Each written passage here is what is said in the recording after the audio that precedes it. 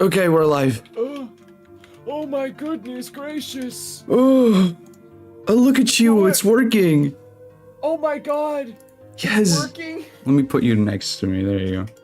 I was My actually little so buddy. worried that the friggin' thing I made for this wasn't gonna function. No, it's okay, Zach. It works. Your effort was not in vain. I'm so happy. Okay, hold on. Let me turn you down a little bit. Uh-oh. Okay. Am I too loud and angry? You're a little loud and angry. Say something. Okay, that's perfect. Hello, chat.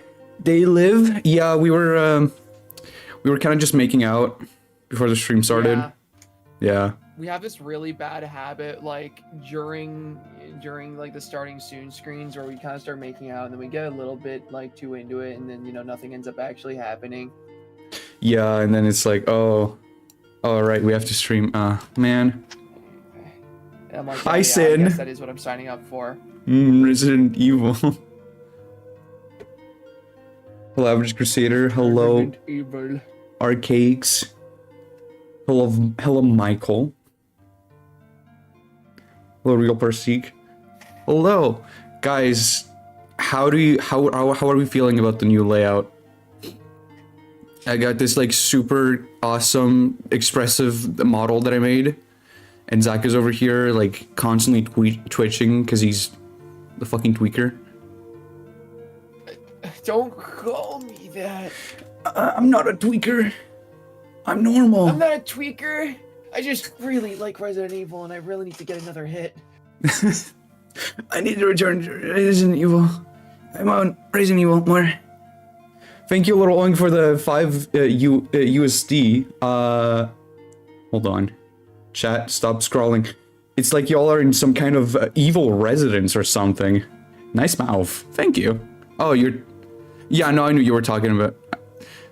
Yeah. Yeah, no. Thank you. I'm gonna own it now. They were complimenting you. Yeah, I know. Complimenting you. Yeah, I know. Dude, I don't need your reassurance, Zach. Are you sure? No, not really.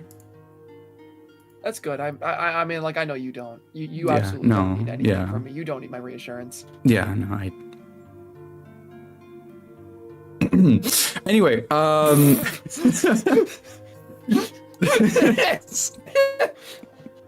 okay.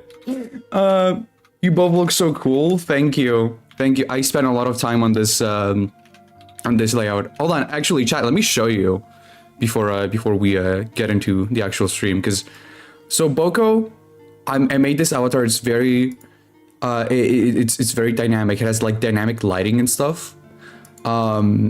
And if I go in here, there's actually different costumes that I can give him.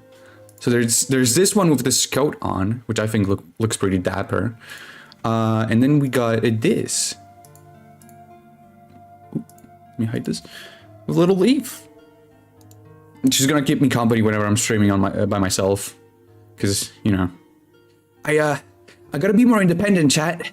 I can't always be streaming with my friends. And Zach. What the fuck? Suit, yeah. Yeah, I made him dapper. Yeah. I'm glad you guys can notice. It's nothing really. I like Pastra's little bug-eyed avatar. Yeah, that's one of the new Clydelings. That's Nemi. I named him. Yeah, this is Nemi. Nemi for the Resident Evil.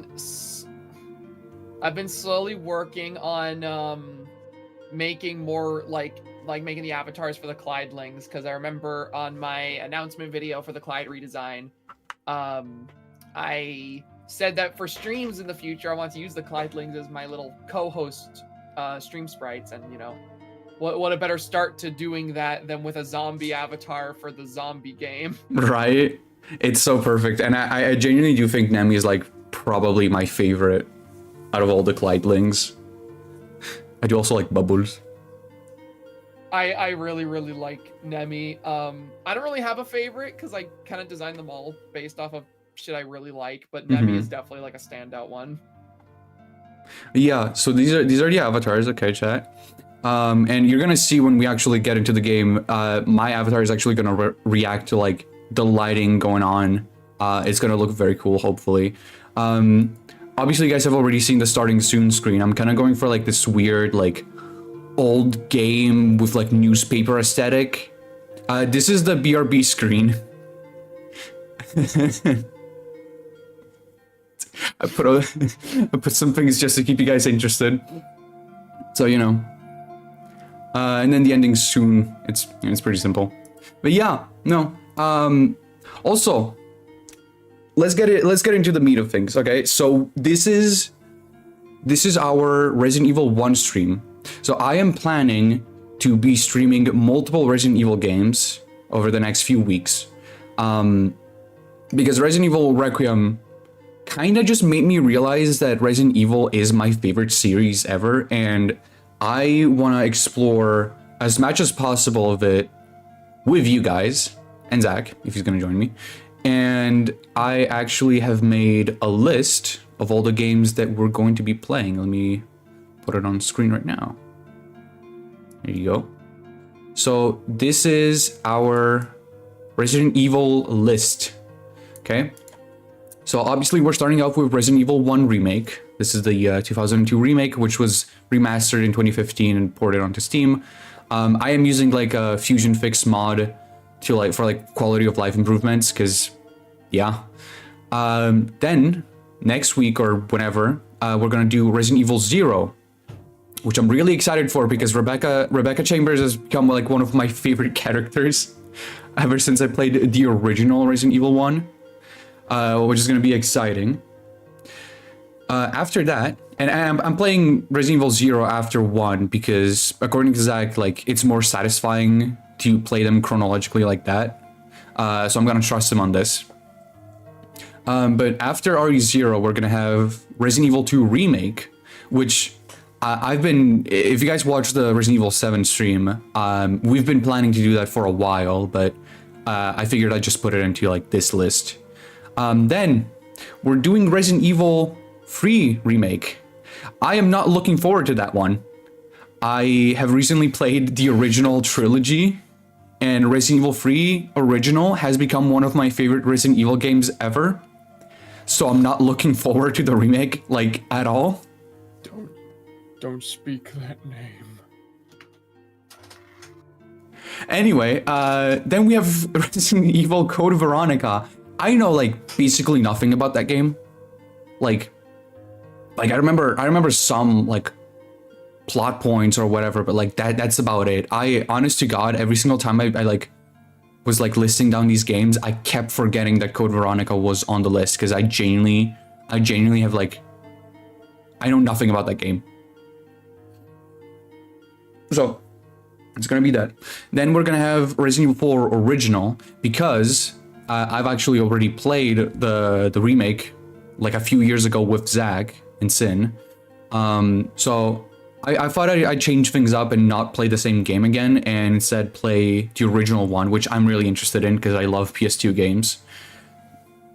Then we're gonna have Resident Evil 5, which is co-op, and you know, we're actually gonna get to play it together, which is gonna be fun. And I really need Zach's help because I know nothing about Resident Evil 5 either. Like, I know Wesker's in it. That's about it. We're skipping Resident Evil 6 because I have no interest in playing that. And 7 because we already streamed it like very recently, so I don't see the need to like revisit that. So we're jumping straight to Village, which I've actually never played, obviously. Although it's like Resident Evil 8 was like the first Resident Evil game that I watched the full playthrough of because when Village came out, my friend Jafer got it on launch and he was streaming it in a VC with me, and we just kind of spent all day just playing the game. But I don't remember everything from that game, and I've not played it myself, obviously. And then finally, we are gonna play Requiem again because I love Requiem. It's basically my favorite game ever at this point. and I wanted to replay it after experiencing, like, you know, all of these games. And potentially, we're gonna also have Phil joining us on the Resident Evil 2 and Resident Evil 9 streams. Resident Evil 9 is like the one exception to like the not repeating game rule on this list, because I just really like that game. And also Resident Evil 1. If you guys remember, if you guys have been like following for years, you'll know that I actually did play, I already did play Resident Evil 1 remake like 4 years ago. It was like it was actually my first Resident Evil game, but I specifically played Jill's campaign, and today we're gonna play Chris's, which I think is more fitting for the overall list. So yeah, that's our plan. I'm not sure when these streams are gonna happen, but these are the games that I am planning to stream. And I think that's enough yapping. We can actually get into the game now. Let me stop the music. Okay. Where is the game? I lost it. Never mind, the stream is cancelled. I'm sorry, everyone. You can go home. No. No? Keep going. Are you sure about this, Zach? Resident Evil. That's fucking weird. Yeah. Here, I'm opening the game. Let me make sure that this actually captures it. Okay. There you go. And now let me get the game for you.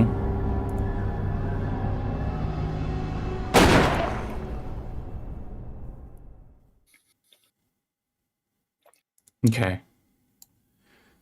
Actually, I need to plug in my controller because I'm not playing this with keyboard. I think if you play these...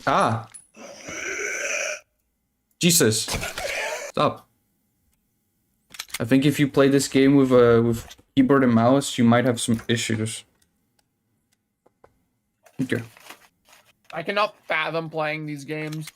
Or at least the original ones with like tank controls on keyboard and mouse. Yeah, right. Let me check the options real quick. I'm gonna turn down... There you go. So let me look at chat a little more clearly. Ooh.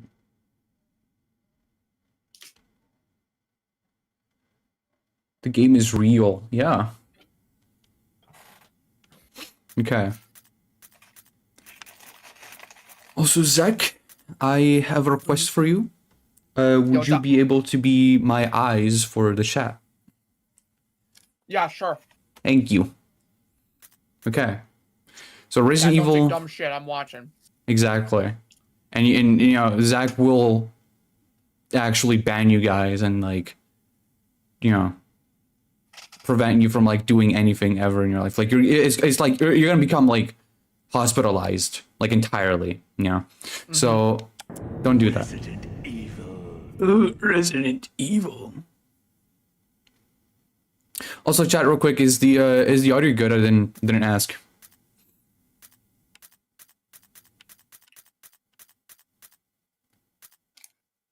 We're about to evil this resident.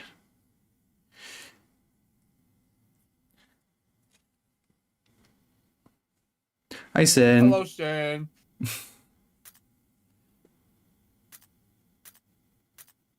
Okay, audio is good. Okay, that's good. Okay, so we're gonna go with... yeah, we're gonna go with wide display. I'm gonna try to play with alternate controls. However, there is a very good chance that I will go back to tank controls because I'm just used to those. Because while playing Requiem and even after, I've been playing the original RE1, RE2, and RE3. So I'm kind of just used to tank controls right now. Makes sense. Yeah. So we're gonna start out with alternate. We're gonna check them out. If I don't feel good with them, I'm gonna switch back to original. So, yeah. Also, chat's saying that I'm a little bit low. Oh, here, let me turn you up. Say something? Blah, blah, blah. I'm eating an egg sandwich. Oh, you're so big. Okay.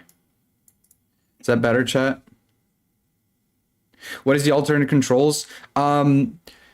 Basically, with alternate controls, you can move in whichever direction you're pointing. Meanwhile, with tank controls, you have to like rotate left and right and then go forward. Never tried alternate controls. To be honest, I completely forgot this game had alternate controls. So, Pastor is good now? Okay, that's good. I really like the screen. First of all, I like that this actually has like a difficulty option because the original RE1 didn't really give you an option. It kind of just let you choose between Jill and Chris, and that was it. Yeah. And I especially love this kind of like immersive screen. I love games that have UI like this. I like that even the phrasing of like your difficulties is kind of like more immersive instead of it being like hardcore mode or whatever. Yeah. I like going on a hike. Good exercise. I'm gonna do strange. So I'm gonna go with normal because I don't hate myself. Hi, Chris. He looks like such a chud in this game. Dude, I love RE1 Chris. Oh, he's so. Goodness gracious, modern day Chris Redfield. Hey, I'm Chris. Oh, goodness. Chris gracious. Redfield. Chris Redfield. Chris. Hello. Hi, Chris. Hi. Have you Have your seen? daughter back before 9. Have you seen that video? That was like, it's like the dog disappearing, and it's like, what's going on? I'm scared. And then it like turns into a cat, and the voice just goes, "Who the fuck is this?" And the quote text is seeing Chris in RE7.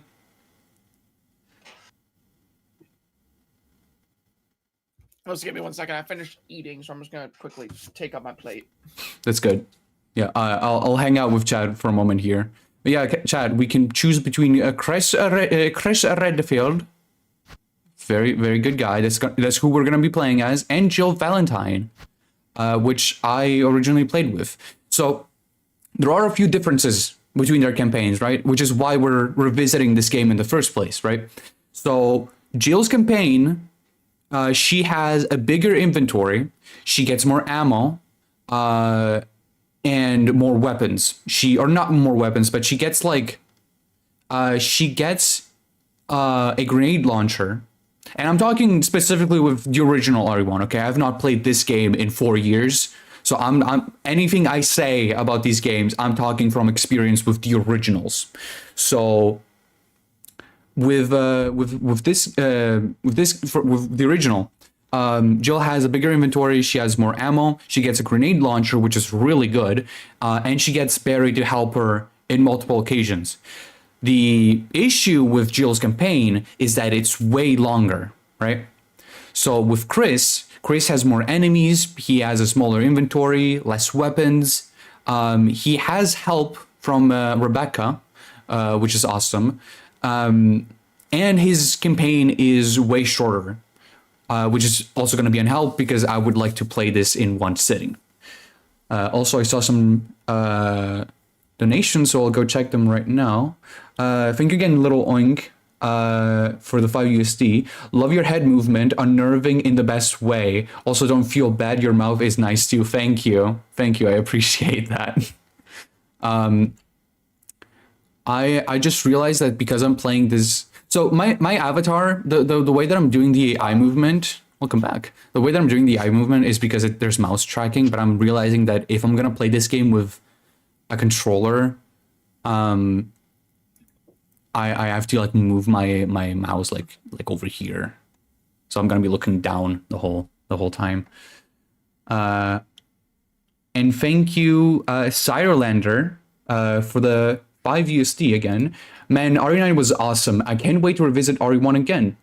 This ever so devious loading screen doors. I am playing with the Fusion Fix mod, so we actually have a door skip in this game. Not because I hate the door animations, but you know, There's a lot of like quality of life improvements with the with Fusion Fix, and one of them just happened to be the door skip. So you know, Barry, where's Barry? All right, Barry, I love Barry. Barry is so good. I need that Resident Evil 1 like modern remake so badly because I need to see Barry in the RE engine. Especially with like all the little stuff they added to Barry in Requiem, like the little side quests Like you the can do little with notes and Barry stuff, yeah. fucking the RPD. It's great. It's so good. It's so good, dude. It's so good. So actually, going to be really fun to go through RE1 again after RE9, considering how tied together the two titles are. Yeah. Fun fact before we start again. The care center from Resident Evil Requiem is actually on the opposite side to Raccoon City from where the Spencer Mansion is. Because the Spencer Mansion is in northwest of Raccoon City in the Arklay Mountains. And the care center is in Rhodes Hill on the opposite side. It's in the northeast side of the outskirts of Raccoon City, which I think is really cool. And also just, it's very obvious that the care center in general is meant to be like the Spencer Mansion too. Yes, Zach? Uh-oh. My internet Uh-oh. was cutting out for a second there when I was trying to speak. Oh, I see. Am I good now? Yes, you are. Oh. Uh-oh. Zach? Oh. Hello? Zach, speak to me. I can hear you. Hello? Can you hear me, Zach? Yes, I can hear you. That's good. What were you saying? So, what I was saying is that I find that really interesting because there's a note that you can read in Requiem that states that the Rhodes Hill Chronic Care Center was originally opened by Spencer and was originally operated by Spencer in the early years of the Umbrella Corporation. And following the Umbrella trials, when Victor Gideon got away with his ties to Umbrella, he resumed ownership of the Chronic Care Center. That's so interesting. What the Chronic Care Center more than likely was, given its placement on the actual map of the world, and given the fact that it was like originally owned by Spencer himself, that place very well could have been the place where the very first like experiments and the first like test subjects were being picked up by Spencer happened. That is so cool, actually. And it does like explain even more why it has like the stupid puzzles. Yeah, because it was originally a facility owned and operated by Spencer himself before Victor Gideon took ownership and control of it. That is so cool, actually. I love that so much. And I do want to mention real quick. I spoke to you already about this, Zach, but I wanted to mention this to chat. Chat, you know how like Resident Evil 8 is basically like, it's supposed to be like Resident Evil 4 2 because of the gameplay style and like the setting. When Resident Evil 4 Remake came out, they reused a bunch of assets from Village for like the setting of you know the village in RE4. And Requiem has like this big like mansion like building that is very reminiscent of the Spencer Mansion. So I'm just saying whenever we get the Resident Evil 1 remake, we're gonna have a bunch of assets reused from Requiem, which is gonna be really funny. Yeah, it's gonna be really fun to see that. But I think that's enough yapping. We've been here for quite some time, so let's just get into it. I'm blind. Chris Redfield. Chris Redfield. Jill Valentine. Alpha Team is flying around the forest zone situated in northwest Raccoon City, where we are searching for the helicopter of our compatriots, Bravo Team, who disappeared during the middle of their mission. Found it yet? No, not yet, Brad. Bizarre murder cases have recently occurred in Raccoon City. There are outlandish reports of families being attacked by a group of about 10 people. Victims were apparently eaten. Gah! The Bravo team was sent in to investigate, but we lost contact. Look, Chris. Oh my god! Bravo team's helicopter was a derelict. Joseph!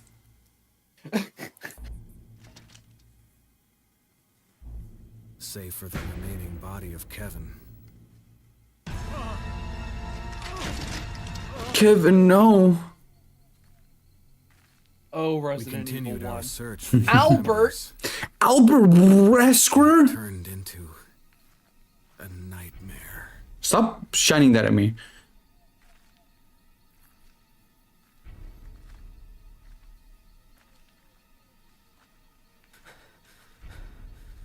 It's like I'm scared. Hold my hand. You'll be okay. Jill Valentine is here. Jill Valentine.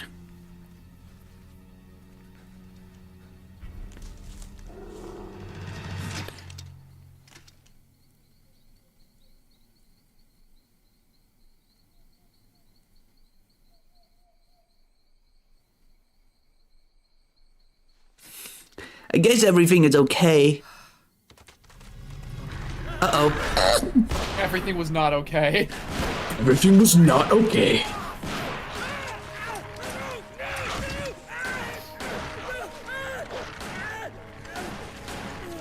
Do you think they canonically put this on Live League? In the Yeah, I RE think all the body universe? cam footage was uploaded. Jill is kind of like, oh man. Doggy? No. Oh. Okay, good shot though. Come on!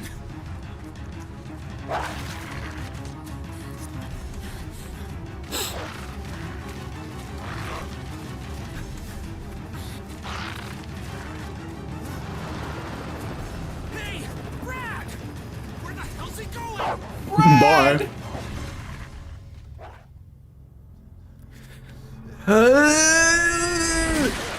Chris, this way. I love the deliveries that fucking Albert has in this game. I don't know. This way. Chris this way. And he constantly does that throughout the entire game. Is Resident Evil 1 Remake Wesker also DC Douglas, or is it a different VA? I think it is him. I'm not sure though. Cause it sounds like him, but he's not doing like the thing with his voice. Captain It is Wesker, not Jill, DC Douglas. Oh. We don't know where Barry is. Where's Barry? Is everyone all right? No. Barry. Where's Barry? He's... No. What was that? I'll go and check it out. All right. Jill and I will stay and secure this area. Chris, Chris, be careful. take care. Close enough. Oh. LARP Z over here. Doesn't even know all the dialogue in Resident Evil 1 Remake by heart. Okay, stop spinning. You're fine. I'm Chris. This Wesker is voiced by one Peter Jessup. Shout out to Peter. I actually like his voice here. We God, got it's an really increment. funny, isn't it? Isn't it funny that like every single like Wesker voice before the RE Engine games had like the exact same cadence? He had that weird like I don't even know how to describe. He has like a zest to his voice. He always talks like this. I found... Oh, wait, what? Oh, from the status screen, select an item and select the examine command. It is I, Tutorial. Can you... Okay, but can you imagine if Wesker was like the like narrator for like tutorial stuff? That would be really funny. The details of the item will be displayed. Also, yeah, no, I find it really funny that like every Wesker VA before the RE remakes and the original were kind of just all like, yeah, let's do like this specific type of voice for him.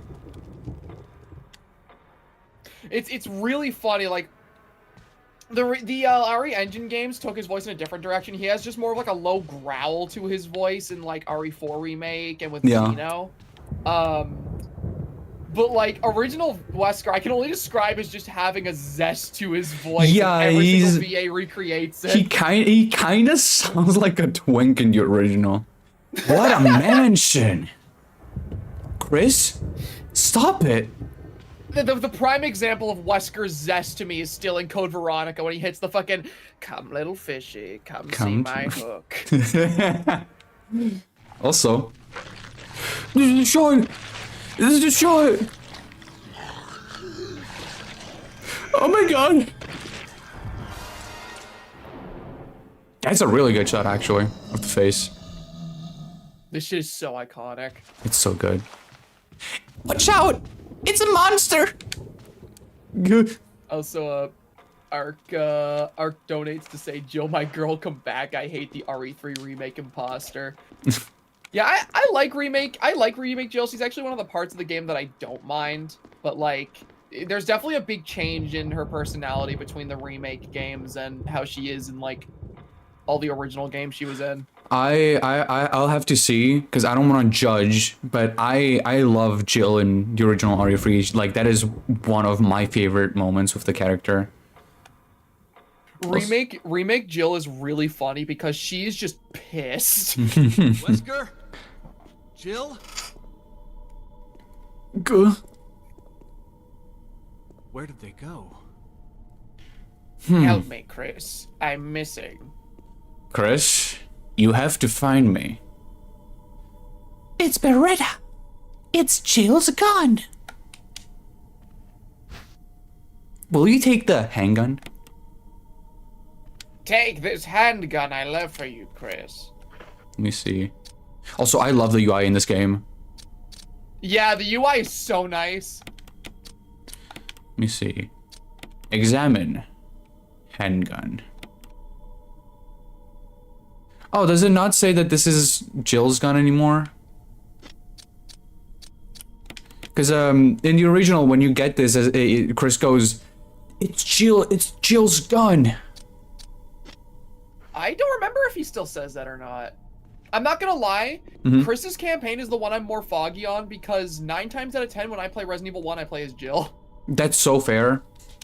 Because Jill's campaign kind of holds your hand, all things considered. It absolutely does compare it to Chris's, and I just like Jill Valentine more as a protagonist, so I tend to want to play as her more. I literally, like, the way I play every RE game's like campaign, I feel like this is like an obvious thing, most people do this, but like, I literally just 9 times out of 10 play the character I like more regardless of gameplay differences. Yeah. So like when I replay Resident Evil 2, I always play as Claire over Leon. Daggers will allow you to skip momentarily when grabbed by an enemy. Ooh. To equip a defensive item, go to the status screen and then select an item from the defensive item menu. Okay, this is new from the original. Because in the original, if you got grabbed by an enemy, that was it. It would just play an animation of like you losing blood and stuff. Okay, so it's already equipped. That's cool. Oh, okay. Okay, in the original, there's a zombie just laying on the ground here. I guess this is like your tutorial for That zombie looks huge with the perspective they used here. Right? Okay. Get away from me, monster! Good!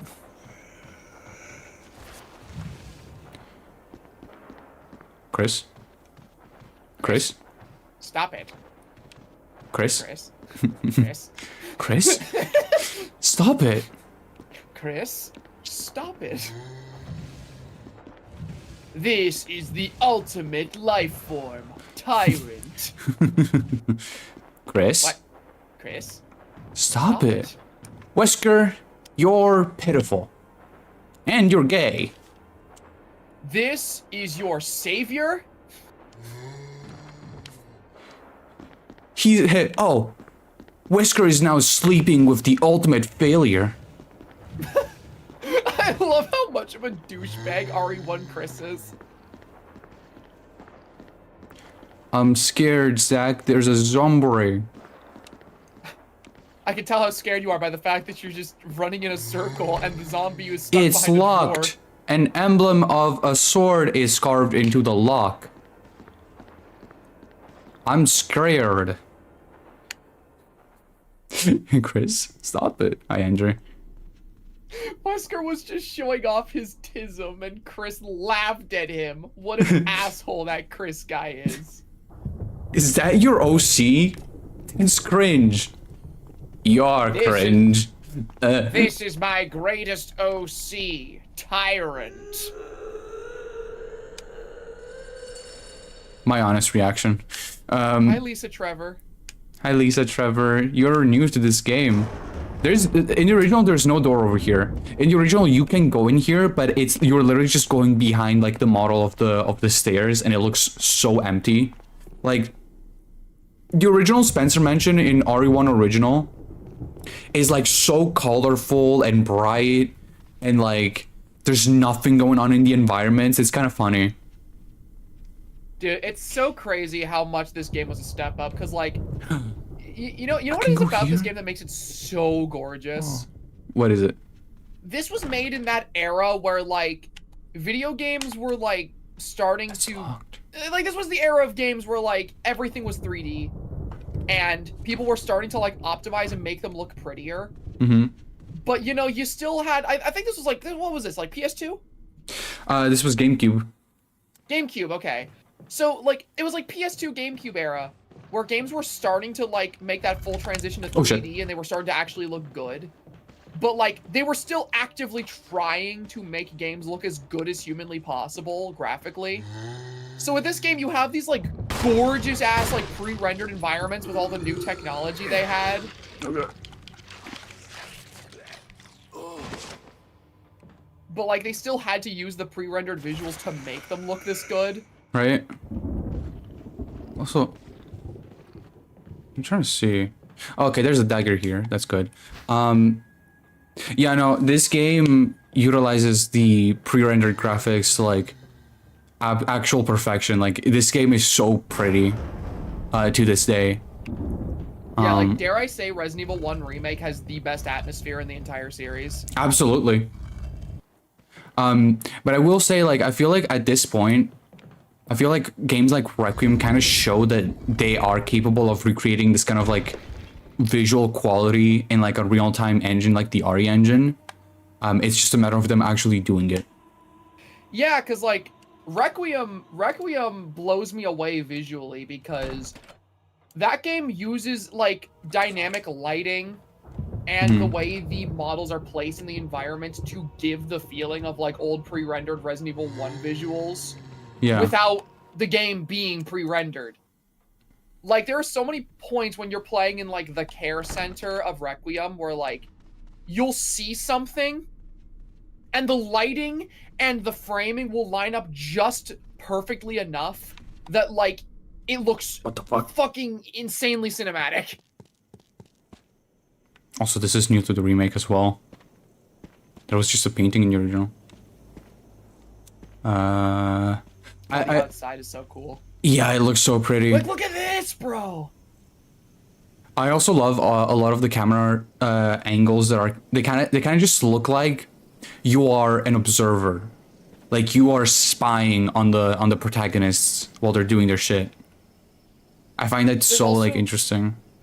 There's also something to absolutely say about like these old like static camera angles, because like something about old Resident Evil that hits so hard, and like I'm not one of those Resident Evil purists that's like, oh, every game needs to be locked camera, but like there's something so cool about these games and the way that the locked camera makes it so that like every single time you move and you make your way into a new area and that camera angle shifts, there's that brief moment where you feel the need to get your bearings again.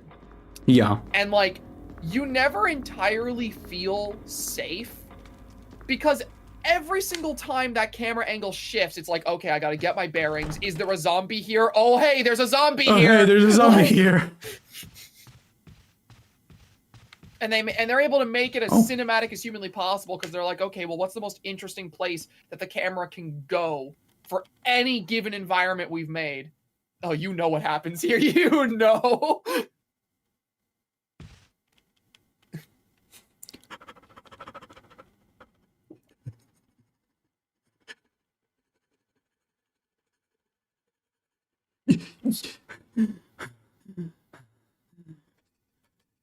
Fixed camera angles need to return to AAA games. No, like, cause I love these fixed camera angles, and of course, like, fixed camera angles in RE games came as a result of the hardware limitations at the time. Because Yep. you know, if you had these pre-rendered angles, the camera could only go in one place because obviously it's pre-rendered, right? But like, that bred innovation when it came to Resident Evil, and it became a very big staple of the series' identity in its early years. So like, you know, even if we get like the over-the-shoulder third person or the first person in modern games, and I love them, Resident Evil Requiem is my favorite game of all time now, it would be cool to just see something that brings back the fixed camera. That's why I'm really happy that we're getting that mod for Requiem that's doing just that. That's gonna be a really, really fun thing to try out. And I said this to you already, Zach, but I genuinely think one way that they can like, kind of like bring back the fixed camera to, okay, because like, what I love about Requiem is that you get the option to switch between third person and first person, and so I got this already. Nice. I think the way they could elevate that is by making a fixed camera mode as an unlockable for completing the game. Because the issue with fixed camera in modern RE games is that it goes for a completely different kind of tension from third and first person. Because third and first person, you kinda... The whole point is that like you're looking at the game from the perspective of the protagonist, right? Who you're playing as. In fixed camera, however, you are an observer. You're just watching. You're like watching these people going through these things, right? And because of it, a lot of the times, what the fuck is that sound? Because of it, a lot of the time, these games will put the camera in a specific angle where you see what's coming, and you just need to prepare yourself for whatever you're gonna have to do, right? Like it puts the camera behind a corner, and you can see like, oh, this guy is hiding behind a corner from the protagonist, right? And obviously that doesn't work in third and first person. So the way that I see it working is they can make it an unlockable thing after you finish the entire game, because that way you already know what to expect and you just get to experience the game from a different perspective. It would also fix the main issue that stops modern RE games from using the fixed camera, because like a big argument that is made is the fact that, you know, modern audiences aren't accustomed to fixed camera angles and to tank controls and all that, and they find them very, very annoying and inaccessible. And that's why, like, you know, the shift to third person over the shoulder and first person happens, so that the games can be appealing to a wider audience. By having fixed cameras be an unlockable thing for Requiem, you completely remove that problem, because now it's there for people that want it, but it isn't required to play the game. Exactly. Also, chat, please do let me know if Zach is like quiet compared to the game or anything, because on my end, the game right now and Zach are kind of on the same level. So I might actually turn down the game a little bit just right now.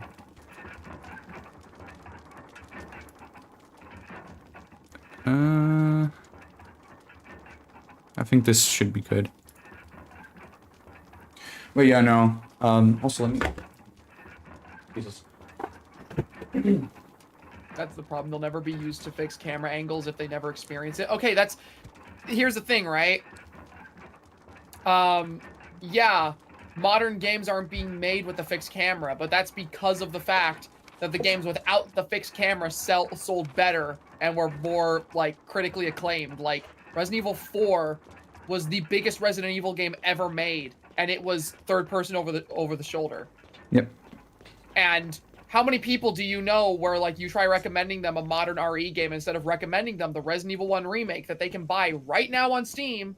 People either recommend 7 or they recommend RE2 remake. Because that's how I am. I always recommend those games because people just don't like tank controls. Yeah. Resident Evil fans and survival horror fans, yeah, they like the tank controls and they like the fixed camera angles because it's what they know and they, you know, got used to it. But, like, if you're trying to get somebody from, like, the general audience or who isn't into survival horror games into Resident Evil, like, you're gonna recommend them a game that doesn't have those. Exactly. Because, like, yeah, this game is amazing, and I love it, and I love playing it. But this was also my first Resident Evil game, and as much as I enjoyed it, after finishing this game, it kind of put me off from playing Resident Evil for a while. Because Resident Evil 1 is also very unforgiving. Like, it's not as nice to the player. Also, nice juke, holy shit. It's one of those zombies that spits acid, so... Oh! Yeah, they don't really okay. grab you, they just spit at you. Man, so much of Resident Evil 1's foggy for me. I need to replay. Favorite save room music in the series. Yeah, same. This is actually just my number one. It's an old typewriter. You can save your progress.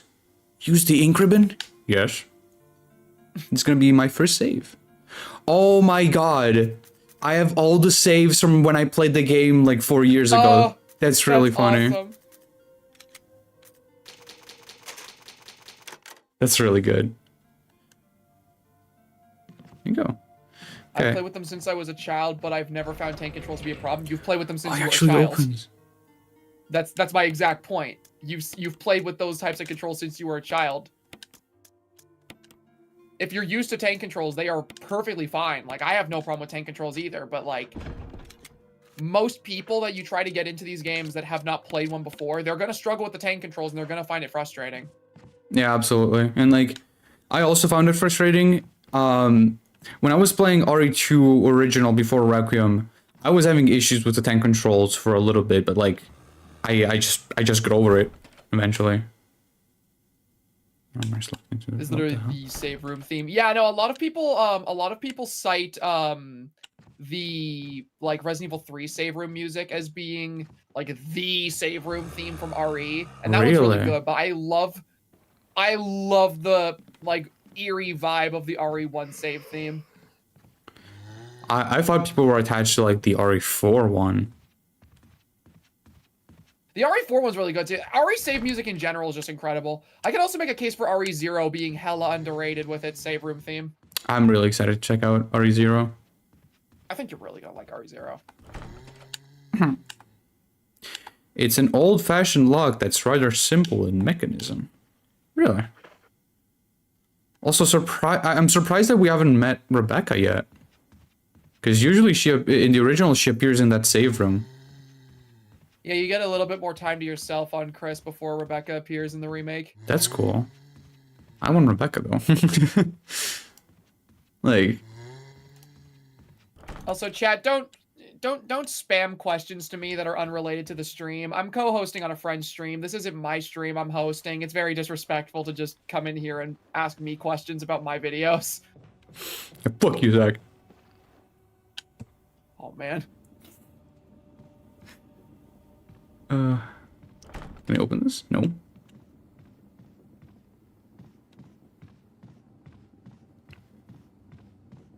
Also, this area is also completely new to the remake. I don't want Chris. Give me Rebecca. I love how many people will play Chris's campaign specifically to see Rebecca. No, like, unironically, that's genuinely part of the reason why I'm also playing this. Like, yeah, because RE1 made you a big Rebecca fan, didn't it? Yeah, she's so cute. You're gonna love her in this game, and you're gonna love her in RE0. I just love her showing up in the original RE1, and it's like, oh, sorry about that. Like you walk into the save room, she sprays you, and then she's like, oh no, sorry about that. I'm Rebecca. I find it so funny that she uses a med spray to defend herself. Yeah, like thank you for healing me, I guess. And it's even funnier because it's like, yeah, this woman survived all of RE0 just to do this. Oh, I don't like the zombies on the ground. Suck, they're scaring me. Is there a reason why in future RE games she says, I'm Rebecca, like she's a Pokemon? It's just become her thing. That and her little thumbs up. The little thing is that she says her name. Resident Evil has goated female protagonists. Oh my god, yeah, okay, like, if I were to rank my favorite Resident Evil characters, it's like 99% like female protagonists because I find the, like, RE women so awesome. Same. It's locked? No, the fuck it's not. If I had to pick a favorite male protag from Resident Evil, though, my favorite male protags are, friggin', obviously Leon. But I also really like Carlos. I like Piers from RE6, and I really like, Ethan Winters. Those are goated choices. I don't know anything about Pierce, but he seemed okay. I think Piers is the most, like, underrated character that we got from RE6. Let's see. Oh, a dagger. Yes, I'll take the dagger. Interesting that you can enter the kitchen now, because, like, entering the kitchen in the original was, like, a late game addition. Also, this guy might come to life if I step on him. No. Okay. That power doesn't seem to be... The power? What do you mean the power? What? Okay. What makes me sad is that they're not allowed to return most of the time because Capcom cannot let their women fucking... Okay, yeah! Yeah. Oh. Cutscene, hold on. They remade the cutscene. That's funny. I'm gonna be angry about that in a second. This is like the funniest cutscene in the entire game because like they have that like opening and it's just a zombie. Yeah, right? Also, yeah, no, like, friggin', it pisses me off that they can't bring back, like, female RE protagonists because apparently they can't let their women age. And it's like, my brother in Christ, like, Leon's allowed to be 50 in Requiem, and he's allowed to be, you know, this old hot version of himself. Give me, like, 50-year-old Ada Wong, that would make me bark like a dog. What are you talking about? Why can't she be there? That would be so hot. Come on. Why? What are you so afraid of? They're pussies. They are afraid of pussy. Yeah, they are. Oh my god, everything is locked in this version. Oh wait, I have to go into the opposite side, right? I forgot.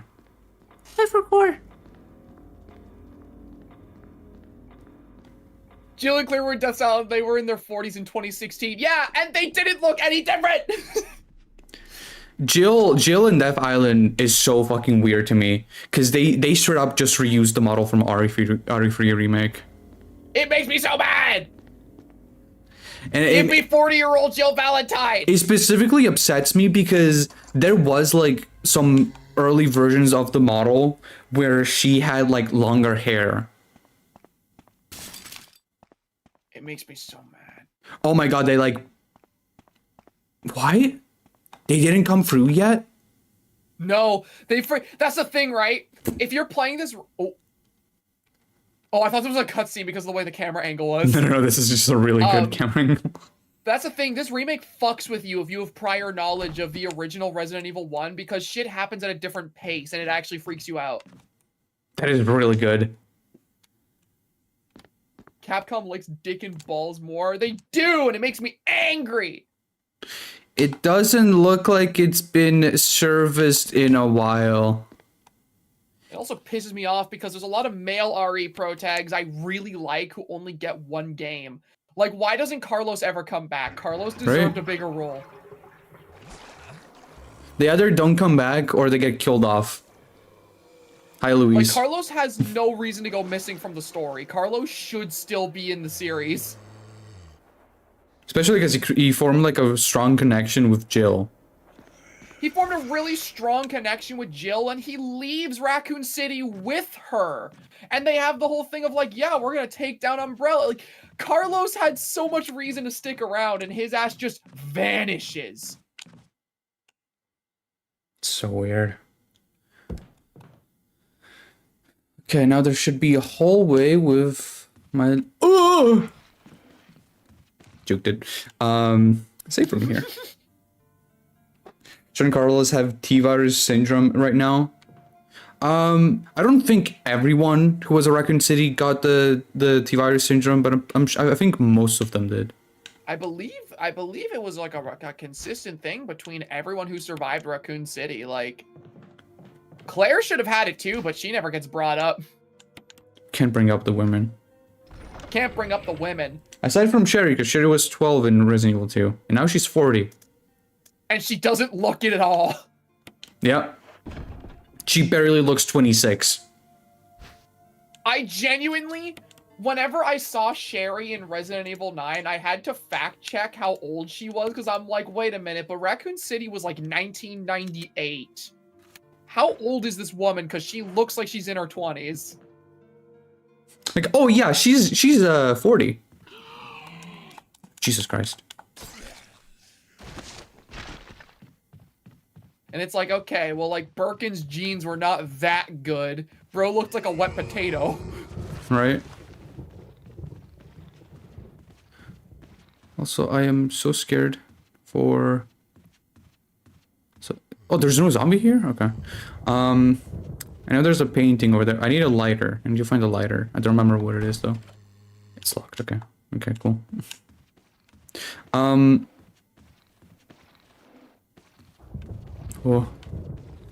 Oh, no. Ow. Ow. Ow. There's a zombie. I'm really scared for whenever the fuck ass the Crimson Heads start showing up. Oh, dude. I've already, like, poor Kako and Phil have been subjected to so many rants about me, like, talking about them. But I truly believe Crimson Heads and Blister Heads, like, after playing Requiem, are the best idea for a survival horror monster that has ever been made. No, absolutely. I think they are the most fantastic execution of, like, survival horror that we have ever gotten from a monster. And I have, like, I've been thinking about that argument so much that, like, I legit have been making bulletin points to prove my point about it because I really want it to be a video topic. I feel so passionately about it. Crimson Heads are perfection. Crimson Heads scared the fuck out of me whenever I played this game for the first time. And when I was playing Requiem and I heard the first, like, Blister Head, I'm like, no, please. Because I knew exactly what was going on. I'm in the middle of editing my, like, Requiem playthrough right now to post as a video. And, like, there's literally, the first time I see a Blister Head in Requiem, there's, like, a good, like, minute where I'm just sat in a corner, crouched down, staring at it. And I'm just going, this game has Crimson Heads. No. No. What the fuck is that? Will you take the wooden mount? No. What the fuck? I don't think I've ever encountered Crimson Heads in the original RE. That Crimson Heads were an addition added in the RE1 remake. They are not in the original Resident Evil. Yeah. The specific inclusions we got from Resident Evil 1 remake, we got Crimson Heads and it gave us Lisa Trevor. Yep. And because of Lisa Trevor, there's a lot of, like, new areas to this game as well. Like, completely new rooms and sections that just were not a thing in the original. Mm-hmm. What? What do you mean it looks like it's about to fall apart?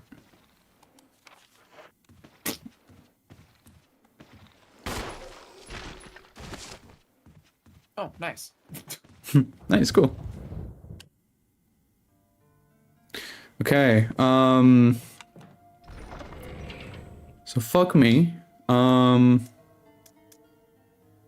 funny story, I clicked on the link to go here and it took me to the start of the stream. I didn't realize that. I just thought we hadn't started yet. I spent around 10 minutes there. Oh no. Oh. This guy's still alive? Brother. Oh yeah. Brother. Stop. Always remember to look for the pool of blood under the zombies you kill. No. Just don't feel like it. Oh my god, I'm so used to the controls of RE1 original. I mean, you can swap back to tank controls. Whoa! Oh, nice, you got the crit. Also, no, it's not that. It's specifically like I keep pressing R1 to Also, is this all locked? Yeah. Okay. I keep pressing R1 to like aim because that's how it worked in the original. Oh, I see what you mean. Like, it's not the tank controls. Because the good thing about these alternative controls actually is that, like, yeah, you can move whatever you want, but whenever you're aiming, you are back to tank controls. Yeah, okay, that makes sense. Yeah, no, I can't go in there yet. It's funny how a door is stopping Chris when his future self punches a fucking boulder. It's so great because like you have an actual timeline of events with Chris Redfield where like Resident Evil 1 and Code Veronica, he's like this. And then after Code Veronica, like Wesker fucking makes something snap in Chris and he just becomes a unit by the time RE5 happens. Yeah, I know. Also, Like, Code the events of Veronica... Code Veronica pissed Chris off. Code Veronica takes place in, like, late 1998, right? Because I'm pretty sure Chris is still 25 in Code Veronica. I don't think so. Hold on. No, you're right. It is 1998. You're absolutely right. Yes. I am making up for my LARPsy moment. Yeah, now it's Larpstraspec. There you go. Okay, so I need... Okay, so there is a doorway. Okay, I'm not gonna go in there. There's an outdoor area that I can go into. I'm pretty sure it's like over here. Like this door. But I can't open it because I need a key. Or If they ever did a remake of this game, I feel like they need to honor the corny dialogue. I 100% agree, Sin. It's like it's like Resident Evil 4 where like you need to have the references to all the corny ass dialogue. It's actually a staple of Resident Evil original. I agree. Is this guy coming? Hello? Yeah, no, I'm kind of just... Okay. I'm gonna go back in here because I have no reason. Explore this magnificent mansion. What a mansion! What a mansion! But just take a look at this. Take a look at this. Forest.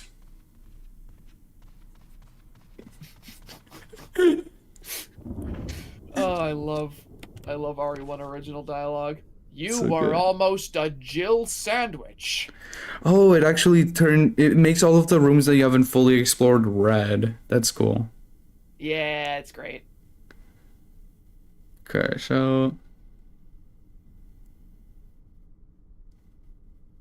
Okay, typewriter. Oh, it actually highlights all of the save rooms. Or all of the typewriters. Okay. Yeah, so I haven't gone in there. Alright, there's the outdoor area with the dog. Do I want to go there? I guess I'll go there. I'm kind of just lost right now because I know I have to go outside and use a dog whistle to like call in the dogs, kill one of them, get a collar, and then from the collar I can get what was it? I'll get one of the keys that I need. But I can't. Wait, maybe can I grab the mount? Hold on. Okay, I got space.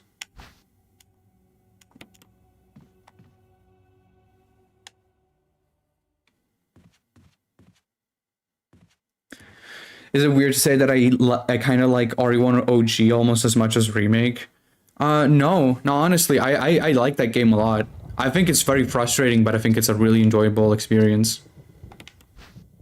Playing the original, like the original PS1 Resident Evil games is such a fascinating experience if you're like a fan of the newer stuff.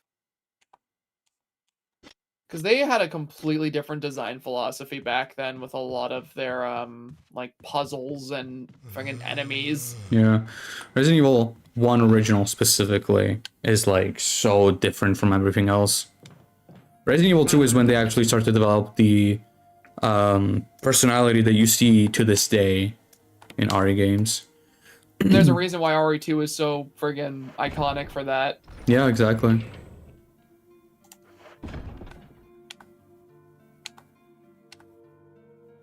You know what's funny about this this save room?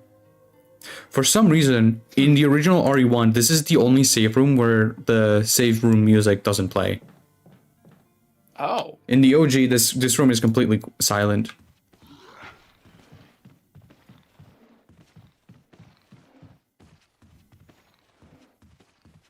Okay.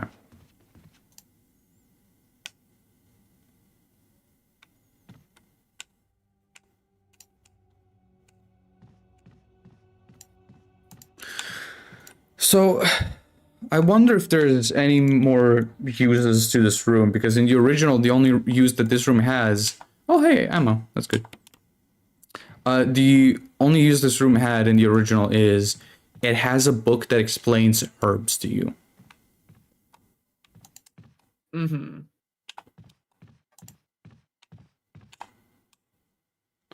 Yeah, there's nothing. Okay. I mean, was the room red? Cheeky little Zinyak, you're right. Yes, it is. What the hell? Then there's something you haven't found in there. It's probably the book, if I had to guess. Also, wait, I have the lighter. What? I start out with the lighter already? Neat. Huh. I can go burn the bodies that I killed then. That's good. Did you ever stream the original RE3? No. I have played RE3 and I've played RE1, RE2, and RE3 original off stream recently, and now I'm playing the remakes.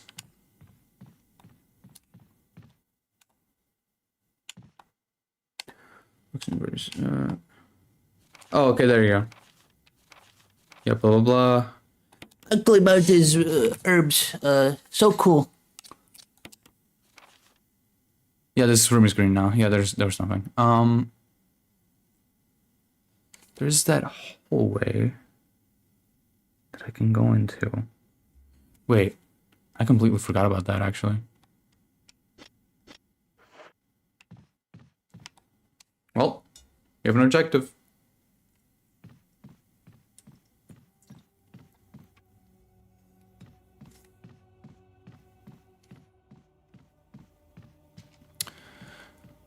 Oh wait, no, that hallway is the one with the armor puzzle thingy. I'll go in there anyway because I can. Oh shit! Hold on. Shit! I have to go back to the save room and get the oil. I was gonna say I want to go in there anyway because I can go and burn the bodies that I killed, but I need the oil first. Such a good mechanic to me. It's so good. I love the concept of Crimson Heads so much because, like, the entire reason you even, want to kill a zombie or kill an enemy in any given area in these games is because, It's to feel safe. You want that immediate feeling of safety, and usually you're trading your resources to get that immediate feeling of safety. Yep. In return for like your long-term safety. It's that feeling of, oh, I've killed this zombie, this area is safe now, but will I have enough ammo for the next big thing that comes my way? And for that zombie to just sit there, never despawn, and make you question, like, is it going to get back up, only to turn into a Crimson Head later? Suddenly, the one thing you're doing to give yourself that feeling of immediate safety is now the most anxiety-inducing thing, because every time you go back into that room, it's like, this is it. It's going to be a Crimson Head now. It's going to turn into a Crimson Head when I come back here. That's how I felt. I'm not safe in this room. That's how I felt the entire time in RA9 as well, with the care center. It was so scary. Exactly. And like, every single time you go into one of these games, you don't know about Crimson Heads or Blister Heads. It's such a scary experience when you encounter your first one. Because you encounter your first one, and maybe it kills you, maybe you just barely survive, and then suddenly you start thinking back to every single zombie you've ever killed in that area. And suddenly you realize that nowhere is safe. Yep. Okay, so that body's dealt with, which is good. That I think either that guy or this guy was my first Crimson Head. Oh. Oh my god! Oh, hey! Speak of the devil! Oh, this game's awesome. Oh my god! Oh my god! Jesus Christ, I forgot how fucking aggressive they are.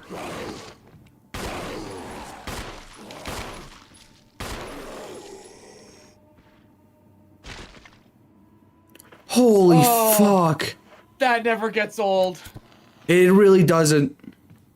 Speak of the damn devil indeed. Oh my god. See, that's... Literally, I'm sitting here going on a rant about how Crimson Heads are the best survival horror monsters ever, and... you immediately get the friggin' scripted Crimson Head encounter. God fucking damn it. I came in here with the lighter, because I'm like, okay, I'm gonna burn these guys, because I remember when I first played this game, the first Crimson Head showed up in here and it scared the shit out of me, and I don't want to get scared, so I'm just gonna burn them right now. And then it just fucking... I'm okay. That's the other thing I love about fucking Crimson Heads and Blister Heads too, by the way, is the fact that, like, you have a separate resource that is specifically there to get rid of the zombies that are on the floor, and you're slowly, like, you have to slowly go back to those areas and expend that resource for your long-term safety. And that resource is just gone, and it's super scarce. So it, like, not only do they complement the entire survival horror gameplay style of just, like, immediate safety in return for, like, the resources you have, but also it gets to have new resources that fucking play into that even more, and it's, oh my god, they're so good. They're so fucking good.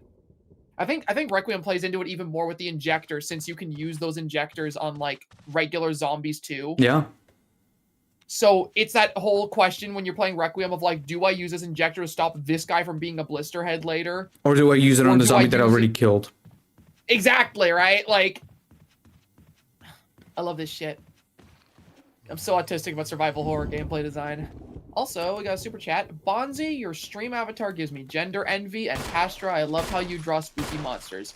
But I always wondered what just normal, everyday people look like in your style. You know what's really funny about that is that I've literally, like, Bonzi can attest to this, but, like, I've literally been wanting to teach myself to draw regular people more often.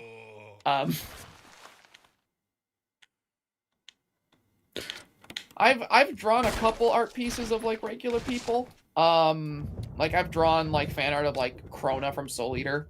But it's a very rare thing that I draw regular people, mainly just because I like drawing monsters. But I'd kind of like to spread my wings a bit and go outside my comfort zone with art soon. You know, and... Oh my god! Don't fuck yourself, no! I'm dead. God damn it, I swear I could have sworn. Because, okay, I fought that guy so many times, I was like, oh, surely he's dead now. Like, he has gone down a few times. Yeah, no. Jesus Christ. Never assume a zombie is dead in Resident Evil 1. And I specifically wanted to burn it and then go get the red herb so I could fully heal myself, but no, I guess not. And we're back in here.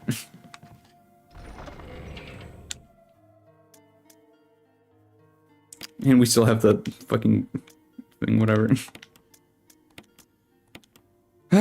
Okay.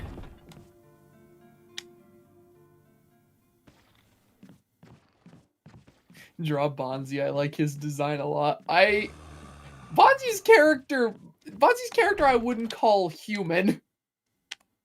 Yeah, no, he's not. Boko is kind of like a zombie slash vampire because he's a reanimated corpse that has been turned into like this weird like tree monster. Like with this current design for Boko, it looks like he's wearing a suit, but he's not. That's just his body. It's specifically shaped to look like a suit. And it's heavily inspired by the movie version of Slender Man, where like he's not actually wearing a suit. His body just looks like one because he's trying to look more approachable to people. And it's the same kind of idea here. Mm-hmm.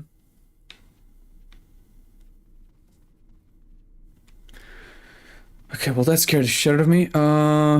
This game is so mean.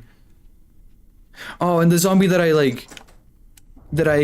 killed over here, that I blew the head of, that was so cool and awesome. Now he's just back. Man. Apparently chat's saying your mouth is broken. My mouth is broken. Your mouth is broken. My mouth is broken. Uh-oh.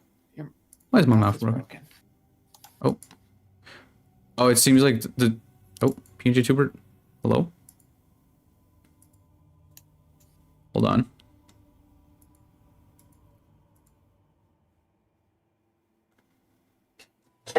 PNG Tuber? Well, there you go. Okay, I had to close it.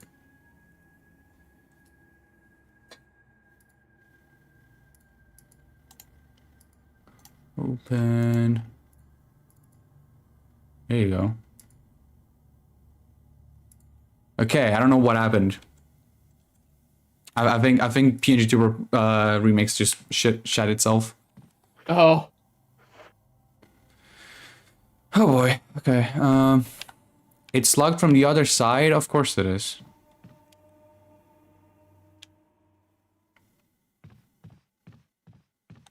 Got some ammo in here.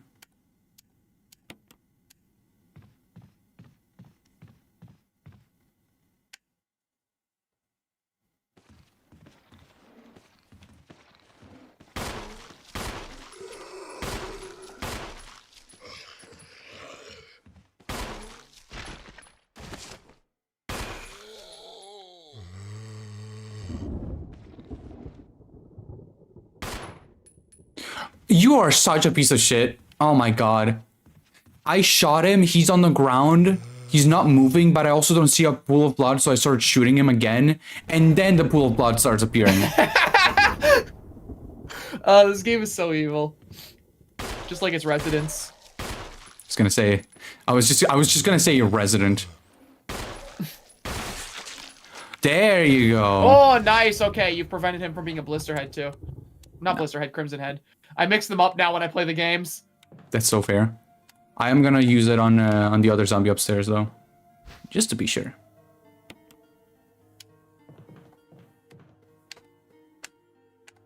Yes. Okay.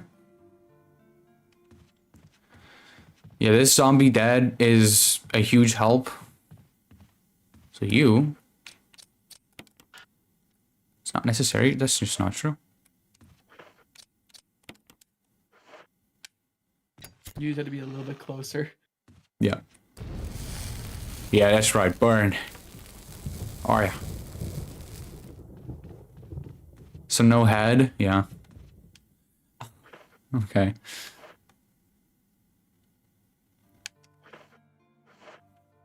What can I put away? Do I have the dog whistle? I don't have the dog whistle yet. Shit. I'm gonna put this away. I'm gonna grab this thing. So I can go and heal myself. Nice. I want to stay healthy. There you go. And now I'm gonna save. Because I don't want to lose progress again.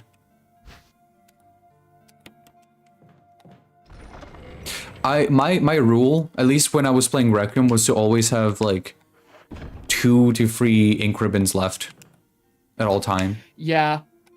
Dude, I've been running Insanity Mode Requiem, and I have not been able to have that rule. I save whenever I am damn able to. Oh my god. I don't want to take that old key, I just want to save.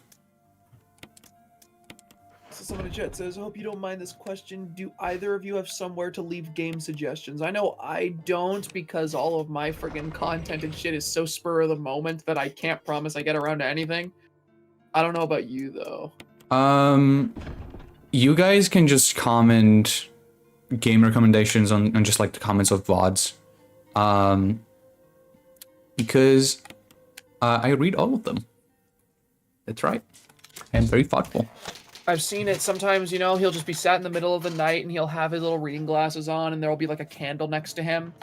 And like, you know, he'll be sat by a fireplace just reading all of the comment suggestions and then slowly nodding his head going, yes, of course. Yeah, and like Zach is on the other end of the bed and he's like, Bonzi, just go to sleep, please. I'm so tired and you're keeping the light on and it's really hard to fall asleep. I'm like, silence. Silence, whelp.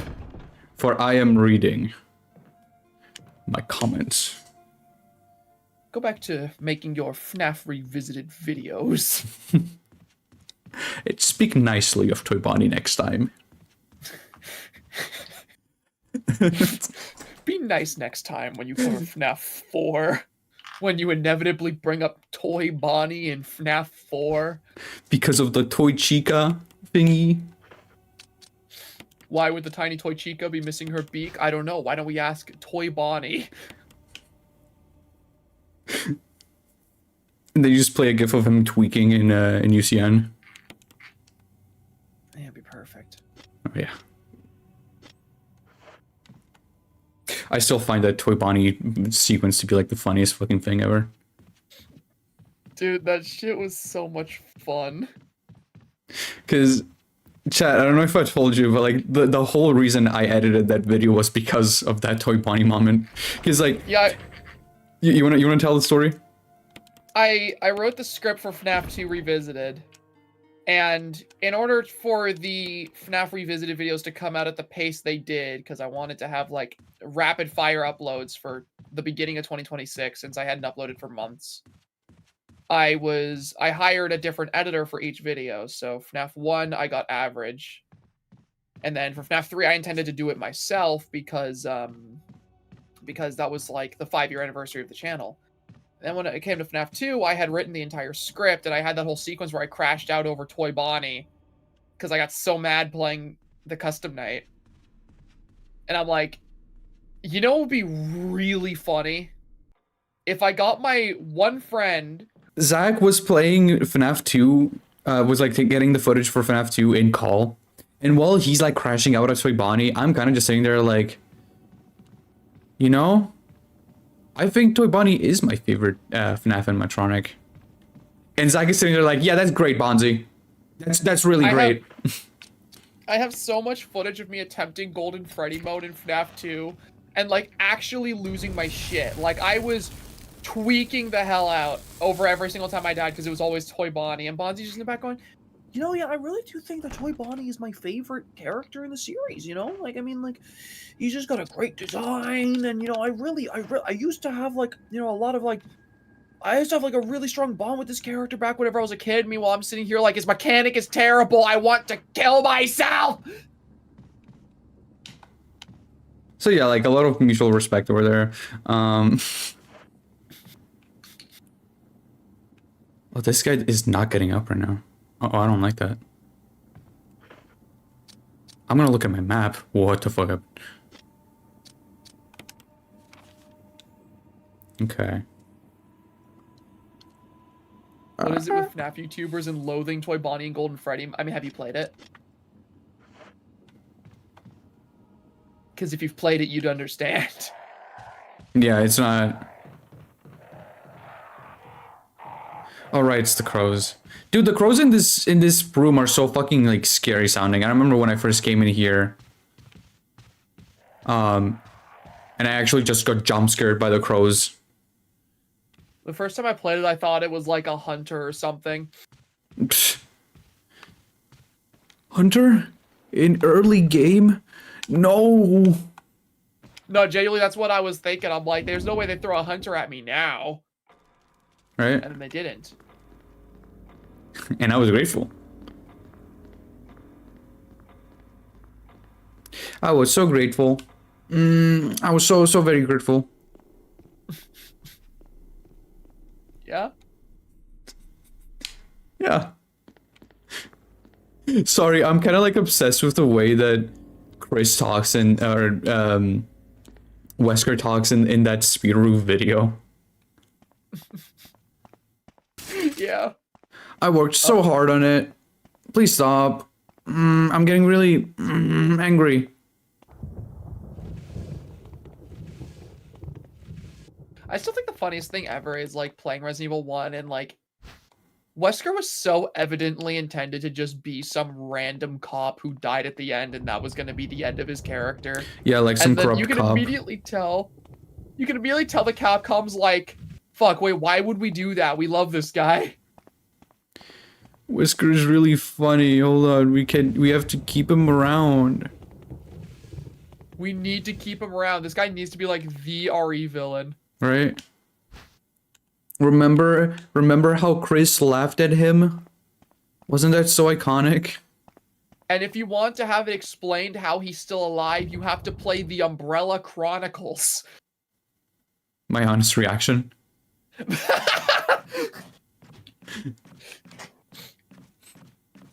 That's the best shit is the fact that like all those random spin-off games have like actual friggin' like important lore tied to them. Because what do you mean in order for me to understand how Wesker is alive in Code Veronica, I have to play the Umbrella Chronicles, which also explains how Lisa Trevor died. Yeah. Lisa's death is still like the funniest thing to me, because because Wesker kills her, or she gets killed by something falls on her, I think. She gets crushed by the chandelier. Yeah, by the chandelier. And Wesker just casually slowly walks out the front door of the mansion. He says some corny shit too, like, goodbye, Lisa. Good night, Lisa. Good night, Lisa Trevor.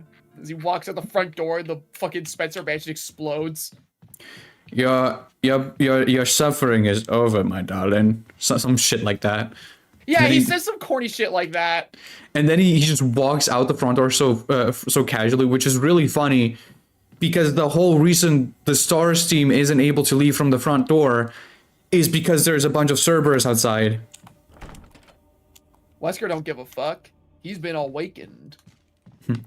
I have a newfound power. There we go. The chat had the line. It's the friggin' be a good girl and stay dead this time. Yeah, there you go.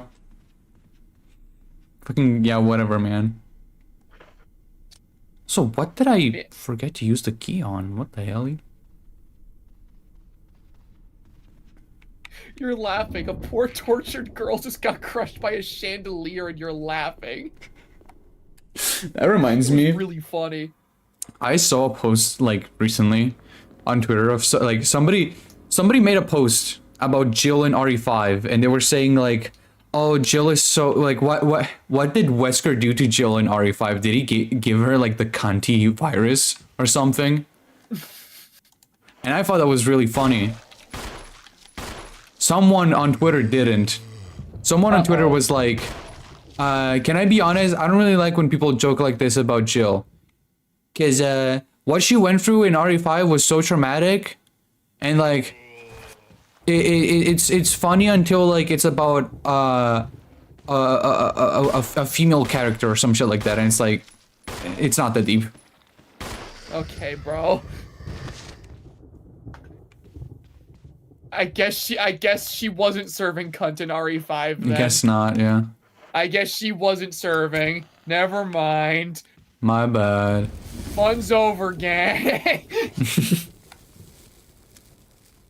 Hello, Hi, Ash.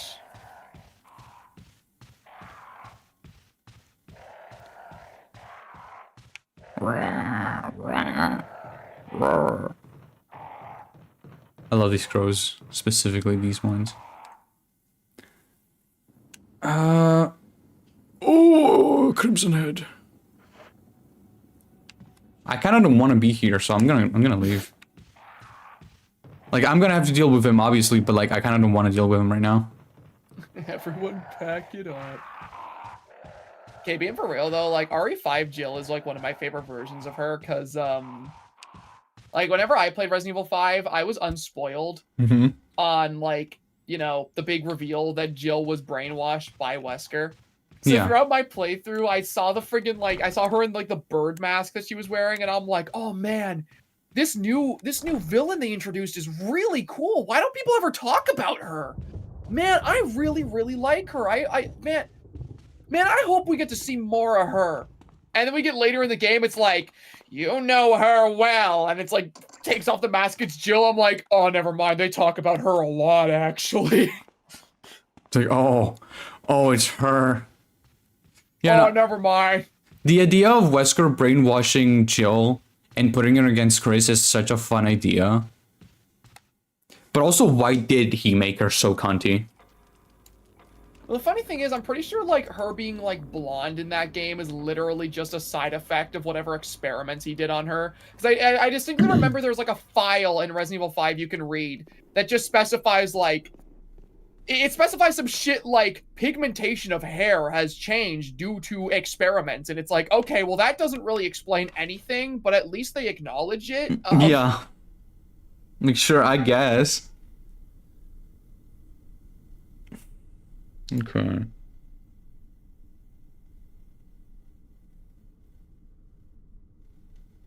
So there's the bathroom that I can open. There's the shotgun room, but I don't have the fake shotgun yet. There's, I guess there is the hallway with hold on. There's the outdoor hall that I need to go into, where I put the medals. I can go in there. Is the glass gonna break now? Why did she get skin-tight clothing? So if I remember correctly, that's the outfit she was wearing in Revelations 2. Because in Revelations 2, that was the game that happens before... Or it wasn't Revelations 2, it was Revelations 1, I think. Yeah. In Revelations 1, she's wearing that skin-tight outfit, and then it goes into Resident Evil 5. But I'm pretty sure in the flashbacks of Resident Evil 5, she's not wearing that. I guess she just had that fit on standby, and when she turned evil, she's like, yeah, you know what I need right now? I kind of just like to imagine that Wesker wanted to make her look more like him. Yeah. Look, so whenever you see Chris again, I'm wearing this, like, sick leather black trench coat. You know, I've got this whole, like, look going. I'm just saying, you and I, we should be twinning, you know, just like old times. Remember stars? I remember stars. Remember in the ever-so-loved movie Welcome to Raccoon City where you had a crush on me, Jill? Do you remember that movie that hasn't come out yet? Also, wow, this looks so much better than the original. In the original, there's like a fence over here, like all around. Continue with what you were saying. Ah! Dougie. Jill's Revelation outfit is not the same, but it's a similar one. Okay, because I remember playing Revelations and Jill had a very similar look because like she has the skin tight outfit like she does in RE5 and she has like the ponytail, but she isn't blonde. So I always thought that was like what they were going for was just that her Revelations outfit was what she was wearing in Resident Evil 5. Okay, I looked it up. Yeah, it is a similar outfit, but it's not the same. Also, chat, can somebody quickly remind me where I left the dog, like where you find the dog whistle? Because I'm pretty sure I can use it out there, but I don't remember where. Is it in this room? Because I don't think I went in here after my save. Also, I have a lighter, so I can actually use it over here. Why does Pastra's Wesker sound like an off Donald Trump? Look, I can't help it. I have a high-pitched voice. I'm not good at impersonating deep voice characters. As much as I would kill to have a good Wesker impersonation, I can't. I don't have the vocal range. Oh, I just realized what to do in here. Bonzi's streaming RE1 before Kaka could stream it. It's really funny that you mentioned that because I was planning with Zach and Phil to stream RE2 Remake around the end of January. And, you know, we get to like mid to like end of January, right? And I'm like, you know, I should like get to that stream very soon. And I open YouTube, and I'm not kidding, as I'm thinking that, I open YouTube and I see Kako is streaming Resident Evil 2 Remake with Phil and Zach. I'm like, interesting. Kako beat you to it, bro. He did.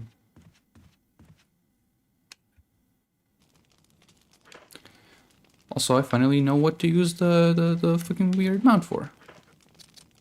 Use. There you go. It's just an unnecessarily more complicated way to get the map of the second floor.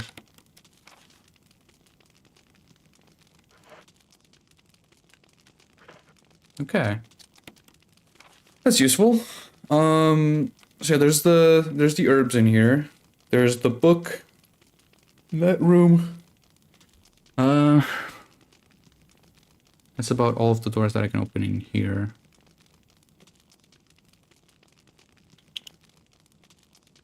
Oh, and then there's that hallway with the crimson head. Down. Dead Crimson Head. Totally dead. Yeah. You burnt it. No, I burnt the other guy, not the crimson head. I thought you burnt the Crimson Head. No, because obviously I died, so I had to repeat it. But I burned the normal guy, and the Crimson Head, he's already a Crimson Head. So if you try to burn him, it doesn't work. He pushes you back, and then he gets up. Oh, I thought I watched you burn that Crimson Head. No, there's two bodies on the ground. That's the scary thing. If you don't know about the Crimson Heads, and you get into that hallway later on, I'm pretty sure both of them turn into Crimson Heads. Oh, yikes. Oh, yeah. I still think one of the coolest things about the Crimson Heads is that they friggin' like shove past other zombies to get to you. I haven't seen them do that, so... Uh-oh. Now I'm scared, Zach. Why would you do that to me? Because you're playing a horror game? You know, that's a good point, Zach. Oh, hey, here's the dog whistle.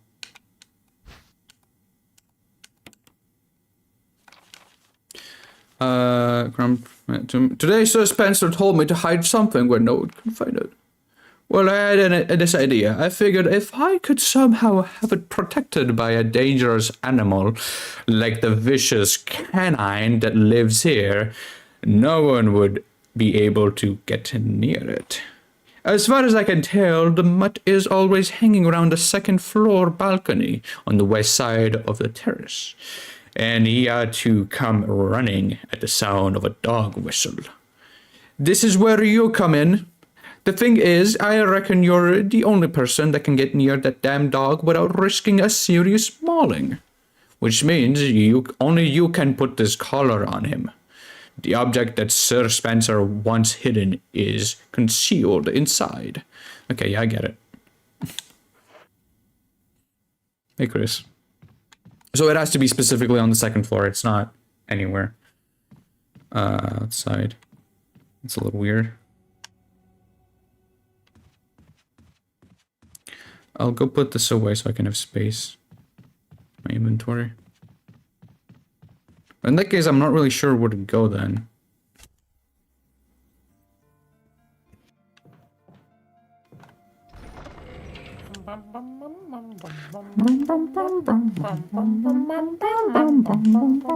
I listen to this music while I'm working a lot. That is so fair, actually.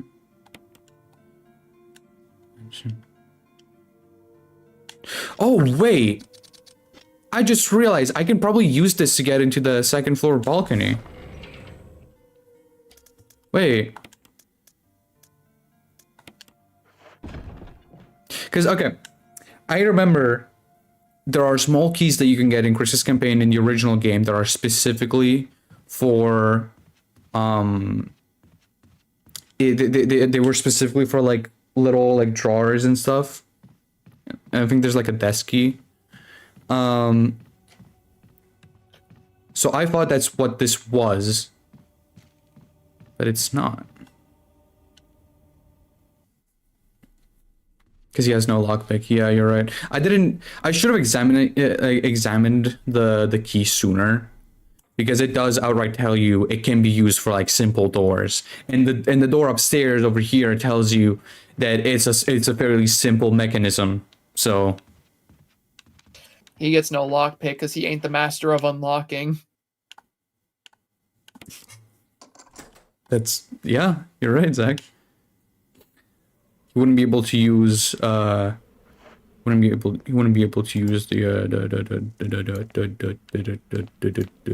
lockpick even if you wanted to. Also, completely new area.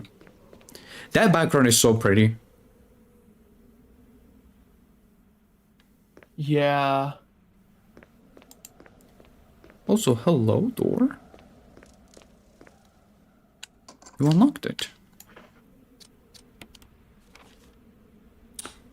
Ah. Oh, and this is the door that leads into the lobby. That's great, actually. Okay. Oh my god, you can see like a courtyard from here. That's fun. You know what I love specifically? You can actually tell that the background of the forest is like a PNG, because you can kind of see how the trees kind of warp around the floor. Yeah, that's fun. Okay, let's use.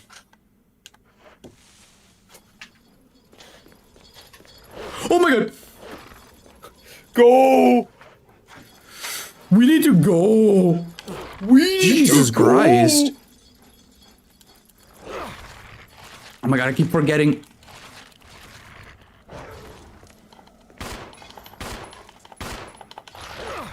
Oh my god!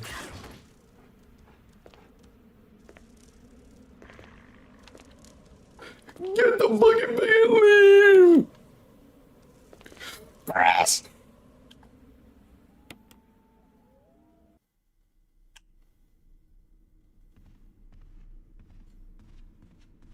I'm glad you reacted calmly.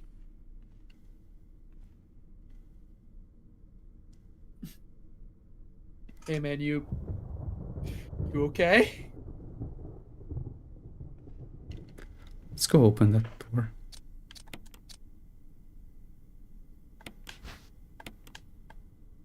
Yep, you will, I'll press it. Yep. The coin was hidden inside. There's nothing unusual. There's nothing unusual. There's nothing unusual? There you go.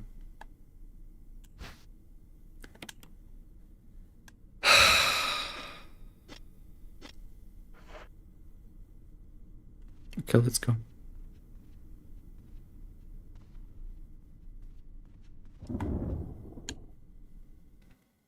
You good? Yeah, I'm good.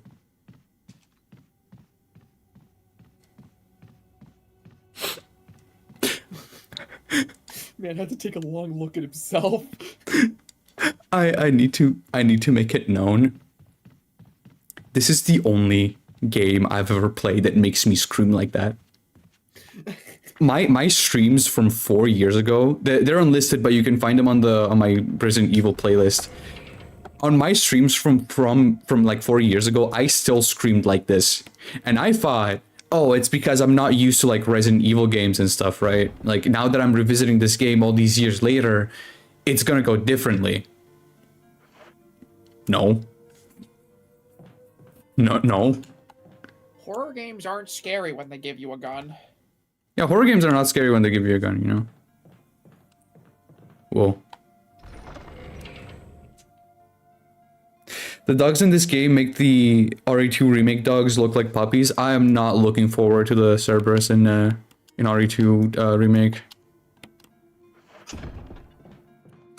The Cerberus in RE1 are just so scary because of the friggin' fixed camera and the like static controls and the way the levels are designed. Because like, if you're in this like linear, like small closed-in area, and you're getting your bearings as the fixed camera is like changing to another angle, having something small and fast like a dog chasing you is the most panic-inducing shit on the planet.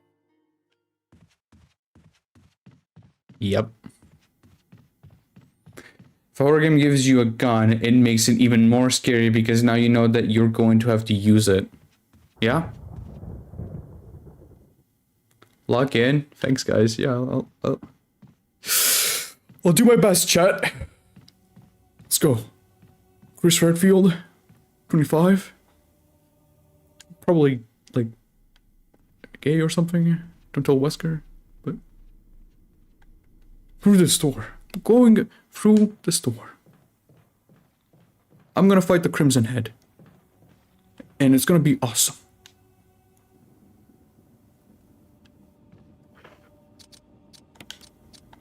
Time to use all the ammo against the dog. Well, no, I'm not going in there anymore. Because the only reason you had to go into that balcony was to get the collar, and I got it. Look, inbound zero, I'll shove you into a logger. Ash, you're like twice my height. Chill. Ash is twice your height. Sorry, no, she's half my height. I'm sorry, I'm scared right now. You need to understand.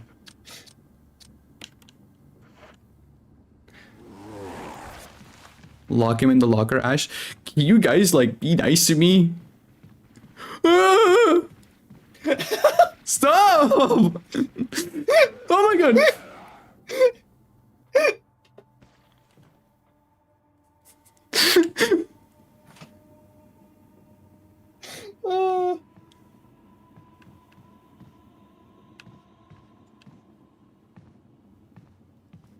Bro, he's just standing in the... I can see him! I can see you!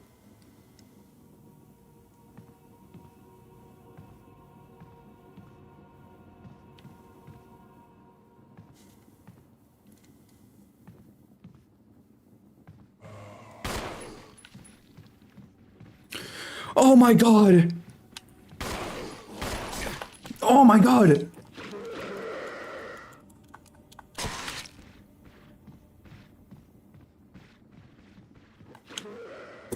Oh!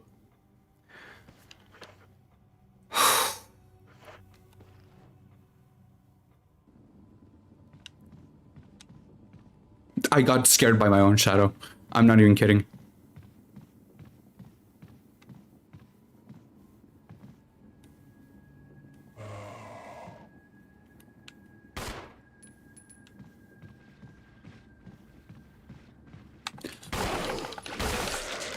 Oh! I straight up just blew his head off. That's awesome. Okay. Okay.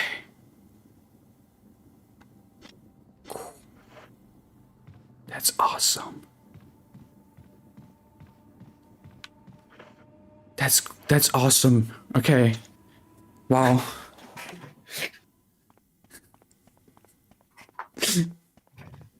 I just blew that guy's Yourself head together. I'm fine. May whoever takes this key emblem find peace in death.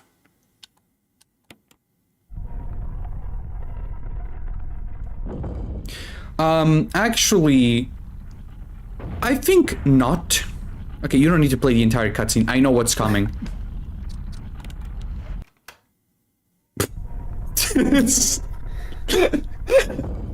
Okay, you know what? Our bad. We realized that my you bad. actually. We realized that you were actually kind of chill. It just went That's completely on us, quiet. really. That's so funny. Oh, I love that so much. Oh, third floor? Third floor? Oh yeah, third floor. No. Yes. No. Nothing unusual. Oh, this is the armor key. Yeah, there you go. Oh. This is the armor key. It's locked. An emblem of a helmet. Yeah, okay, so we got the sword key and we used the sword key for every room that we could. Now we got the armor key, and then the final one will be the helmet key, which we're gonna get, I'm pretty sure, in the in the guard house, guest house, or whatever it was. Why the fuck did Spencer have that? It's Oswell E. Spencer, bro. Like, all of your friggin' tropes that you know the Resident Evil games for, all the puzzles, all the bullshittery, Oswell E. Spencer was the king of that. He's the fucking origin point.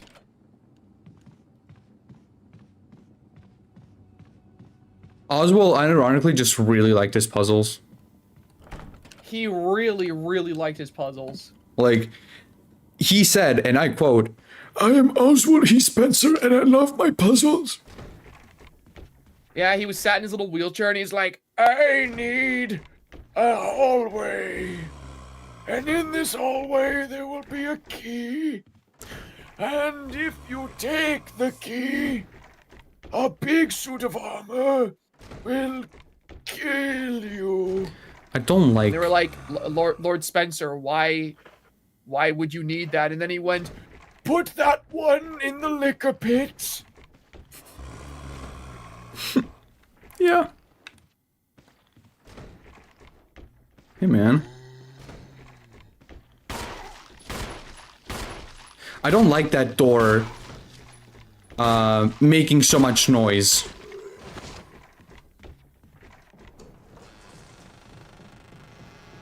Spencer's want to make his old life even harder. Spencer friggin' wheels himself over to the hallway where the key is, picks it up, places down the imitation key, wheels himself back, and just goes, why did I build this place like this? Why did I do this? Why would I do this?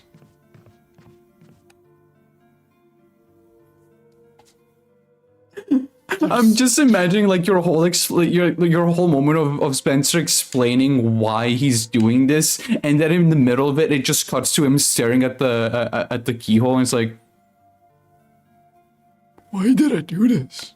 It was stupid. What was even the point of this?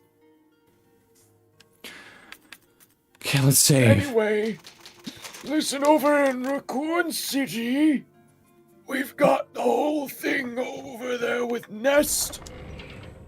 I want all of my facilities to be built just like that. Just like my mansion. Let's build Nest 3. I just feel like it. I really want a third one. We'll build it under Ark, which is under Nest 2, which is under Nest 1. I just really, really want a third one. And I'm thinking the theme with this one will have Greek god-themed key cards. And every single key card will only be acquired if you go to a far-off east room and solve a puzzle with 3 crying statues. Loki, how awesome would that be? Lord Spencer, we just want to go to the washroom. Why do we Use need my Zeus key card? manual! You are going to get fed to my big plan! Plant 42, not to be confused with Plant 43 in Raccoon City. Don't even get me started on the other plants. Hoo-hoo! I'm so evil. Hopefully I don't regret this in my old age and then develop dementia and forget about all my character development by the time Resident Evil 5 rolls around. Resident Evil 5? What are you saying, Lord Send Spencer? that one to the liquor pit. I don't like people who question me. I really don't like people who question me. Now, if you'll excuse me, I'm going to my office now. I have collected my 3 cherub keys that are only acquirable by venturing down into the deep dark basement, where you have to do a series of slide puzzles that only I know the answer to. I'm going to be in my office. Once I am in the office, I am then going to scatter those keys across all of this building so that you will not be able to come and find me while I brood. Play my piano! Fuck, my life sucks. I miss Mother Miranda. Seriously, I'm sitting here trying to make tyrants and some old guy in Louisiana had what I'm trying to make, but better. You ever think about how fucked that is? Some old guy in Louisiana. He's just doing what I've been trying to make tyrants for, and it didn't require the deaths of hundreds of test subjects. Fuck, why did I use mold? Why didn't I think of that? Mother Miranda was right. Maybe I am a I just child. had to be different. I had to experiment on viruses. Why didn't I just get a I sample of that fucking hate old flowers. shit? I don't even know why I did that. Why did I even do that, really?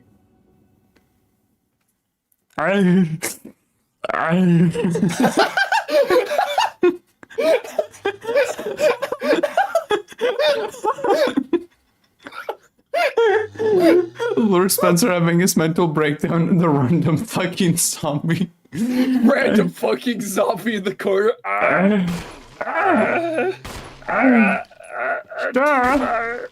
Too bad.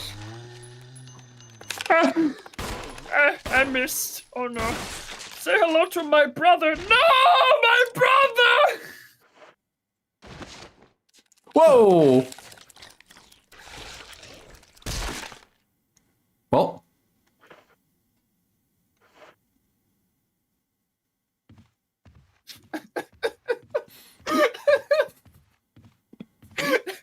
Chris just walking away. Well, that just happened to me. Also, Why the hell am I saw a even donation here? from Going Chaos. Thank you for the 10 USD. I hope Puppy Playtime Chapter 6 in regards to Huggy and Kissy wouldn't be cool if they were fused together. So, let's use our context clues. Okay, let's all of us together, let's use our context clues. Do you see Huggy Wuggy on screen right now?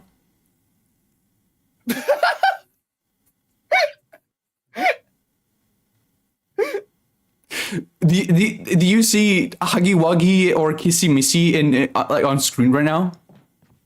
Okay, but Which toy is this?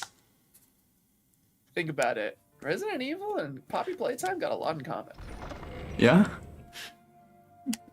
Yeah, they got like a secret facility underneath underground. They got a secret facility underneath the ground, and they created bioweapons And in the form of toys. and that could fly. orphanage and like eternal life and virus.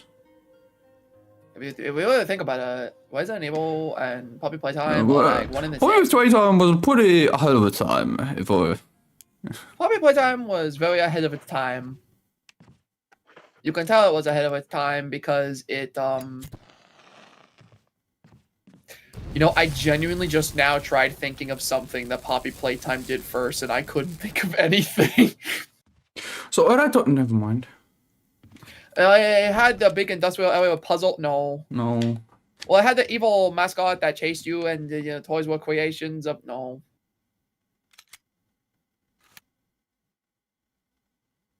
How much combat data does Huggy have?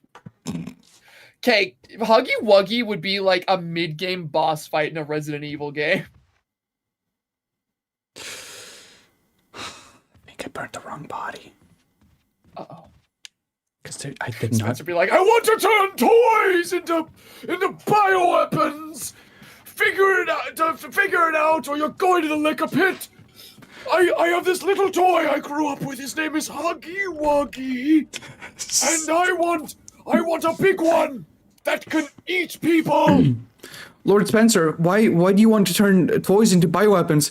I was never allowed many toys as a child, and that pisses me off. As a young boy, the only toys I had to play with were viruses and cancer. So, I did not have a very good upbringing. Thanks for reminding me of that, by the way, you piece of shit. Put that guy in a test chamber. I want him turned into a zombie now. I want him zombified as soon as possible, thank you. I want him fucking zombified. Zombify him now. Do it now. Do it now. Come on. Come on, do it. Sorry. I just thought of him, like, just getting really impatient, like, come on, I have to go to the toilet. Come on. Come on. Lord Spencer, we can't just keep throwing random, like, workers into the fucking test chambers. Look, I don't have all day, okay? I need to go and take a piss, like, really badly.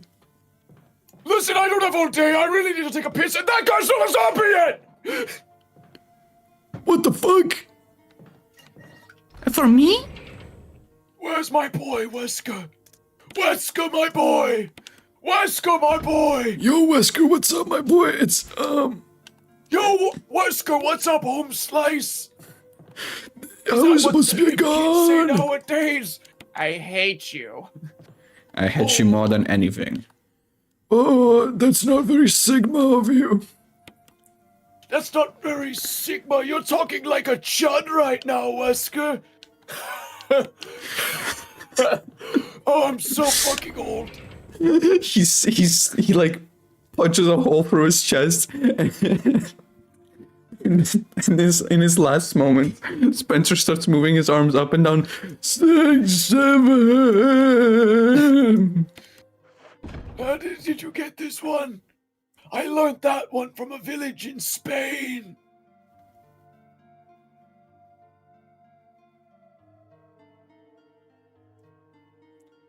Why aren't you playing the game?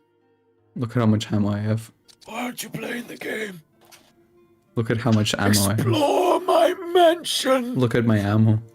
Explore my Look mansion. Look how much I have. My mansion remains unexplored. Okay. Yes, Lord. Solve my puzzles. Solve my riddle 3 and 4. Solve it. Solve it. Please, be pretty cool of your days. Have you seen Lisa yet? She's pretty When I got awesome. bored, I used to inject her with viruses and she screamed loud as fuck. I left some bullets in her. Everything is a note from Spencer. I'll go ahead and look for a way out. Well, Spencer. I left some bullets in there for you. Feel free to shoot the zombies. Oh, gee, thanks, Wesker. I knew you were a real one, Pookie. Wesker, you're not gay, are you? Not that there'd be anything wrong with that, but I'm just I wondering. just Dear one, was no! wondering. Oh no, dear one. Oh no, our dear, it's broken. Doesn't Lisa have the Nemesis? Doesn't Lisa have the Nemesis Alpha Parasite? I thought the whole thing with Lisa was just that, like, she was just basically like, she was basically just like Subject Zero. Like, anytime they wanted to experiment on like a new virus or some kind of evolution of the T virus, they just always injected it into her. Which is so fucked up. Yeah, no, Lisa Trevor is so fucked up. Can you imagine building this guy's mansion and as a thank you, he buries you within the mansion and then experiments on your wife and your daughter? Yeah, like, I don't believe she has a nemesis parasite, though. I believe she's just, like, basically just a walking Frankenstein's monster of every single evolution of the T-virus that Spencer and, like, other scientists came up with. I will say, I wouldn't be surprised if she has, like, an early version of the nemesis parasite, because she does have tentacles, right? That is true. That is true. I think what fucks me up is the fact that, like, she was so obsessed with seeing her parents again that they locked her in a fucking room and they would send in, like, fake parents for her that she would then kill, skin, and start wearing. Jesus Christ. That's pretty fucked up, I gotta be honest. Loki, where would you do that, Lisa? That's my bad, guys. Wow. That's fucked. I mean, like, I don't even have a defense for... I'm gonna go make Elpis. I'm gonna go make Elpis, and I'm gonna adopt a little child. I need to make Elpis now. You. Chris Redfield, Alpha Team. We're here to rescue you. Richard. Richard! What happened to you? Chris, this place. Get your team out of here. They are terrible demons. Oh my god. Don't talk. Ow. Seems to have been bitten by a poisonous snake, but the size of the bite mark is huge. It's not just any ordinary snake. Take my word for it. He needs serum. I left it in another room. I'll go get it. Please hurry. Hold on. I'll be back. This is interesting. So this is like a terrible demons. There are terrible demons. Ouch. Oh no, I have to go into that room. I have to go through the hallway where I accidentally left the dead body of a zombie. And I'm scared that he's gonna turn into a Crimson Head as soon as I walk in there.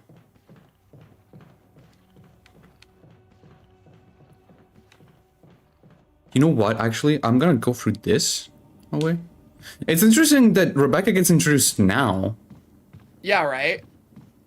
Her interaction in the original is so funny, dude. I love that introduction so much. They played a lot more straight with Rebecca this time. Mm-hmm. Which, you know, I do like them introducing her actually trying to, like, help one of her friggin', like, Bravo team members. Since, Yeah, you know, 'cause she's a medic. In the original game, Richard is already dead in Chris's campaign. So you don't even get to try and help him. Mm-hmm. Like in the what happens in the original, is Richard is already dead, and you immediately go fight the snake. And then after you fight the snake, Chris gets poisoned, and then you have to play as Rebecca to go and get the serum. Yeah, the timeline of events here is, like, I think an improvement. Mm-hmm. There are... I really like the mention of her name just has Sin in chat going, Jill Valentine. She's not even here. She's here in spirit. Yeah, you're right. There are terrible demons. Ouch. Hope this is what you wanted. Thank you. I'm gonna give you... No, this is the wrong thing. Hang in there. Here. Take it. It's a radio. Take care of yourself, Rebecca. Richard. He's okay. He's just unconscious. Rebecca, it's not safe here. Let's get Richard to a safer place. Right. Richard's doing Wait, well. what? He should recover soon. Good. Richard needs you now. This is so different. As soon as Richard gets better, we'll come after you. Rebecca, you okay with a gun? Yes. All right. Yes. I'm gonna continue my investigation. Bye, Rebecca. Okay. I love her so much, Chad. I would die for her. Rebecca's awesome. I can't wait for you to play RE0 and hear my favorite, like, This room Rebecca is line equipped ever. With all sorts of medical supplies. I could pretty much treat any wound. Want me to treat your wounds? Oh my goodness! No, it's okay. No, I'm okay. But if something should happen to me, I'm counting on you. No problem. But we're very short on medical supplies, so take care of yourself. So she does that in the original as well, but it's specifically in the guest house. In the original, you have the room where you have to create the V-jolt to deal with Plan 42. And after you're done with that, Rebecca stays in the save room and she's like, Chris, I can heal you from here. Oh, that's awesome. Yeah, as said, my favorite Rebecca quote, just fucking, did you kill 27 people? I promise I won't judge. Yeah, thank you, Rebecca.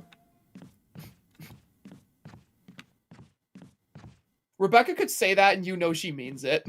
Right? That's what makes her so great. Oh, I can go in here. What the fuck? Oh. Oh. Oh.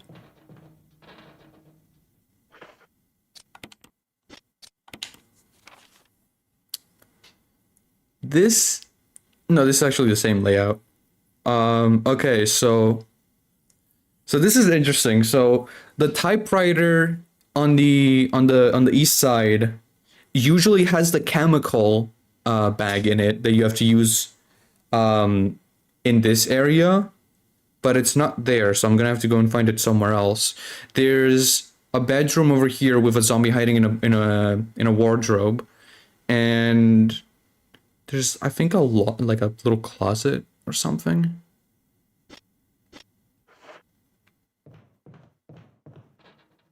Rebecca just stand there and look pretty. Oh, this is the, okay, yeah, this is where I bring the blue diamond.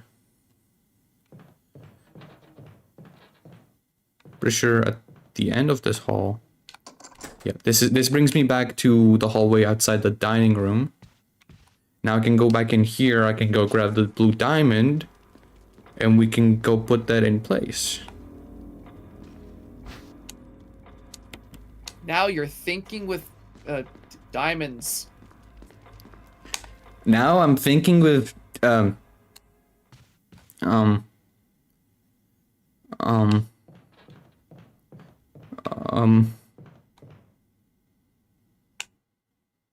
we should pelt Wesker with rocks. I don't think that would, if you can even hit him. Go ahead, throw a rock at me. Ow! Oh, I don't get the medal. Rock at me? Okay.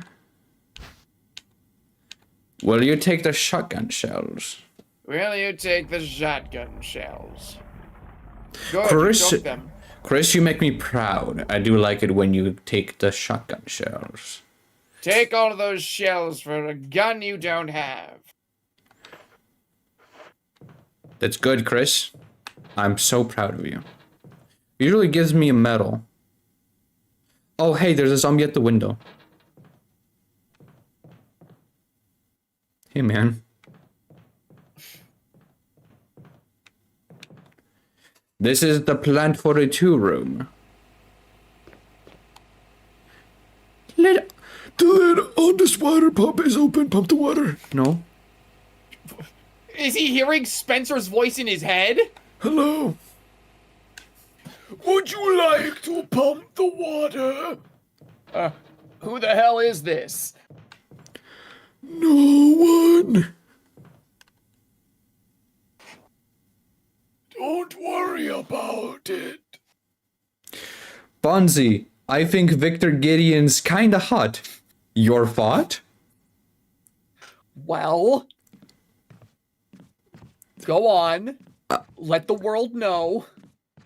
I mean, I can see it. So you think he's hot then? I can see why some people would think he's hot.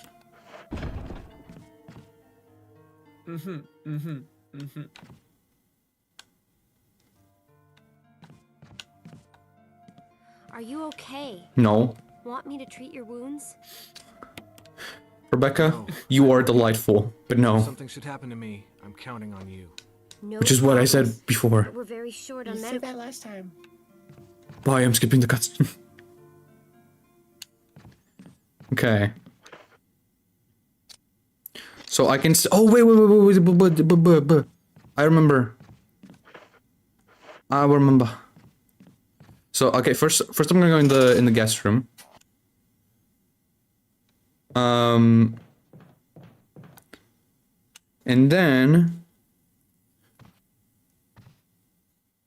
oh no, that guy was not there before in the original. Uh-oh. So this is where you get the very iconic book, Keeper's Diary, blah blah blah, talks about his own stuff, and then throughout the diary he's starting to turn into a zombie, and his skin is coming off, and he gets really hungry, and he eats dog food and starts eating people. Itchy, tasty. And then the wardrobe opened. No, okay. Never mind. I'm not gonna open it because there's only shotgun shells in there. At least in the original there were.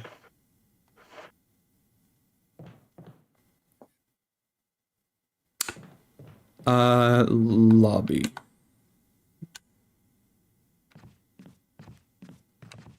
This is the wrong door. I understand.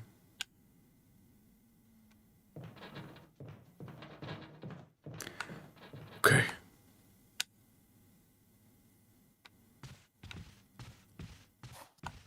You know, it is kind of insane how much longer this is compared to the original, all things considered. Yeah, there's so much content.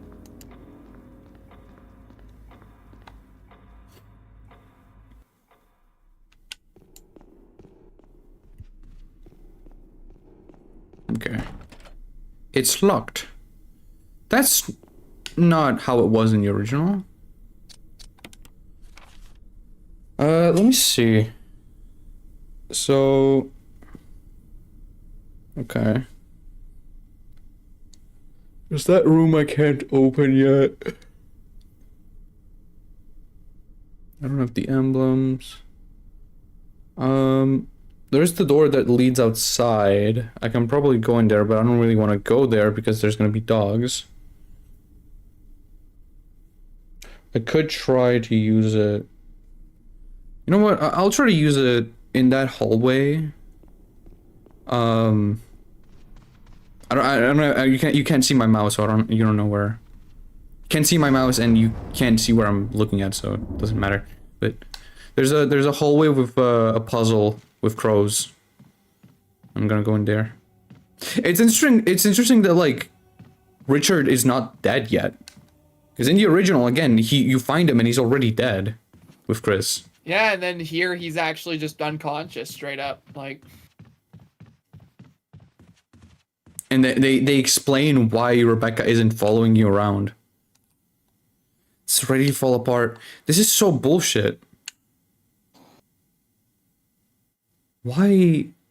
Oh, they put this here because then you're forced to. Okay. So they put this here because if you get into that hallway from the first floor, you have to go through a hallway with a bunch of dogs. Mm-hmm. And that hallway outside that door is also where the first hunter shows up. What the fuck?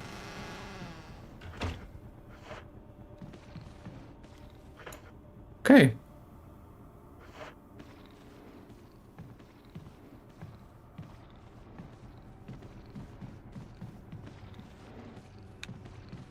Zombie. Dumby.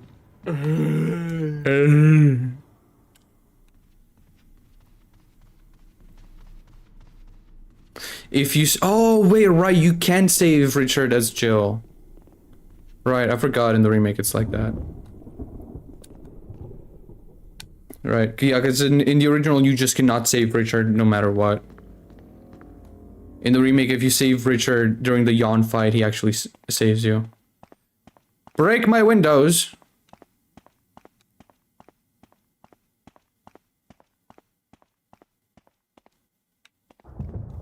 Whatever, man. Whatever.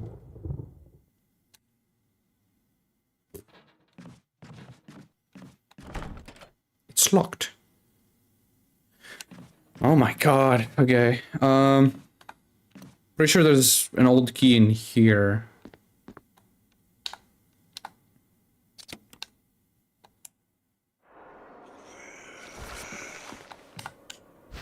Yep.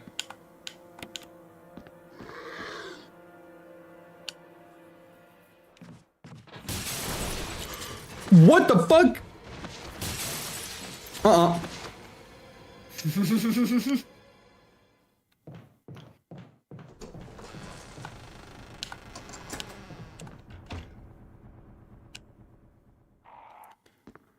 My evil crows.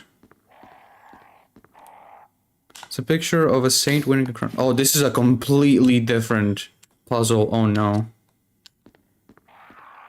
Spencer. Spiders! This mansion needs spiders! No, that's my favorite thing about Resident Evil 1 is that it's like you play other Resident Evil games and it's like weird ass monsters and zombies. Resident Evil 1, it's like, here's a big snake I made because I really like snakes. Here is a big spider because I mean it's a scary mansion, right? I mean, what scary haunted mansion is complete without big spiders? Here are my crows. I don't know, I just thought that they fit. And downstairs, you will see a very large shark. I've heard people are scared of sharks. So it's orange or like yellow, purple, green. Purple, green. And then a crown.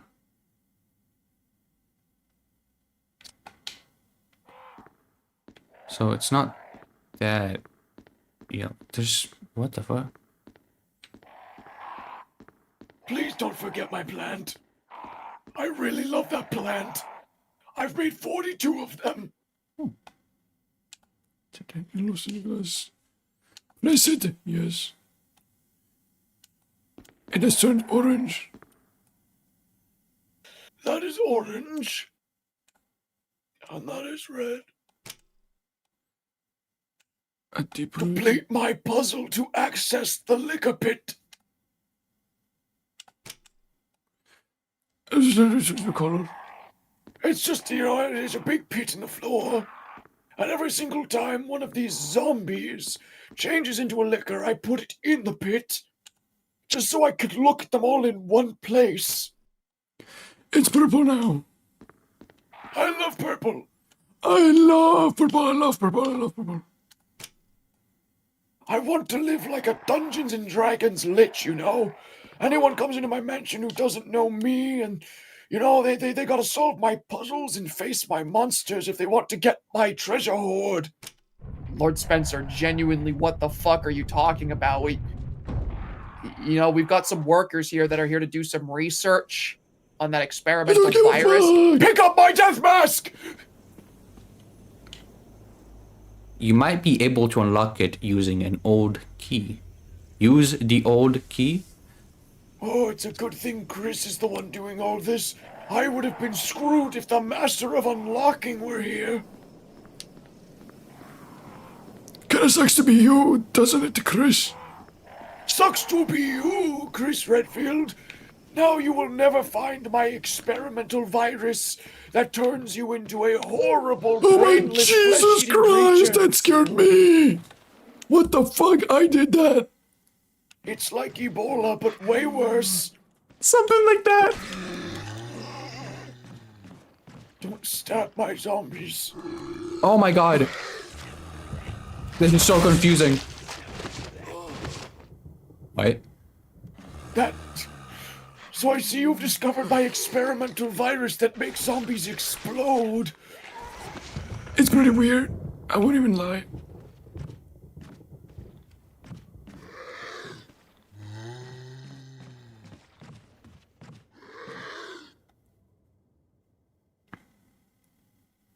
Hey. This is my Renaissance room. Oh, you laugh.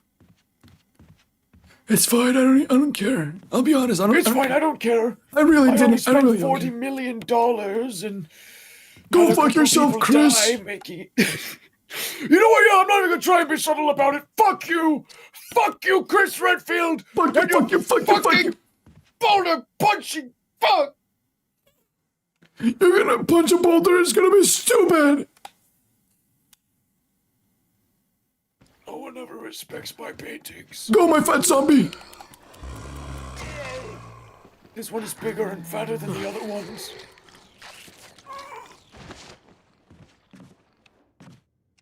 It was amusing at the time, but we can't find any good applications for exploding zombies. I mean, like, you basically get the same thing if you just strap some bombs to a regular zombie. So why do we need an exploding zombie, right? Like, you get the same thing out of it if you just put a grenade on a zombie. Which What are we you did even do, by the saying? way. Play the game Resident Evil Requiem and you will discover that we did exactly that, actually. It was pretty cool. I'll be honest. Yeah, you got the zombie running around with a grenade. It makes for very stressful and engaging gameplay. Lord Spencer, what are you talking about? You wouldn't get it. Elpis. Elpis. You wouldn't get it. Now I'm gonna go make my Elpis. I'm Elpising it. I'm Elpising it so good right now. You used the old key, you stupid idiot. Use the new key. This is my fish tank. Hello, Al. I keep experimental fish in here.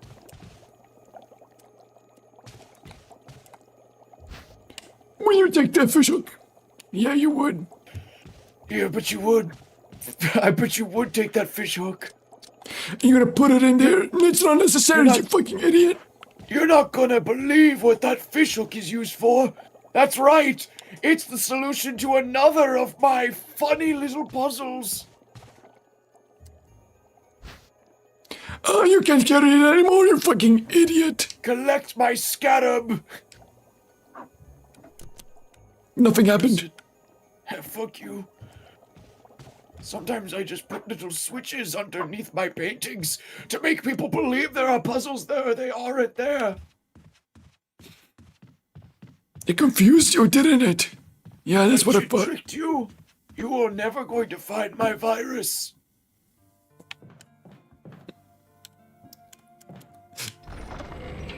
I love this game. My death mask. My death mask goes into the storage box. Why did I buy this? I don't really want this. I don't really want this. Yes, go back into the room, Chris. Ah, will you take the lure of a bee? Yeah, that's right, nothing happens. Still nothing.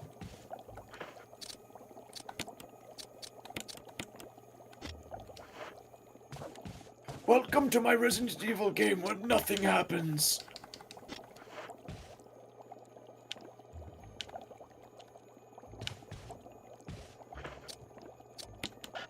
It's not necessary to use right now.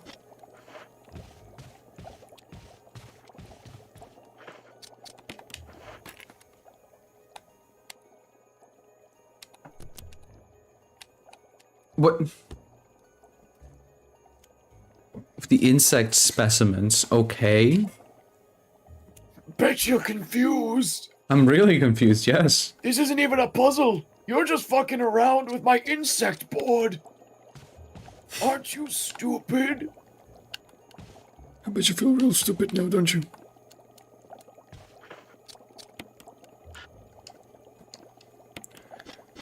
Okay, I'm genuinely confused because this is completely new. killed a guy over this. He thought it was stupid, and I didn't like that. So, if I don't use the fish hook in the water, where do you want me to use it? I don't know, figure it out. Idiot.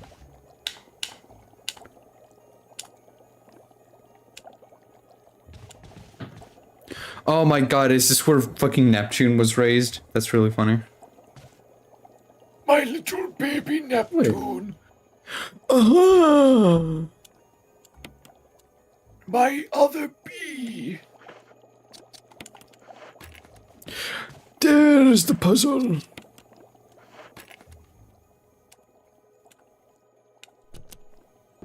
And so you have solved my puzzle. So it actually was a puzzle. I was just messing with you. What the fuck? But it's a real bee.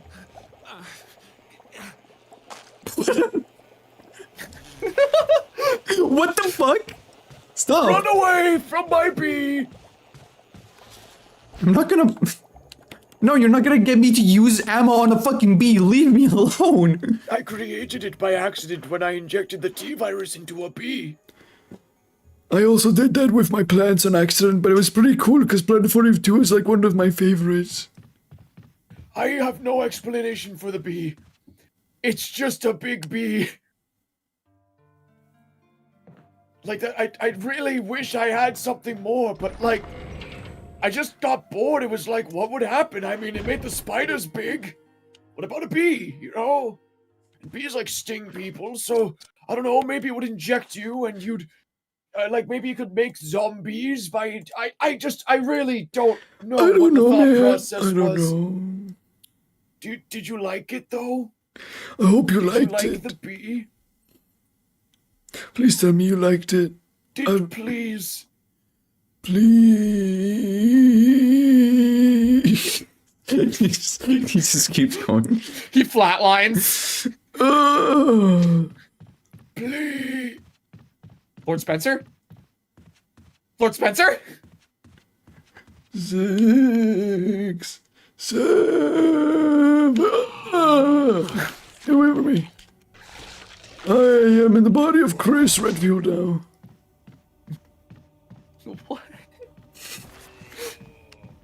I have been reincarnated in the spry young body of Wait. Chris Redfield.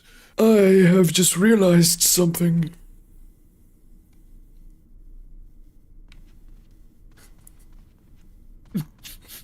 What? Hold What on. the fuck have you realized? Hold on. Tell me what? I have to go save first. Oh, come on.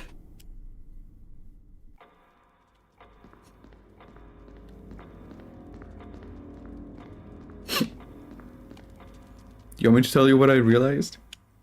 Yes. What did you realize? I forgot. Fucking course.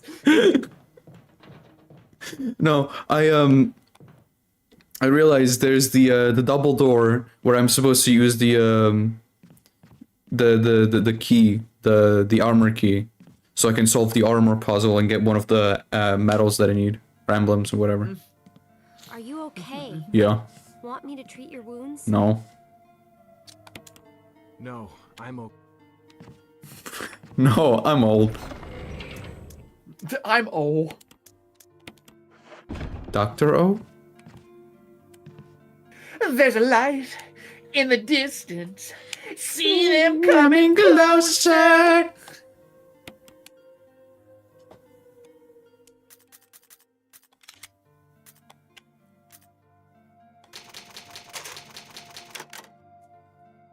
Oh yeah.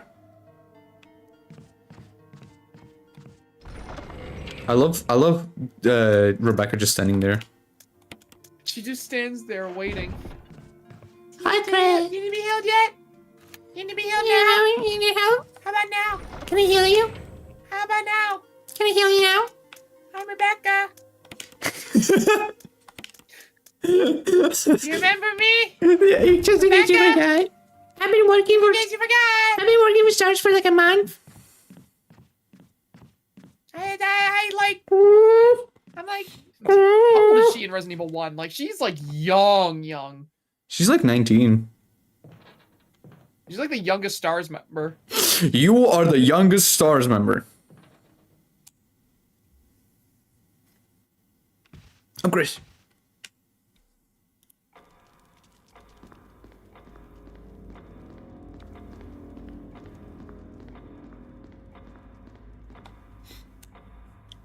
You know what's one of the craziest parts? I still haven't done the piano puzzle because it wants some like extra papers, Yeah, true. and I don't know where to find those.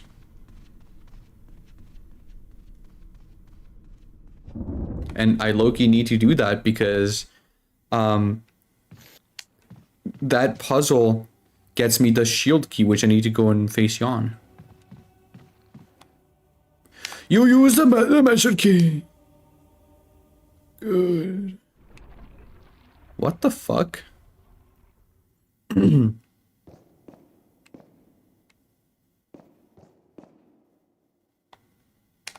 There's something in this depression, but the grate is in the way and you can't reach it. Doesn't that suck? Yeah, it really sucks, doesn't it? You suck.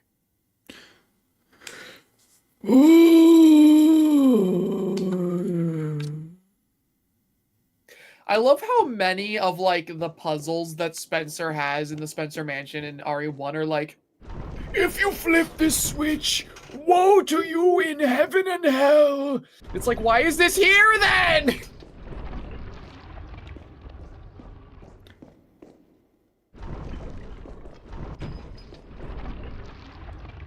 Yeah, you think you're hot shit. Solve my puzzle.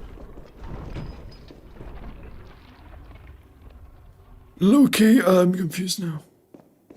Bet you wish these night suits could get up and run around. Wrong Resident Evil game, loser.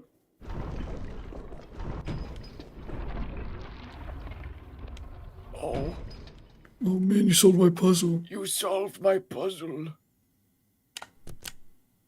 Do you remember what the puzzle was in the original? I don't remember actually.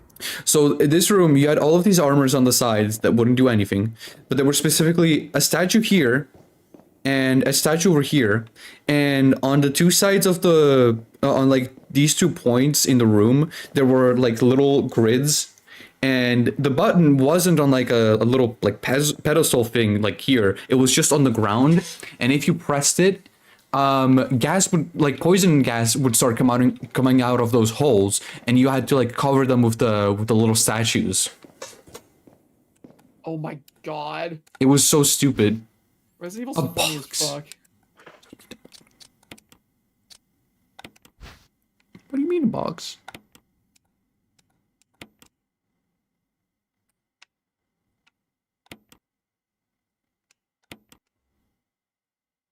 Oh. My death mask! It's another one of my death masks. It's my favorite. I like this one a lot. I wear this one whenever I want to LARP as the Grim Reaper. I'm low-key just waiting for him to come and find me. I'm like 94. Miranda! Miranda. No, Lord Spencer, she's not here. Oh, I She- miss Miranda. she was so hot. Why didn't I just stay in an evil village and research mold? Baker. I just had to be special. I just had to research viruses. Fuck my life. Go to my evil tomb.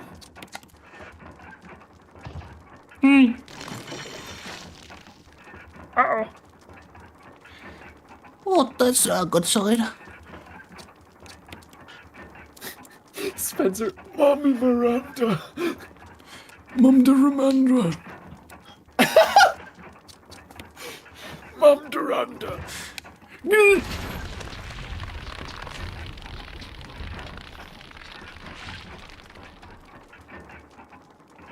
Okay, bye. la la la la. La la la la la. La la la. I just realized, wouldn't Grace be considered Grace Spencer? No, because Grace was an orphan child he adopted, and said child was given to Alyssa, so she's Grace Ashcroft.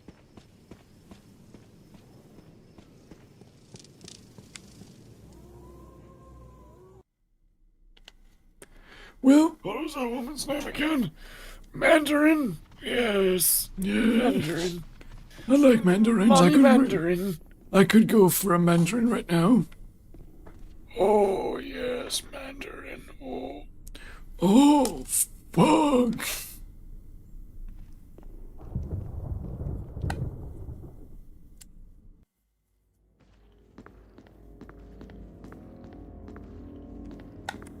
Spencer did adopt Grace, but then Grace was given to Alyssa following whenever Spencer had wrote his will before his death in Resident Evil 5, he wrote in his will that Alyssa Ashcroft would be the adopted mother of Grace. So Spencer did adopt Grace, he took Grace in, but he wanted Alyssa to be Grace's mother. I think you would be awesome as Grace's mom.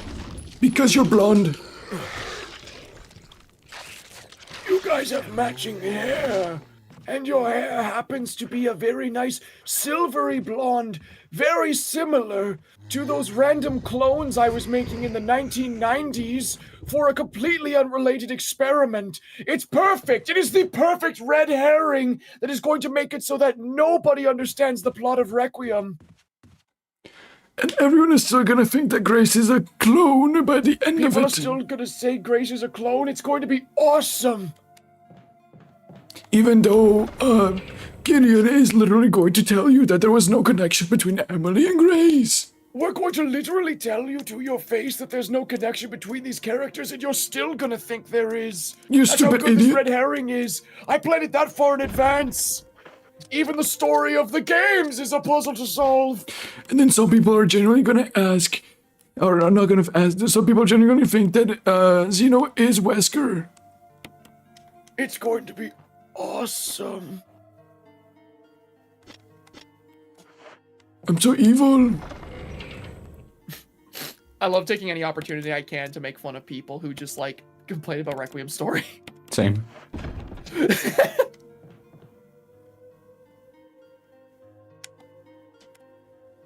I can save my progress. I can save my progress, Zach. I'm so happy for you. Yeah. Okay.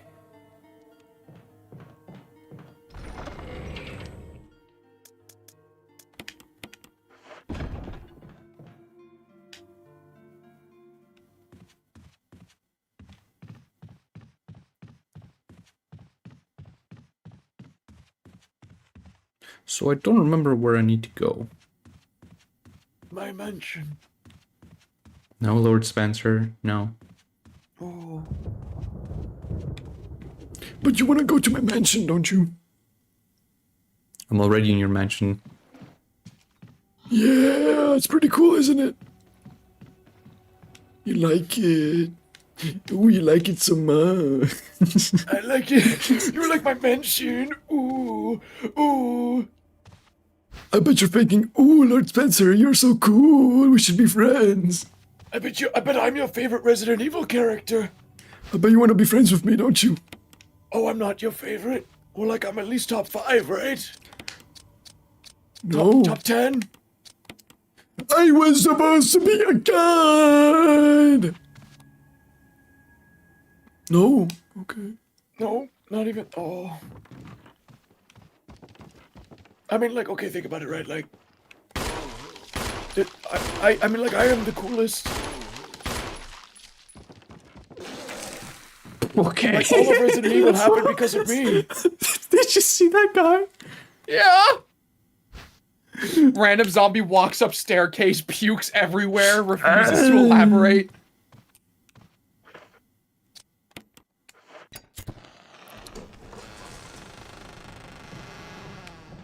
I don't like that they can I've open opened doors. My secret zombie door.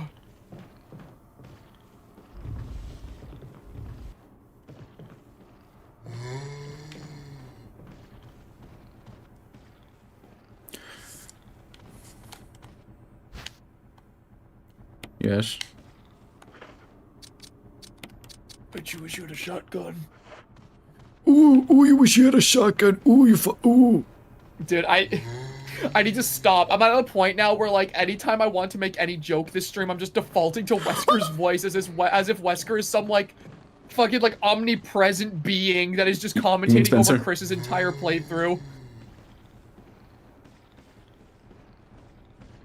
You said Wesker. Did I say Wesker? Yeah, you said Wesker. Spencer is what I meant.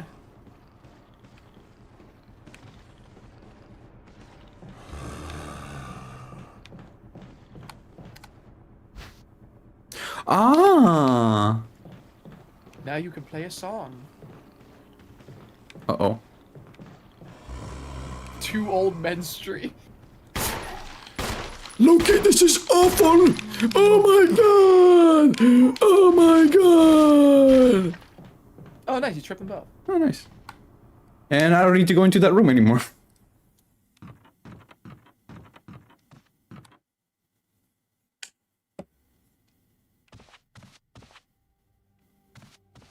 Media literacy, who is she? Now I can go into the piano room. Never mind.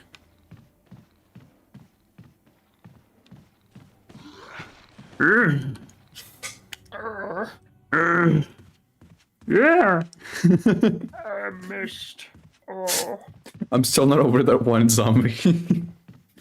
That one zombie that was just standing right up against the camera.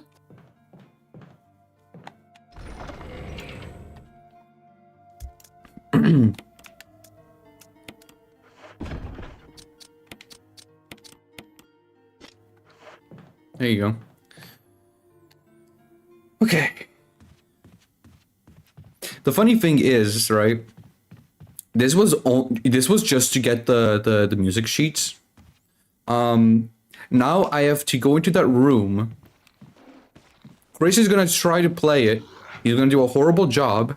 Rebecca's gonna walk in. She's gonna be like, "What are you doing?" And he's gonna be like, "I'm trying to play this music." She walks up. She's like, "Ooh, Moonlight Sonata." And then she tries to play it. And then Chris is gonna go, "What was that?" She's gonna be like, "I'm not really good. Would you give me some time to practice? I'm sure I can learn it." And then you get the option, do you want Rebecca to stay here and learn it? And then you go, yes. And then you go and do your other shit. And then after a bit, Rebecca's gonna be like, "Look, Chris, how is this?" And then she plays it, and it's awesome. And then the fucking puzzle is solved. Bro's writing fan fiction in here. I'm not. Why would that ever happen, bro? You're just making up weird headcanons. It's me, Chris. Oh, hey, Rebecca! That sounded like Moonlight Sonata. Can you play?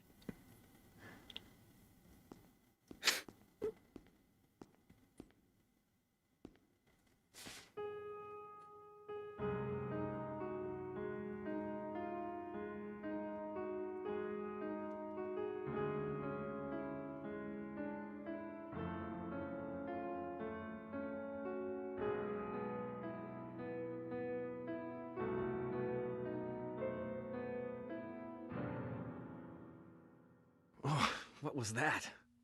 My interpretation is off a little. Let me practice for a while. Sure. But don't get too carried away. Oh, I won't. What did I say? Writing fan fiction, bro. Yeah, man. Yeah. And now she's gonna stay in here, so she won't be able to heal me. I'm gonna have to wait a little bit. And then I'm gonna come back and she's like, "Chris, look at this." Chris, look at this. Plays the most beautiful song you've ever heard in your life. And then the ghost of Spencer opens a door because for some godforsaken reason, a puzzle is tied to playing specifically Moonlight Sonata on a piano. That was awesome. You should do that again. That was really good. Play it again for me. Please. My ghost is here, even though I'm not canonically dead yet. Lol. Lol. I love that she actually just left Richard here. Hi, Richard. Hey, Pookie.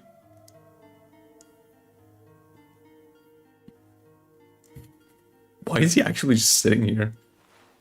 He's just sitting and waiting with him. Okay.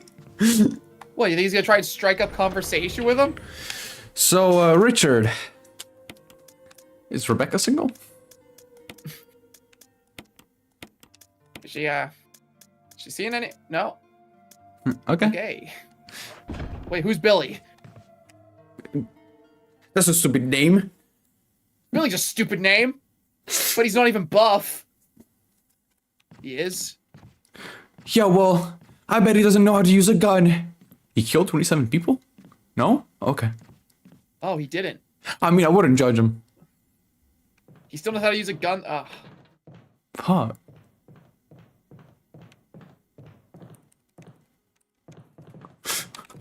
Calm down, son. Calm down. It's like, can you look up where the chemical is? Okay. Thank you. Which chemical? Just Resident Evil 1 chemical. It's just called chemical. Oh, okay. Yeah, I need it for the greenhouse. Right, the one for like Plan 42. Yeah. Because I have played the 3 campaigns of this game already. I do not care about looking up some things when I'm lost. Let's see here. It can be found in the outdoor area on a wheelbarrow. A wheelbarrow? What? Hold on. Oh god, do I have to go back to where the dog was? Uh-oh.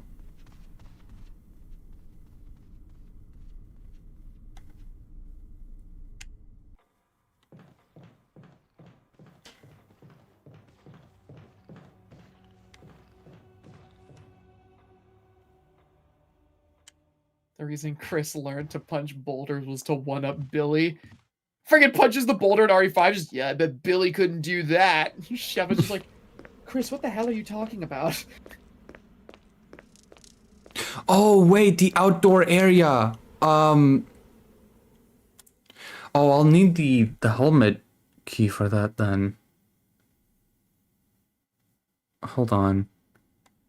When it says like the outdoor area, can you click on it and like see a picture of it? Like, is it this balcony or is it like literally the outdoor area with the furnace? Here is a picture of where you are looking for. Oh yeah, that's the outdoor area with the dogs. Fuck.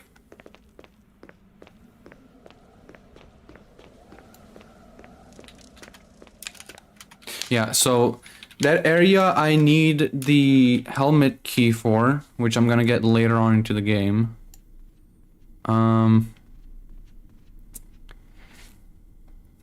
What can I do then?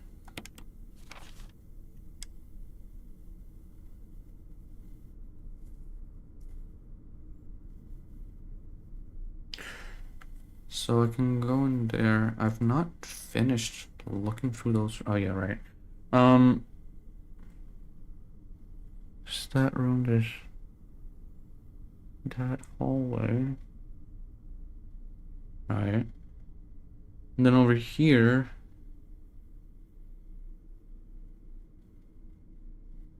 Okay.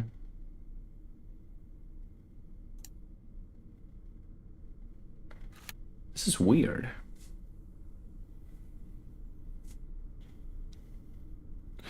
Yeah, I genuinely have no idea. I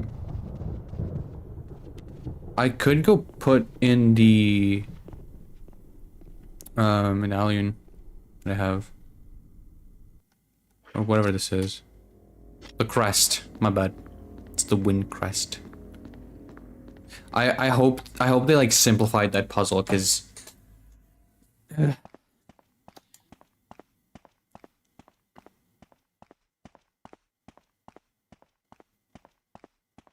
Guys, I was saying, I hope they simplified that puzzle because I need to find 4 crests. And I've looked in multiple places where there's supposed to be a crest and there just isn't. Oh, wait, I need an old key for that. Fuck. Zombo. Oh.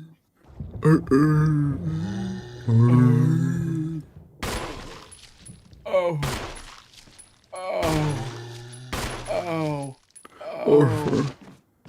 Fuck.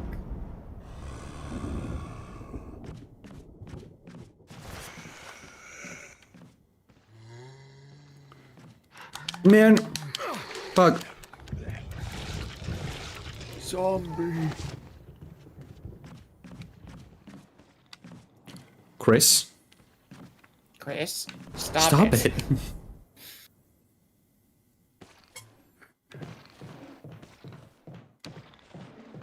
Easy jukes.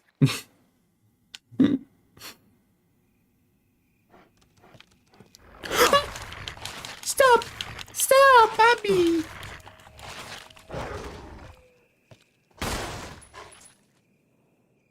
Did you just blow its brains out? I guess I did.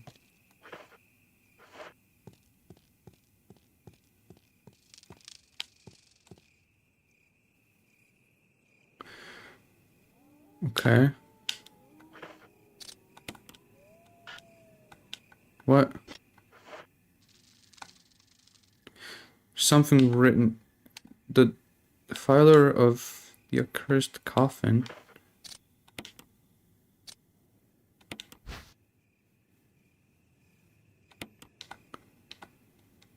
What?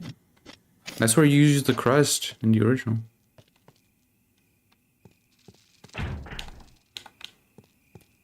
Oh. Oh, is that why I'm going... Okay, I think that might be why... Fuck.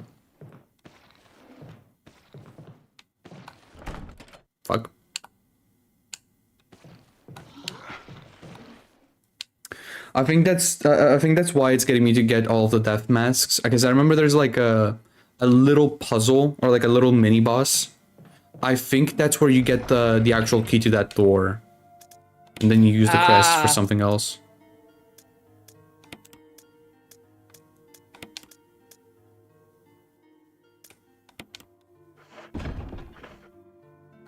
You know what? I'm gonna save.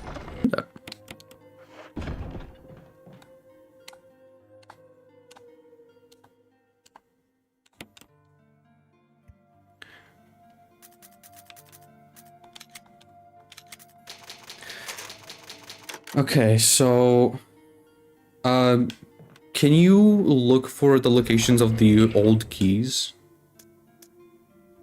Old keys, yeah, sure. Yes.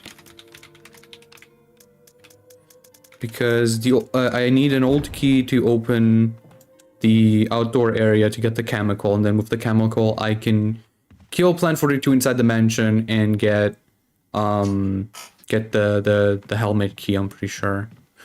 So, in the first floor of the mansion, there's one in the mansion bathroom and one in the east storeroom. In the basement, there is one in the kitchen. Oh. Okay. On the second floor, there should be one in Spencer's bedroom. And on the first floor, there should also be one in the keeper's room. Interesting, okay. I didn't find it in the keeper's room. I guess that's what's in the wardrobe then. Okay,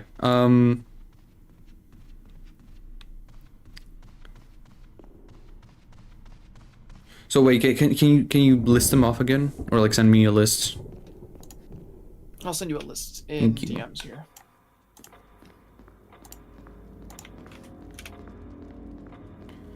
In the meantime, I'm gonna check in on Rebecca and see what she's doing. Are you guys multiplayer? No, this is a single player game. RE5 is the multiplayer one. Chris, oh, there you go. I think I got it. Cool.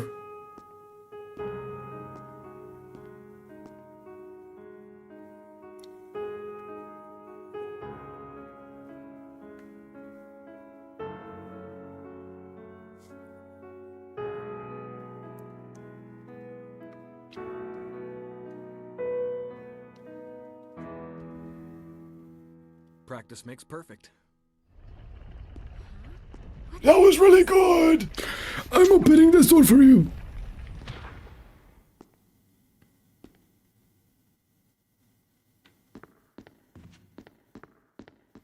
So I have to actually go and get the little thingy.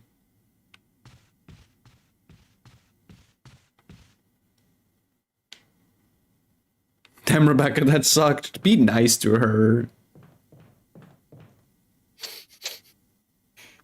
Don't be rude to Rebecca, I'll cry. Good performance indeed. Good performance indeed. Hi, Richard. Bye, Richard.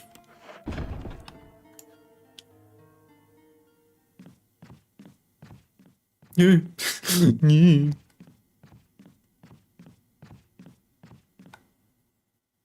I will say, alternative controls definitely feel better to use than tank controls. Like you get used to them way faster than tank controls because they actually feel natural. Mm-hmm. Good.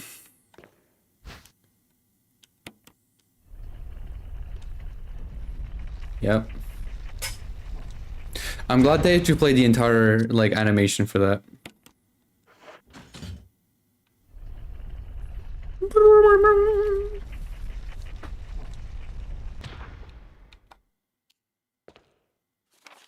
Trevor's diary.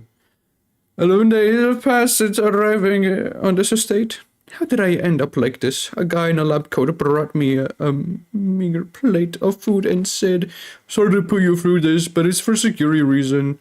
That's when it hit me. It all makes sense now. Yeah. Oh, in 1967. I forgot it. Like, this place has been around for so long.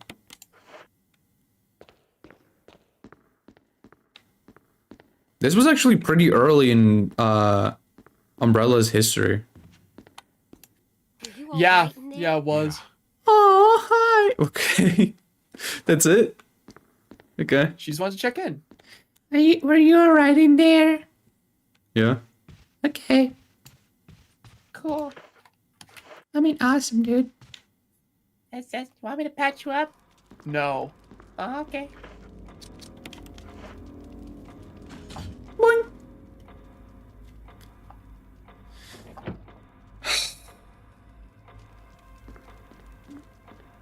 You're shitting me.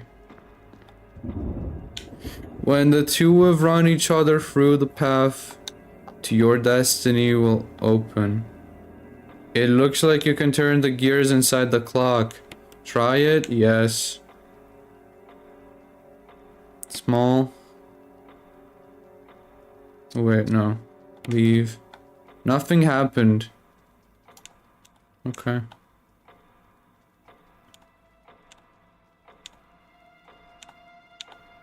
Yes, try it. Large. Left. God damn it.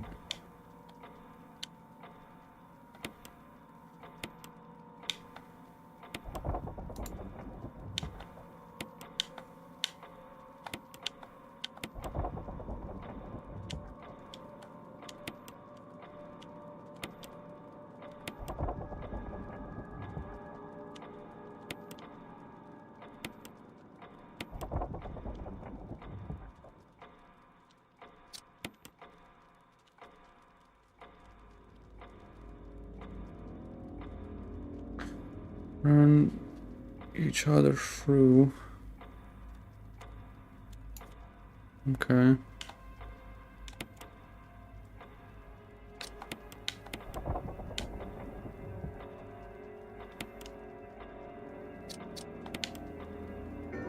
There you go.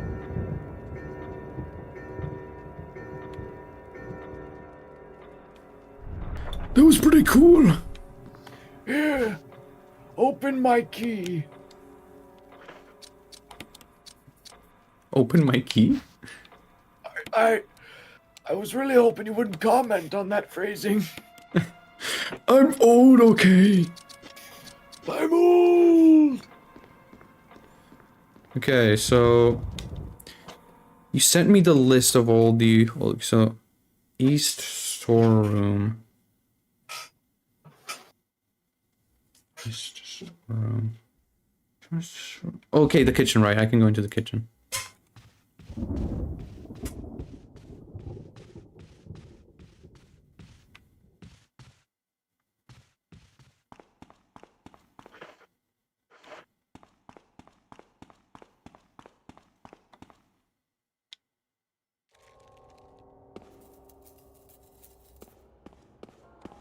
There you go.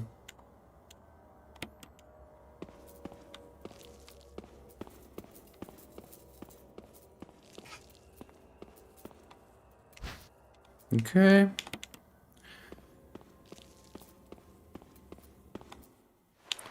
Yep.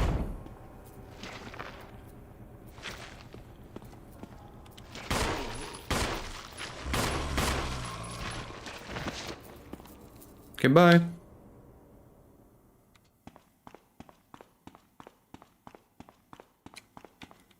Whoa. Whoa. Whoa. Okay. Let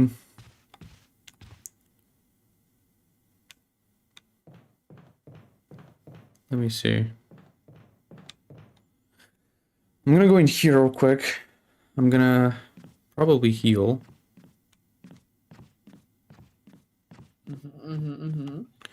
And then I'm gonna put the keys away. Cool. Or like I'm gonna put this key away. Shit, I should have saved. Okay. I'm gonna save and then I'm gonna go open up the outdoor area. Oh, this is explaining Crimson Heads. Okay. Using ribbons. Okay. Okay. I'm gonna go unlock that door. I'm gonna go get the chemical and then I'm gonna go get the, I'm pretty sure, final key I need.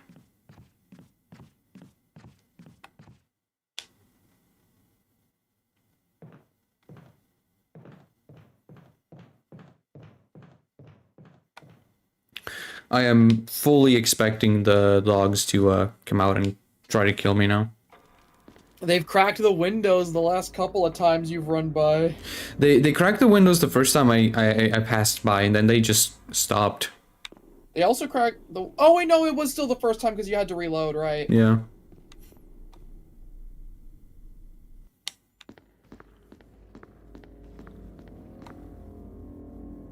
So they're gonna be now, or it's gonna be when I have to come back?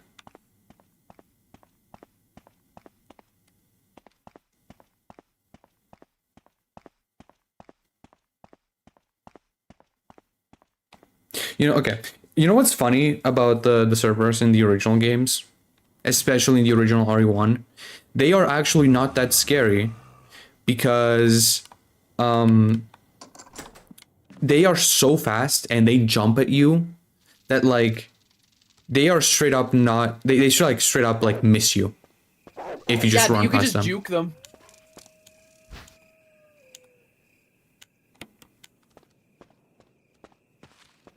God, I love the outdoors. It's so good.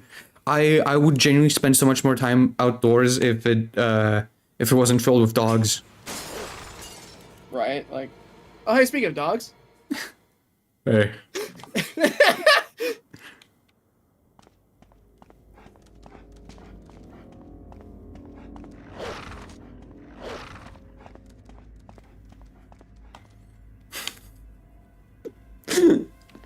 I love that one camera shot so much. Because especially... It's such a good shot. Especially in the original, the characters are not posed. They're just like idling.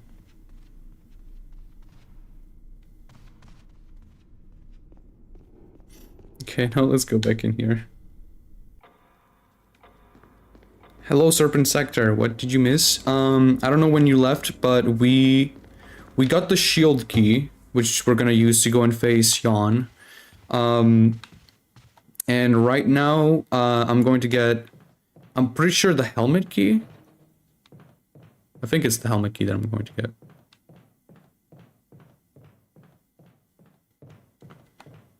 By killing Plan 42 in the mansion.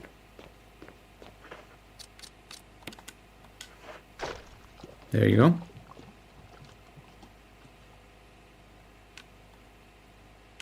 Yes.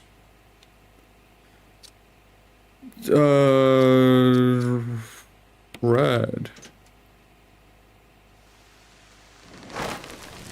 There you go. Sorry, plant.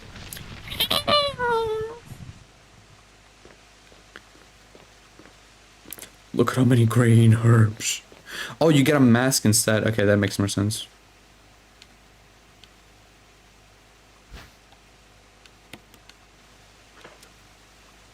Okay.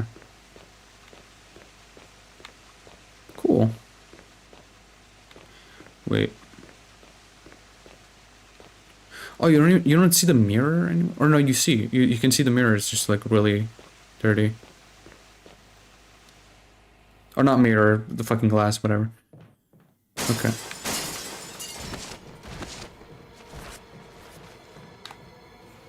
Bye. I felt your soul silently exit your body just now. It was not as intense as it might have seemed. I was okay. It was kind of sorry. It's kind of just like, oh, okay, they finally broke through.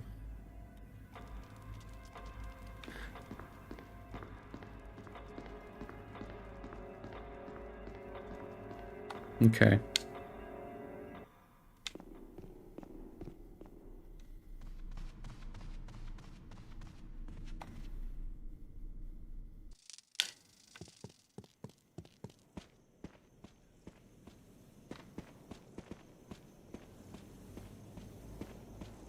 Can you also look up where the fake shot or like the broken shotgun is? Because I don't remember.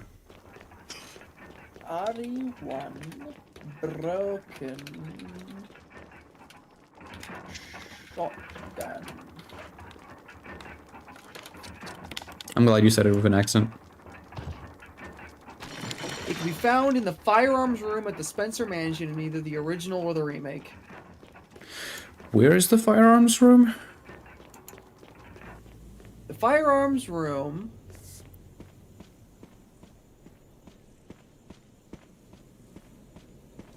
Let's see here.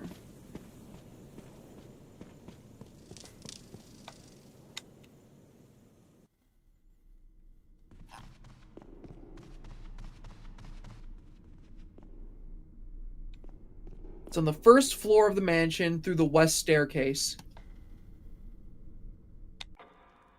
The west staircase. Like, cause hold on, there's a few.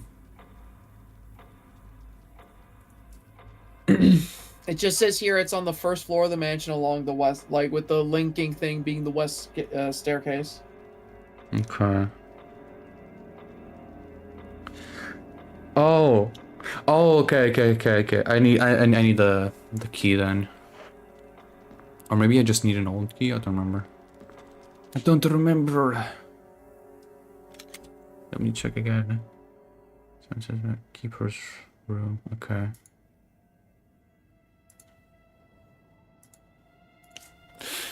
Okay.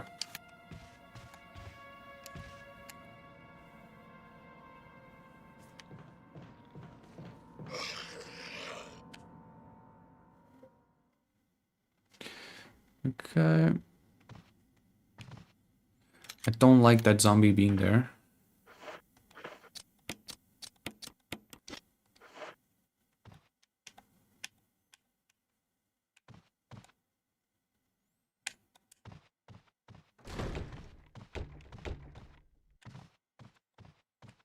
I'm gonna have to open the wardrobe, I think. Oh my god.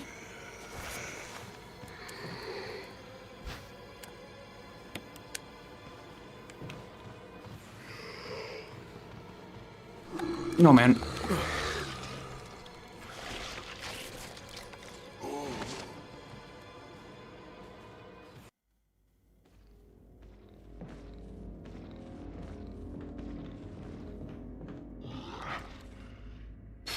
I love juking the zombies in this game. It's so much fun watching you just run around them. Like, it's so much more satisfying than the original. Are you okay? Want me to treat your wounds? No. Right now, no.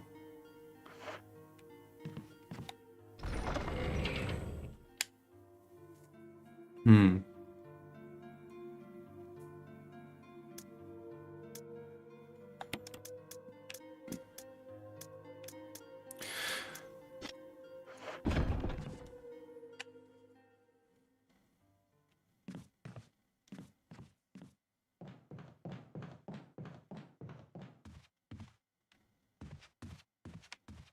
Okay.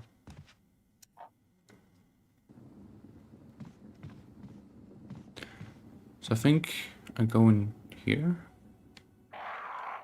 Nope.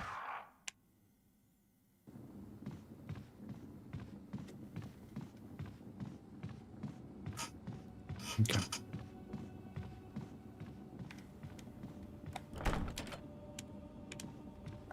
It's locked from the other side. Oh, okay.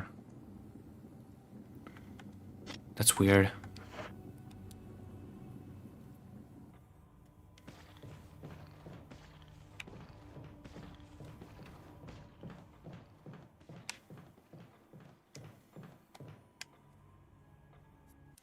I am going to try and see if I can get to the firearms room and use the old key, because I'm pretty sure I can use the old key on that, and it's not the helmet key.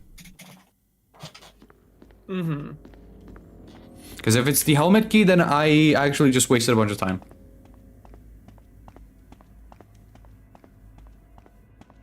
What is the best approach if you want to play the original trilogy? You want to play it, but would be my first time playing RE. Heard that these games are unforgiving. So, okay. If you want to get your start playing Resident Evil games, Resident Evil 1 Remake is your best bet if you want to start with, like, the original RE. Because, you know, you can buy it. It's, like, way more accessible than the original RE1, and it's a better game. If you want to just get a start on playing Resident Evil in general, I always recommend Resident Evil 2 Remake as people's first, and that's usually the one I start people on. If you want to start with a Resident Evil game that is disconnected and is its own thing and still has, like, modern day controls, Resident Evil 7, I think, is a great entry point. So yeah, either start with RE1 Remake, RE2 Remake, or RE7. Okay, so there's emulation. You can emulate the original games. That's true. You can also emulate this game, honestly. You just have to emulate the GameCube version. Yeah. There's some very good emulators out there. And there's emulators with mods that like upscale the graphics too. Yep. So I just wasted time because yeah. That was not the key I needed. Actually, I'm pretty sure there's a green herb and a red herb that I left in here. Right? Unless I already used them. I did not. Okay. The pile of herbs in the corner waiting for you. There's also a red one. Yeah. Okay, so what I'm gonna do is that I'm gonna go face Yawn, because that's literally the only thing I can really do now. The RE games are also always on sale too if you want. Yeah, no, there was a freaking sale for all the RE games on Steam that like made them dirt fucking cheap for a bit. I don't know if the sale's still going. I didn't end up buying anything from that sale because I already owned all the RE games, but I got RE0, RE5, and RE3 Remake from that. Because all of the games are like, they were like $5 during the sale. Yeah, But it was crazy. yeah. The funny thing is, I bought every single RE game on Steam during the last sale they did. That's funny. The That games I was didn't years get ago. were RE6 and the Revelations games. Oh, I bought and played RE6, and that was... I've actually bought RE6 twice, because I got RE6 on Steam to revisit it, but I originally got RE6 on Xbox, and it was the Oh my first God. Resident Evil game I ever purchased. Oh, right. I remember you telling me about that. Yeah, because my entry point for the series was 7 when it came out. That was what got me into Resident Evil. But the first game that I actually purchased and like tried playing was Resident Evil 6. Here. Hold on.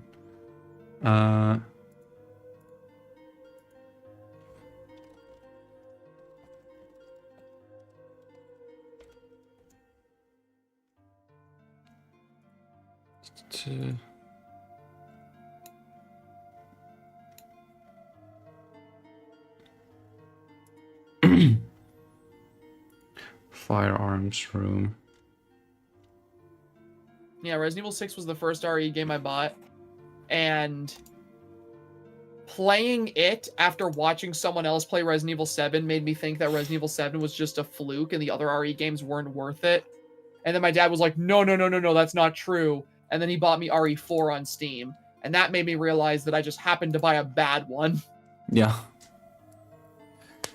And this was back in, like, I want to say, like, 2015.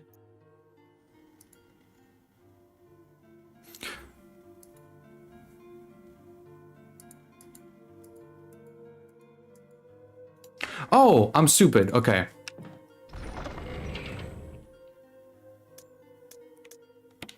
Is RE6 bad? RE6 is terrible. It's like one of the worst games ever.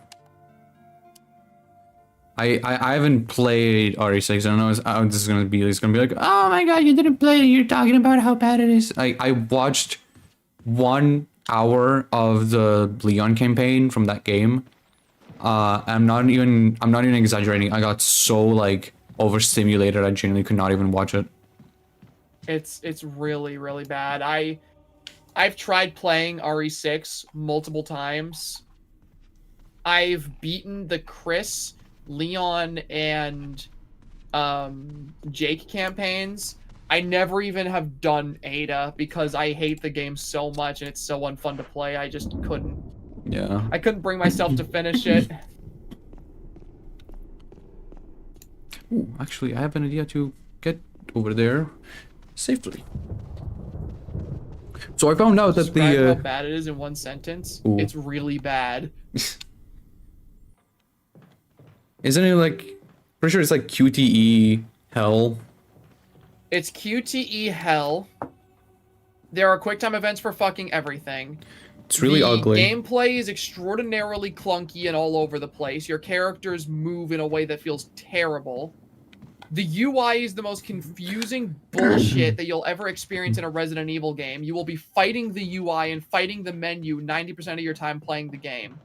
You can do some cool shit, and it has some mechanical complexity, but the cool shit is like, you have to spend hours learning how to even do it, and even then, the gameplay normally just feels clunky and shitty in general. And the story is downright atrocious.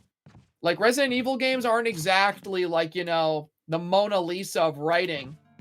But the writing in Resident Evil 6 is so incredibly dog shit that you wonder how that game was even built on a fundamental level.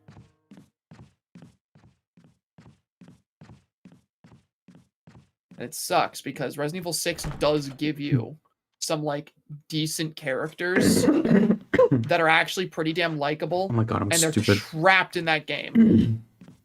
Like, I know a lot of people like... Some people yeah, like Jake. Piers is one of my favorite Resident Evil characters. I love him, and, you know, he's trapped in Resident Evil 6. Some people also like Jake. A lot of people really like Jake. I'm not too much of a Jake fan. I don't really care for Jake, but, like, you know, a lot of people really like him, so I'll give them that. Helena's a fine character. But then, you know, all those characters are just trapped in Resident Evil 6 forever, and they're probably never going to come back because you know, we don't want to acknowledge Resident Evil 6. Resident Evil 6, like, the one time Resident Evil 6 has been brought up is, like, a very brief reference to it in Requiem. Very, very brief reference. Oh, canister. I can start, like, killing zombies and burning their bodies again. Oh, let's go. Yeah, it's actually so huge.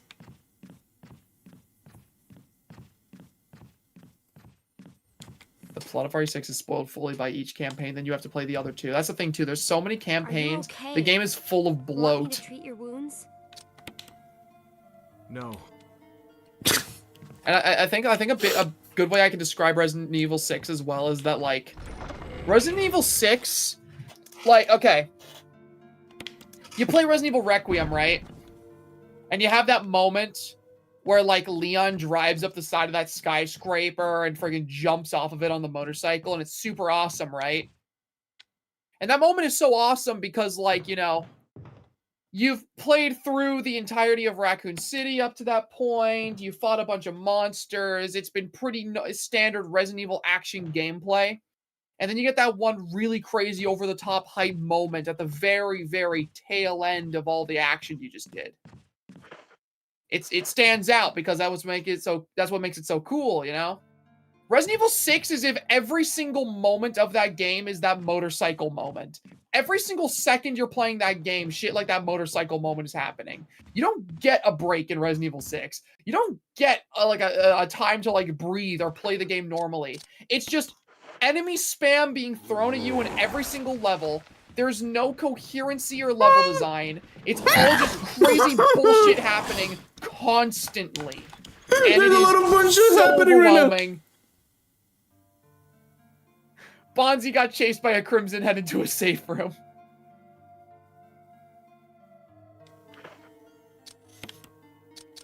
You know, sometimes... It's not done well either. Sometimes you have to take a moment to, like, just appreciate life for what it gives you. Where'd the Crimson Head go? I heard it walking towards me and I closed my eyes and turned around and just went back to the safe room. Oh my god!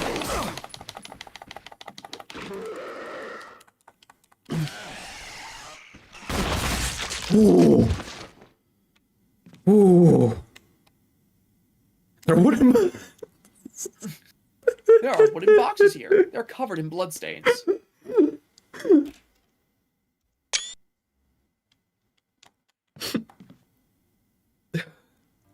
Ranking every Resident Evil game someday. Are you okay? Dude, Want me if to this treat your wounds? if this FNAF Revisited series that I'm doing No. continues to, like, do well on my channel, and, you know, I continue having fun doing it, I'd love to do, like, a Resident Evil take on that series once I get to the end of every FNAF game, because, like, I'm having fun doing it with Five Nights at Freddy's. I love Five Nights at Freddy's to death, and it's been really nice because it's been like a return to form for my channel.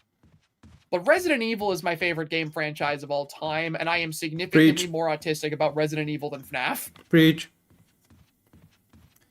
I love Resident Evil. I love Five Nights at Freddy's to death for how influential it's been on me and how much it's done for me and just how much I enjoyed the games growing up. But man, Resident Evil's my shit. Oh, Five Nights at Freddy's. I love you, but you're no Resident Evil. That shit my bread and butter. I also still really want to do that series that I was talking about with, like, Phil and Kako, where I do, like, videos over analyzing, like, the monsters from the Resident Evil series. I'm really excited for the Crimson Heads video. I've wanted to talk about the Crimson Heads for years. And you should. Even before the friggin' Requiem came out and gave us the blister heads. Now you have even more of a reason to talk about them.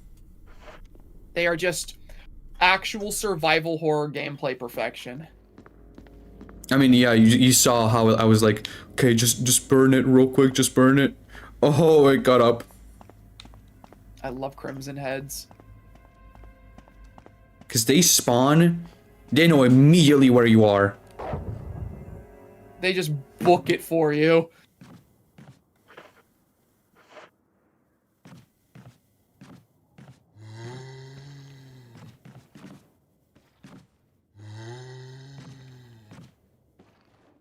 Hey, man. What's, Also, Carla and Simmons were such nothing villains to me, I didn't even care. Yeah, no, Carla and Derek Simmons are the worst Resident Evil villains of all time. Like, it's genuinely not even close. Carla and Derek Simmons are the worst written villains.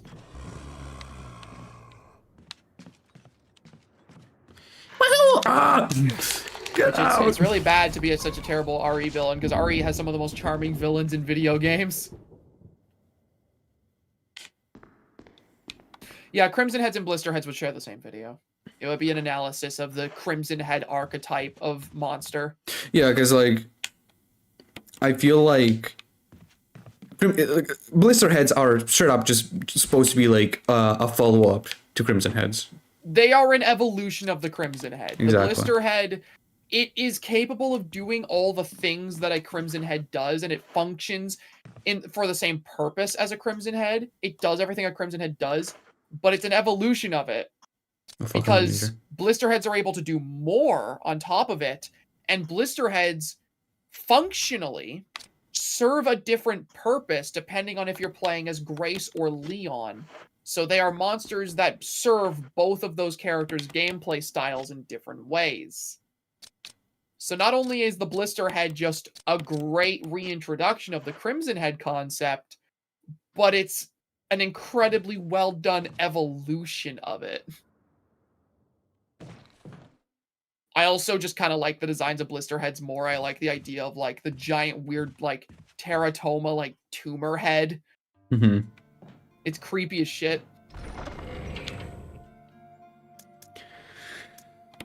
We're gonna be smart, okay? Mm-hmm. So, I want to go back to Rebecca, and I want to get her to heal me, because I'm, like, extremely low, right? There's a zombie up here in this hallway that connects this area to the lobby. Right. And I got the canister with me. Right. So,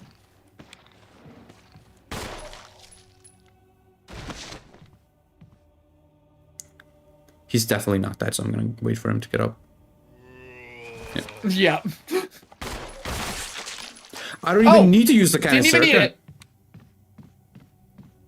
Yeah, I'm gonna just build different. I'm I going to remember you... Okay, my whale. I remember you mentioned one Resident Evil monster called Hunters. Are they cool? You're gonna find out this stream. Because there are Hunters in Resident Evil 1. And I hate them. Hunters are fun, because, like... I feel like Hunters kind of fall into that one, like, the same archetype of monster as, like, Lickers from Resident Evil 2. Every Resident Evil game has their one, like, super scary monster that shows up a little bit later in the game and is a bitch to kill and is faster than a regular zombie is, and I feel like, you know, Hunters and Lickers kind of fulfill that archetype together. Hunters... I will take Lickers over Hunters any day. I'm not even lying. Like, I won't even lie to you. Like, I hate Hunters so fucking much. Hunters are very scary. Want me to treat your wounds? Please. Yeah, would you? No. Yeah. Wow, you have a nice arm. Thanks. Somebody sure knows how to get a deal. Most of the medical supplies here are from Umbrella. Umbrella? Don't you know? They're only the biggest taxpayers around here. They make most of these medicines right here. Homegrown in Raccoon City. But there's not much left, so take care of yourself. I love the random ass plot point that, like, somehow Chris doesn't know who Umbrella is, despite the fact that Raccoon City's, like, sign literally says Home of Umbrella. He works for Stars. Yeah. In Raccoon City, which is, like, owned by Umbrella. No, you don't understand, Zach. He doesn't know who Umbrella are. So. It's fucking absurd. I hate the Hunters in RE3 remake because they made them look like bugs instead of reptiles. Not only that, but they took the Hunter Gammas, which were supposed to be big frogs, and made them into giant chickens. What? Yeah, the Hunter Gammas in Resident Evil 3 remake, instead of them being the giant frog hunters that they are, they fused them with the gravediggers. What? So they are giant chickens that have a gravedigger mouth, and the gravedigger never appears in Resident Evil 3 Remake. What the fuck? Yeah, there just is no gravedigger. That's stupid. Which sucks because the gravedigger is only one of my favorite boss fights, but It's so whatever. good. No, it's the Gravediggers unironically has like such a good boss fight in RE3 original. I love the boss fight in the cemetery, but yeah, no, there is no cemetery, and there is no gravedigger, and instead you get Hunter Gamma chickens. What the fuck? Yeah. Because I can't have nice things.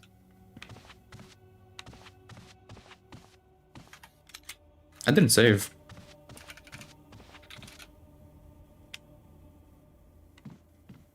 Hold on. I was literally about to go and fight Yawn without even saving. That would have been stupid. That would have been bad.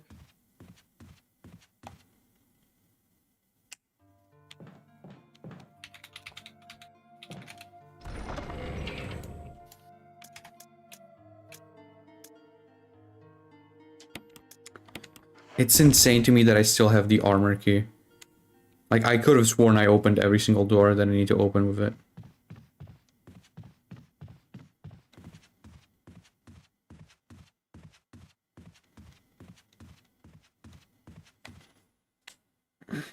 Okay. Also, this room right here, and specifically this shot, I see this shot being posted on Twitter all the time, and it's like, look at how good retro games were in the early 2000s. This is the peak of gaming, and it's like, okay. I mean, it was a gorgeous shot. But Oh, like, it was. It's like you glaze it to the point where like it doesn't feel as special. I have gone on tirades about them before, but I genuinely despise Resident Evil purists. Yeah, pick your poison. Are you a purist or are you a tourist? Resident Evil purists and Resident Evil tourists are the two most annoying people.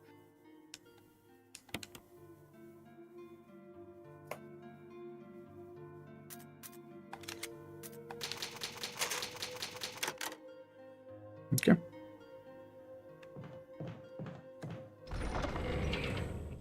So if I had to guess, like seeing how this game operates, I think that I'm gonna go fight Yawn here. Obviously, I'm not gonna kill him because that's not where you kill Yawn. And then I'm gonna get the final mask, and I'll go fight the weird ass guy in the tomb.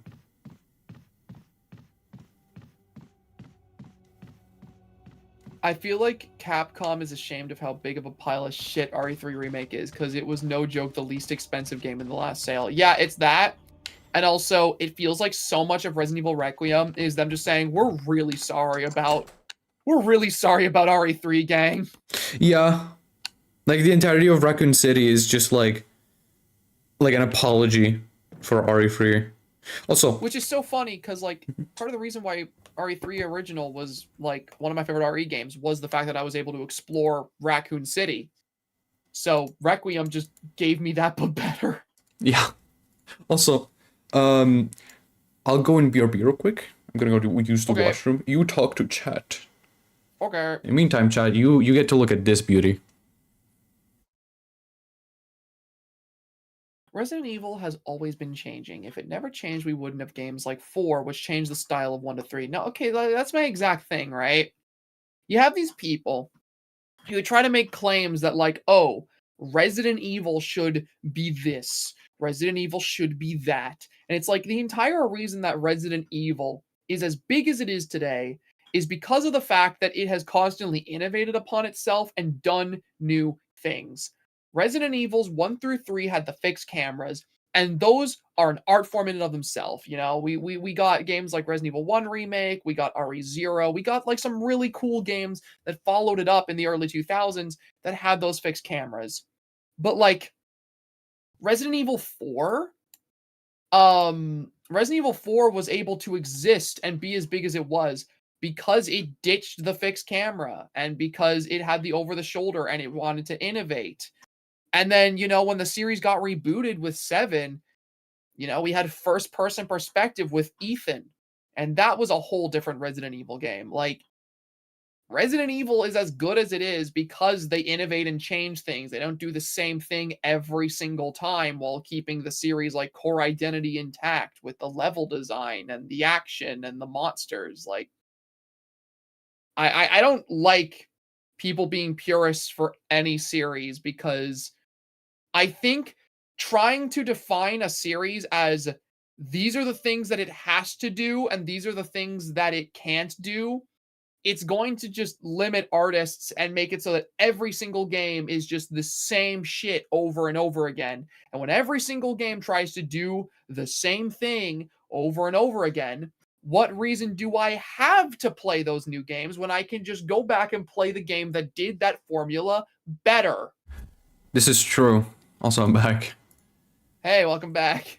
And it's like purists treat things like, oh, the fixed camera, or like, oh, the tank controls and shit like that, like, oh, that's Resident Evil's identity. That hasn't been Resident Evil's identity for like decades at this point. Yeah, exactly. Like, Hey, Jan. hey on, big snake. Big snake.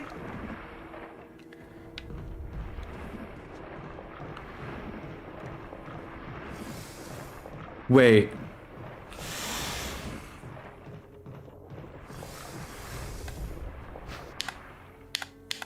Yes, I'll take Yon that. is so funny because, like, I just love that in the middle of this fucking horror game, there's just a big snake boss fight. I can just leave? Yeah. You just go. Bye.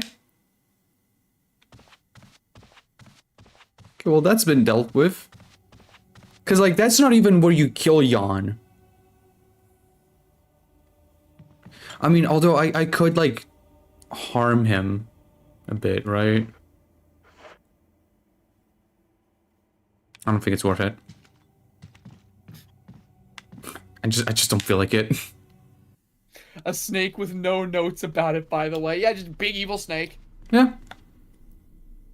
I mean, what kind of notes do you need? It's a snake. I had a It's pet big. snake and now it's big. I had a pet snake. I loved him very, very much. I loved him so much I injected him with the T virus. And now he is full of He's big tyrant. now.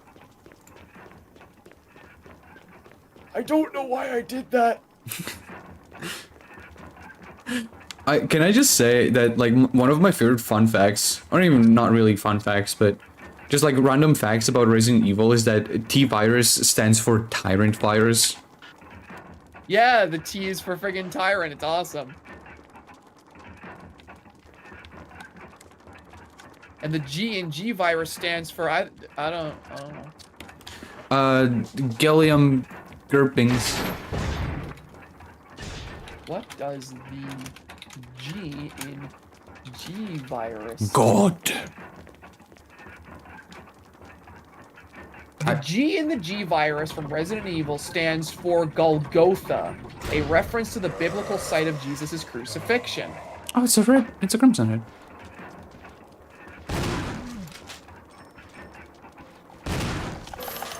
Ouch.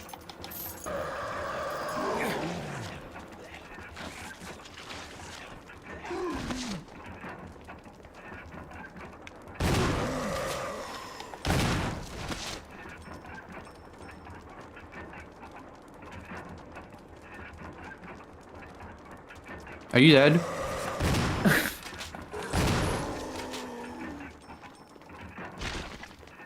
Now he is.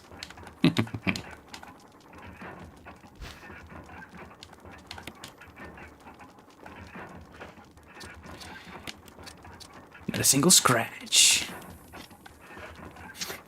Average showed up in chat to say, bro, Bonzi, how you still playing RE1? You've been playing this for the past 2 weeks non-stop. No, okay. Because, so for context, I've been playing Resident Evil 1 original in VC in our, in like our server. And like, say hours, not, it's, I don't know why I said hours. But I've just been playing fucking Resident Evil 1 original in VC.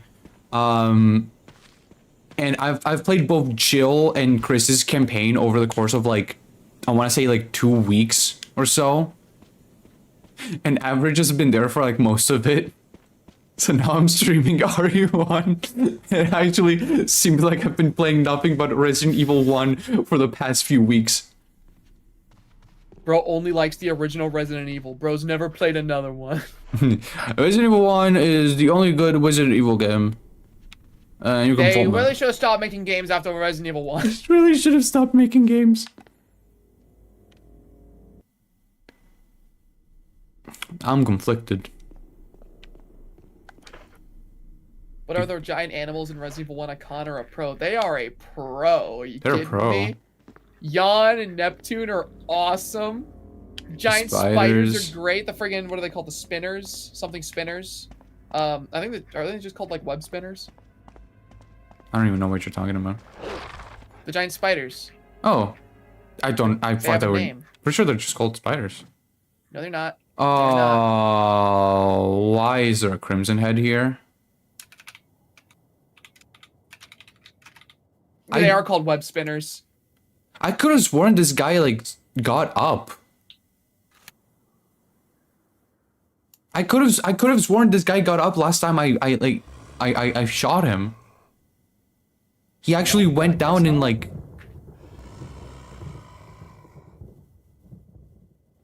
I don't want to fight him.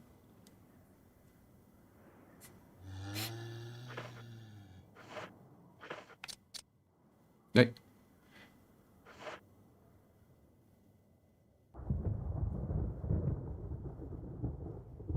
What will you do?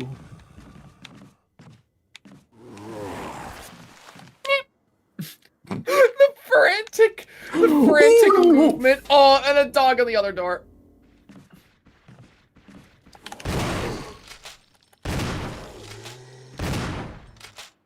I wasted one bullet, but that's okay.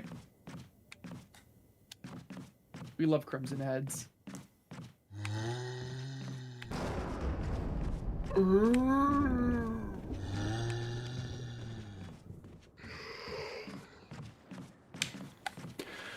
Okay.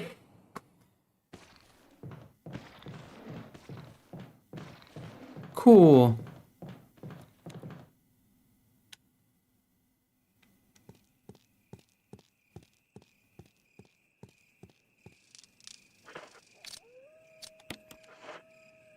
Umbrella.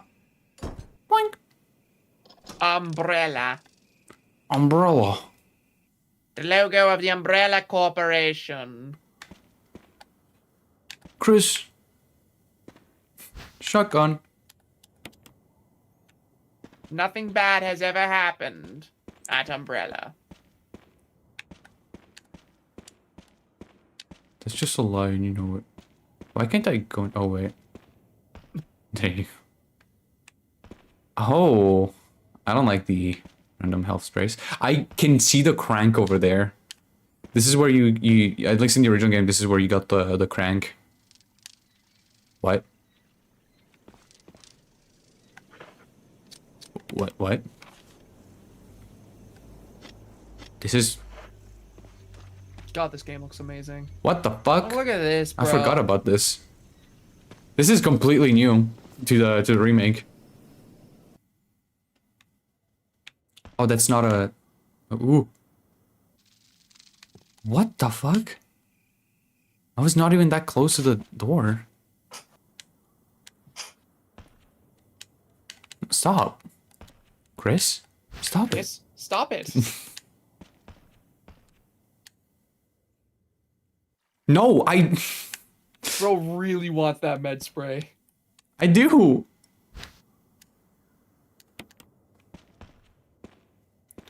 Here, let's go to this door first. There's a bunch of Cerberus here. Hey, Brad. Stars Alpha Team, come in. Does anybody hear me? No. This is Chris. No, it's not. This is Brad. Stars Alpha Team. Bravo Team. It doesn't matter. Respond. I repeat, this is Brad. This is Chris. Brad? Damn. Thing's broken. I love that he put it up to his ear like it's a phone. Yeah, right? Had to make sure he could hear him clearly. Brad? Okay, so... This... If I remember correctly from when I played this like 4 years ago, this takes me to Lisa Trevor. Wesker?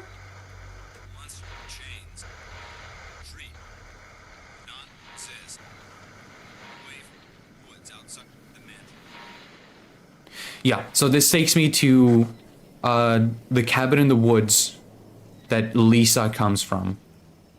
I don't remember exactly. Is Lisa like a genuine like threat that like can appear anywhere and just follow you like an actual stalker? So, Lisa is scripted to spawn in specific areas, but she Okay. will like follow you. Okay. So yeah, oh my god, actual Cerberus like environments. gate will open when the guard dog's desire are killed. What? Okay. The war cry of revenge.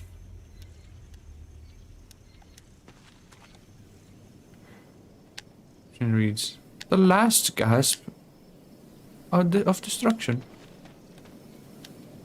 Okay. What? Never mind, bye. The outdoors areas in this game specifically are the ones that just constantly wow me. Like, this shit could be a wallpaper. No, like, unironically. God, I love the angles here. Just barely seeing the mansion in the distance, too, here. It's so awesome. There's a switch here. Press it. Yes. Ah! I have been rotated.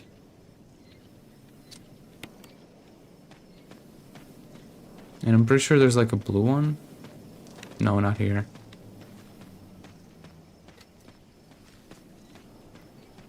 Like, genuinely, what the fuck was going through the mind of Spencer when he built these things? Wouldn't it be really funny if I did this?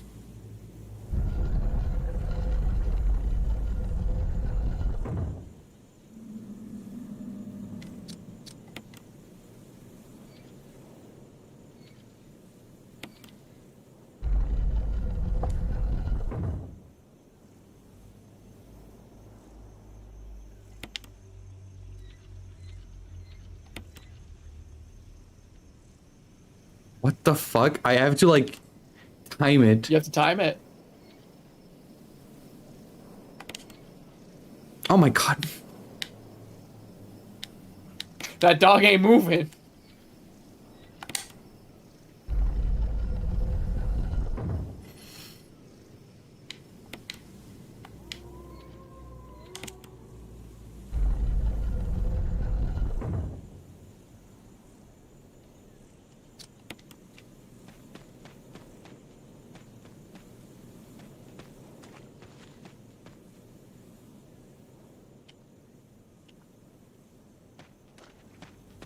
Okay, I guess I have to turn them like around completely.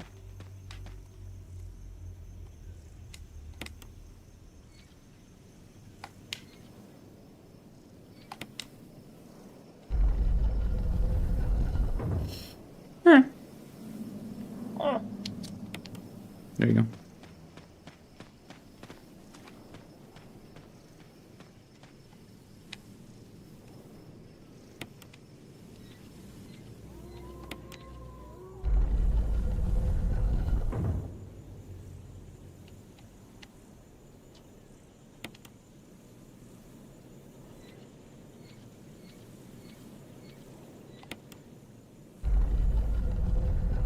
Bro.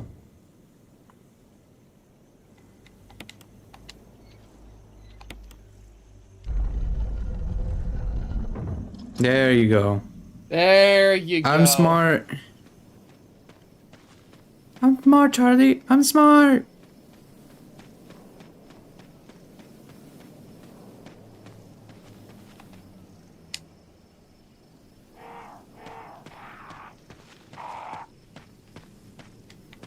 Wait.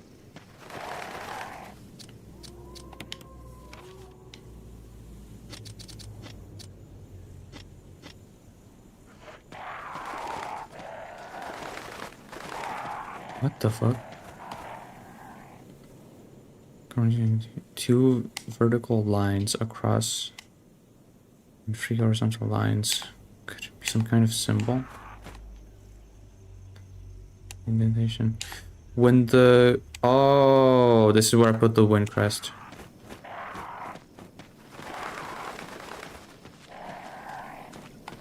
You know what? That makes sense.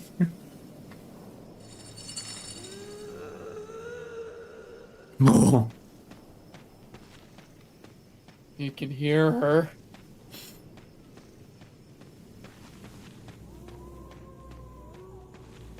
Such a cool setting. I love it. I need a section in a Resident Evil game that actually takes place like in a forest like this. Like a proper outdoors location with the same level design. Exactly. Okay, I can't go in there.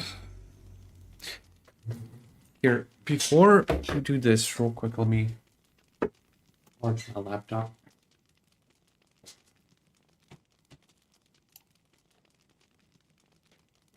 So I can look at chat again.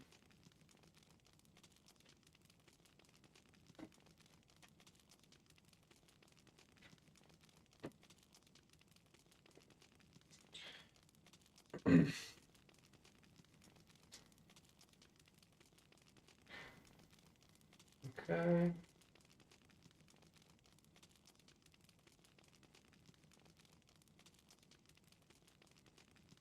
Oh.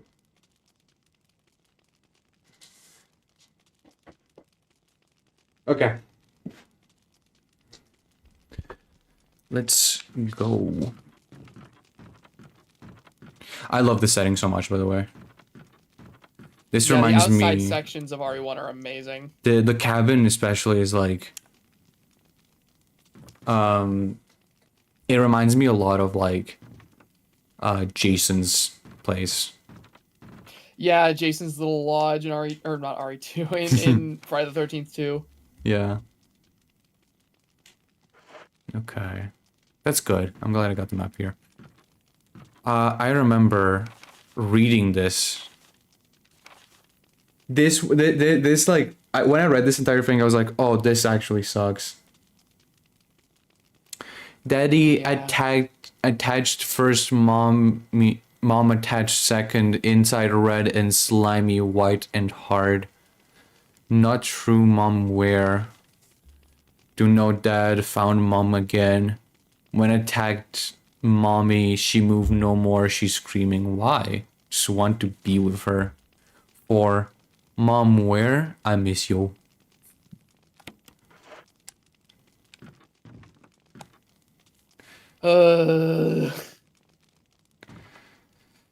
It's so good. And let me see. Pretty sure that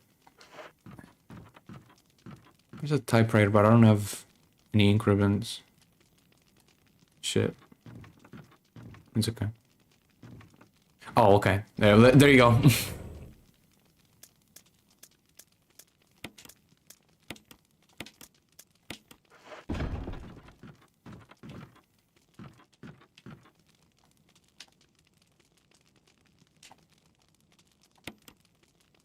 Shout out to fucking Welcome to Raccoon City for randomly deciding to include Lisa and give her a weird connection with Claire. And doesn't she also appear in the RPD? She appears in the orphanage. Right, she appears in the orphanage and kills friggin' Chief Irons. I think she kills, I think Chief Irons gets killed by a licker, And then she kills the liquor to save Claire and Leon. Ah, okay. Oh, here's the crank. Okay. Good thing I came here first then.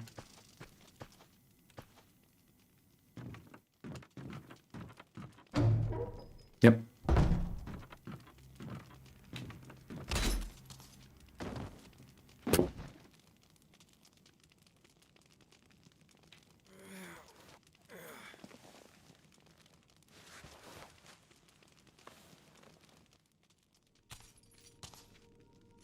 Hi, Lisa.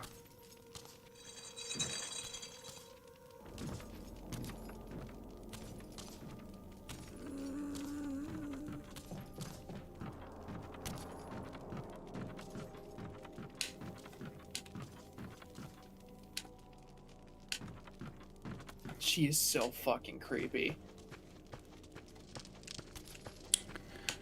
I don't remember what you do in here.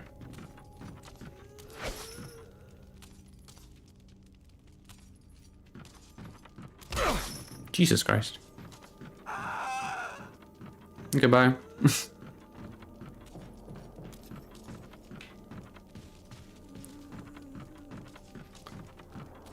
Yeah, no, I love Lisa Trevor. She's such a good addition. She's such a good addition to the original Resident Evil that, like, you can't imagine the game without her. Yeah, when playing the original Resident Evil 1, like you can kind of tell when you play the original and then you play this, you can tell that like Lisa is like a completely new addition, but like it adds so much personality to the game. You can also feel friggin' Lisa's influence whenever you play Requiem, because the girl feels very inspired. Oh yeah, the girl is absolutely meant to be like Lisa 2.0.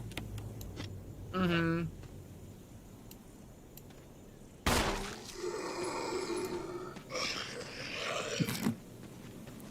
Yeah, man, whatever, bye.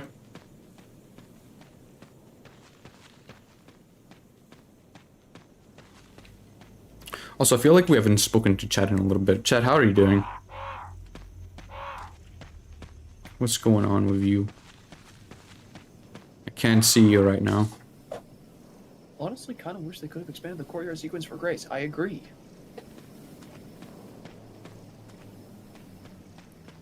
Wait, true, I didn't... Wait, oh, why did I think of that? Yeah, there's so much shit in Requiem that feels like it either pays homage to or directly references stuff from previous games. Yeah. Like, Requiem is the biggest love letter to the entire franchise that has ever been made. I love Requiem so much. But yeah, no, Chad, the girl is literally supposed to be Lisa Trevor 2.0 because, like, she's this girl who has been experimented on, who is a stalker enemy who chases you around, and she's got chains. She even has a similar origin story to Lisa Trevor because you have these friggin' two little girls that were being experimented on by friggin' Gideon. Mm-hmm.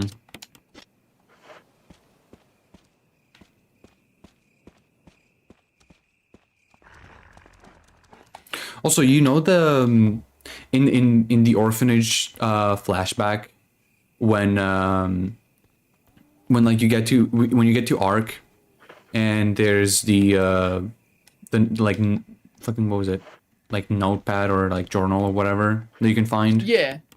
That is the exact. I'm pretty sure that is the exact same journal as Gideon's. Yeah, that is Gideon. Yeah. Okay.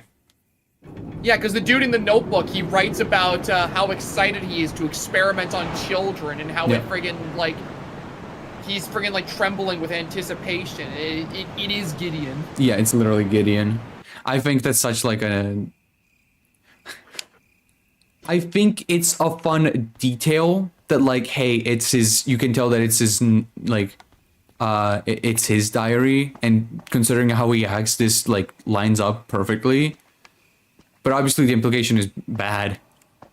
He's a fucking freak. Gideon is such a disturbing villain, and he has such a presence throughout Requiem. Like, even in flashbacks where you don't see him, his presence is felt with stuff like that notebook. Okay, in the original Resident Evil 1, this elevator thing, the model for this is reused across the first 3 games. It's the exact same model with the exact same animations. That's awesome.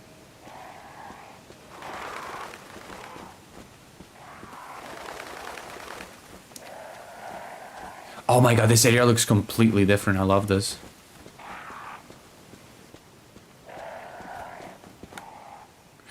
Okay, so this is gonna take me to the guest house. You know, I find it so interesting now that I think about it. Resident Evil 1, you start at the big mansion and then you have to make your way to the guest house. But in Resident Evil 7, you start at the guest house and then you make your way to the big, like, main house. Yeah, right? The Baker Estate is such a phenomenal setting for a horror game. Resident Evil 7 really knocked it out of the park. I just really, really wish that the final act of that game was better. Yeah, no, I hate the boat so much. Like the ship and the caves. Okay, the caves are like whatever, because you can just run past them. It's for me, it's literally just like the ship. It's so confusing for no reason. Yeah, I feel like Resident Evil 7 exemplifies the biggest issue that a lot of Resident Evil games are plagued by, which is that once you leave like the main location that the game is themed around, it falls off hard. Yep. And like, at least with like the mines, that's an area you can do quickly because it's kind of like a last minute gauntlet to get to Evelyn. Ooh. But like, man, the boat, it drags on and on and on. Like, I do not find the boat enjoyable. It's really bad, and that to me is one of the main reasons I think Requiem is just the best Resident Evil game ever. There's not a single section in that game that to me feels like the game falls off, or I'm like, oh, I don't want to be here, I want to go back to where I was before. Like Requiem, yeah, every section you enter is like, oh, I fucking love this. Yeah, because even like Ark, which is like the final lab area and is a lot more linear by design, it throws new shit at you whenever you're playing it to make itself interesting. Like, you get lickers in Ark, and you get unique interactions with those lickers that you are only able to do with either Grace or Leon. And, like, you know, you get, like, unique interactions between enemies. You get cool boss fights with friggin' Hunk. Like, the Ark is such a fun final area because it doesn't really overstay its welcome. Okay, I really like this. So, I just want to quickly say, in the original, this was like a little hallway with a hole in the middle, and you had to cover it with a statue that you would find all the way over here, and you had to slowly move it towards here to cover the hole so Plan 42 doesn't grab you. In the remake, there's just a box here. Yeah, right?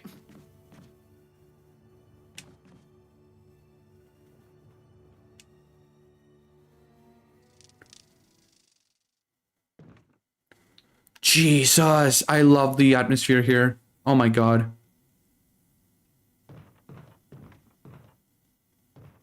It's so good. It's locked. I feel annoyed that he doesn't get a snake form. Yeah, Gideon could have had a snake form. I can't really complain, though, because, you know, my favorite Resident Evil monster of all time is Nemesis. And he's a Nemesis.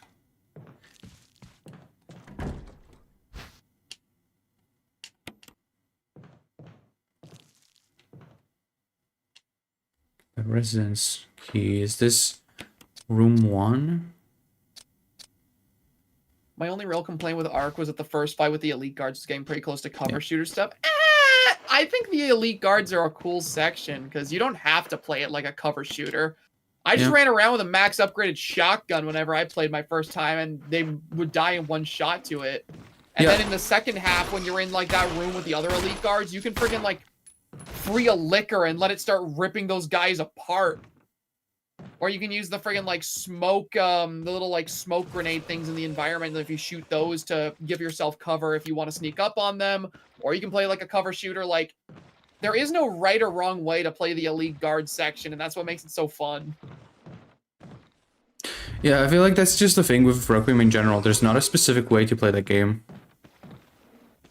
Like, the elite guard section can be a cover shooter if you want it to be, but you don't have to play it like that. Hell, I've seen clips of people parrying bullets with the hatchet.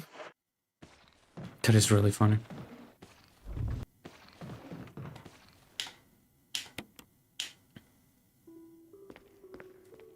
Oh.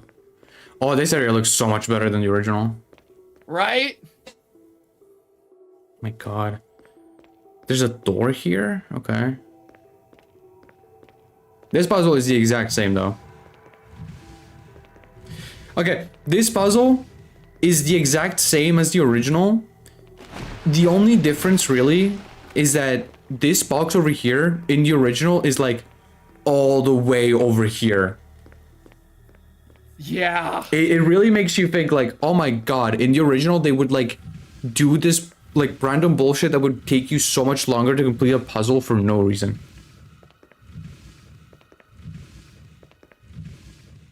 Yeah, you can parry fucking everything with the hatchet in RE9. Yep. You can parry Gideon's rocket launcher. You can literally parry like the attacks of Gideon in his like nemesis form, like final boss version. Which also, yeah, like, I know some people talk about being disappointed that he didn't turn into a giant snake, but like, I was more admiring the fact that him being a nemesis was so well set up by the game, because like, Gideon has the exact same height as the nemesis does. He is 7 feet tall. He is the exact height down to the inch of the nemesis. He has brute superhuman strength that we see right from his introduction in the game.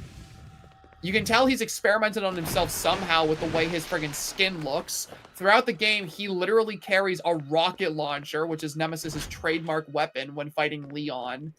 And when you're in Ark, you can literally read a file about how they were selling special Nemesis parasites, and every other file in that entire like room references a monster you either have already seen, or no, yeah, it's all just monsters you've already seen. Never mind, yeah, it's all monsters you've already seen.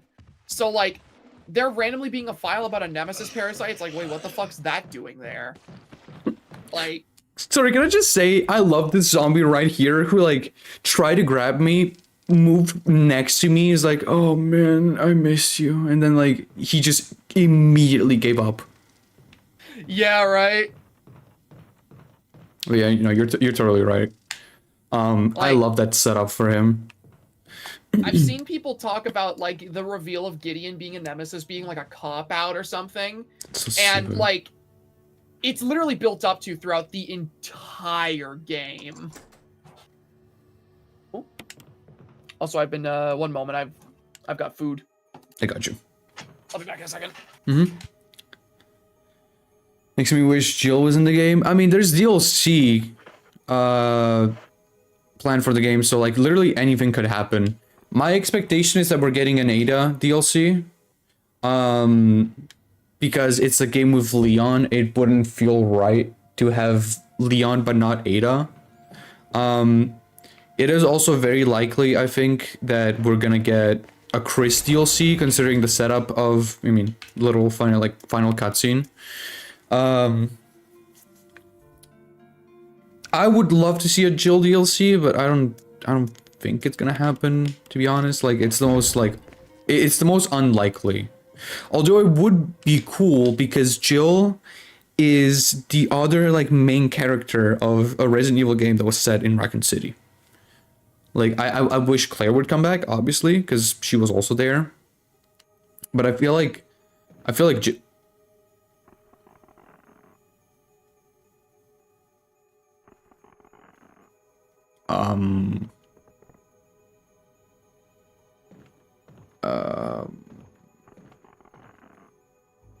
okay.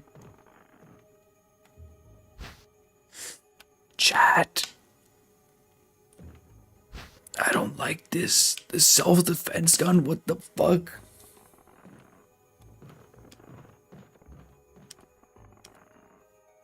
Okay.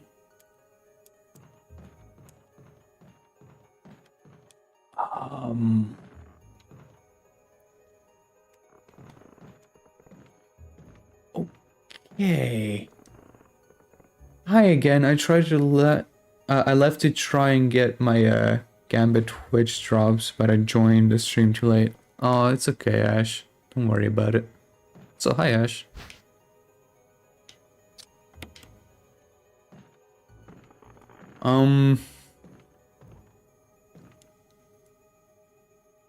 Try again tomorrow? Yeah, that sounds good.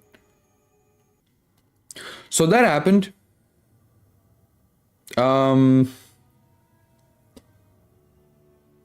Yeah. Cool.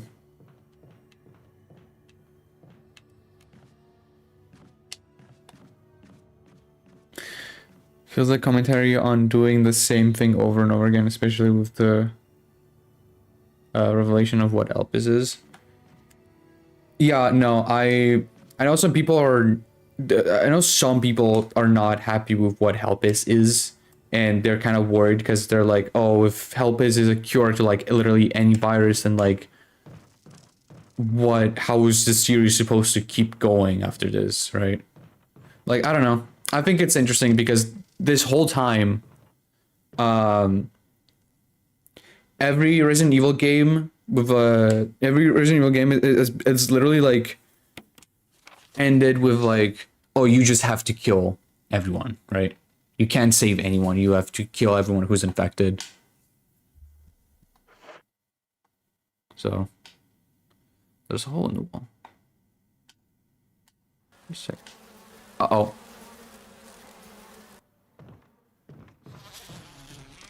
I should not have done that.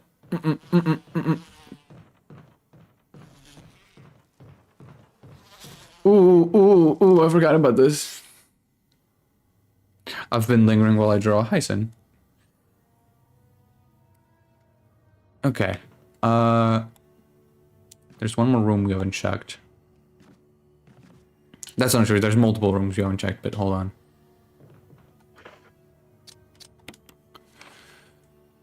Okay, so we're here. There's the gallery we have to go to. Oh, right. This room has been turned into like a big place now. And this is also where the spiders are introduced. Yep.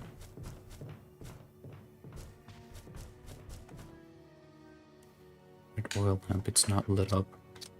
I can lit up.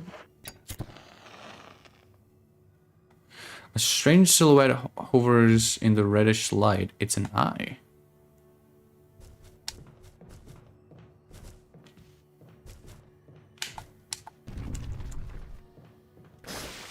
Ew. Stop that.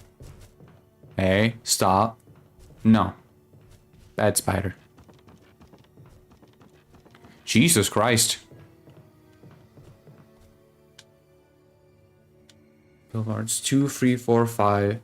Oh, sorry, 2, 3, 4, 5, 6. Yeah. Doesn't seem to be any significant about them. But okay. I like that Umbrella makes bioweapons, so there's an excuse to have stuff that aren't zombies. Yeah, exactly.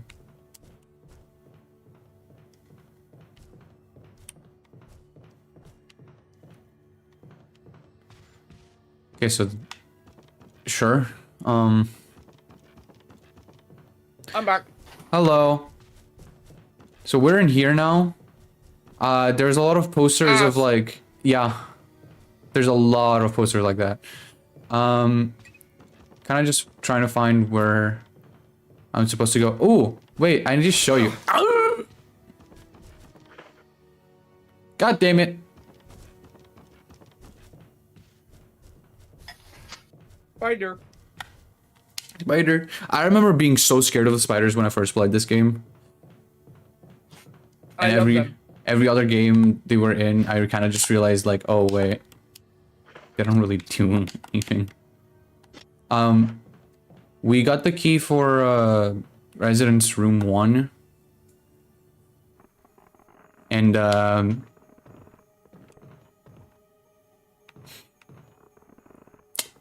yeah. This guy got a little tired. Spencer was a strange man. I mean, you could say that, yeah. You know, we're talking about him in past tense. He's alive in this game. That is true. He's alive for like another 8 years. We take the first aid box. I actually don't need it. Ooh, here's the book.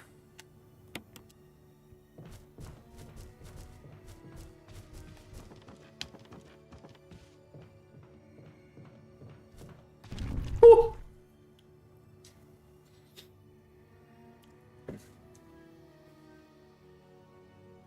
Thank you for the $2 power-up production. Looming Dread should have played in Hunk's fight. Is that like his theme in RE2 remake? Theme.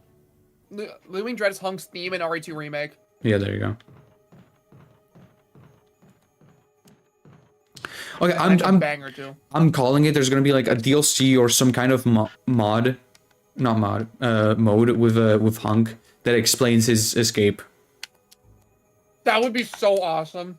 Because like, obviously they intentionally make his body despawn as soon as possible and leave a blood trail behind because he's not actually dead. But like, I'm just so ready for like a Hunk mode or something. No, Chris, that's not the right way.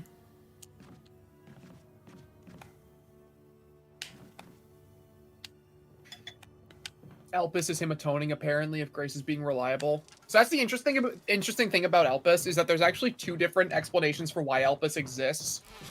There's up to interpretation. Because Grace's interpretation is that Elpis was created as a means to atone for his actions. However, if you read Grace's report, it's also equally as likely that the reason Elpis was created was because Spencer became fully aware of the competition and the bioweapons arms race that was developing from other companies like the Connections and Tricell. And he created Elpis as a friggin' like middle finger and the ultimate be-all end-all of like stopping his competitors. Yep.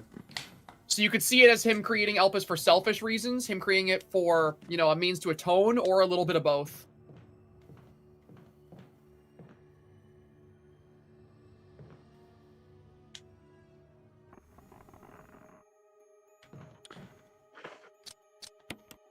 Which area have I not? So, okay, hold on. Examine. Yeah, okay, I do open you. Never mind.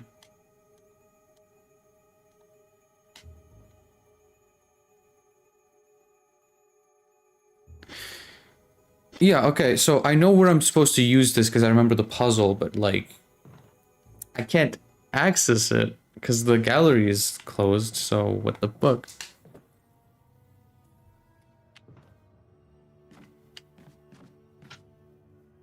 I hope it's the second one because that makes more sense. Oh, it absolutely does. Because, like, the thing is, right?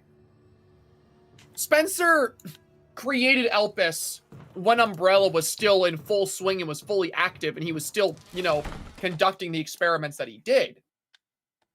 And he only showed that change of heart after the Umbrella trials occurred, and he had lost everything and was basically just rotting away on his own. So I like to think that he created Elpis for those selfish reasons. And then I got a different value. Grace as a means for atonement. Yeah, I think the way that I see it is that both are true. Like both explanations for Elpis is just that it was originally made as a giant middle finger to the competition, obviously. But then like years later, after, you know, he has Grace and everything, he then sees Elpis as his atonement. His blind hope. Yeah. And also, sorry, someone in chat just brought up the whole RE5 thing. If you read Grace's report in Resident Evil Requiem, it mentions the RE5 stuff that Spencer was on. It explains that Spencer had adopted Grace and had like seemingly wanted to atone for his actions. And then following his adoption of Grace, he had begun to go like old and senile. So the stuff that he was saying in RE5, he was a friggin' senile old man who was literally losing his mind. So like RE5 still happens. The way that Spencer died still happens. It's just that in his last couple of years before he went crazy and senile, he had a moment of lucidity where he adopted Grace. Yeah, like, Spencer's still, like, an old piece of shit. And it's just that he's fucking... I mean, you explained it, so...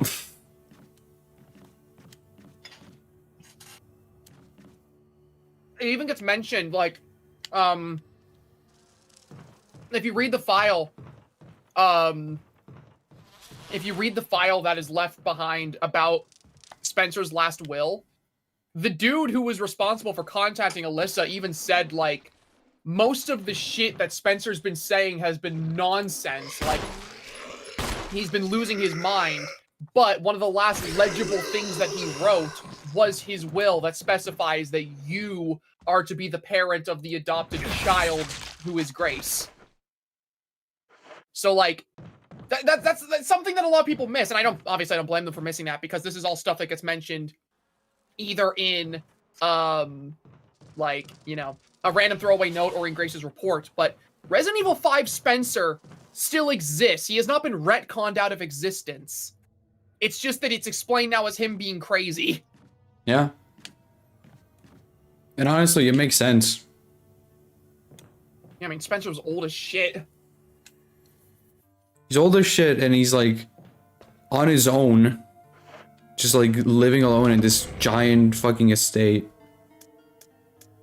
Like, shit, I go crazy, too.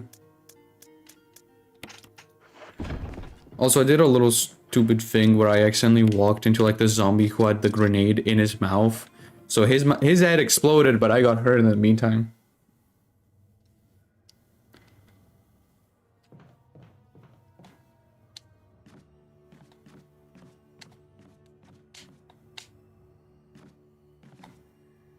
Okay. No, Spencer was like 9 years old at the time of his death. He was old as shit. So, like, of course, you know, he would have reverted back to his whole, I was to be a god shit in his later years. Like, bro was old and senile.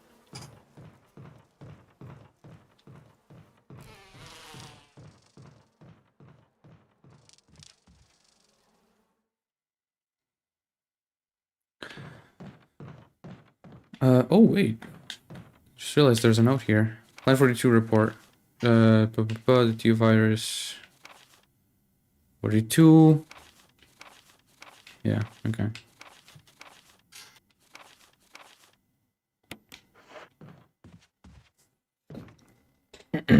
Okay. I genuinely think there's nothing else left to do but, like, go down and probably face Neptune, so it's Neptune time. Neptune. Neptune. When I first played this section, I was in a call with my friend Seuss, who was actively saying, it's Neptune time. And I'm kind of just sitting there like, what do you mean Neptune time? Richard. Because you didn't know what Neptune was. Richard? Chris! Chris, stop! No! Oh.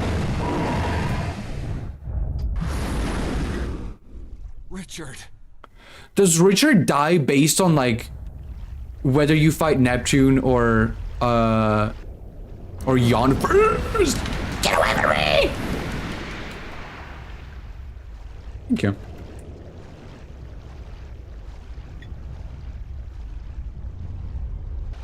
I love Neptune because, like, that's literally just a shark.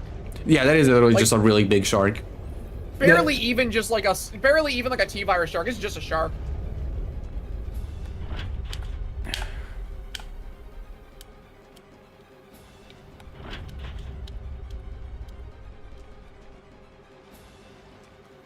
Like, what's really funny to me as well is that, like, in the original, or compared to the original, the only difference between, like, original Neptune and, like, remake Neptune, Christ, is literally just that Neptune in the remake is just bigger. Mm-hmm.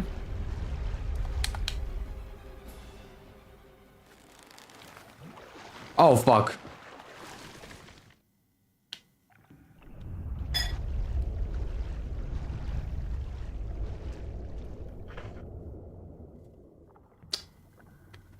Shit.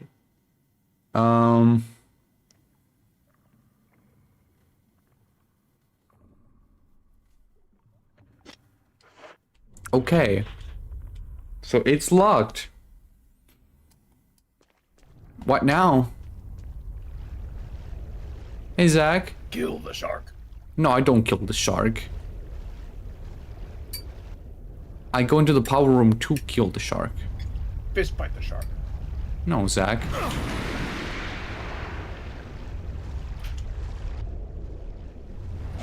Whoa.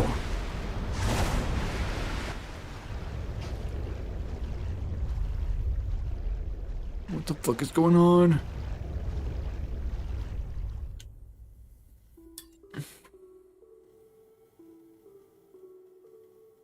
Reminds me of the shark in Hello Neighbor. Okay. You know, The shark. if I had a nickel for every single time Hello Neighbor got referenced in a Resident Evil stream I was on, I'd have 2 nickels. Which isn't a lot, but it bothers me that it's happened twice now. You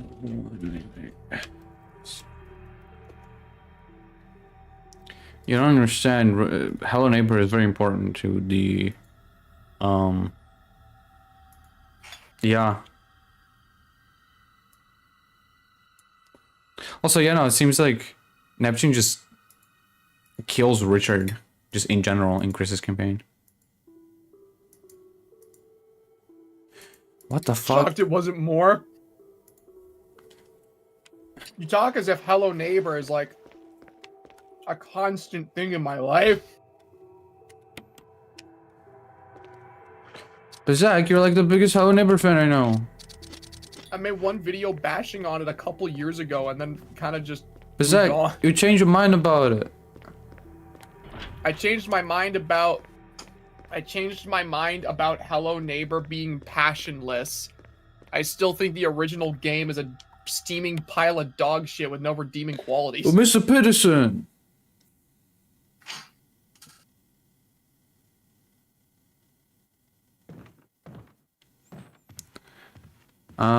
So I don't know what to do.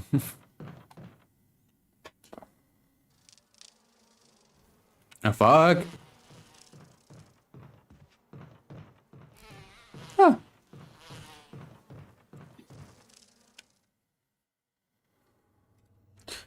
So let me check. Resident Evil 1.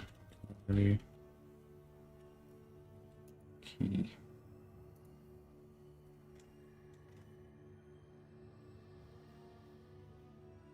Did you have your breakdown when you saw the credits of Hello Neighbor 2? Yeah, it was like 3 years ago.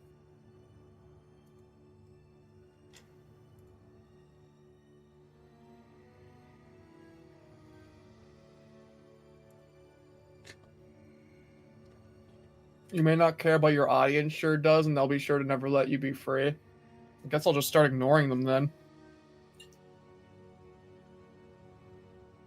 Key for the power room area. You can find inside the image preparation room before. What?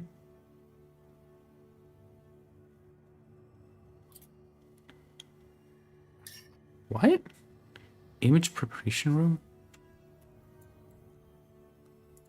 RE1 image preparation. What the fuck is that? But that's it. What? I'm really confused.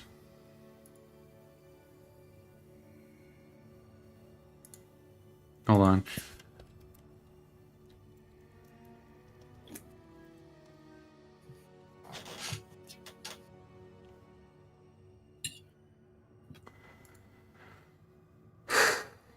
Okay.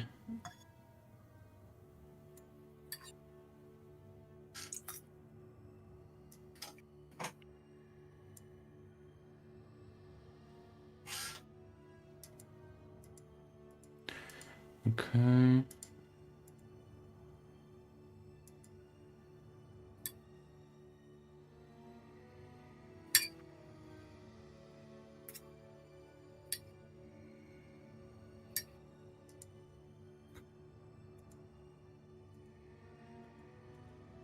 Da.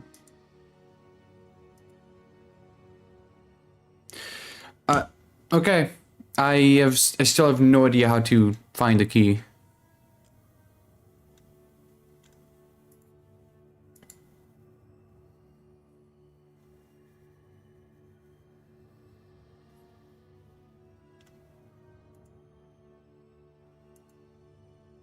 What the fuck?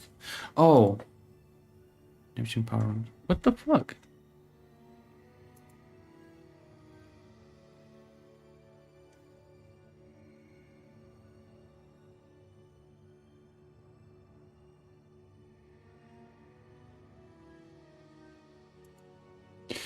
Zach, Yeah. I need help. What's up? It's oh wait. Sorry, my one of my friends just DM'd me. It's in the bathroom down from you. Thank you. Never mind. Why is it in the bathroom? You know, just in case. Guy who had it last was shitting. Have I not been here? I swear I was. Oh, it's because there's a dead body.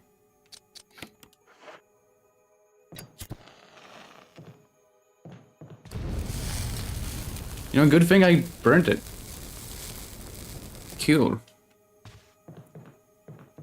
Yeah, okay. My memory is horrible. Yeah, spill out the plug. I came in here, I saw the zombie. I'm pretty sure I tried to go back to get the oil. And then I completely forgot why I was getting the oil in the first place. Because then I saw the dead body hanging from the ceiling. I'm like, oh, that's bad. Also, just Yes. give me one moment. I just finished eating, so I'm gonna take this plate upstairs now. Of course. Go, Tubby.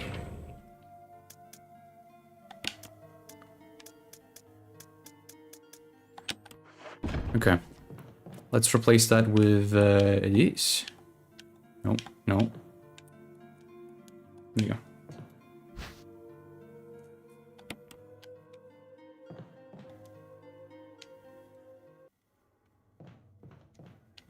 Oh.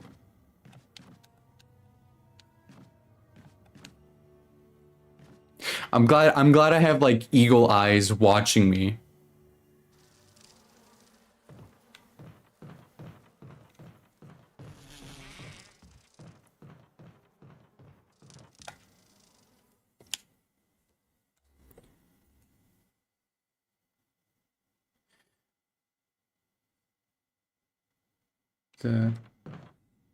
Okay. Whoa. Is it me or is Hunk the immortal of this franchise? I mean, the whole... Do you know what Hunk stands for? Human unit never killed, so like, yeah, the whole point is that he never dies.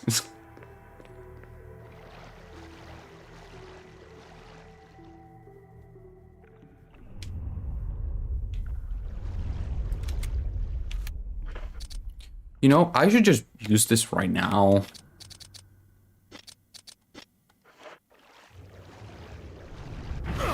Ouch.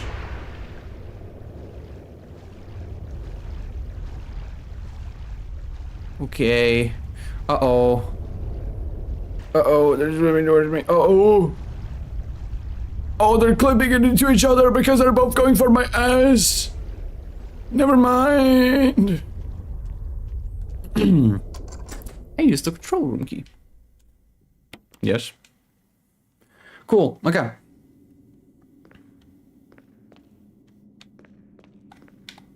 Warning lamp indicates this is an emergency. Oh, this room is completely different from the original. What the hell?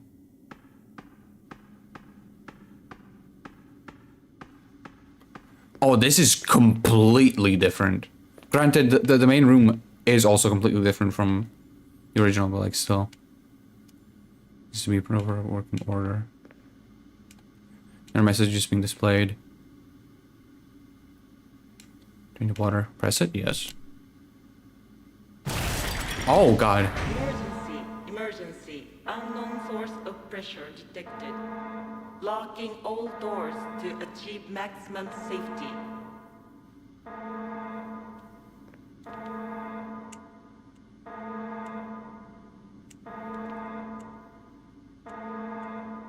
I am back, and I am now accompanied by the single clingiest cat in existence. That's awesome. Reaching 30% of pressure threshold.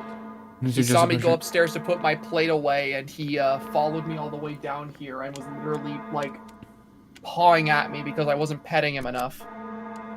Oh. That's great. I'm gonna die. Oh. Pressure low. Uh-oh. Reaching 50% of pressure threshold. Well, that's great. Press which way? I don't fucking know. Activate emergency drainage system immediately.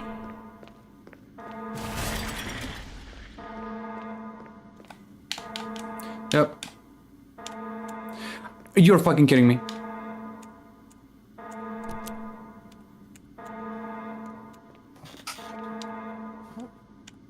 Now he's... okay.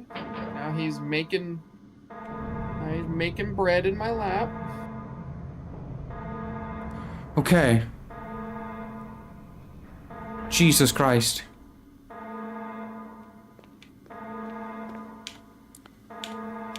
Drain the water? Yes. Bite my hand. There you go. Okay. The water has been completely drained. This section is so much cooler than the original. Because okay. Yeah.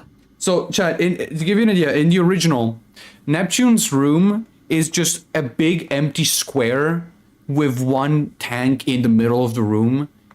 And the room has been filled with just enough water for the sharks to swim out. The power room, you just entered with the key. You pull one lever to drain the water, and you're done. That's it. This section over here, completely new. I love that. Yeah, not only is this game, like, you know, a faithful recreation of Resident Evil 1, it's just an improvement. Which is what a remake should do. Oh, I love this area. Zach, you're in your element. I'm in my element. We have a running joke, chat, where every single time we're playing a game and either I or Bonzi comes across a grungy industrial environment, we always say Zach's in his element or I'm in my element. Yeah, and if there's like... I mean, if there's like a rustic like kind of environment or like some outdoory like forest like environment, I said that I'm in my element, but because that's literally all of this game, there's no reason for me to say it. And Neptune. Yeah, no, you give me a friggin' grungy industrial set piece and I'm losing my mind. Also, poor Neptune. I'm in. Oh no, this is Neptune. There you go. Yeah, I was just a little baby shark. Bro, what you so scared of? Don't talk to me. Bro, there's nothing to be afraid of.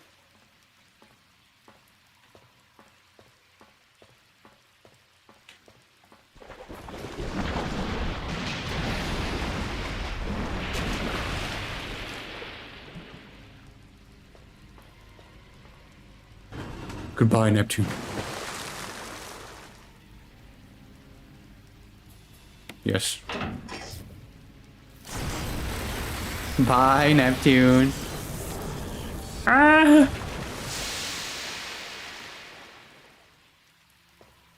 Ow. That's so cool. Oh. Yeah, this is awesome because yeah, in the original you drain the water and Neptune is just like kind of just like swimming around. Not swimming around, he's just dying.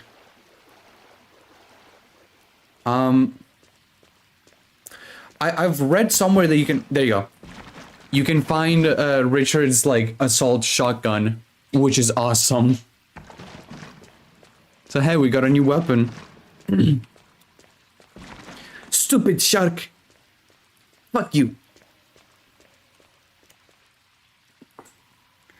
Okay, water has been drained. Did I get any like key item from this or? No. Okay. I swear there's something I'm supposed to get here. I believe there is a key item, yeah.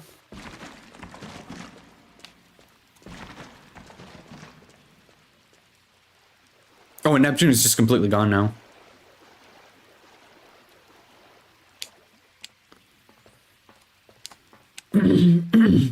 Generator here for the water flow control system. It's toasted. Yeah, but why do I care? Oh. Yeah. There you go. Now we have the gallery key.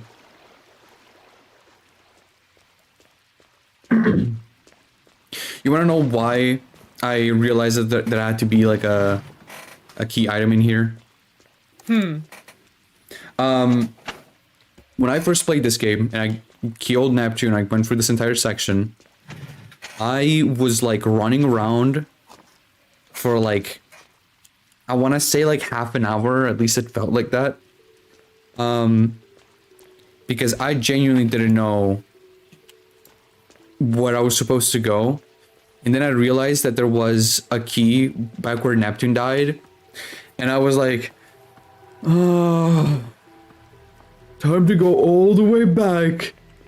Because I didn't notice one fucking key.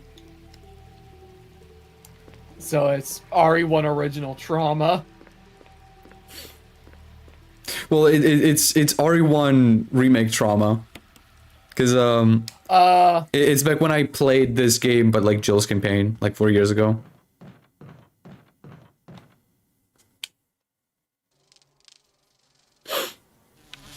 Whoa.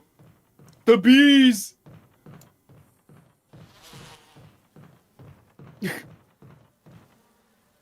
Man, if I were Chris and Jill, I'd be so mad. I have to deal with some bullshit. Yeah, there is I think the guest house specifically introduces so much more bullshit. Because suddenly you have like smaller infected snakes.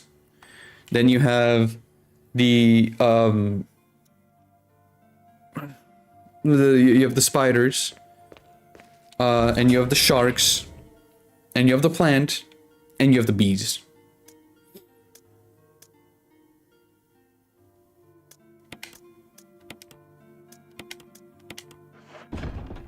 Actually, you know what? I'm gonna save. That's right. You know what's scary? After I'm done here at the guest house, I have to go back.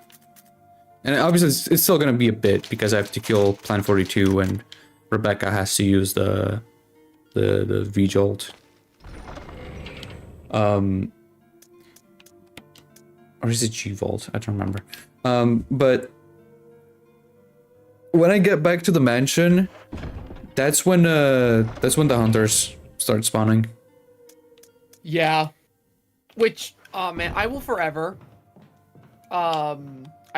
love the trope in these games of having you go through the main location and familiarizing yourself with the surroundings, with the given enemies that are in there, and then going back the second time around and them just throwing a new terrifying enemy at you to shake things up. Yeah, I love that. And correct me if I'm wrong, but don't the hunters at least replace the zombies? The hunters, like, there are no new zombies when you go back to the Spencer Mansion. It becomes hunters. Yeah. I believe the zombies that were already there, like, don't vanish, but hunters take the place of zombies as the main enemies. And I find that so cool, because, like, I just think it's such good game design to allow the player time to familiarize themselves with, like, a big area before throwing a big fug-ass enemy in there. Because it's how you stop, like, it's how you stop this game from becoming frustrating rather than scary.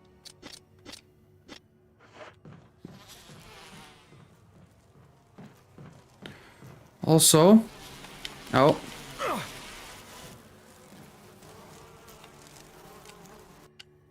Oh, right. Okay, I remember now. Unlike the original, this game actually allows you to deal with the bees. Because it expands on everything, including the bees. So, the way that we deal with the bees, we go back here to where they came from. And we just go, bye-bye.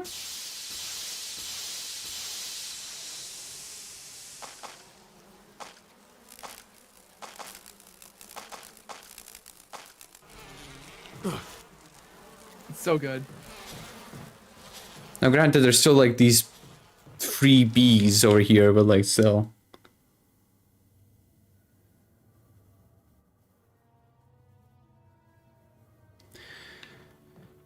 Okay, let me see. Oh, it's this room. Okay, I actually need to show chat this because I think it's insane. Resident Evil 1. I need to show you guys what the gallery looked like originally.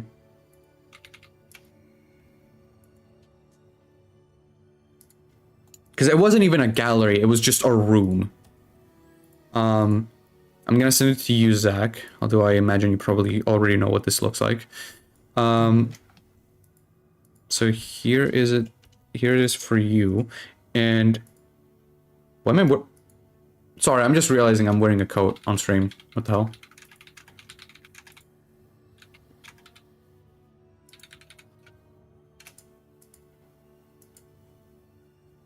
Okay. Sorry, I'm just realizing, like, after hours that, like, I accidentally had the wrong outfit on. Whatever. But here, chat.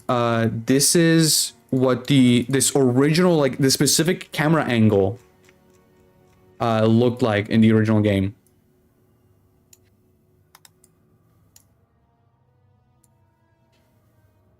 Like, it's genuinely fucking insane. The actual difference is night and day. The guest house in the original game is so ugly. Actually, just barren. But this one is like this might actually be my favorite section of the game so far. Why does Bogo have that shit on? I know, right?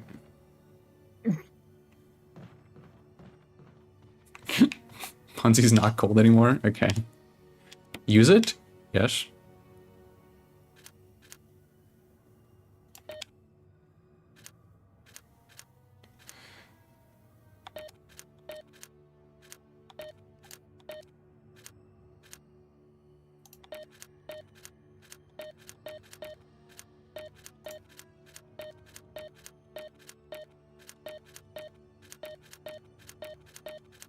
What? Oh, do you not like the cryptic keypad puzzle of Doom? That was completely different in the original. In the original, it's just one of those puzzles where, like, you have to turn off all of the buttons, like all of the lights at the same time. Wow, a puzzle that actually, like a version of the puzzle that actually requires me to go and look for the clue? What? Can't imagine that. Mm-mm.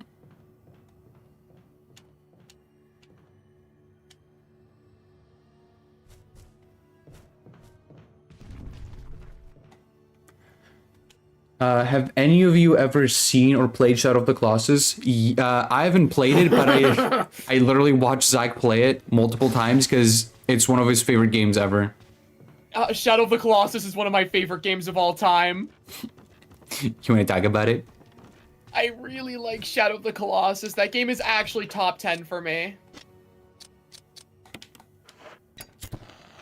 It's like, Shadow of the Colossus was the game that got me like really into the idea of like gigantic monsters and like weird like fantasy settings. Cause like the world building of Shadow of the Colossus is like some of the coolest I've ever seen from a video game. It's so like strange and mysterious by design. I love how much inspiration fucking Sonic Frontiers took from it too. Yeah. I take a lot of inspiration from Shadow of the Colossus when I build like fantasy settings for tabletop games.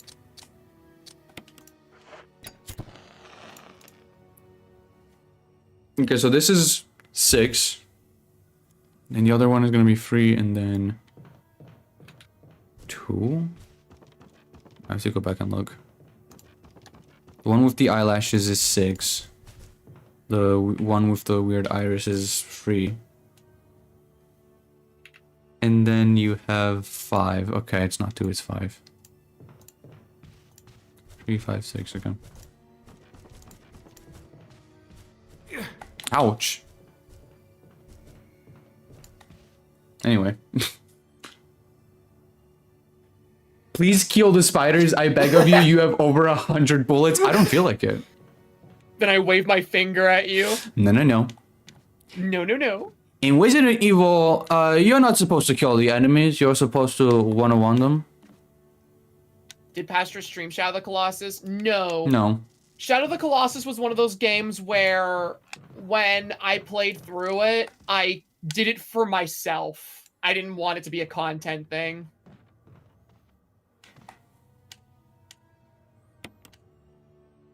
Okay, so this is 6.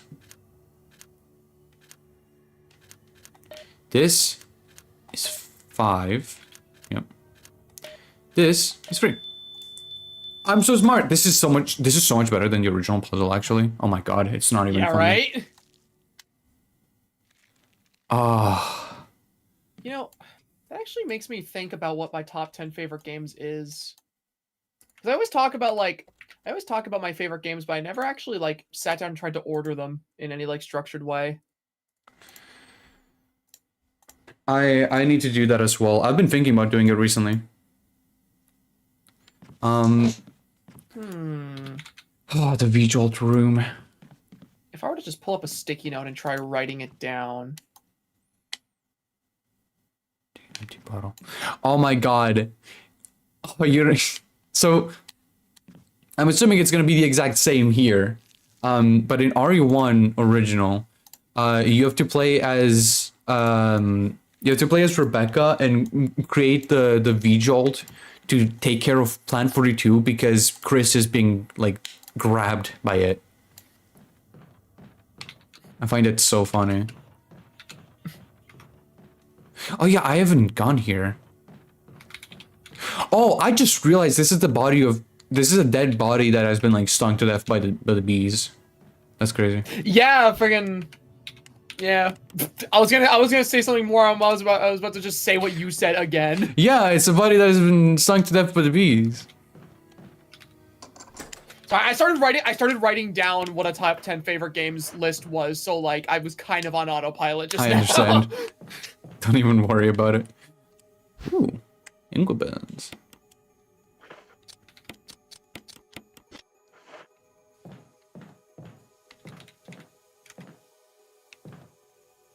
It's an old typewriter. You can save your progress. Use the ink ribbon? No. There is one white book. Take it? Yes. Yeah, this is about the V-Jolt and how to create it.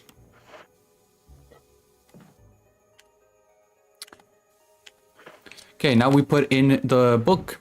And actually, now we have to reorganize the books.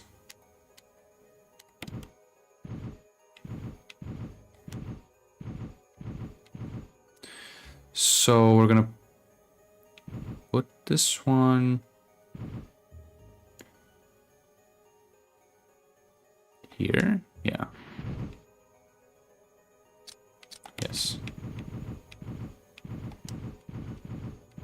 Wait, why did Sin bring up Rosalina in chat? When was Rosalina brought up? I have no idea. Oh, people are talking about the Mario Galaxy movie. That makes sense. Okay. I understand. Oh yeah, can I be honest? I haven't really looked into much of that because I found it a little random that they were immediately jumping to like Mario Galaxy. Like I get it, absolutely, I get it. Like they basically covered all of the classic Mario stuff in the first movie. I don't know, it was just like a weird jump. And I remember the first trailer that was shown off that was clearly edited by Nintendo and not Illumination. It was really like weird and like really weirdly paced and kind of just showed a bunch of random stuff. And I don't know, it didn't really interest me a whole lot. Like I'll watch it, but like, I don't know. I am fully intent on seeing it as soon as I can, purely because Bowser content. Oh, absolutely. I want to see more of Luigi. Also, oh my god, Planet 42 looks so cool in the remake. Right? I should have saved. Resident Evil's plant monsters are so underrated. Wait, what?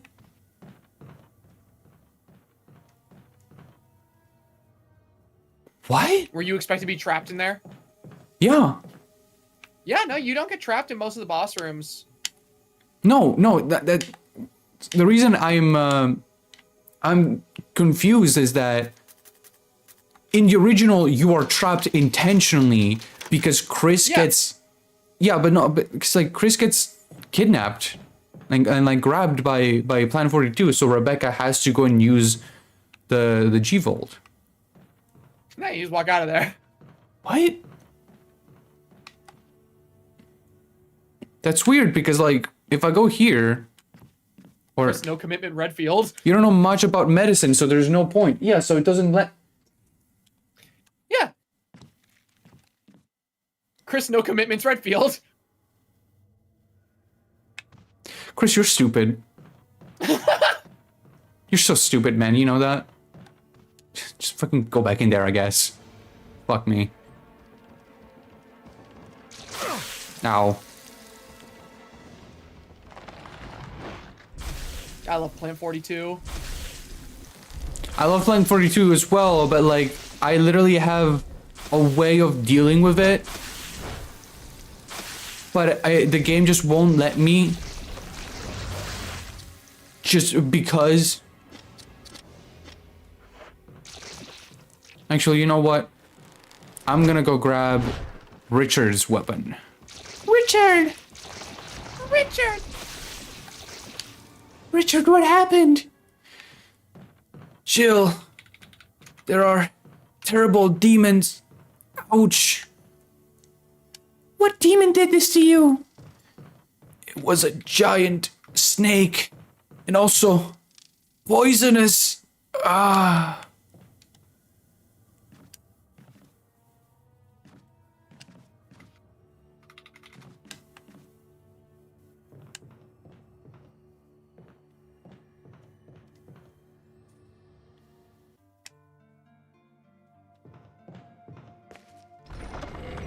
Okay, so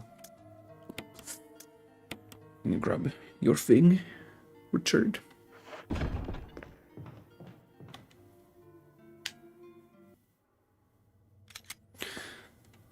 It's so funny looking at the top 10 I've made because there's like 3 Resident Evil games on my top 10 favorite games. Right.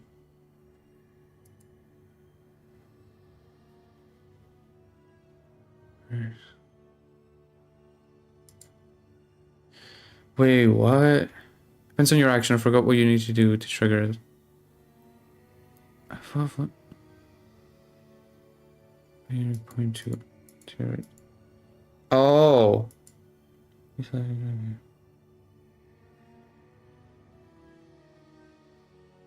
Oh, what the fuck?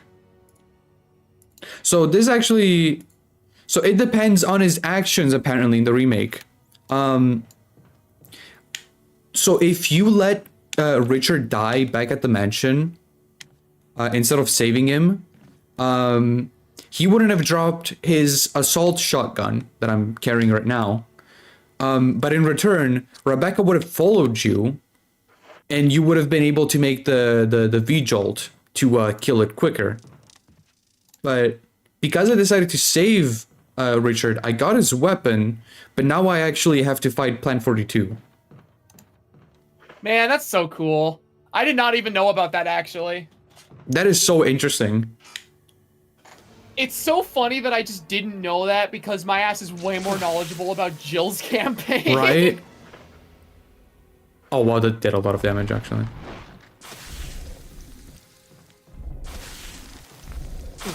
Ow. Seeing you fight this after, like, playing Requiem and getting to fight Plan 43 is so awesome. Right? Also, I'm, like, so close to dying.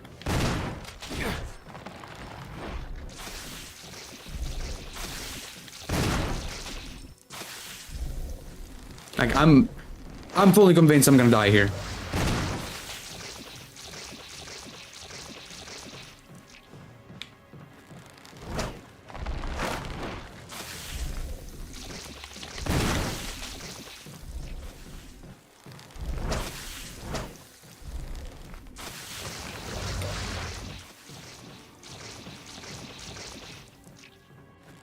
Get him! Get him! Kill that plant!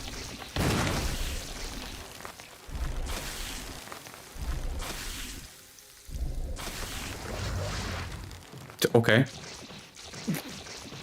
Did you like that shot of its ass? I guess. I don't know.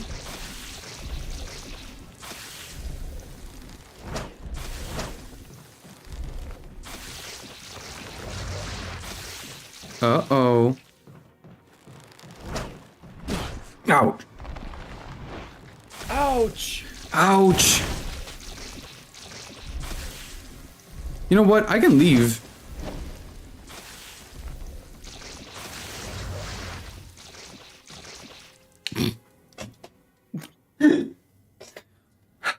So that didn't Alright, go go as planned.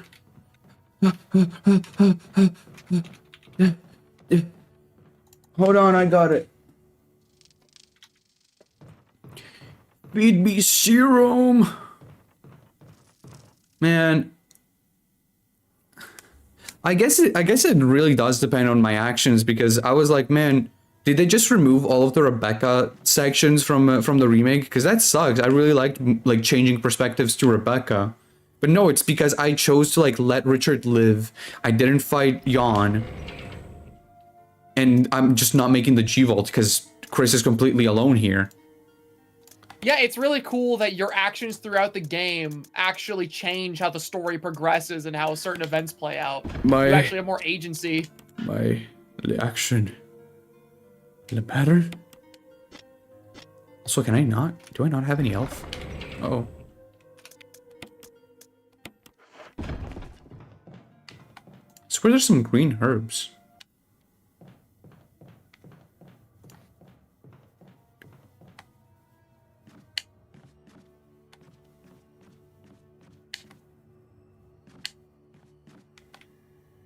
Would be really funny if Plan 42 also healed while you left.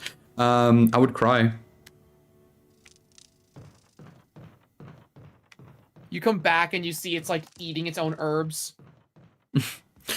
Oh, they're so good, dude. Oh, man. They were mine. Hmm? No. Why not open the first aid box? Because I tried to open it, it just didn't.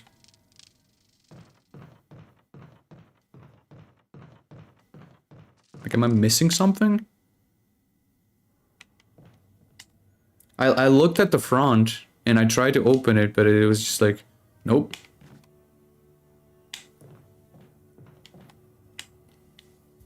Here, hold on.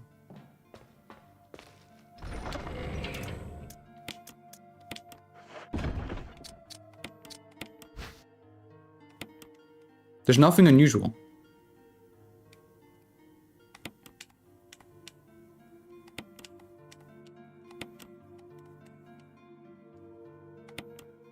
Oh, fuck you. A med spray for you. That's great. Why don't you sound excited? I'm so excited. I'm so happy. You don't sound like you appreciate it. No, I do. It's just I'm really confused as to why I had to, you know, like, go look at it from above and not from the front where the little lock thing because you was. open it from the top. But what? You open it from the top. No, you don't. You grab the top and open it. Well, to do that, you first have to like open it from the front. But you grab the top and you open it. But I'm sorry. I said I'm sorry. Fool.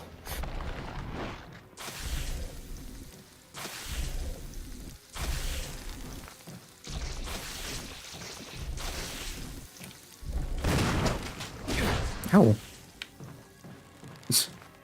I love how he like Plan 42 is just bitch slapping me.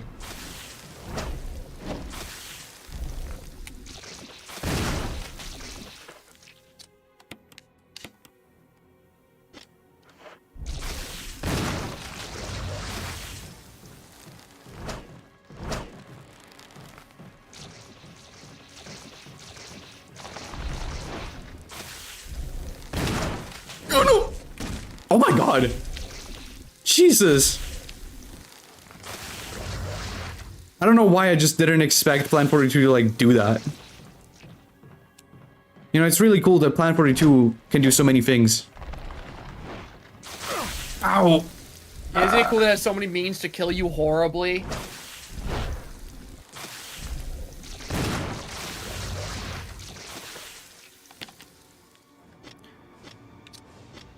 You know, I'm just gonna keep shooting with the shotgun.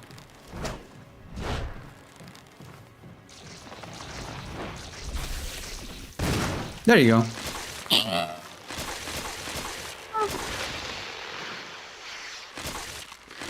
Oh, I'm dead. Well, all's well that ends well. Oswald! No.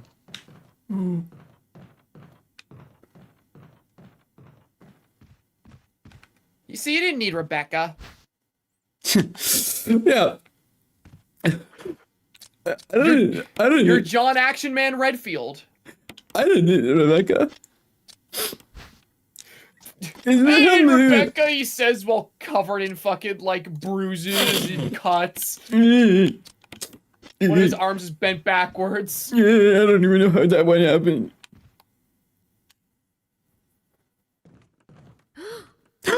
You scared me. You were fucking late. Okay? Yeah, it's dead. But Richard, he's gone.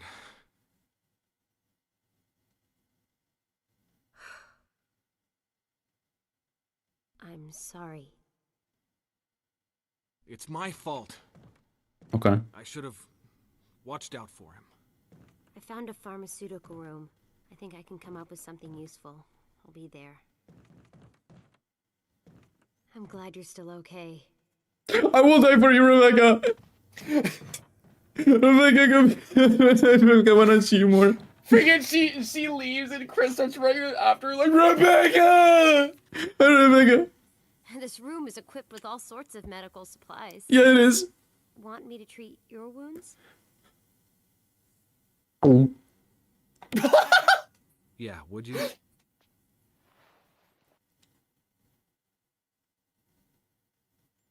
Thanks.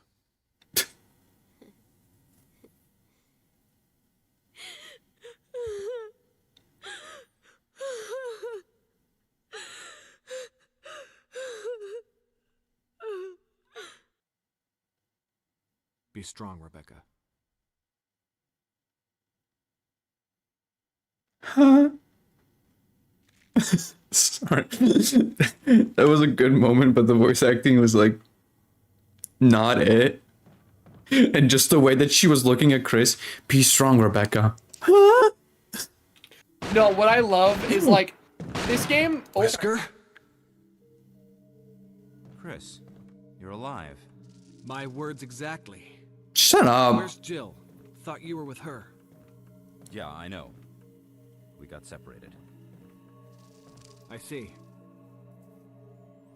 Anyway, we better find a way out of here before we turn into zombie food. Got any suggestions, Wesker? No. Get a better grip on the situation. There must be areas still to be explored in that other mansion. Chris, I want you to check them out one more time. I'll continue my investigation here. Sure thing. I love Wesker so much. Whoa. Wesker. Oh, yeah. Ooh. No. Yes. Yes. Fuck you. Oh my god.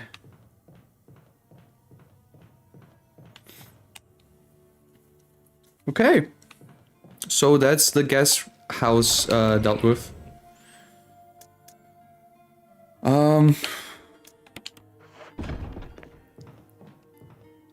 Okay.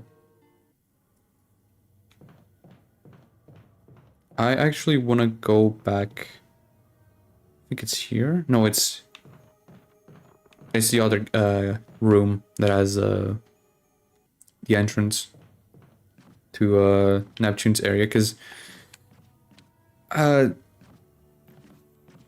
shit, I wanted to get something down there. Right. There's some ammo, I'm pretty sure, for the assault shotgun. Mm-hmm. Or at least I hope that's what it is. His voice here sounds like an in-between of his original RE1 voice and DC Douglas's voice for him. Yeah, Wesker in Yeah. RE1, it's a really good voice for him. Yeah, I really like it. It's like a really like nice like middle ground. Chris, stop it. Umbrella. Well, I intimidated him, but that had nothing to do with Umbrella. I also love how, like, this specific Resident Evil game, it came out in that, like, early 2000s era of games where, like, voice actors were certainly trying more than they did in, like, the 90s, but, like, a lot of their performances still came off very, like, monotone. Mm-hmm. So you had, like, games like this and Silent Hill 2 where, like, the voice acting ain't it, but it's charming. Yeah. You know, I really like this game. I'm definitely enjoying this a lot more on replay, which is really funny because I'm playing Chris's campaign, which is the campaign I was scared of even trying when I first played it. So, you know, I think that says something about me. Is the assault Hey, you're getting shotgun better at just... Resident Evil. The assault shot... You know what? That makes sense, actually. It would use just normal shotgun shells. I don't know why I didn't think of that. I just wanted to check this ammo over here because I got it around the same area where I got the assault shotgun, so my mind was like, is that specific ammo for the assault shotgun? Because it looks like Magnum rounds, but like, I don't know. You know, that makes sense. I mean, in that case, I might as well just like use the assault shotgun instead of the normal shotgun then. I'm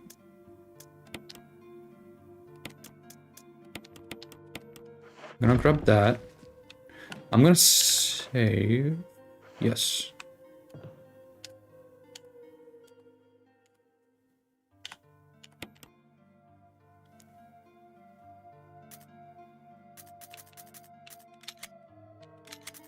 There you go. Okay.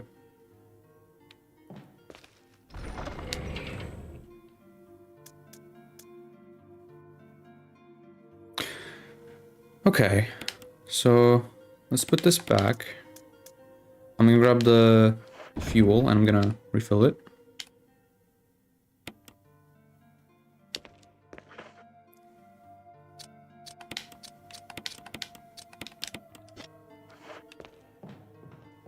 Hunters, and I don't really like hunters, and I don't want to see them.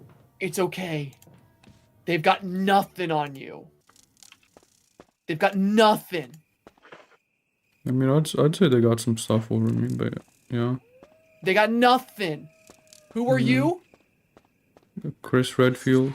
You're Chris motherfucking This is Redfield. Brad. Who are you? This is Brad. Mr. Brad. Brad! Can you hear me? Brad. Damn. Dude, Chris's beard is like fucked up over here. Did you see like where it's growing? Fucking weird, Chris. I didn't even notice that he had facial hair. Yeah, no, he has like very, very subtle facial hair. You know, it's kind of crazy, by the way, like, I was just reminded of this. It's kind of crazy that whenever they made Resident Evil 7, they were like, yeah, let's make Chris look like his RE1 face model instead of, you know, Resident Evil 5. Yeah, and or you know, Resident Evil 6. and you know what like makes it even crazy? Like, okay, sure, you can make some like weird argument that like maybe Chris went through some stuff, and like maybe like lost a bunch of weight and like muscle mass or whatever the fuck. I don't know. Between like RE6 and RE7, but we see in Death Island that Chris looks the exact same as he did in RE6. And Death Island takes place in 2015, which is only 2 years before RE7. So what the fuck happened?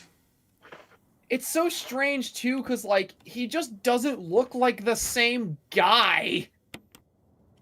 And then he actually is. He just looks like a different guy entirely, and then Resident Evil Village comes out, and Chris looks exactly like he should, so it's like, okay, well, what the fuck happened over in Biohazard? I wanted to make him look cool, so... He looks way better in Village, too. Yeah, right? Okay. Oh, man. It's time.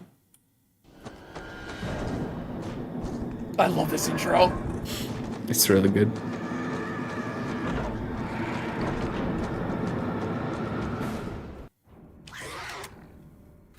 The insta-pause is really funny. Sorry, sometimes I press the pause button accidentally because in RE1 that would open your inventory. I didn't even mean to make it a bit.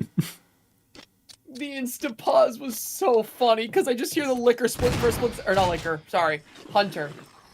I'm used to hearing a screeching sound and thinking liquor. The Hunter screech and then immediately the pause is great. He's still dying, bro. Okay. So there's one over here. Ow. Oh, they're so big here.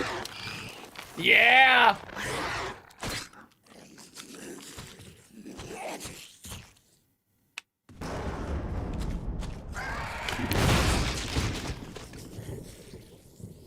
Oh, dude, I want to zoom in and like look at the gore on his face. That's so cool looking. Yeah, dude, Hunters are awesome. Well.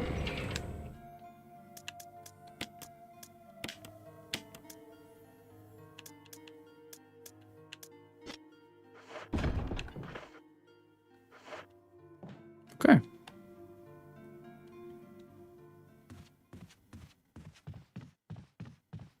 So there's hunters up here as well.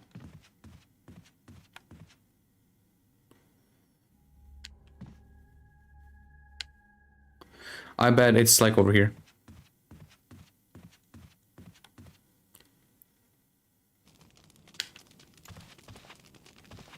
Okay, if it's not here now, then it has to be here later.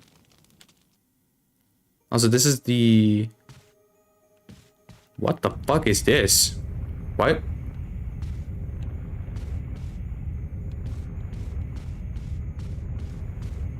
Oh my god, camera, stop. Evil camera of doom that stops you from getting out. Just switch here, press it. No?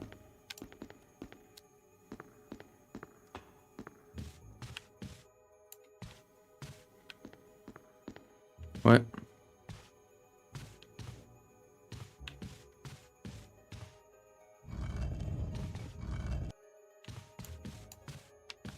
This is completely different.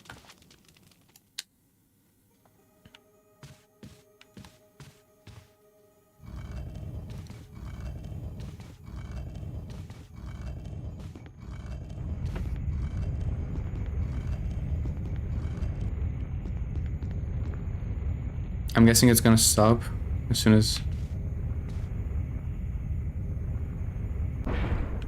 Yep.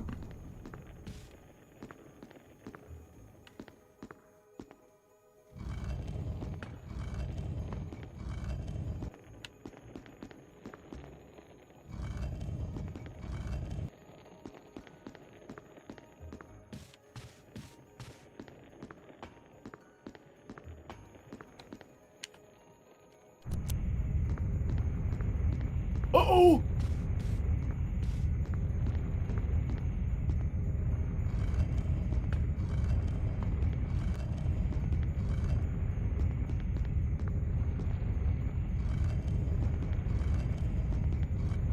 Stop. Chris? Stop it. Chris, stop it.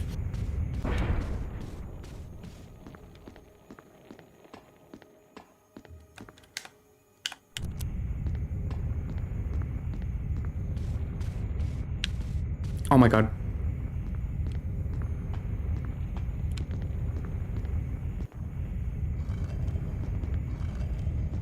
Go, Christopher. There you go. Okay. There you go, Christopher. I'm quit. I love. Okay. What the fuck? I'm Chris Whitfield. I'm quit. This is my I'm weapon. a stop umbrella corporation. Oh! This is the room where you fight Yawn. I didn't even recognize it, because in the original game, this room is literally just a big empty room with a piano.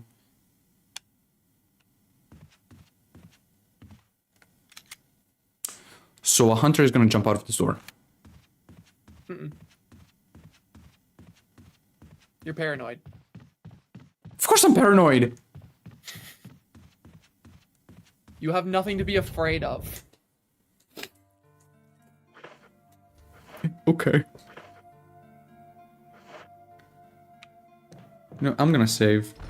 These games aren't even scary, bro. Yeah, dude, this game gives you guns, and guns make games not scary.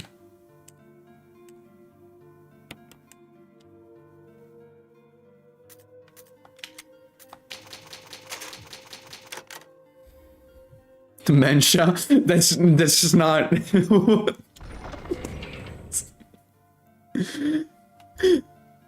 I love the message that's like, schizophrenia, and then the next one, dementia. No. Taking guesses at what you're suffering from. Trauma. Hi friends, I hope the game is going well. The game's going very well. Bonzi's having a wonderful time.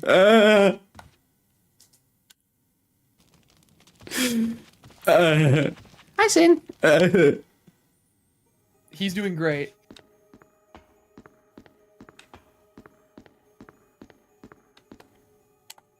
There's a hole at your feet. You can't see very far into it, though. Go down? Yes.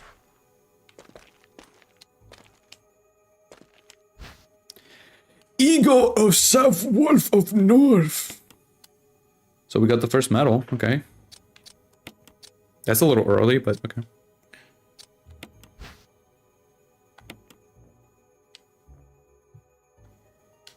Oh, it looks like you found my final medallion.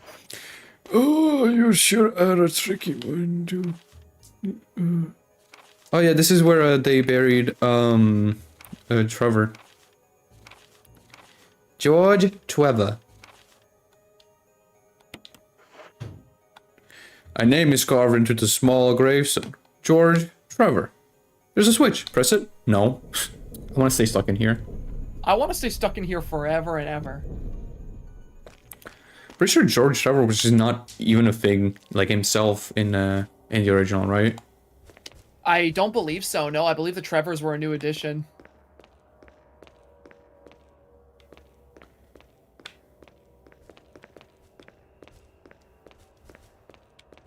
Cool. Speedato. Another thing that's new here is having the spiders. Because originally in this section, you only have zombies. I love the web spinners. Spinny. Spin the web. Excuse me. Excuse me. They're so harmless. They are. They take so long to actually attack you. They're really cute.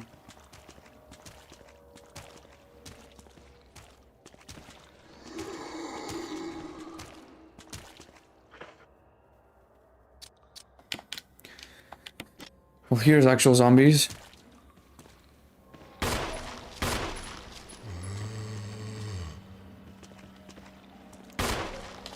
Oh god. Stop. Chris fucking Redfield.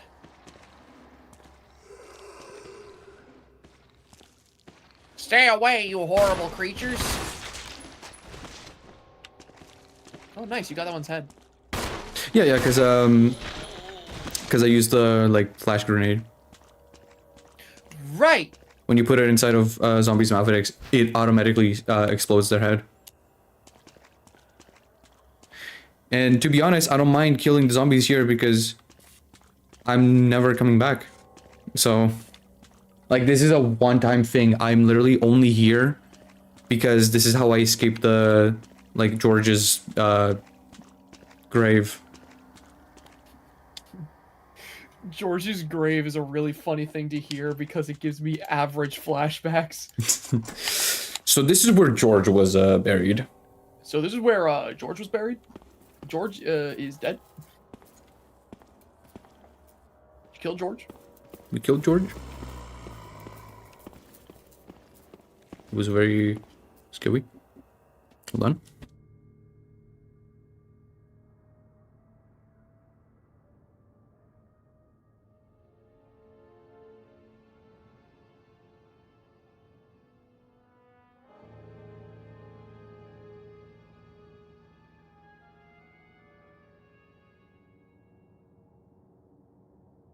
I still hate them because I have a hate for bugs and mostly spiders. That's totally fair. You know, okay, that raises a question I've always kind of wondered. Because, like, I'm not somebody who's an arachnophobe myself. I actually really like spiders, right? So I don't feel any of the fear that people have towards spiders. But I've always wondered, like, if there's anyone here who has, like, arachnophobia but doesn't mind other bugs, what is it about specifically spiders?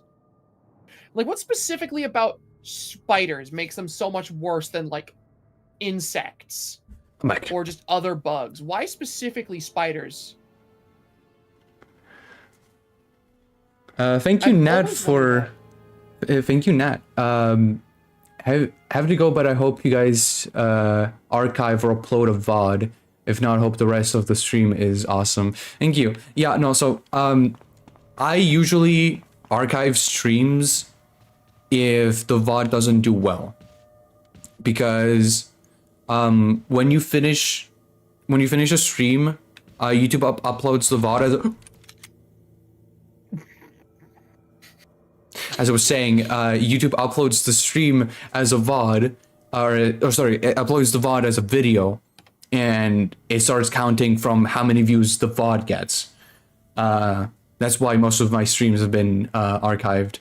Also, you can tell that I feel that I'm doing a lot better with this game, because I specifically remember this hunter jumping out of that door the first time I played this game, and I screamed. That is awesome.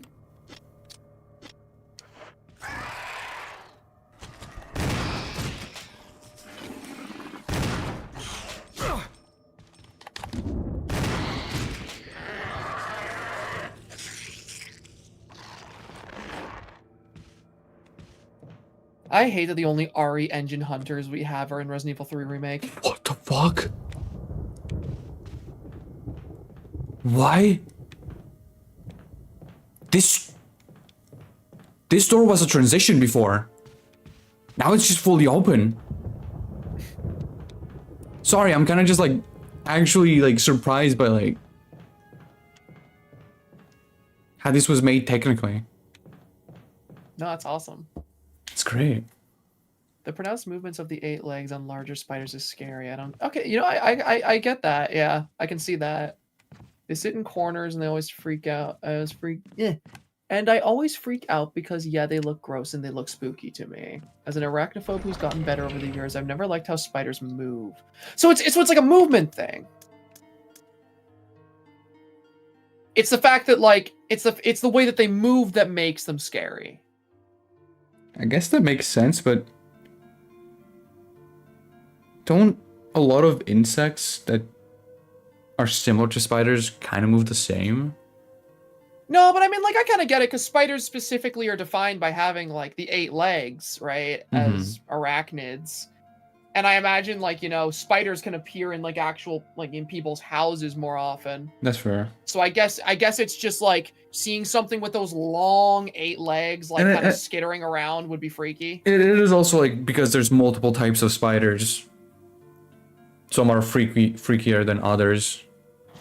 Yeah, I don't know, I've always just been fascinated by spiders, because, like, you know, I have always, I don't know how to put it. Like, whenever I was a kid, spiders never freaked me out. I've always had a fascination for bugs and, like, insects and arachnids. I've always found them very fascinating. So I've never felt the fear that people do for spiders. I just find them to be really interesting, like, animals.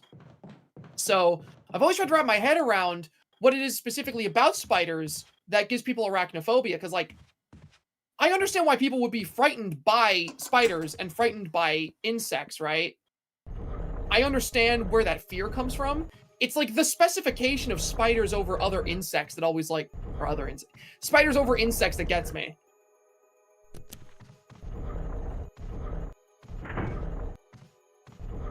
Probably why a lot of people are scared of snakes. It's just kind of unnatural, for lack of a better term. No, I kind of get that, yeah.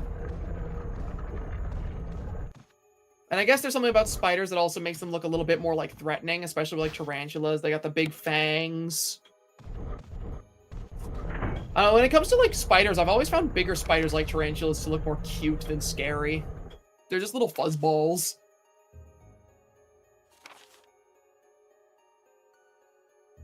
Execute, okay. Lure stars to the estate and obtain BOW's raw combat data against stars. Oh yeah, this is something that I found really funny. This exact note is in the original game. Combat data has been a thing since RE1 original. Yeah, combat data has always been a thing since RE1, and we're finally getting something from combat data in Requiem. Which is really funny. It took 30 years, but finally combat data came into play in Requiem.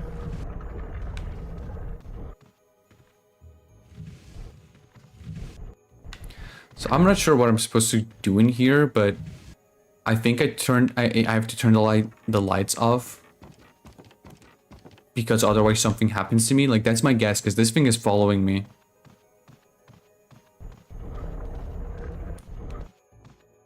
Why is it not letting me?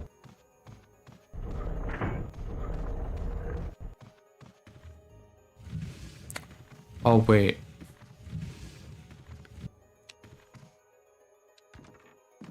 How could I be afraid of spiders? They're just so cute. They have little paws in their feet. No, I've always really liked spiders. I remember, a funny story. My ex had a pet tarantula. And, like, I got really attached to this pet tarantula that she had. And, I guess when that tarantula had, like, passed away, I didn't know for a bit that it had died. So one night, like, I hopped on a call with her. I'm like, "Oh, how's the tarantula? How's the spider?" And she just pauses and goes, "Oh, Zach, the tarantula, it's been dead for a little bit now." Oh.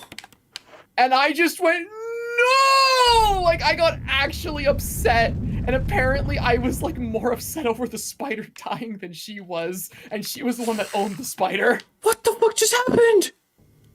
Oh, you don't know about the ceiling snakes? No! Did I put them in a wrong order or something? Also, 1 second, my cat wants out now. Okay.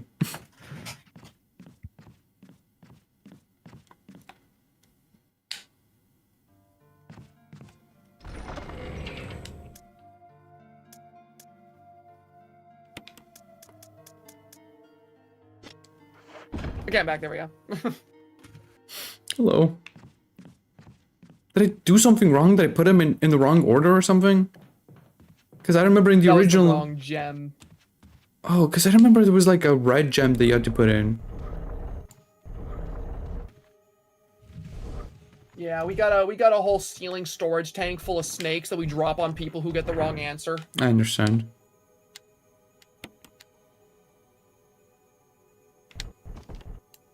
It's attached to something, but... Maybe she had more time to adapt than you. Oh yeah, no, like it wasn't like it had been a while, right? Like apparently the tarantula had been dead for a little bit, so obviously, you know, she went through the motions and moved on, like. But I had just heard about it at that point.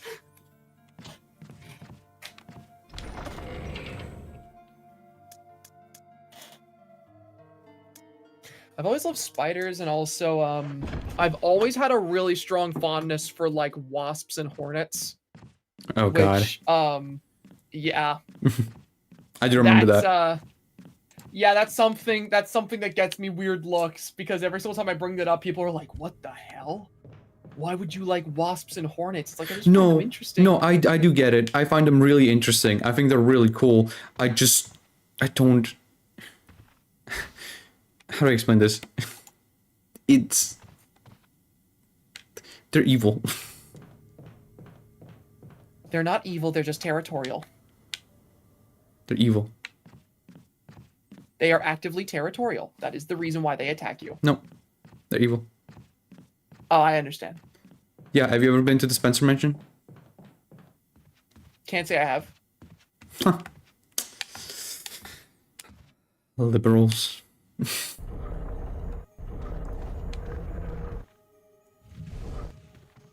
You know, I've always had a really strong fondness for them. There was one time I got stung by a wasp at Disneyland. Yeah, I got stung by a wasp once on the inside of my ear. Wasp went right into my ear and just got up in there, stung the inside, and then flew out. Jesus Christ. Yeah, it happened when I was a little kid. I was about to ask, are you okay? But I never got over it.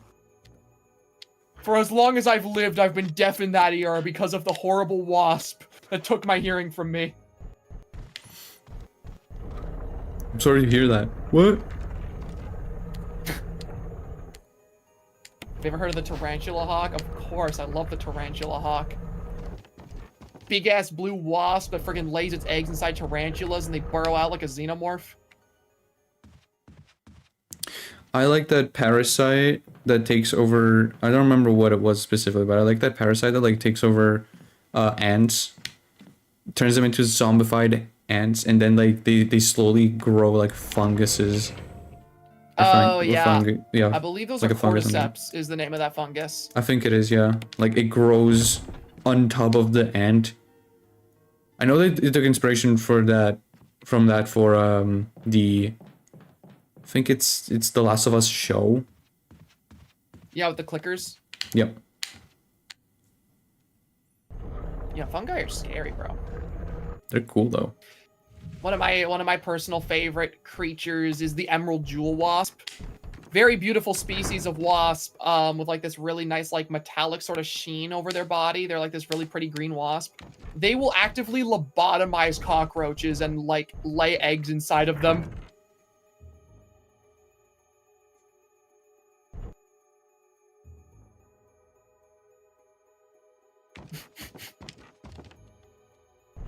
You were just staring at me for a minute. That was scary.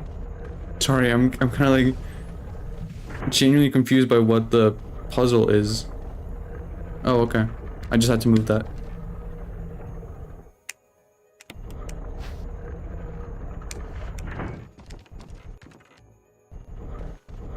Okay, I'm gonna guess this is the right one. 'Cause it's the only one, like the only other one I can take.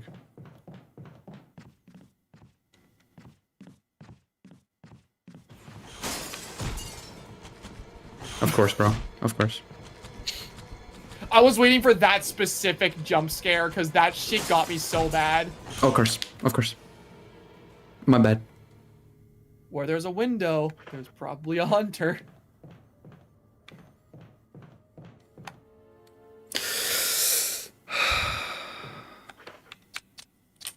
I'm not even faced by it anymore.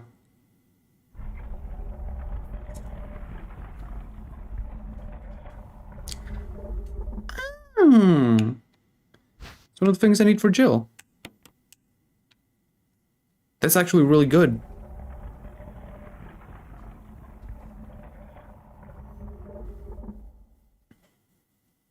Oh, it literally says there, yellow and blue. I'm fucking stupid. It's okay, we got to see snakes fall from the ceiling, and that was a funny haha moment for us. Yeah. A cherished memory forever and ever. I don't know about that, but yeah. Man, remember that time snakes fell from the ceiling and you were like, what? Why are there snakes falling from the ceiling?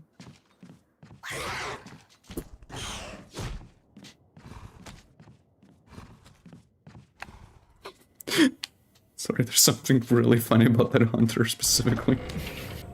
Hey! Hey! Where do you think you're going? Do you like these bugs simply because of their looks or also because of their behavior? I find insect behavior very fascinating, and I'm often very interested in bugs that behave in almost like alien ways to me. Like another one of my favorites is the assassin bug, which will actively kill ants and then just stack their dead bodies on top of their back. Like they make a little pile of dead ants and they will go into ant colonies. And because they are wearing the like dead bodies of a bunch of other ants, they give off the scent of an ant. So none of the other ants recognize them inside the colony. So they can just sit there and pick off random ants and eat them, and none of the other ants realize that there's a friggin' intruder. Oh fuck.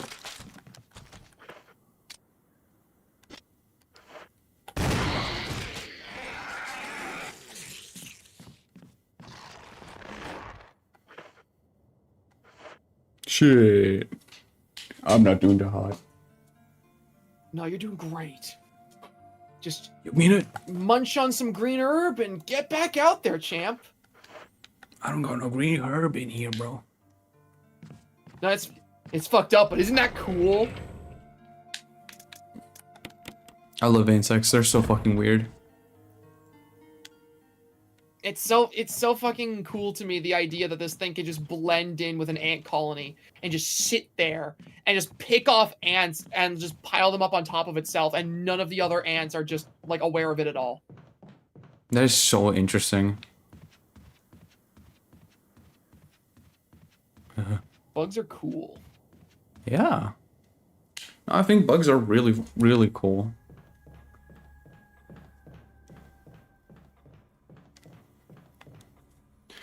And that concludes my essay on why we need more bugs in horror games. And why the Novistadors from Resident Evil 4 are top 3 Resident Evil monsters. Yeah. RE3 original has like some bug enemies. The Drain Deimos. Yeah. I am very autistic about Resident Evil monsters. I can tell, but I really appreciate it because I love them too. I really, really like Resident Evil monsters. Drain Deimos are cool.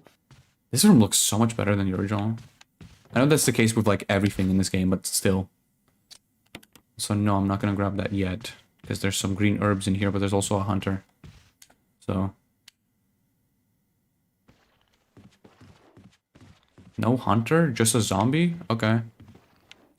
Just The Walking Dead. Boring.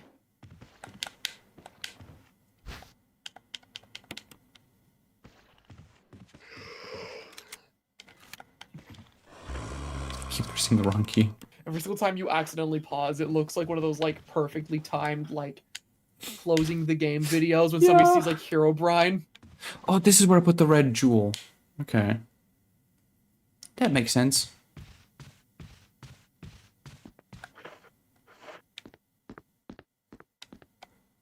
Oh, there's a book there. Hold on. We are the Walking Dead.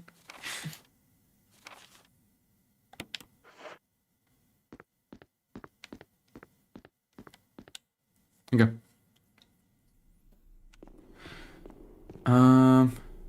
Let's go back in here real quick. I want to go back to the save room.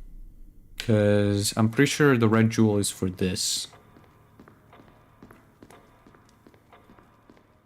You know, I think fighting Plan 42 by myself was actually the right choice. Because this assault shotgun is really good.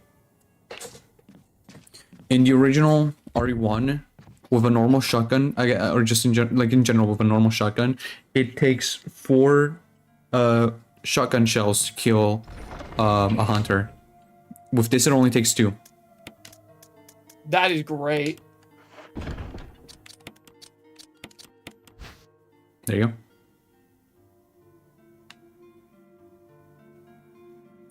Oh, I remember this.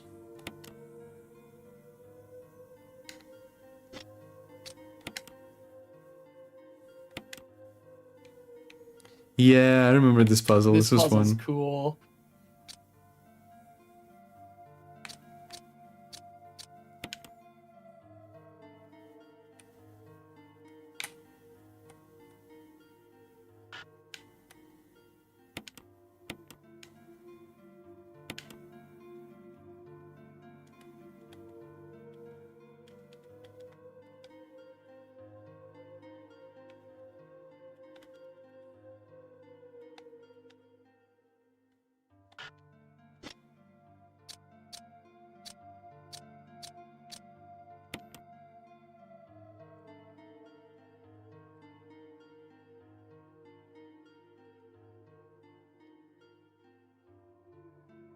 On the topic of RE monsters, are the Plaga inspired by the face huggers? Oh, there's got to be some friggin' Plaga, like, alien inspiration. I mean, look at the Verdugo. That thing is so xenomorph inspired.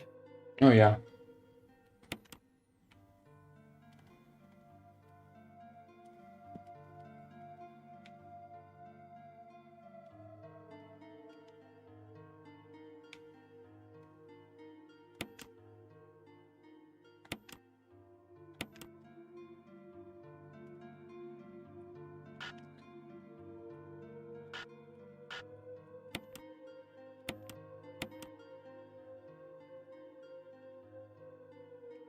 There you go. You are one smart cookie. Is what I would say if the piece would go in.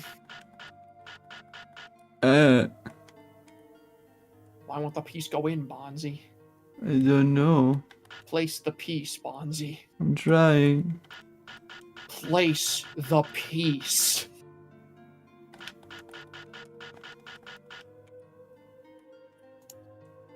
You're terrible at puzzles. No. I'm really good, I swear. What the fuck is wrong with you? Oh, fuck you. No? What?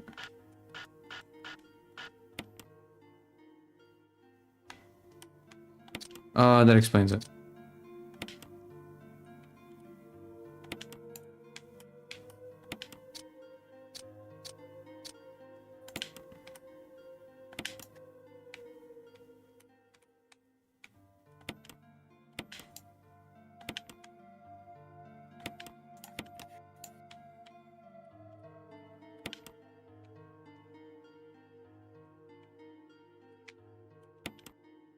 Okay, that works, sure.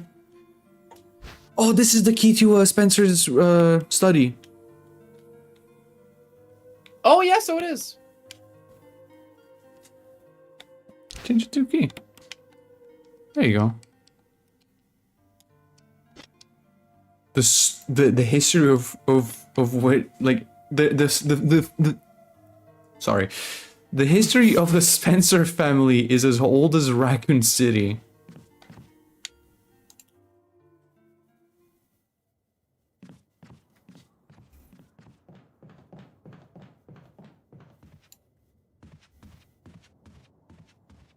Okay, now I'm forced to go into the opposite side of the house. What's so funny, Zachary? I just read a message that says, "Place the piece Bonzi," Pastor said to Bonzi while holding a gun to their head.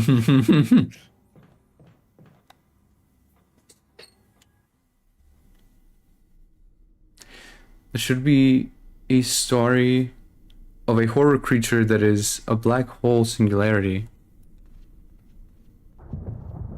That sounds like cosmic horror. I love cosmic horror.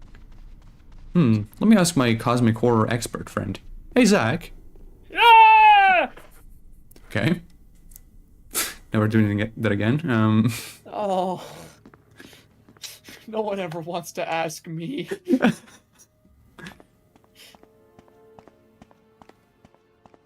They always think I'm weird.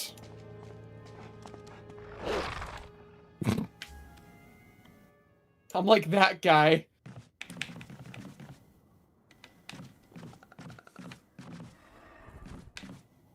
Oh.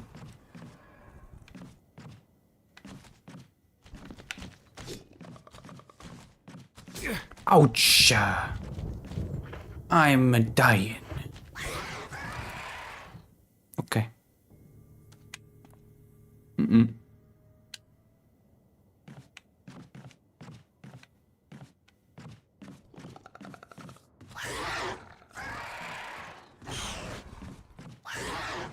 Question, is cosmic horror space creatures or does it go beyond? It is not space creatures at all. No. Cosmic horror does not refer to like aliens or space creatures. Rebecca. Hold that thought.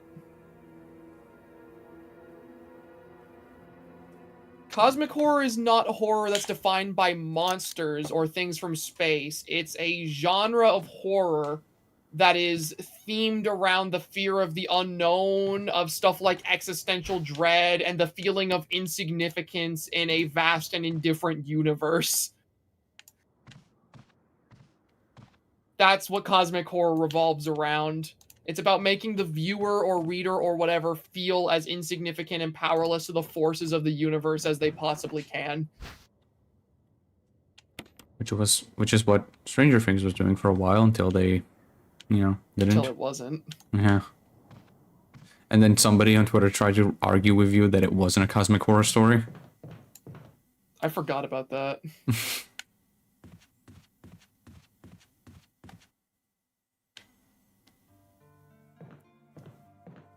Ouch. I'm Chris Redfield, and I'm hurting.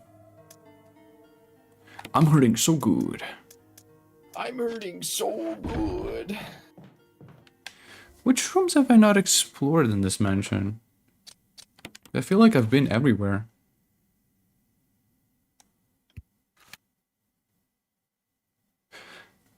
Oh, there's one door I haven't opened.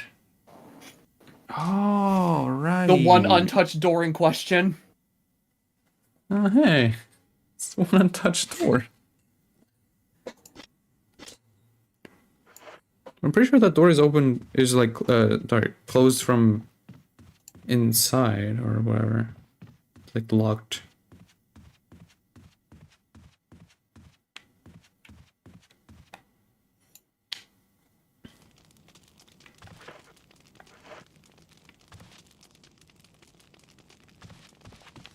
I swear there were some herbs in here. Fuck. I think I'm gonna die.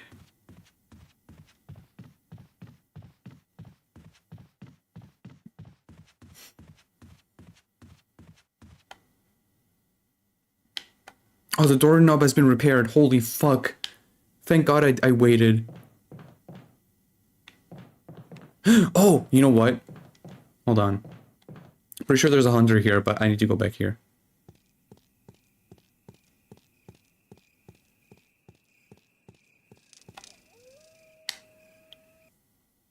Yeah. Yeah. I feel so smart. I remembered that. I'm so proud of you. Thank you.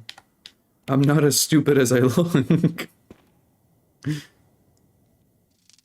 I mean, you do look really stupid. Oh. Yeah, I guess you're right. You sound stupid, too. Oh, man.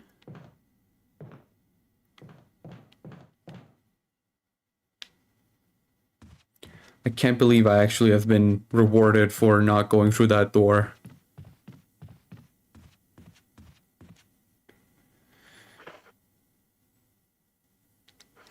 You know, I think I should save. Whoa. I looked away for a moment. Garbin.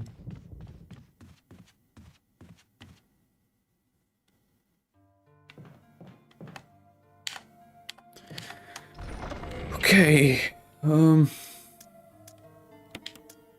me grab my equipment.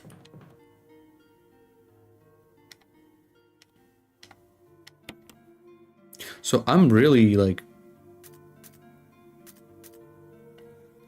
I'm genuinely kind of confused because we haven't fought Jan yet. Does it just happen like way later in Chris's campaign, or am I just, was it just optional? You just walked out of the room and he's like, oh. Oh, I guess I'm not gonna fight you. I guess no one wants to fight Jan. Most beloved Resident Evil boss, Jan. Most iconic Resident Evil boss of all time, Jan. Jan.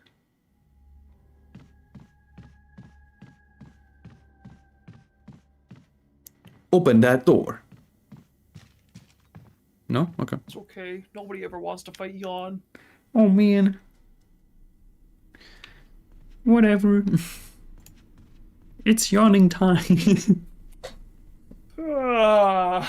I'm so glad you got it.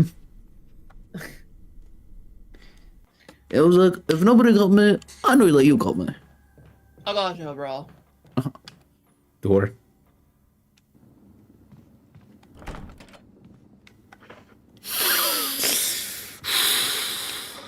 Yeah, of course it's locked from the other side. Why wouldn't it be?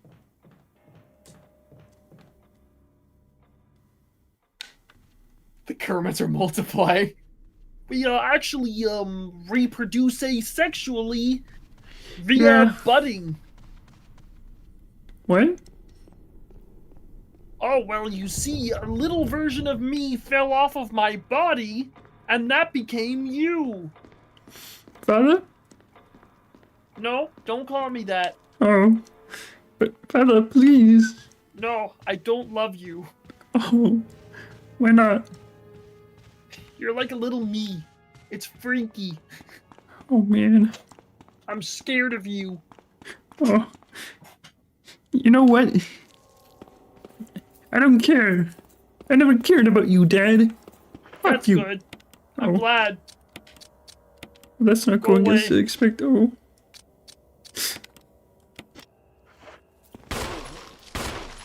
What did you expect? I opened the conversation by telling you I didn't love you.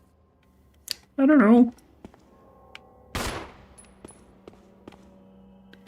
The power doesn't seem to be turned on. Oh, man. But now what? You can tell it's gone to that point in the stream. What do you mean? You got to that point of the stream where, like, we're just kind of chilling now and just saying some bullshit. Yeah. What the fuck is going on? So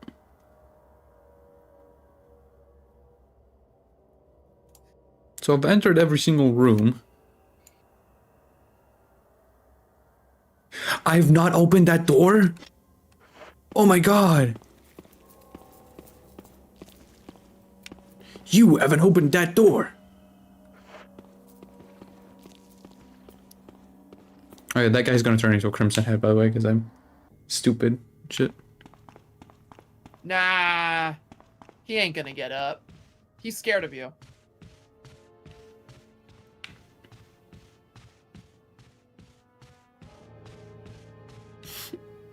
I'm also scared, Zach. Okay, but they're more scared of you than you are of them. Are you sure? You have a gun and they don't. I guess you're right. Guns make... Guns... Yeah. Yeah. Guns make games not scary. Exactly. And you have multiple. So you have multiple reasons not to be scared of this game. Are you fucking kidding me? This was the last armored...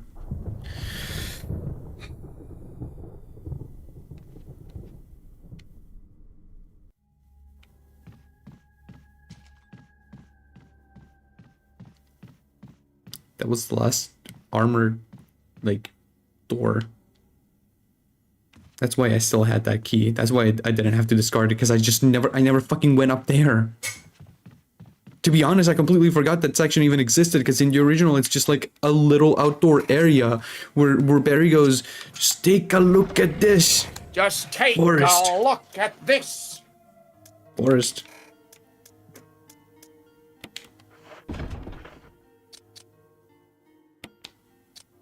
Wait. Examine. Well, I just did not bring any of my keys. That's really funny.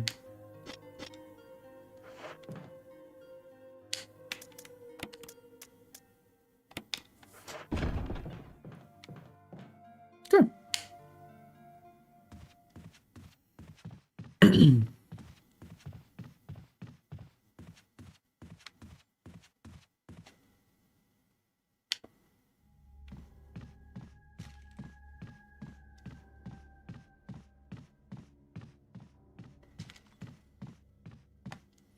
You know, I think it would be really funny if, like, the yawn boss fight was optional.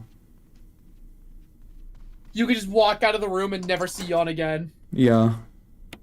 Cause like that room that I went into from the fireplace room, that's where you kill Yawn in the original game. Mm-hmm. Oh, I love this area. I'm in my element. I'm in my element!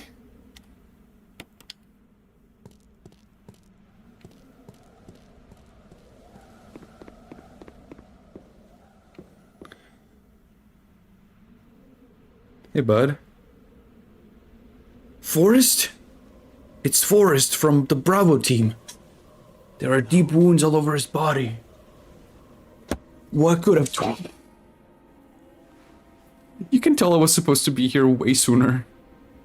You were supposed to be here way, way sooner than when the hunters started appearing.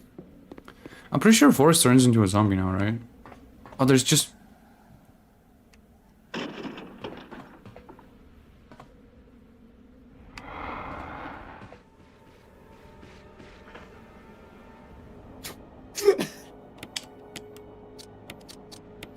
I mean...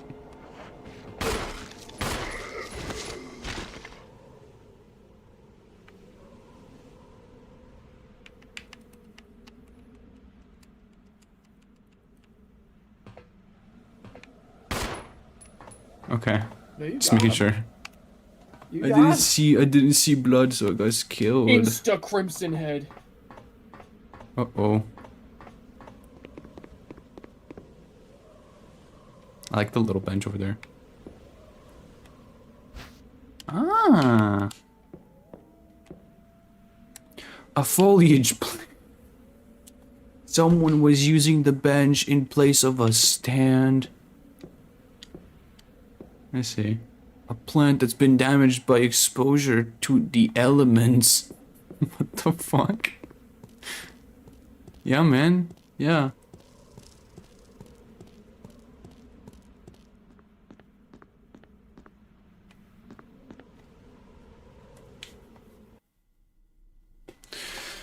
Okay, now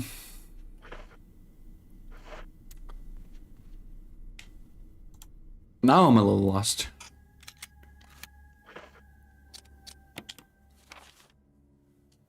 We've been here. The door is locked from the opposite side.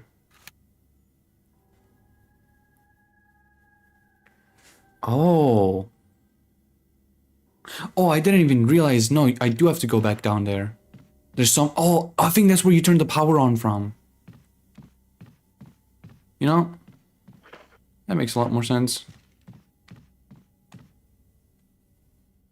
Shit. Back down we go. I'm sorry, I didn't really want to explore that area down there with the zombies. I'm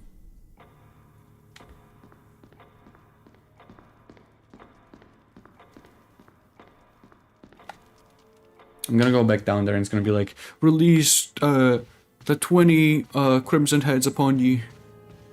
You go down there and be like, yeah, so 20 different zombies all walked into one turret and went down on the ground, and then those zombies sat there for a bit, and now they're all becoming crimson heads. interesting. Ooh, dagger. I love how perfectly all of these items are like hidden in the environments, but like you can just barely tell that it's like more lit up. Yeah, right? Jesus Christ.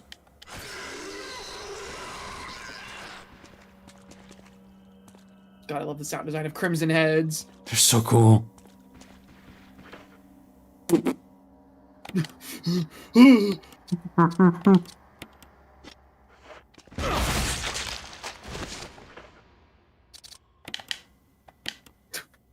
Use herb. And there you go. Hey, Chris. Did you see that? Did you see that? Oh. That was pretty scary, right? I was pretty scared. I get scared quite often, actually. They call me Scared Redfield. I don't know how I got a job in the STARS unit. It looks like the power supply for the elevator. The main fuse is blown out, switch over. The power supply appears to be functioning again. I literally just didn't touch it because I was like, oh, I'm gonna get electrocuted or something. No, that wasn't an issue. You ever wonder why, like, okay, like, obviously I know why STARS exist. Like, you know, it was Wesker's own, like, personal friggin' pet project. But, like, you ever wonder why a place like Raccoon City had, like, a special tactical rescue squadron that just, like, existed in their regular police department? Like, what the hell was going on in Raccoon City that these guys were needed before the Spencer Mansion? I have no idea. I think they just wanted to have I think they just wanted to have like a team like that. Like that, I mean specifically Capcom wanted to just like have a team for that. And I think they tried to like military squad. Yeah, exactly. And like then in the remake they tried to justify it by like making Raccoon City like a giant like actual like place. It's just so funny because like you go to the RPD and you've got these like regular ass cops, and then there's the special tactics and rescue squad who have their own little like office up there. It's like, what do you guys do? They're like the Avengers in the MCU. They kind of just sit around until like some big bullshit happens. Yeah, like, that's what it feels like. You unlocked it. Uh-huh. And now we can go in here. Yeah.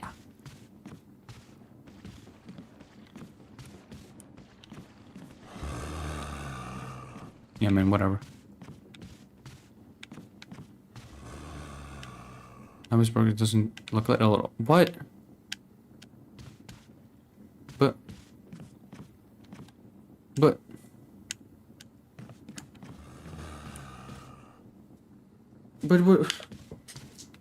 Okay. Man.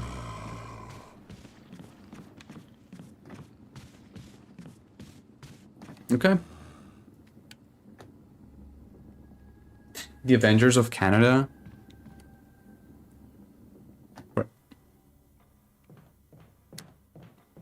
Raccoon City's not in Canada, is it? No, it's in the US. Because the fucking US military. What? Also, I'm gonna use the washroom. I'll be back. Go use your washroom, you fucking dirty. Whatever you are. What the fuck? I'm sorry.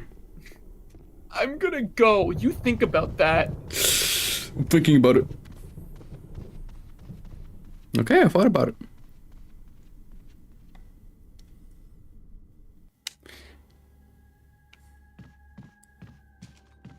In my AO, they're just search and rescue for the Arklay Mountains. aka okay.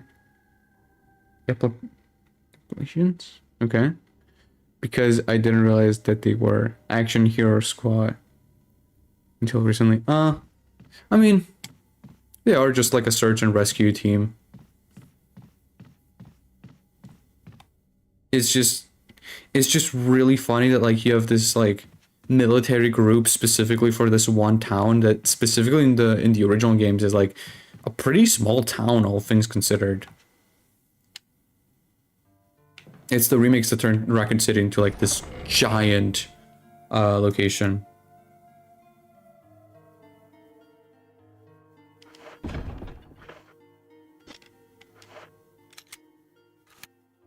Hold on.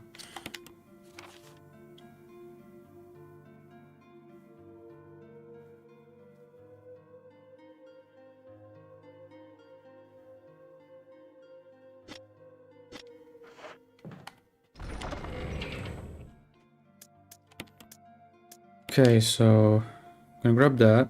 I'm gonna save.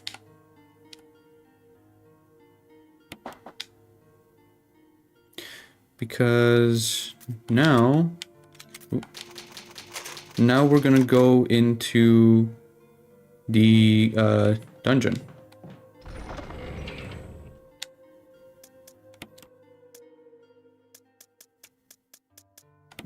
Or the caves or whatever. It looks like a dungeon to me.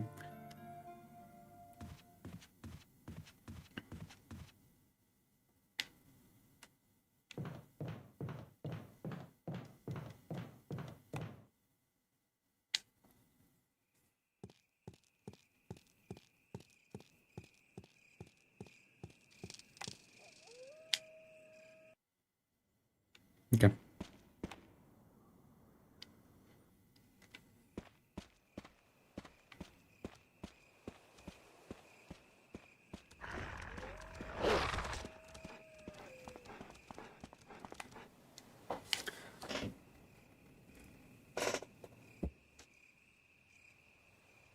Oh, don't worry about pronunciation. It's a varied one. Okay. Yeah, no, I always... Okay, I have this thing where, like, when I don't know how to pronounce a specific word, I'm, like, I go quiet because I'm, like, trying to read it. Uh-oh. I didn't mean to do that.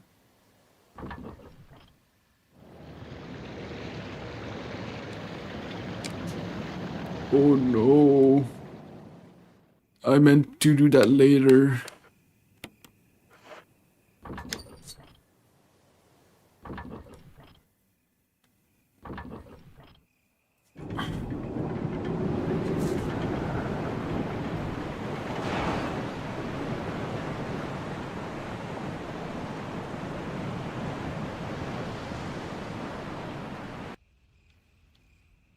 Yep. Okay. Yep. So, it's a pretty simple puzzle. Damn, Chris, you're slow as fuck. We just go back down, where, like, the waterfall was. Jesus Christ. Ow.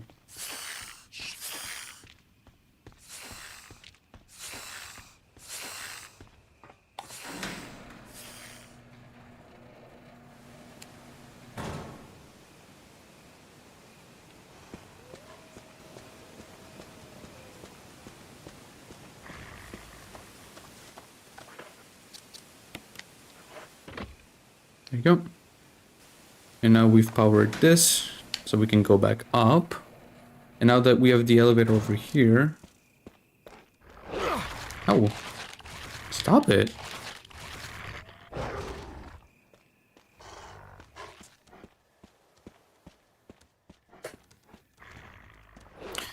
We can go here. We can remove water, so we can use the crank. Now we don't need the crank anymore. So there's that.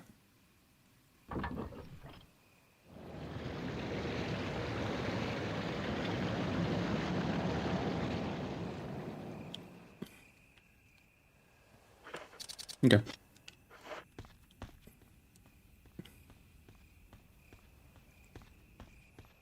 Now we can go back to that other elevator, and we can go back down.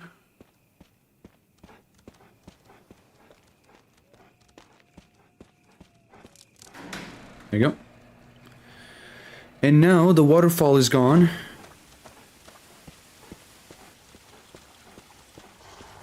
So we can actually go in here and into the mines. Or caves, or fucking whatever this is. It's just a cave. No, it's a mine shaft, okay. Oh my god, they put a storage box in here. That's so good. For context, in the original, there was no storage box here. There was only there was only the fucking typewriter. Also, oh my god, thank you for the ink ribbons game. Yes, I will save my progress. Ooh. There we go. Later to the party, but hell yeah, the nefarious residents that may be evil. I know, right? Welcome to the stream regardless.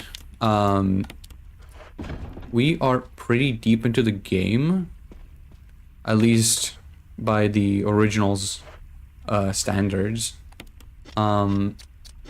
We just got into the caves. I don't know how much longer this will be compared to the original. I know Lisa Trevor has like her own sections. I don't know if we're like gonna have to deal with that. Oh fuck. Okay.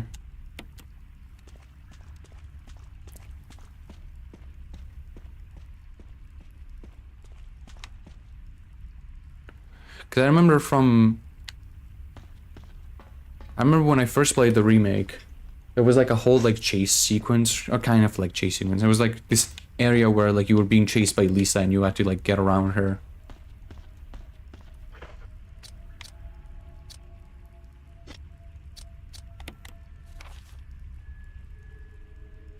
This is interesting. This is completely different. Well, actually, it's not completely different. There was a hole. Like, there was a room with a hole like this in the original, but... Power source. There's a round lid. Isn't it? Yes. The shaft, okay. There was a room like this, but there was no elevator.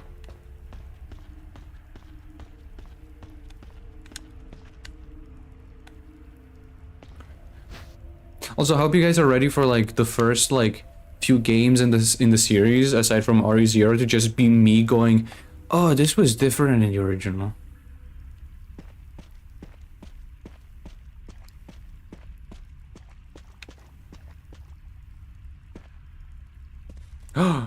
Enrico! Don't come any closer, Chris. What happened? Double crosser. Enrico, wait. Enrico! Umbrella. Enrico! Double crosser.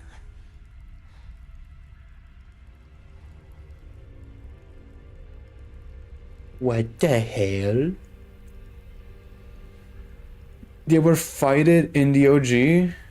Wait, one thing I never understood from RE2 is why we never fight Plant 43. Yeah, we never do. It's only the Ivies that we fight. Kill them with just one shot. Who could it be?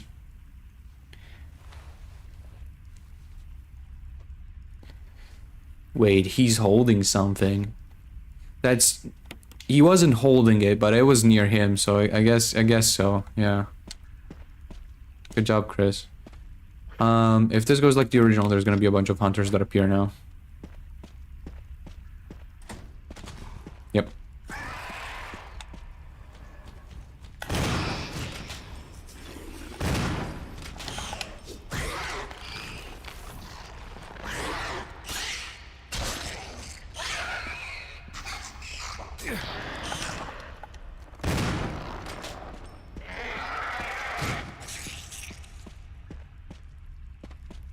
That was weird.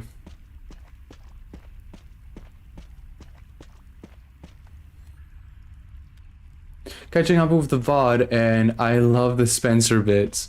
Thank you. I love Spencer. He's such a stupid character. Because he's just this, like, old, crazy man who just casually asks for all of this shit to be built for no reason.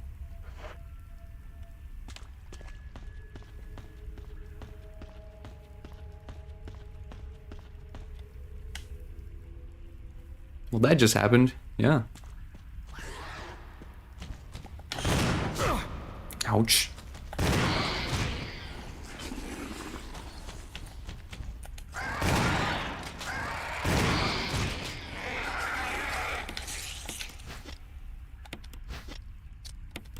Oops. Okay.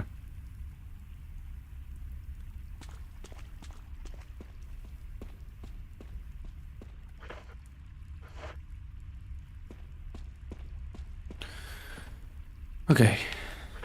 So here we use this. Fucking, yeah, man, whatever. Like, yeah, Spencer just has this.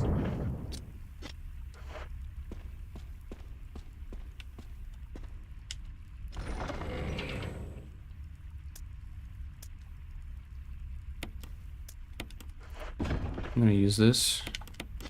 I'm not gonna save yet, because this is not like a super crazy section.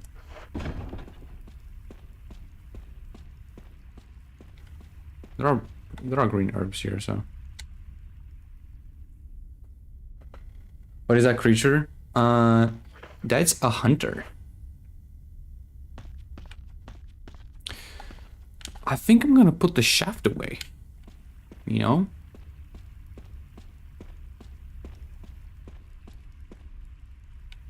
Hold on. Can I put the shaft back in there? Do you think Spencer played with the puzzles and stuff for fun when he got bored? Honestly, maybe. I imagine, especially in like the last few years of his life, I imagine like the Spencer estate, he has some puzzles in there as well, and he's kind of just like fucking around with them. Man, I'm so bored and alone. This sucks.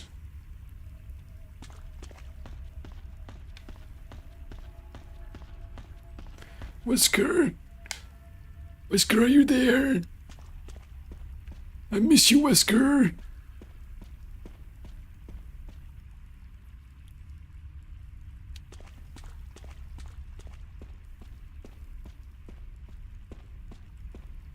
Okay, let's go.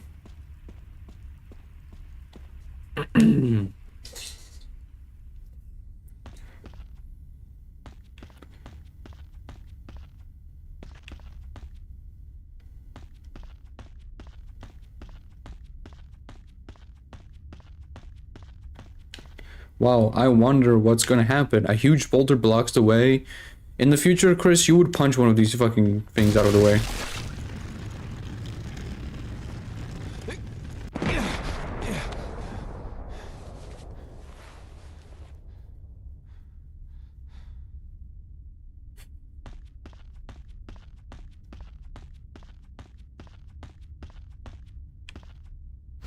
Oh hey, ammo. I think he really likes crystals, and that's why there's so many. There in so many of the puzzles. I mean, they're jewels. He just likes expensive stuff. Hunter? No hunter. Okay. Oh shit! This is the room with the spider. I'm pretty sure. The big mama.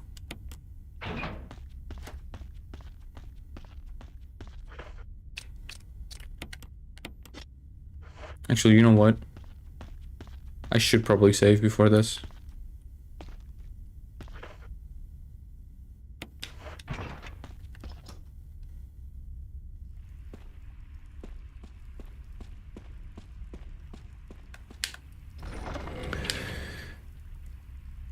Baller models, by the way.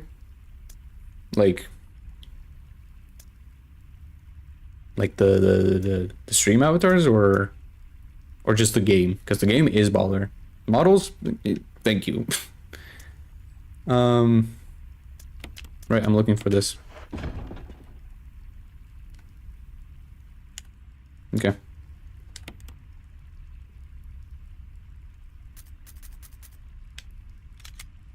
No save. There you go. It's me, I'm back, I'm Spencer, and I'm in the typewriter.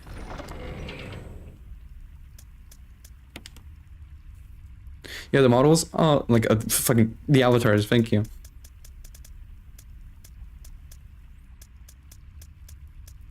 I'm just gonna put this away, make some space. And I'm gonna grab this. But I'm not actually gonna use it. I'm gonna grab the flamethrower now. Because I actually need the flamethrower. And if it plays out like the original, which I hope it does, I don't actually have to fight the big spider. I just have to like...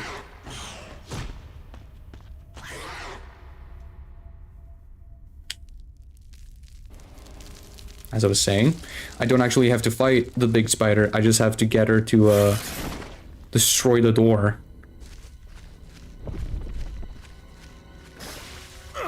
How?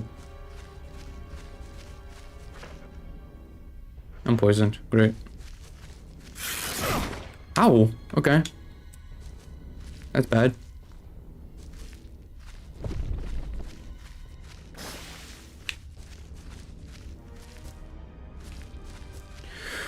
There are other spiders? What?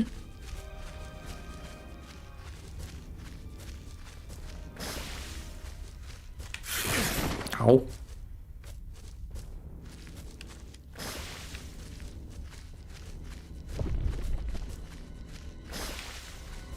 Man.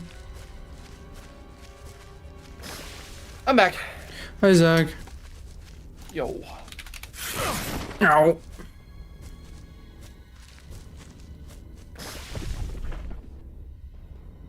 Oh, I'm so dead.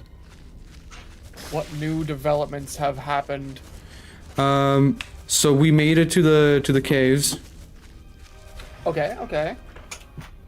and I'm fighting the big mama, but more so I'm like just trying to get her to like break the door for me.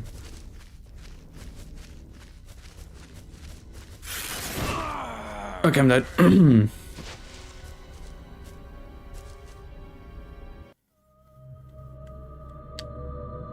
That's like my first death. Or like my second death, but like that's my first death in like a while. Yeah, I was gonna say, you have not died for a long ass time. Thankfully, I did save before that, so...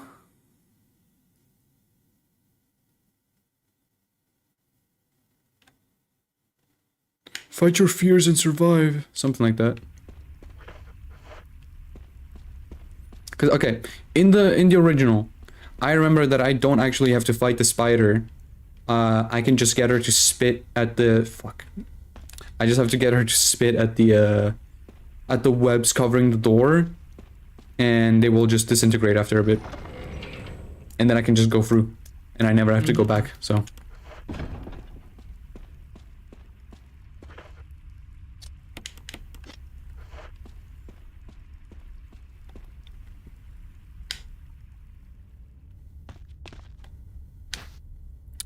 Also, there's a hunter here.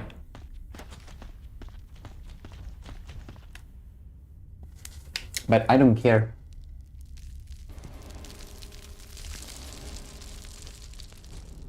The spider! My mansion must have spiders. Oh.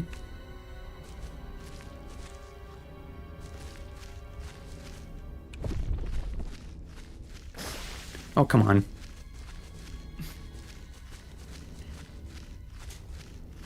Such a cool looking spider. It is. Oh my god.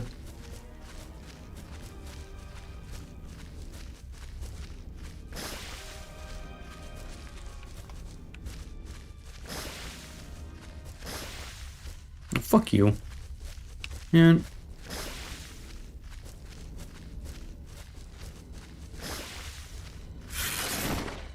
I know whenever Kako eventually gets around to playing this game, he's gonna love sections like this.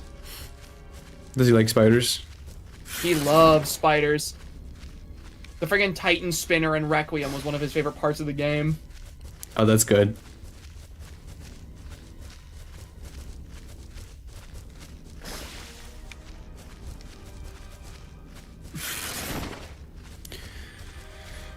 Come on.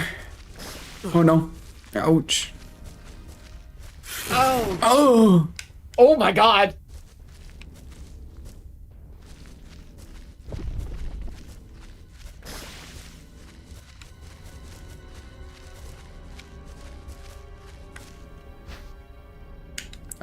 Thanks. Ow! Oh my god, they're decking you. You know what? Uh-oh.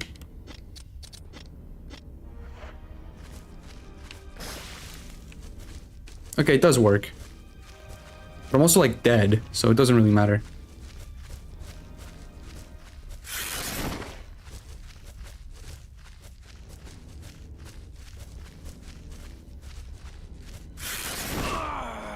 And I'm dead. Okay. Oh. I really appreciate the "you are dead" effects. I know, right? The freaking blood splatter on the screen. It's really funny because it doesn't even look like blood. It looks like rock. My red mysterious rock liquid. Right? Okay, I guess I'll actually try to fight it. Fight your fears and survive. I'm Resident Evil. It's me, John Resident. Help me, John Resident. No. No. John Resident, please help me. No. No, I really thought that was gonna work. Hey, man. Bye, man.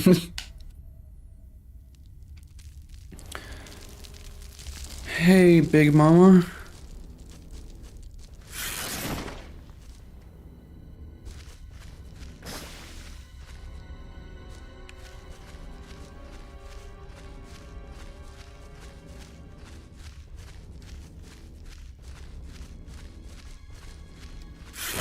Ow! You know what? Oh god.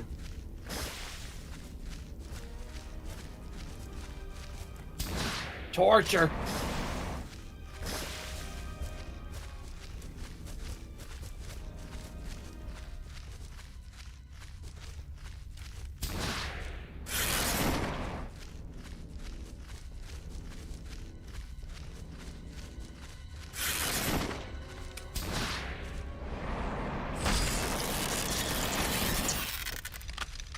Oh, that was Oh, really wow. easy, actually. Wow. She had way less health than I thought. Yeah, no, especially compared to the original. In the original, it's Yeah. like especially like really hard to kill. To kill honestly anything with that with flamethrower. Well, pop off, I guess. Okay, cool. I might have to go back. Because I need to make space for a... I have to go back and make space for a fucking... Hey. Get out of the way. Bro.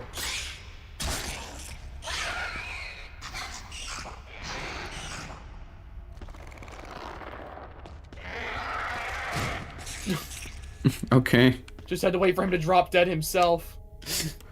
It's freaking whatever. Let me get the combat knife. So I can open the door. Survival knife, sorry. In the original it's a combat knife, but I guess no it's not. I guess we're too cool for that. I'm Chris of Redfield. Look at me, I'm so cool.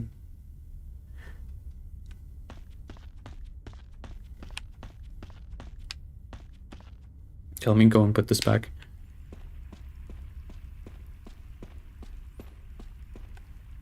I'm Chris Redfield, and I just did that.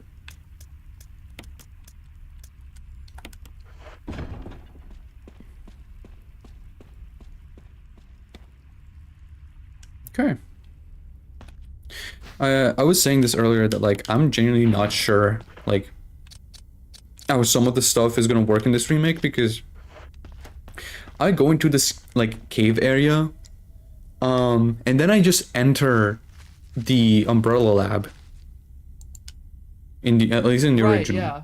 So like, I'm really curious to see how the remake handles this. Because I know there's the door underneath the staircase.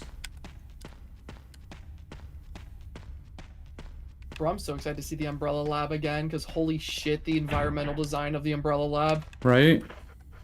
And this is why I brought the flamethrower.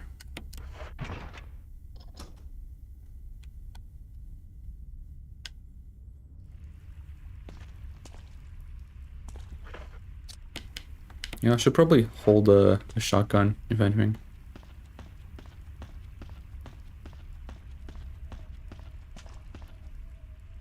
Oh, yeah.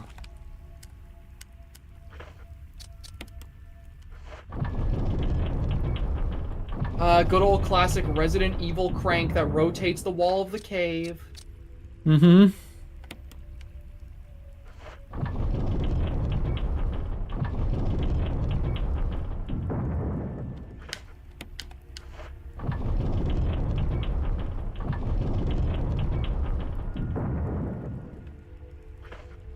There you go. Run away, Chris! Watch out, Chris!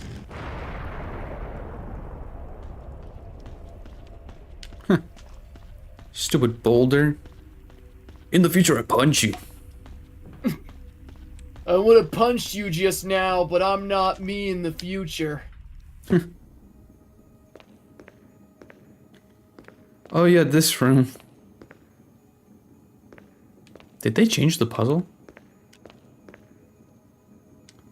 The goddess statue smiles at you. Oh wait.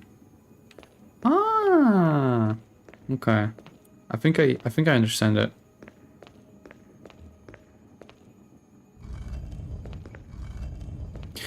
I think the thing in the middle simply rotates it. Yeah, there you go. Yeah, in the original, the puzzle was literally just put it on that platform and it's done. I really liked Chris standing on it, just slowly rotating and not moving. Just, this is interesting. I'm rotating now. I like this. I like it when I rotate. I like rotating.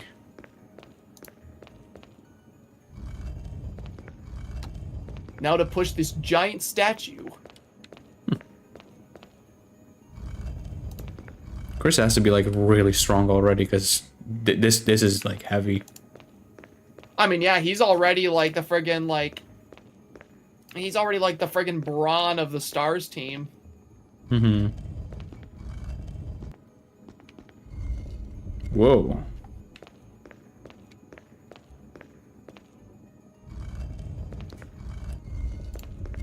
There you go.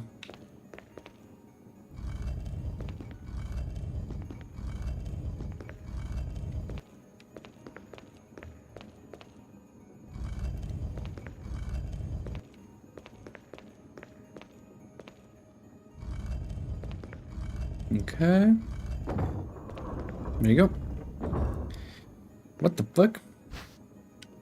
Oh! It looks like a roll of tape from a distance, and it's like, yeah, that's why what I is there thought a it roll was. of tape in the wall? I was really confused. I need that, to go back. What the fuck? Oh, this is completely different. In the original, there's a staircase over there that like, or in somewhere around here that like straight up just takes you to the entrance of the Umbrella Lab. And there's a save room over here. No, I don't want it. I don't really want this. I don't really want this. Okay, here, hold on. Because Have you even used any of the blue herbs? I've used one blue herb because I got poisoned once. I feel like I've never seen you had to use one. Yeah, you don't really have to use them.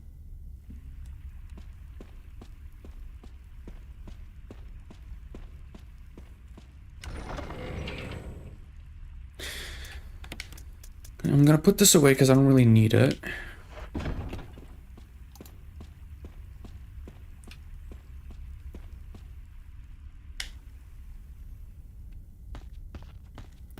I want that first aid spray.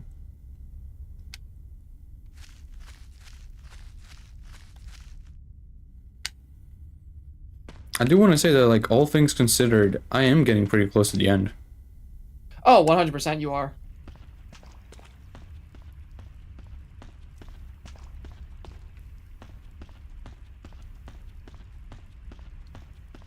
Because I imagine they're probably going to do something with Lisa.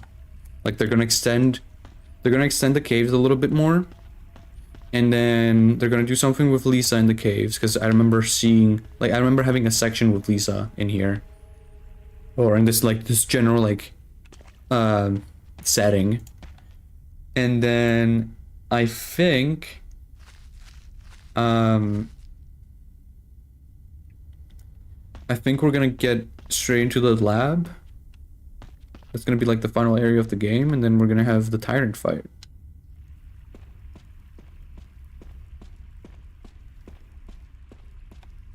Okay. I'm gonna put this in here. I'm gonna save.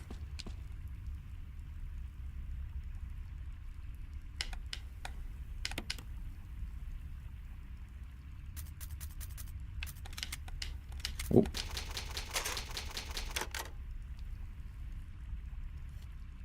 Okay.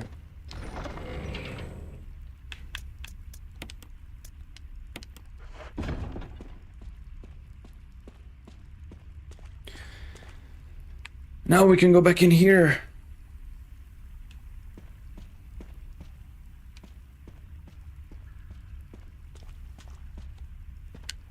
Oh wait, no, I don't have to go in there.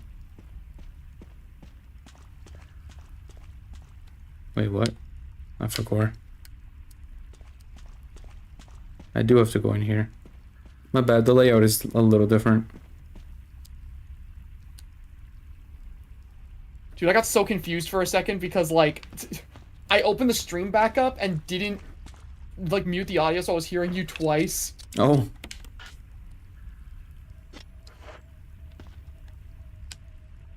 I understand. So... yeah, there you go. Now it should be working. The time is now high average. What do you mean? Where's my money, Bonzi? Oh. Bonzi, you said you were going to pay average those 20 average bucks yesterday. Have you not paid up? I'm playing Resident Evil. Bonzi, you know that's not okay. I didn't mean it. You're average. I'll make it up to you. Hold on. Where are you? Oh, you too, Zach. Uh-oh.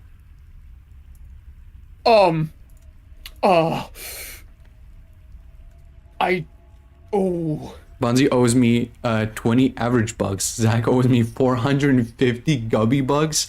Zach, what the fuck did you do? Man, look, you'll get your gummy bucks, okay? I just need a little bit more time, I told you. So I need to look up the fucking code for this because I'm not doing it. Evil 1 elevator code.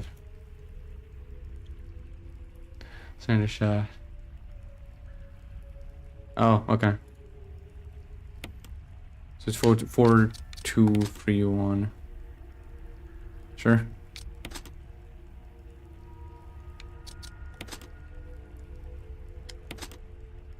It looks like the power has been restored.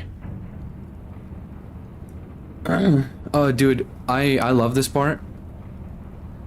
Because the original doesn't have the elevator. The original has like this hole, like in this room with like the big hole, but it doesn't have an elevator. It's kind of just there. Oh, you just fall down the hole? No, you just never go down the hole.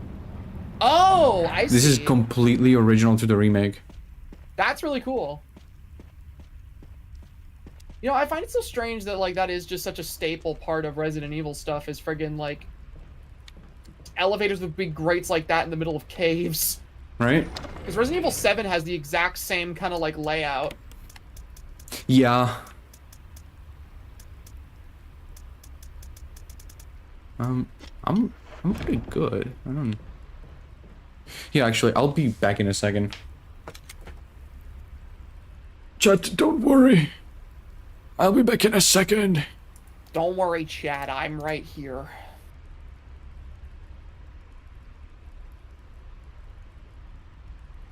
No, Average, please not the hot dog pizza, bro. Bro, Average, I hope you know you were DMing me with that shit, and I was, like, actually feeling sick to my stomach.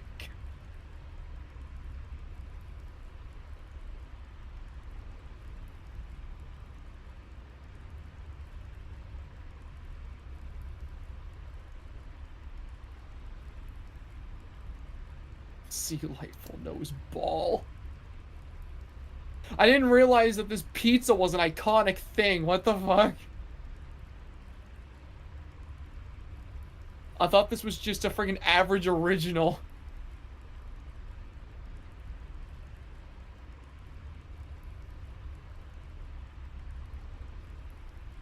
It's okay, Zach. You'll feel less sick once you take a hearty bite.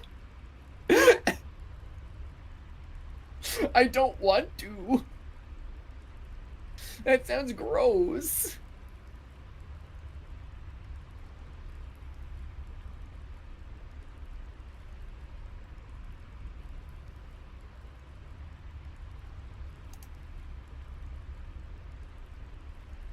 Okay, I'm back.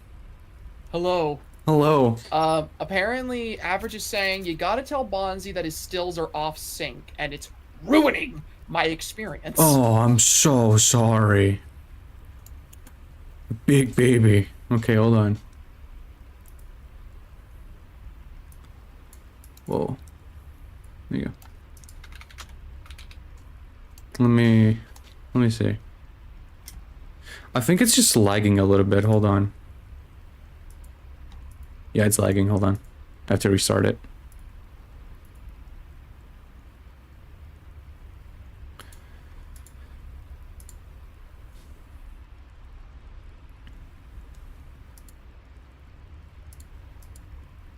Okay.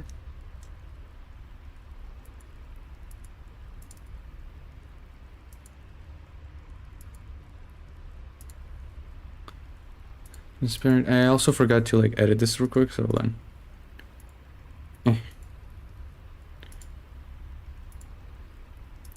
Okay.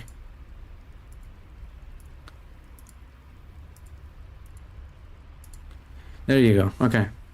Should be good now. Yeah, I don't know what's up. I think PNG Tuber remakes is like it like maybe lags a bit because it's a bit unstable. I don't know. I'm not really sure.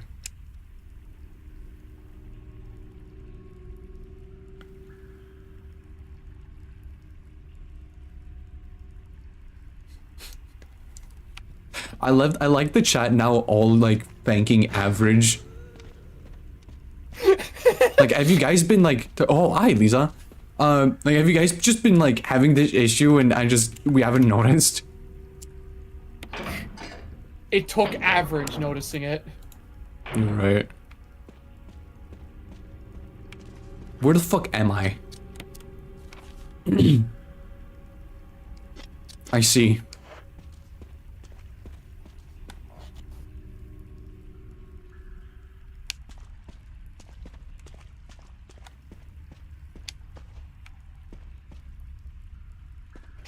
Oh, okay. Yeah, sure, I'll take this crate. into the elevator. That's another 10 average bucks added to your debt, Bonzi. Oh man. I guess I can't stream anymore. Sorry, guys. Look what you did. You ruined it. You ruined the... Oh, bye. Okay. What the fuck?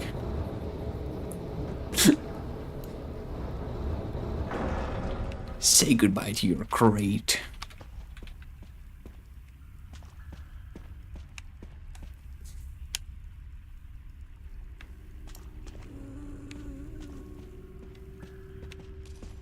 Hi, Lisa.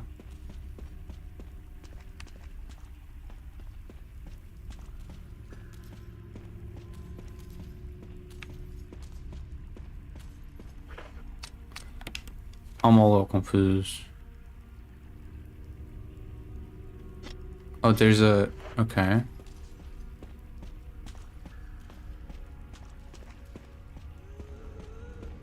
Well, no, this is where I came from. What?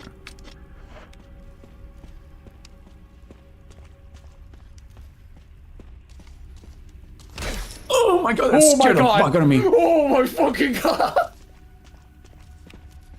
That actually got me. No, cause why did that make me jump too? She sounded so much further away than that. Oh my god. She did not sound that close. What the fuck?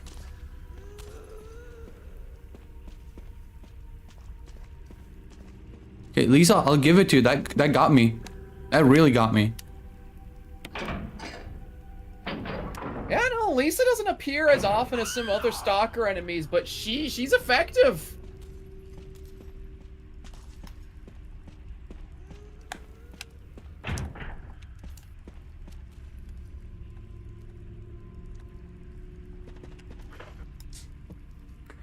It looks like the door will open if you put something special in it.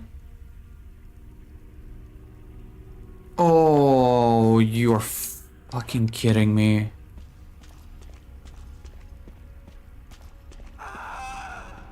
Yeah.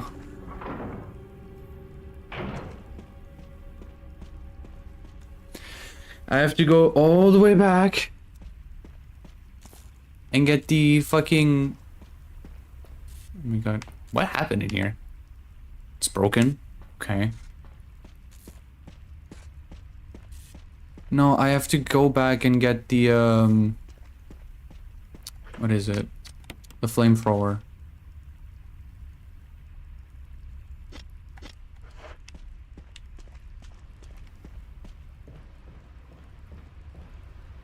Can I not go back? What? Guess I'll go here. Oh, I'm guessing that's like an optional thing. Wait.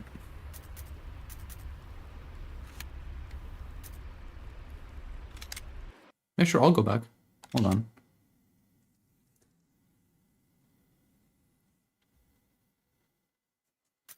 I just realized something. Zach is green while Bonzi is red. It's Christmas. Yeah. Oh, yeah. Of course. It's Christmas. In the darkness lies your fears. Something like that.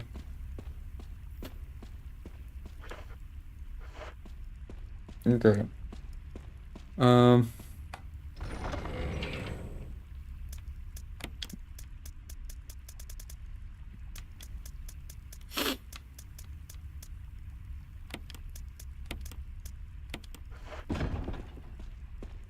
I'm gonna make space for my flamethrower.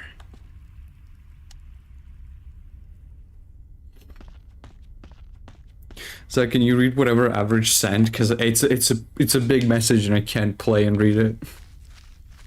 Allow me to read this. You guys ever think about how the Clydelings make Zack seem like a prick in lore? A, my friend invited me to play games with him, but whatever. Go in my place, my chudling. No, because Average is low-key right. If we're going by the friggin' new Clyde lore, right? The Clydelings are like his little henchmen. They're like his little goons. Okay. So, since I co-host and use the Clydelings as my stream avatars, it really does give the vibe of, oh yeah, I couldn't be fucked to show up, so I got my little pawn to go in and do it for me. I don't care. I'm too important to be on the stream. I understand. I'm too important to be on the stream. Go, Nemi. Stars. Stars.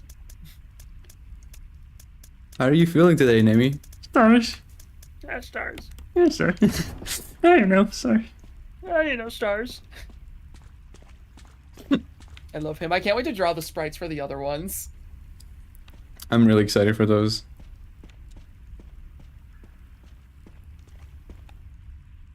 Okay, well, I guess I have to do all of that again because I low-key just forgot that, Any Ooh. Clydeling you see on a stream co-hosting is actually just the streamer babysitting.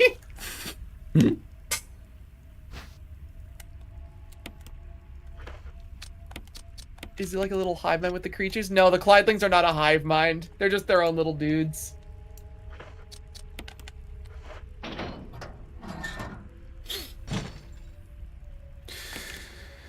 Okay, let's do this again. 4.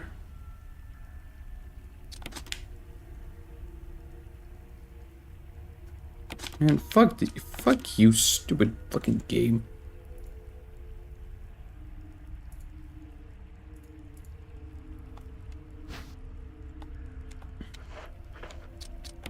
Why would you give me the option to press the same button again?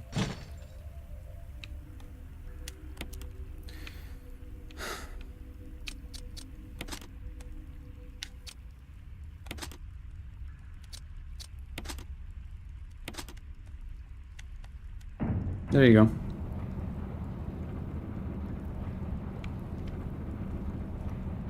Okay, let's try to make this quick.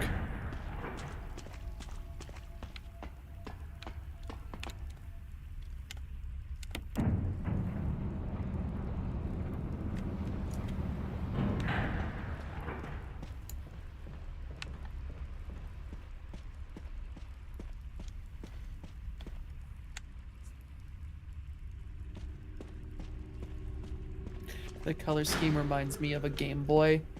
Yeah, the inspiration for Nemi's color scheme was Springtrap. If that wasn't apparent.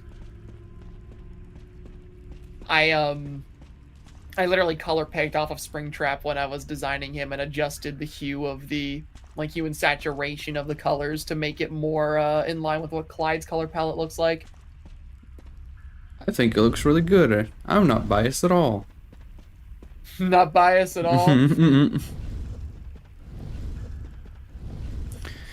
Okay, go back into the fucking thing, my crate.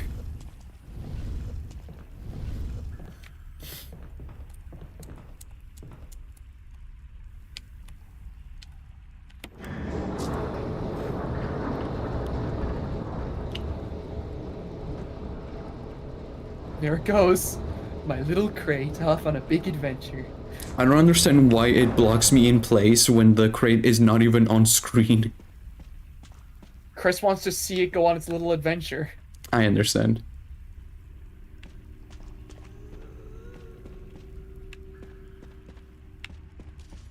I see you.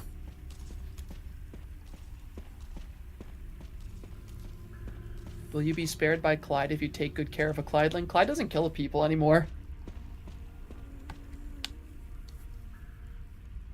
Clyde just kind of fucks around. Yeah, Bogo's the one who heals people. Yeah, out of the two OCs on the screen right now, Boko is actually significantly more evil than Clyde is now. Clyde doesn't really eat people anymore. He just kind of fucks with people, Nightmare Before Christmas style. That's so much more evil, dude. What the fuck? What is wrong with you? You're right.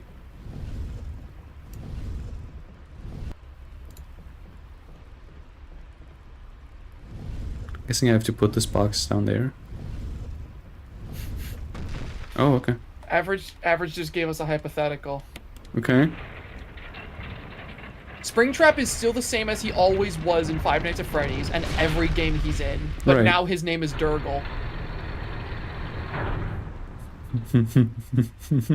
How do you feel? Still the same character in every single conceivable way. Literal only difference is that his name's Durgle.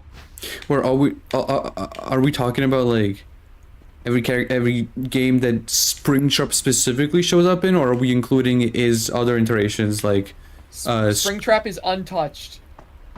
Completely and totally untouched, aside from being named Durgle now.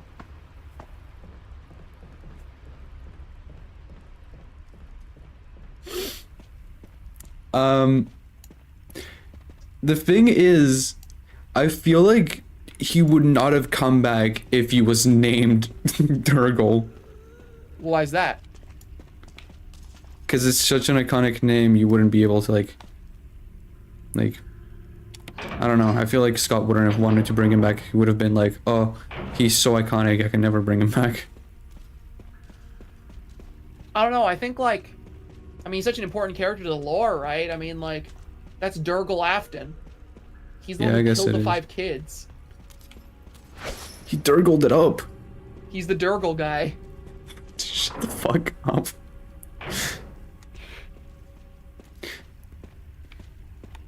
It's been so long since I have seen next to this monster. The man behind the Durgle. Ooh. Hey, Lisa. Hey, Lisa.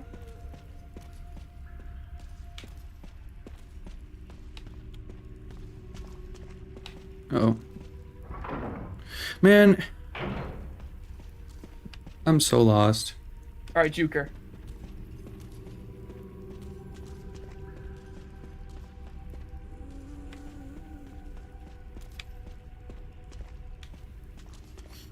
Okay, she's coming from that way.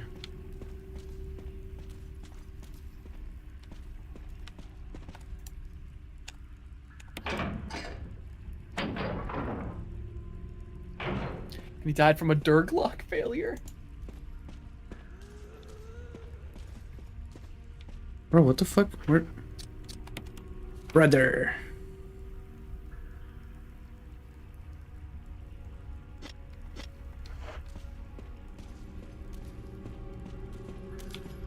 Oh my god.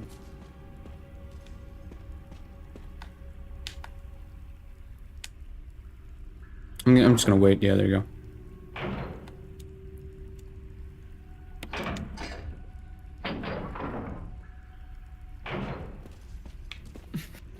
The variants are now Scrapgle, Gliggle, and Burgle.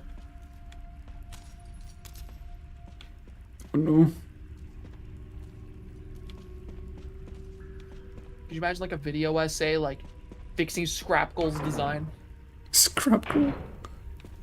Yeah, so Freddy Fazbear's Pizzeria Simulator, they really fucked up Scrapgle's design.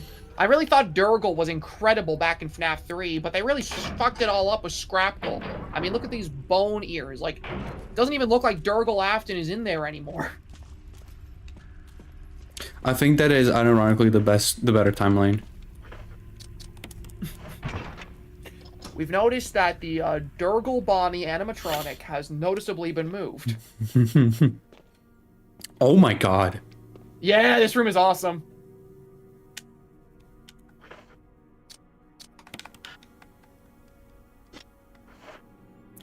This is literally the cell that Emily was put in with all of the fucking dolls.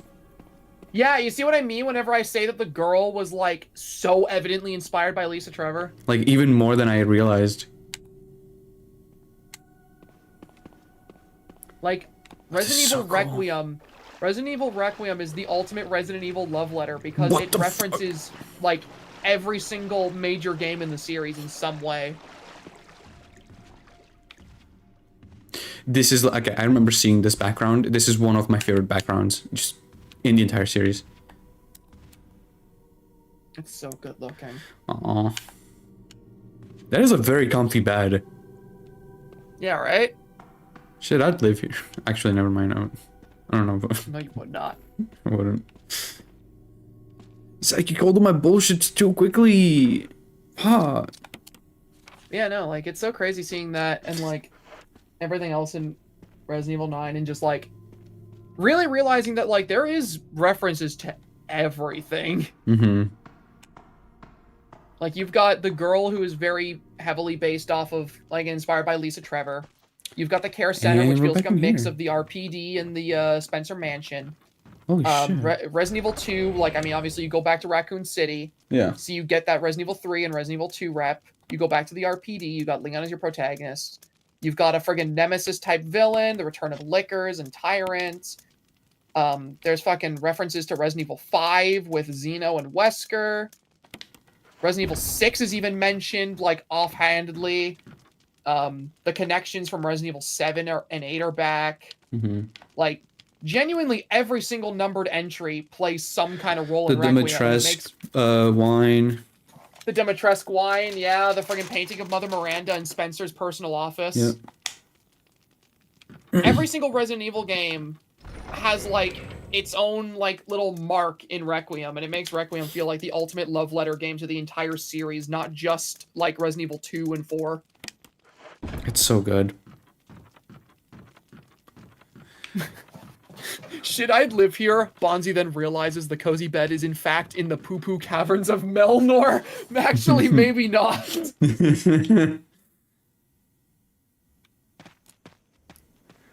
Look, I was focused on the bed, okay? The bed in isolation is very cozy. Wait, her wine was around? Yeah, in Victor Gideon's, like, office you can go to in the courtyard of the care center. The bottle of wine you open up to create the friggin', like, DNA helix to put in the thing is a bottle of wine from, like, Chateau Dimitrescu. It's so cool. There is references to, like, every main Resident Evil game, like every numbered entry in Requiem. It's got everything.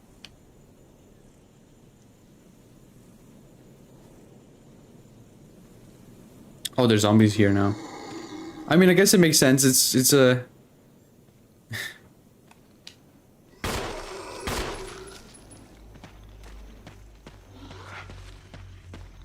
Oh, these ones are, like, bloated. Mm-hmm.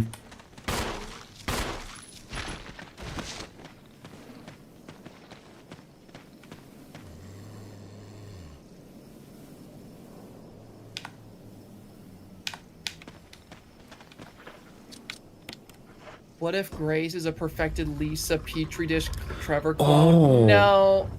That's a cool idea, but no. Grace was just an orphan adopted by Spencer. She's not like a clone of anyone.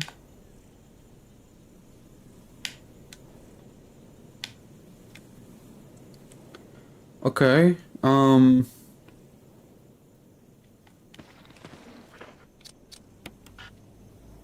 What?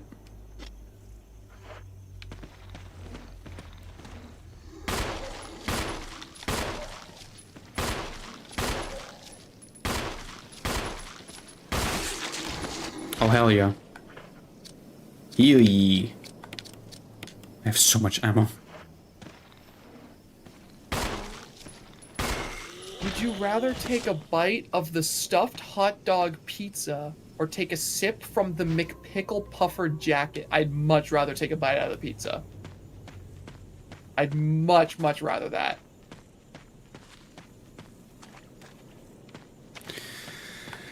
So suddenly I have to go back and make space for that. Unless I can...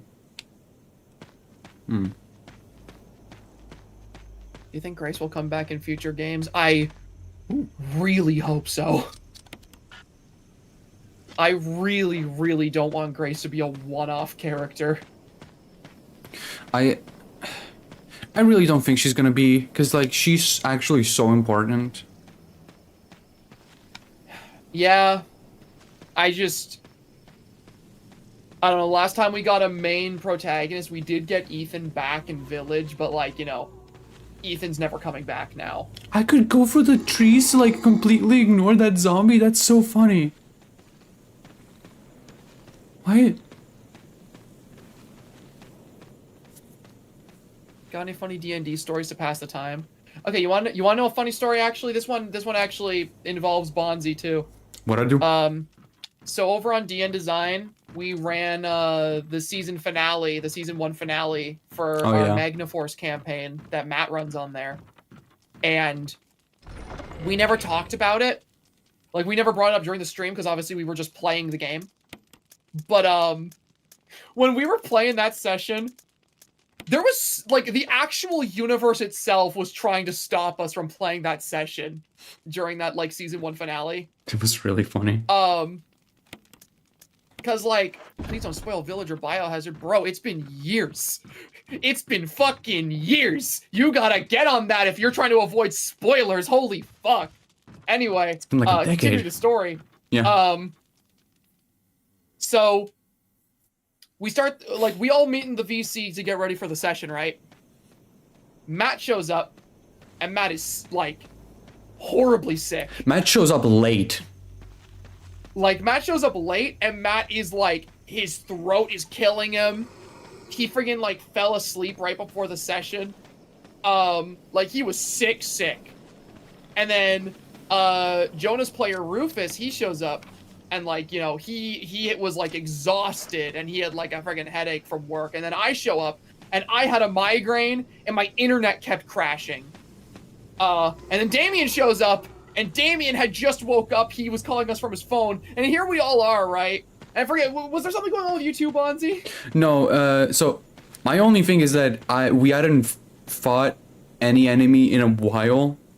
So I didn't exactly remember how the combat system worked, but that was literally it. Yeah, so Bonzi needed to, like, refamiliarize himself with the system. So here we all are sitting in this VC.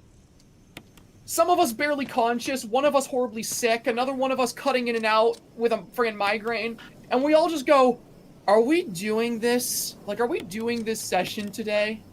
Are we gonna be able to do this session? And Matt just goes, yeah, we ball. The show must go on. So we ran the session, and it ended up being, like, the best session of that entire campaign. And I'm still talk about it. Like, it's been days since we ran that, because we ran that on Tuesday. So it's been, like, a few days since we ran that session. It genuinely feels like it's been yesterday. I know, it felt like it was yesterday. But the fact that, like, it is so crazy to me that, like, you look back on that session, and there was so much shit going wrong. It was like the universe didn't want us to play, and it ended up being the most fun, like, and crazy session of that entire campaign so far.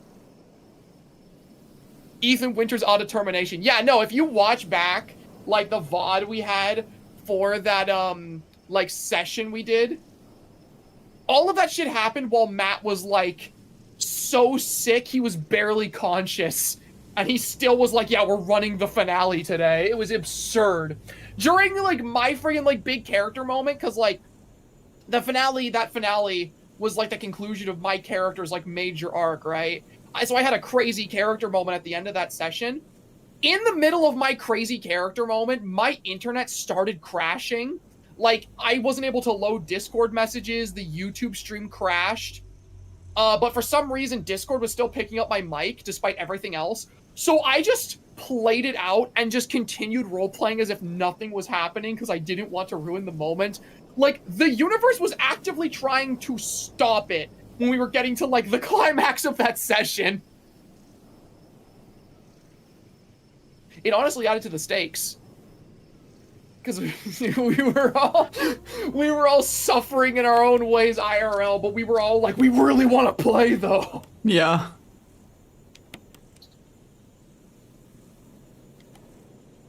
Question, since I haven't played RE1 in a minute, are we close to the end? Sorry if that sounds mean, just curious. No, it's not mean at all. We're very close. We are very close, yes. We are. Because, obviously the remake is, like, doing its own thing, kind of. But, like, okay, literally, unless the game forces me to go and fight Yawn, we just have to go and, like, enter the lab. I'm guessing we're gonna have to fight Lisa at some point. We enter the lab, we do the lab, we do the fight against Tyrant, and then we escape, and we do the final boss, and then the game is done. Like, we are literally entering the final act. Zach, I need to we need to talk shit with we need to talk season 2 shit with you too. Yes. Yes. Oh man, I'm so excited for season 2 of friggin' Magnaforce. I put my heart and soul into role playing in that campaign. No, like, same. I genuinely love Magnaforce so much. We started working on Magnaforce season 2 stuff already. Magnum.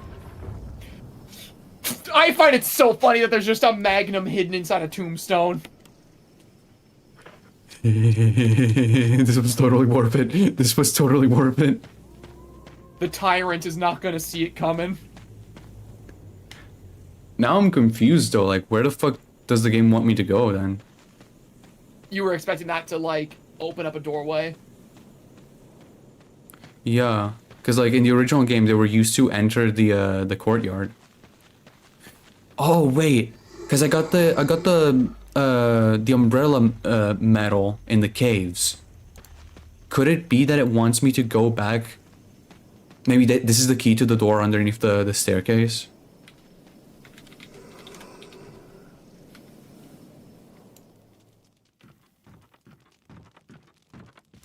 Oh my god, I'm actually so happy I have a Magnum now.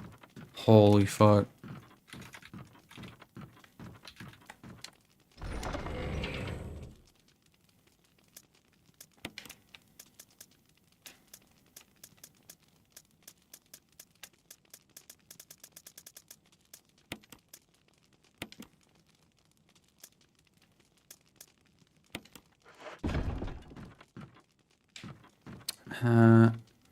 I don't think I'm gonna save yet.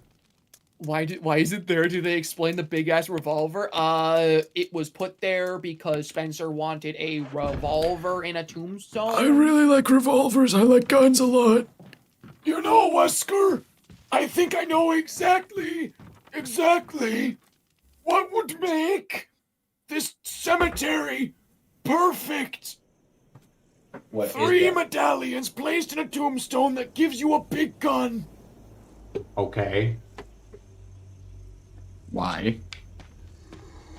Well, just in case someone goes through my magnificent mansion and wants a revolver. You're just offering free weapons? Combat data.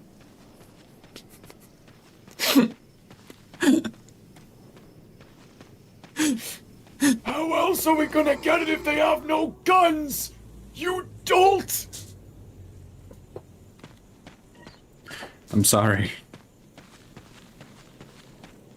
Go back to making my viruses. Go back to working with Birkin.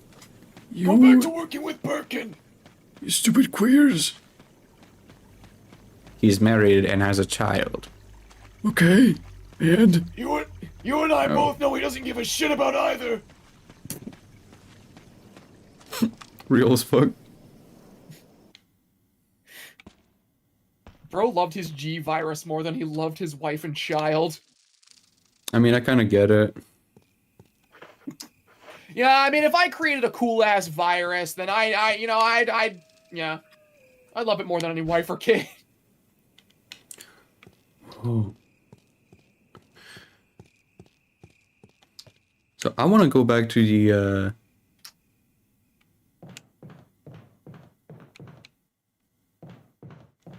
I want to go back to the lobby because I swear the gun I have right now is used for that. Or sorry, the fucking metal that I have is for that.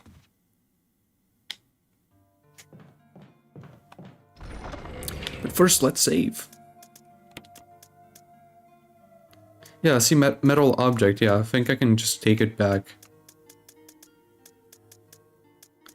I think I have to maybe get both. I don't know.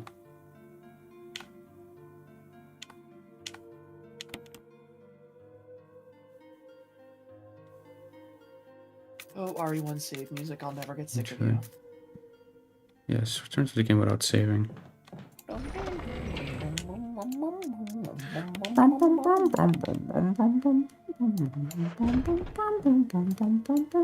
Dude, this save music with like rain ambience in the background is the most relaxing shit on the planet. Oh, I know.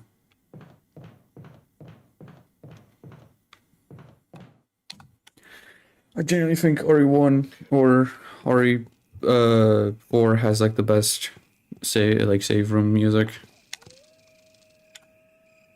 I think RE0 is up there too. I'm really interested in that. I'm so excited for RE0, I'm gonna be honest. You're gonna, I truly am soul reading that you're gonna like it a lot. It's a very different Resident Evil game, but I think in a good way. Yeah, I mean, I've seen some of the environments from the train and I'm like, ooh. How long is it? I'd say it's... Let me check how long it took me to beat it.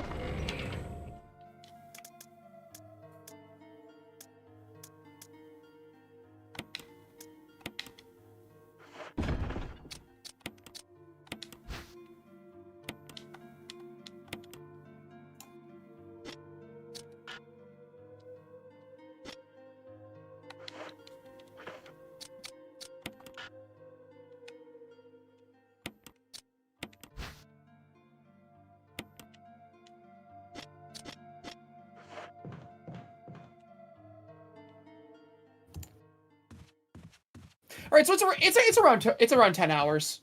Huh. Okay.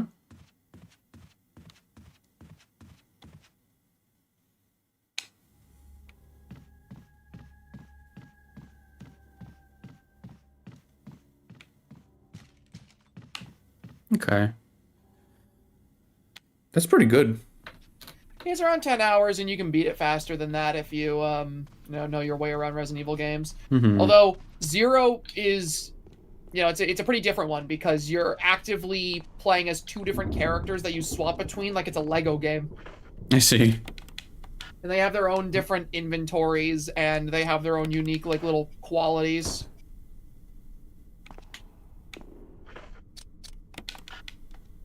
What the fuck? Wait, go back to it? So, one of them did fit in, so I have the right idea. But, I think, because I think it has like a weird ring around it. I might have to go put it back in. Maybe it gets something from it, I don't know. It's weird. I do think I have the right idea though, because they look the exact same. Oh.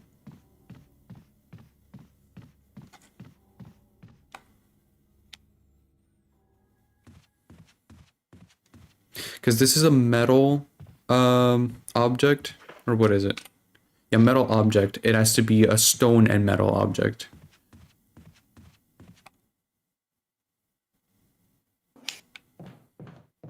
What could you have missed then?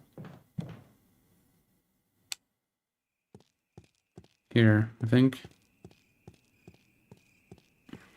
I'm not sure, but I think I can put it here. No? What? Okay, hold on.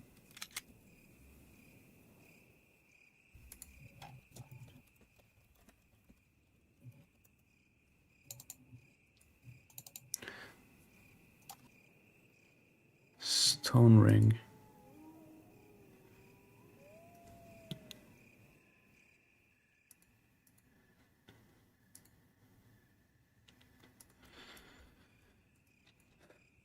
Stone ring.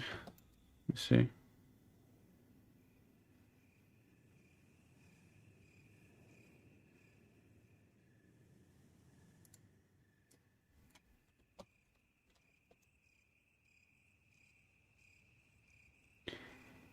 It can be combined. Okay. Okay, so we find it inside a jewelry box in the underground confinement room. Oh. What the fuck? Okay. That's weird. That's like really weird. So okay, so I have to move a little bit. apparently the stone ring is in the room underneath Lisa's cabin. And I have to combine it with the metal object. So I had the right idea, it's just... Okay, you just had the wrong item. Mm-hmm. Also, I think you turned your noise suppression off. Oh, did I? Yep. At least for a moment, because I could hear you breathing. Do you hear me breathing right now? Nope. I guess I just took a particularly heavy breath. I don't know, because you sounded a little more echoey than usual, too. Your microphone is haunted. Do I sound fine now? Yeah, you sound fine. I didn't touch anything. I think your microphone is haunted. I think it just might be. No, you didn't. I feel like we're growing apart.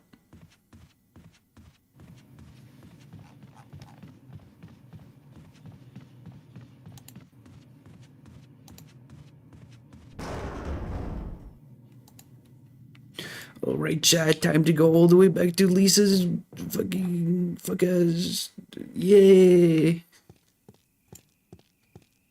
It's like, what? Oh?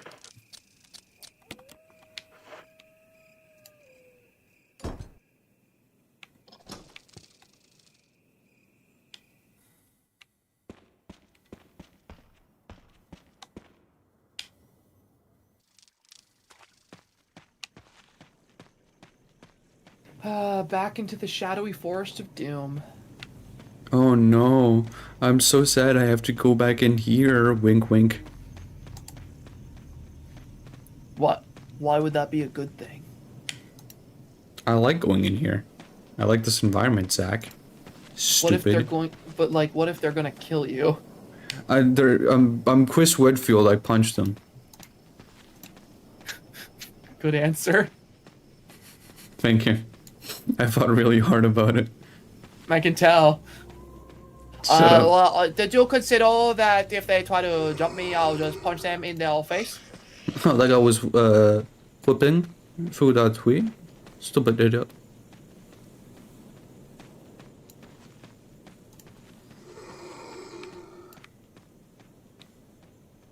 What I find so interesting about all of these environments is that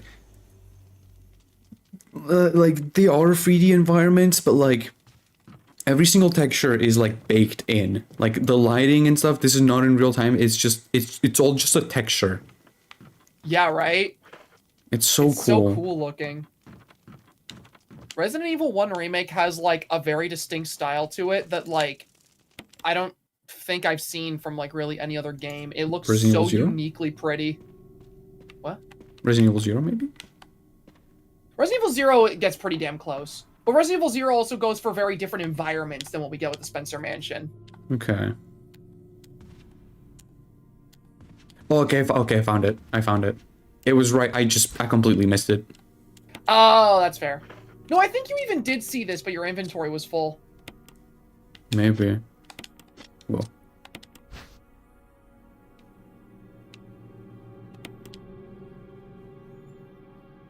Uh-huh. Uh-huh. Oh, I didn't mean to close that. I don't care about your lore. I don't care.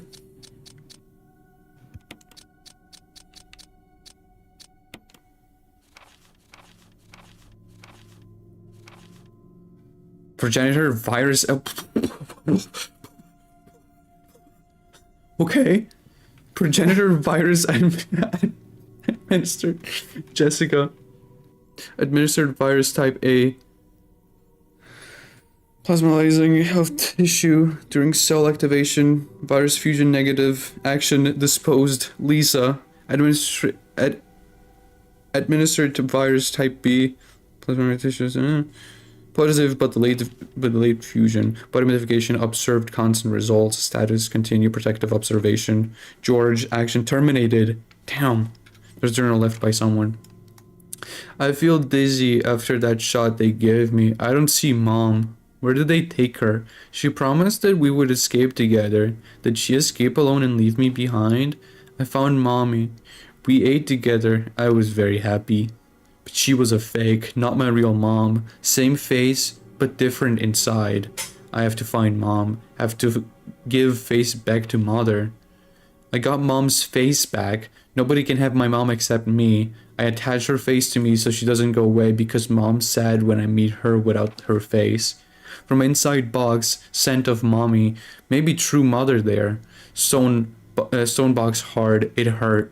Steel rope in the way. Can't see Mother because 4 stones. Oh, and that was like the first half of this. Damn. Yeah, I love how these notes are actually written from Lisa's perspective. It's so good. Lisa's such a good character. Oh my god. Just, there's something so disturbing to me about her just being this fucking petri dish of all these viruses that they keep in a fucking cage and they keep sending in, like, fake parents for her as substitutes, and she just keeps killing them and stitching together their faces. Yeah, because she's like, these are not my parents, but they have their faces. I need to give my mom's face back.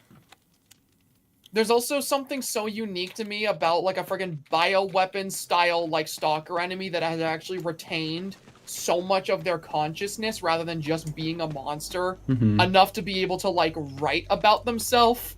Because, like, Lisa feels like a bioweapon that's like a more evolved version of a normal zombie. Yeah, that's a really good way of putting it. And I mean, it makes sense, right? Because, like, they tested shit like the T virus on her.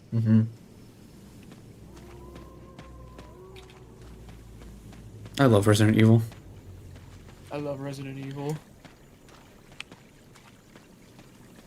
You know, yeah, like, returning to this game, obviously I haven't finished it yet, but, like, I definitely think that my first playthrough of this game, it was just... I was just very frustrated because I was not used to this kind of gameplay, and it was my first time playing a Resident Evil game. That's why I was gonna say, it's why I don't think it's a good entry point for, like, brand new, like, players to the series. I was literally about to say the same thing, because this is why I think we need a modern remake of Resident Evil 1. This is not a good starting point for fans. Like, if you already enjoy Resident Evil, and you are already good at the gameplay loop and, like, know what you're doing, fucking 10 out of 10 video game, right? Like, I actually have really no critiques of Resident Evil 1 Remake. I just think that it's more punishing, and it takes a little bit to get used to compared to the, like, RE Engine remakes or RE7, which, you know, are a lot more modernized, so it's easier for people to get into them. This game isn't, like, a bad entry point due to it having, like, serious flaws. It's just that it's just a harder game to get into in general. Yeah. And it's also, like, you play this game, and, like, every other, at least, unless you play, like, R0 and Code Veronica, literally no other game in the series right now, plays like this. Yeah, exactly. All of the RE Engine games either move to over-the-shoulder third person or first person. Oh, thank God there's a storage box here. Holy shit.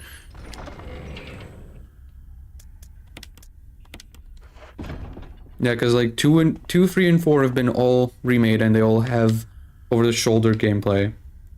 No tank controls at all. RE5 continues with that, and it's just more action-focused than horror. Well, Resident Evil 4 has tank controls. I'm talking about the remake. Oh, you meant the remake. Okay. Yeah, because, like, as of right now, if a modern fan if someone was to get into the series now, 2, 3, and 4 have all been remade in a modern style that is, like, cohesive and stuff. But not RE1. So if you play RE1, you get used to this gameplay style, and that's assuming that you get used to it at all. It's very unlikely. to me at least. I know a lot of people who tried RE1 remake as like their very first RE game, and they just straight up quit because they didn't like the tank controls and didn't want to learn them. There you go. And then you get into Resident Evil 2, and it's like, oh, this is a completely different type of game. Like, it's so jarring. I don't understand it. People are always like, oh, I don't want a Resident Evil 1 remake. I want a Code Veronica remake. Both? Why not both? Yeah, no, like, I wouldn't mind either. Like, I just think that, you know, considering the fact that Requiem has already made it clear that the remakes are canon over their original counterparts, because, you know, Requiem references to remake. Oh! Chris, take a piece of the action. Yes, sir.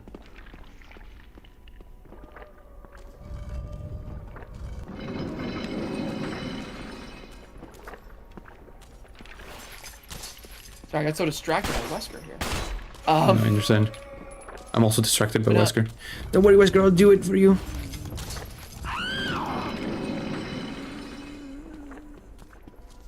Yeah, no, having having the knowledge from Requiem that like the remakes are considered canon over their like original counterparts because of like RE2 remake being shown in all the flashbacks and whatnot. I just really want a modern day canon version of Resident Evil 1. Oh, Lisa, girly. Aww.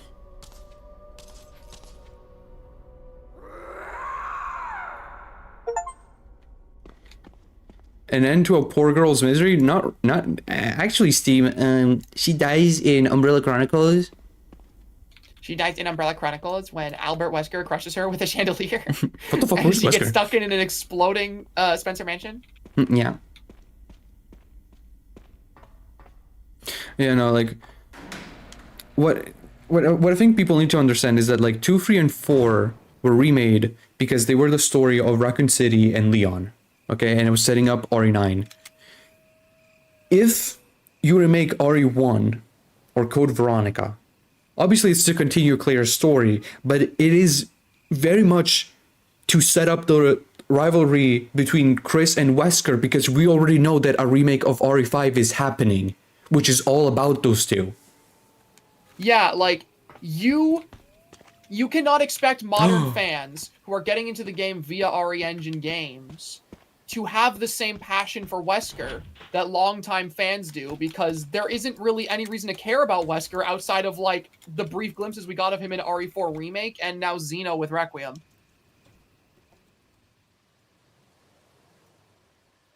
Hold on, because where's the medal of the wolf?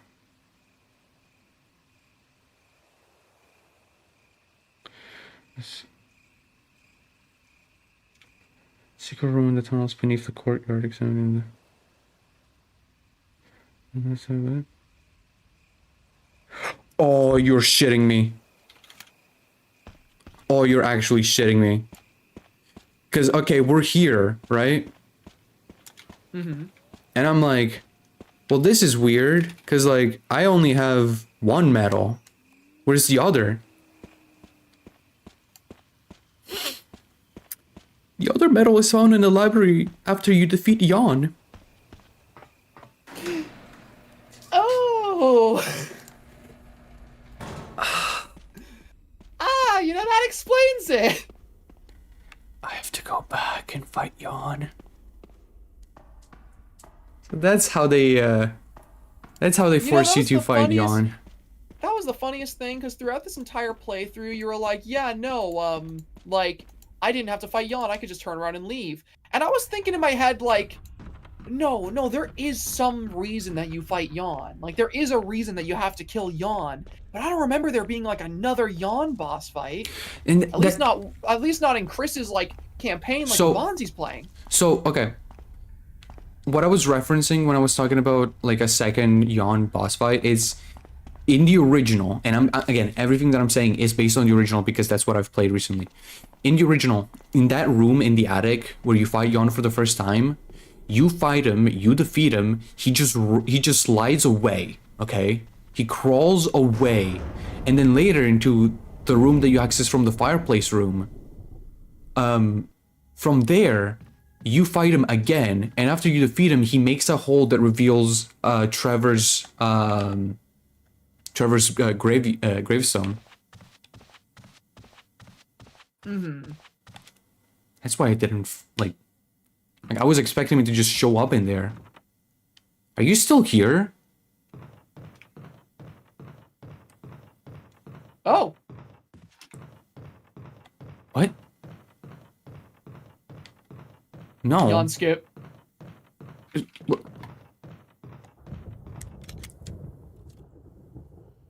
Okay. Rewind remake to enter library. For the suit of armored trapdoor? What?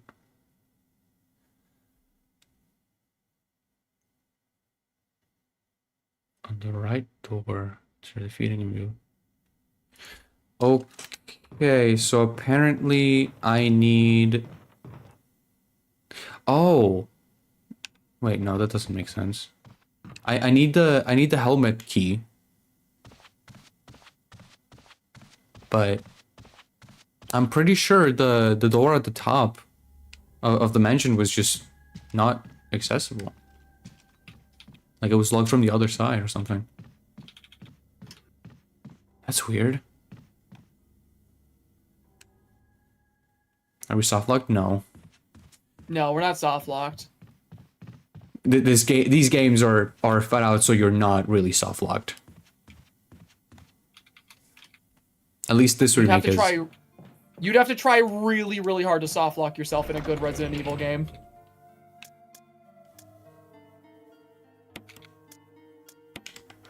Well, that explains why I still have this key.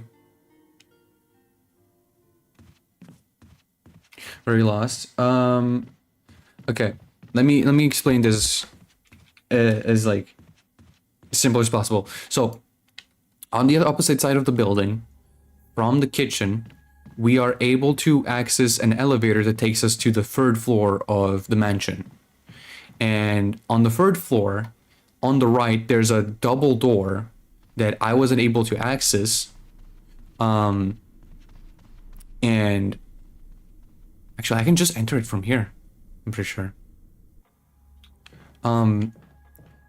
There was a double door that I wasn't able to access, and I'm still pretty sure that it's locked from the opposite side, but maybe I have to use the... Oh shit, you're still here. Okay. Maybe I have to use this key. The knob is broken. It doesn't look like it'll open. Yeah, see?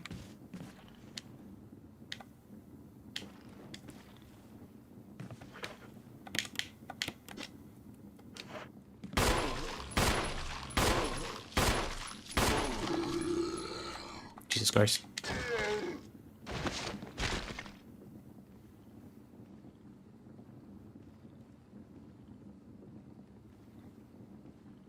Is he dead? Oh yeah, I can see the blood. Okay, hold on.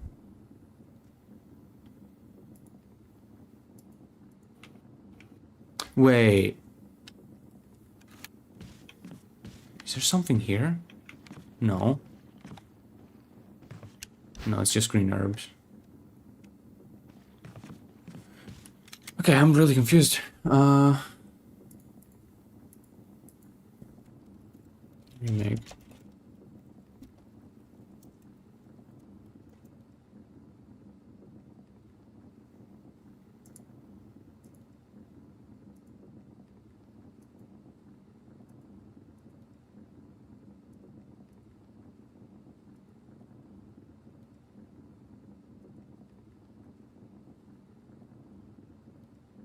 Okay.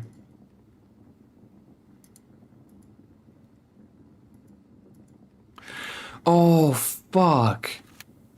I just remembered there's a door that I didn't open. And it's like the dumbest door that you could think of. The classic Resident Evil door you forgot about for 8 hours. Yep.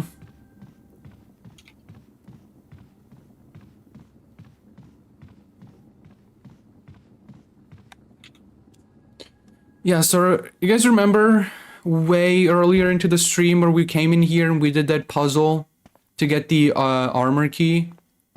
And like we went back here and there's a doorway. Yeah. Oh my god. Yeah.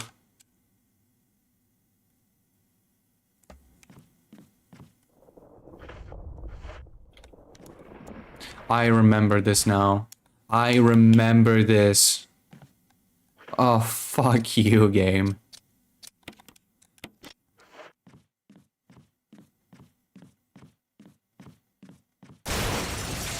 Yeah. There you go. Okay, so I was right though, because I was like thinking in my head, like, yeah, there's another fight with like Jan though. Yeah, and like you have to fight Jan, but I was like really confused because yeah, you could walk out of the first boss room, but you were getting to the end with Lisa Trevor. I'm like, he hasn't fought Jan yet. That's really weird.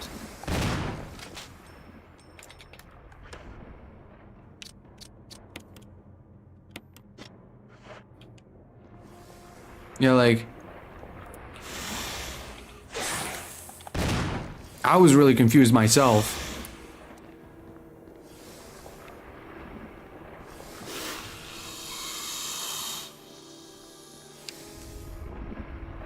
Oh, he's so cool.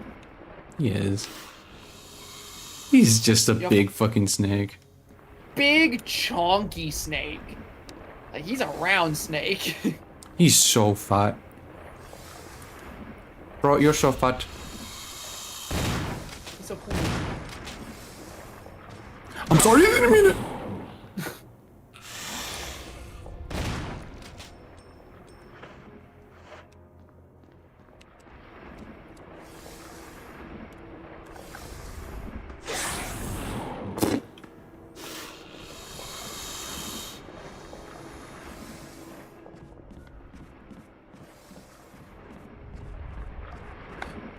Oh, way cooler like environment for Jan though.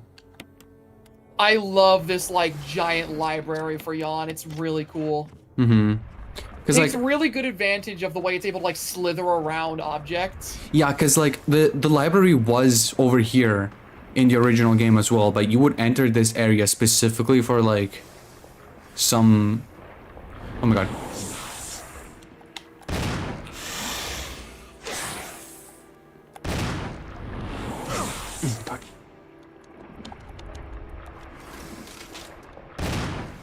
There you go. You would enter it specifically for like some extra puzzle stuff. You never had to go in here for Jan. It's so interesting. Well, you're fucking dead.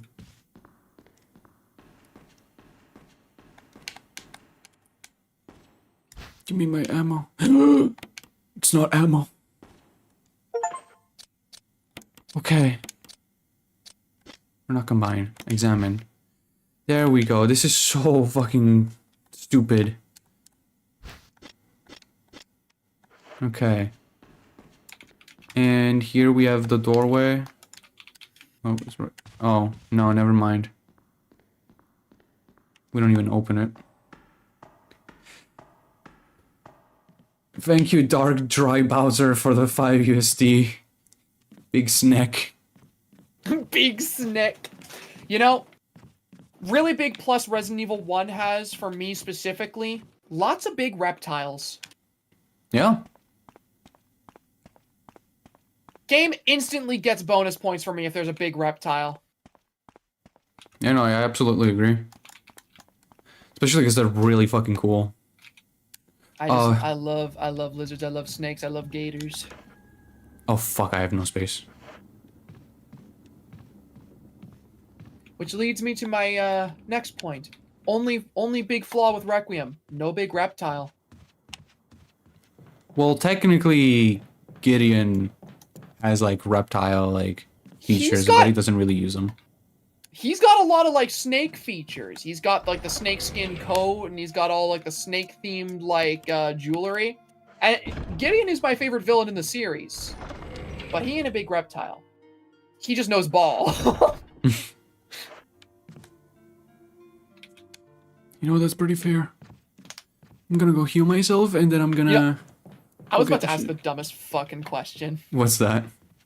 I got onto like the thought process of like, oh, Gideon, favorite Resident Evil villain. And I was about to be like, so what's your favorite Resident Evil villain? And then I stopped myself. You remembered? I remembered, yeah. Yeah, Chad, my favorite Resident Evil villain is Wesker. And Xeno specifically is like my favorite look for him. Xeno is so fucking dapper. Like, unironically, Xeno is like my favorite design from Resident Evil in general. Xeno is so cool looking. He is. Okay, and I'm fine again.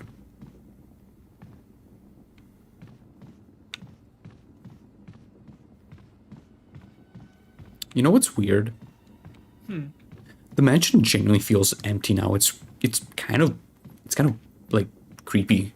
Yeah, like you're expecting to see zombies and shit in this hall, but there's just nothing. Yeah, we've been here all day and we like cleared up the entire place. Man, it feels so good to jump from the original game from '96 to this. Holy shit. It's genuinely just such a refinement in every single way. It's graphically better looking, the acting is better, the story's better. You know what's so crazy about this game? It came out only 6 years after the original Resident Evil 1. Yeah, right? It's so crazy. Like, one thing I find so fascinating in game development is seeing how drastically graphics and gameplay improved over such a short span of time, and then comparing it to modern day where you're seeing such diminishing returns now. Yeah. Because, like, you look at this game, and then you compare it to, you know, a game that came out 6 years before, and it's night and day. And, like, you compare this game to a game that came out 6 years after it, huge difference. But, like, if you look at a game from 2020 and compare it to 2026 now, like, there's going to be differences, of course, but the differences are way less staggering. Yeah. If anything, games are starting to look like intentionally worse now because people want to go back to like these old graphical styles, at least for like indie game development. Yeah, and I love those games.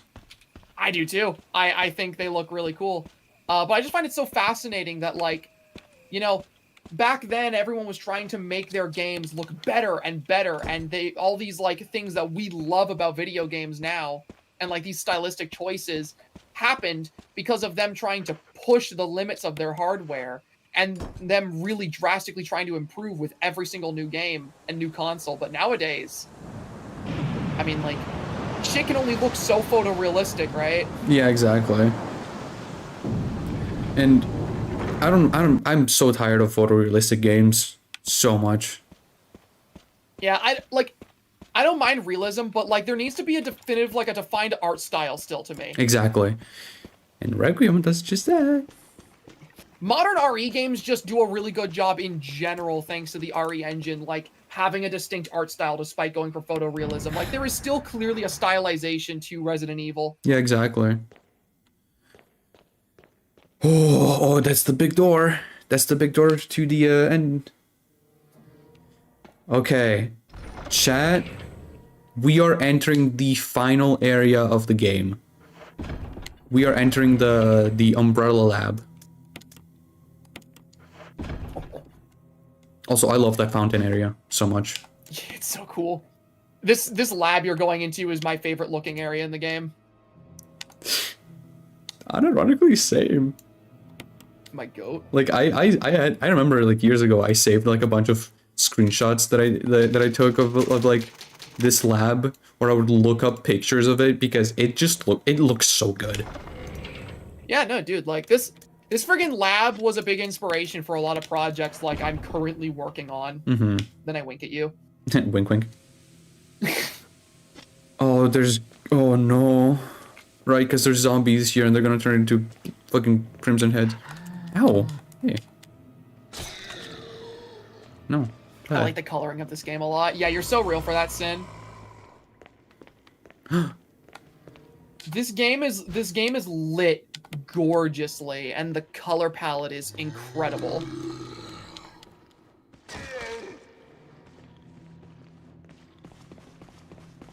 Oh my god. Oh wait, never mind. I was like, there was a transition in the original game because of these stairs, and now it's just not there. Then I realized, no, there's just a gate now. Okay. Well, thankfully, I remember the layout of this. This looks completely different. What the fuck? We take the X-ray. Sure. Memo on the message board catches your attention. There's something scrawled on the notepad. To use the electronic door, place the initials in alphabetic order. I don't feel like it. Researchers, oh, here we go. Researcher's letter. June 8th, 1998. My dearest Ada, by the time you read this letter, I will no longer be the person you once knew. The results of my test came out today, and as I suspected, it came out positive. I feel like I am teetering on the edge of reason just thinking about my impending doom. I would give anything not to have to become one of them. As far as I know, you are not infected. I sincerely hope things do not reach such a desperate pass, but if it has turned out that you are now the last person remaining alive, I want you to get the material from the visual data room. Then activate the self-destruct system in the power room and escape from here. Please do everything in your power to make this whole accident public. If everything is still running normally, you should be able to release all the logs using the security system. I have set up the terminal in the small security room so that you can log into the system using my name and your name as the password. You will need another password to release the log of the door in the basement, where the visual data room is located. As a safety measure, I have coded that password into an X-ray picture. I don't want to read that word. I don't want to read that. Whoa. I know you, and I'm sure you will be able to work it out without any trouble. There's just one more thing, and it is my last request. I hope you never have to lay eyes on me in this state, but if you do happen to run into me in my hideous form, I beg you to put me out of my misery. I hope you understand. Thank you, Ada. Yours truly, John.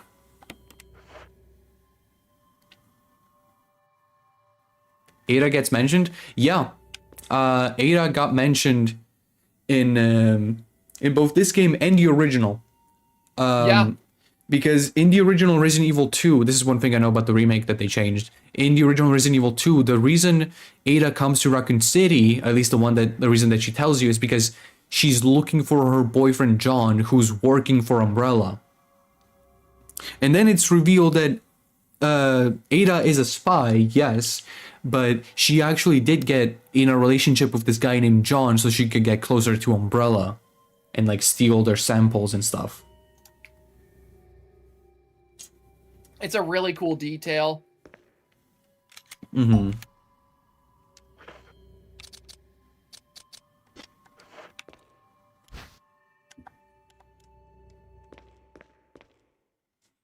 Okay. Oh, hi, first aid. What the hell? Okay, so this is... So, chat, this is where Jill is.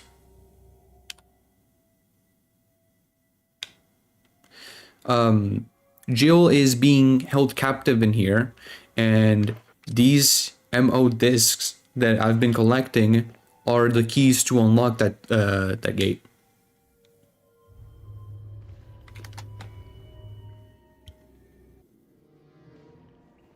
And they were planning this out for a hot minute.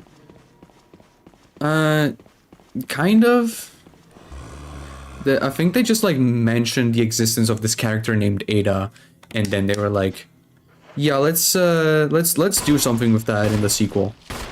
Yeah, it's definitely that. Like that is definitely what it was.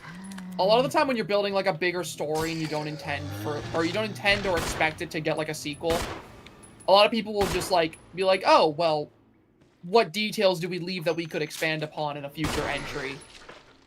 And that's definitely what Ada ended up being. Mm-hmm. Which is crazy because Ada ended up being one of the most important Resident Evil characters ever. Yeah.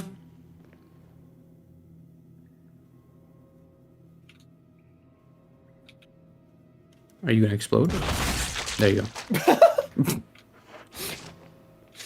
The comedic timing for this stream has been incredible. I'm just built different. I'm still thinking about whenever I was going on my big rant about why I think Crimson Heads are like the peak of game design, and as I'm in the middle of that conversation, bringing up how like scary they are when they get up, you encountered your first Crimson Head of the stream. Don't remind me.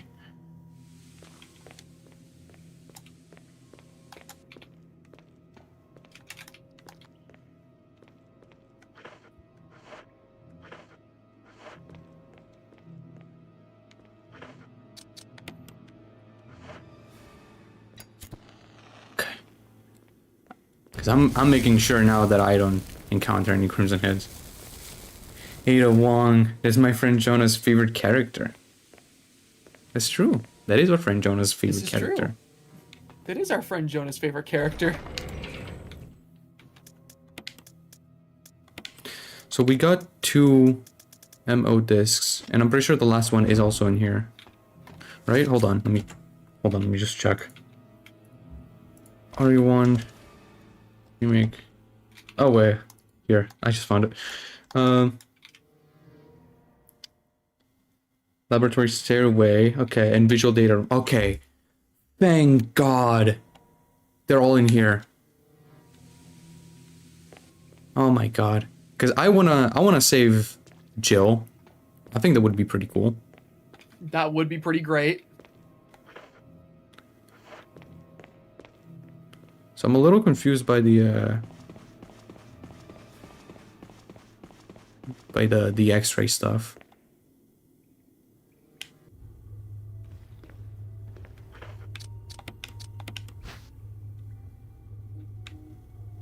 And I love how nasty this Umbrella Lab looks, by the way, compared to something like Nest. Oh yeah, this place is nasty. This place looks like a fucking dungeon, almost. It genuinely just looks like a decrepit lab that they put together with like the little funds Umbrella started with, and then Nest is like their more refined lab they were able to make later. I think that's important because the labs are such a staple of the Resident Evil series, right? That like I think the labs being distinct and different from one another is important, which is also why I love the Dead Factory from RE3. God, this looks amazing. Yeah, right? Like, dude, this okay, no, like fucking little bit of trivia time. The RE1 lab was the first area in a video game that made me realize how much I love industrial grunge settings. You know, this looks beautiful. What the fuck? Oh, 1 second. We lost Bonzi. Don't worry, Chad, I'm here. No, you didn't. Oh. Yeah, I just had to step away for a moment. Okay, so we got a PC here. Oh. Oh. Oh, that's nasty. Yes, please.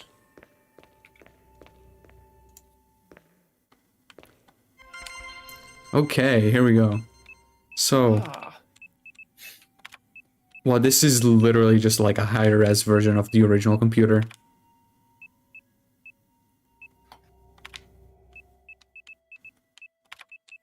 Worst fucking password ever, because especially in the original RE2, Annette knows. Like, Annette apparently mentions that everyone around the fucking Nest knew that John was the guy who had his girlfriend's name as his password. Like, this is something that he was sharing with everyone.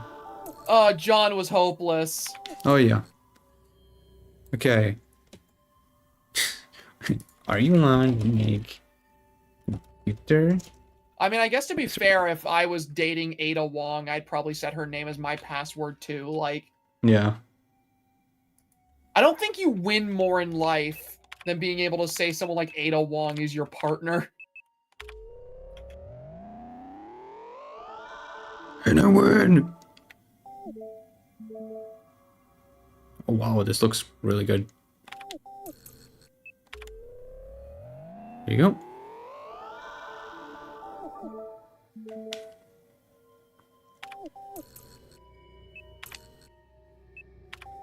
This is so animated, I love it. Okay. So, that's done. This room looks so much better than the original. Whoa! I saw ammo, but I can't use it anyway right now, so...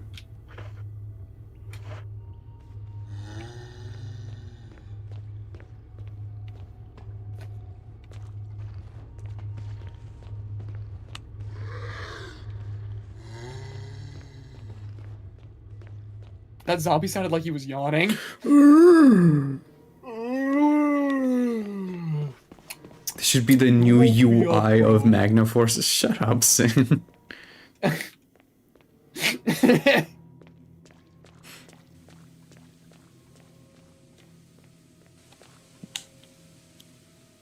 You saw shiny? Yeah, that was some Magnum rounds. But I won't use them right now.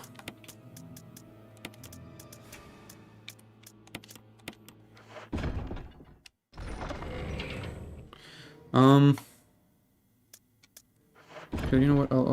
I'll keep them here for now. You made me yawn in real life. Wow, Zach. Fake yawn so good it was contagious. Not for me. I'll get you someday. Someday I'll make you yawn. One day I'll make you yawn. Don't worry. That day will be my perfect victory. Don't worry, Zach. Your jokes always make me yawn. Oh, thank you. Yeah. Oh.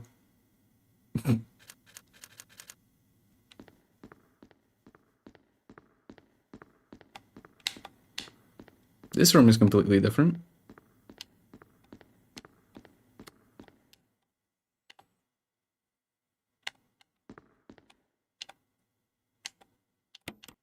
Oh, I'm glad the map is off screen, so I wouldn't even know it, know that it's in here.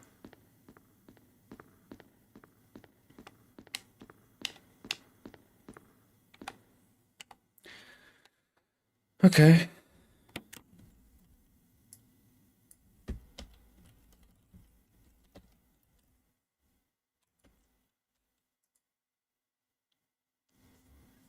Two, 8, 4, 6, 2, okay.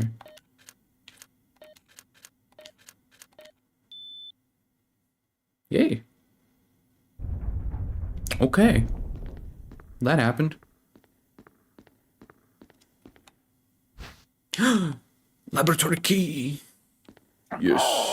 Oh, yeah. That looks a lot like the override key that you get in Requiem. That is true, actually. It was definitely based on this, because this is also what the key looks like in the original game. Oh. Ooh! I got all of them! Oh, let's go. I can't grab this.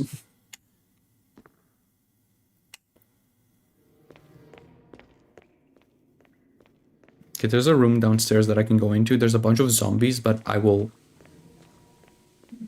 kill them. Because the only thing I need to do in that room, as long as the remake doesn't decide to randomly change shit around again, all I really have to do in that room is just scan the MO disc. Also, is it crazy for me to say, by the way, now that we're getting near the end, Mm-hmm.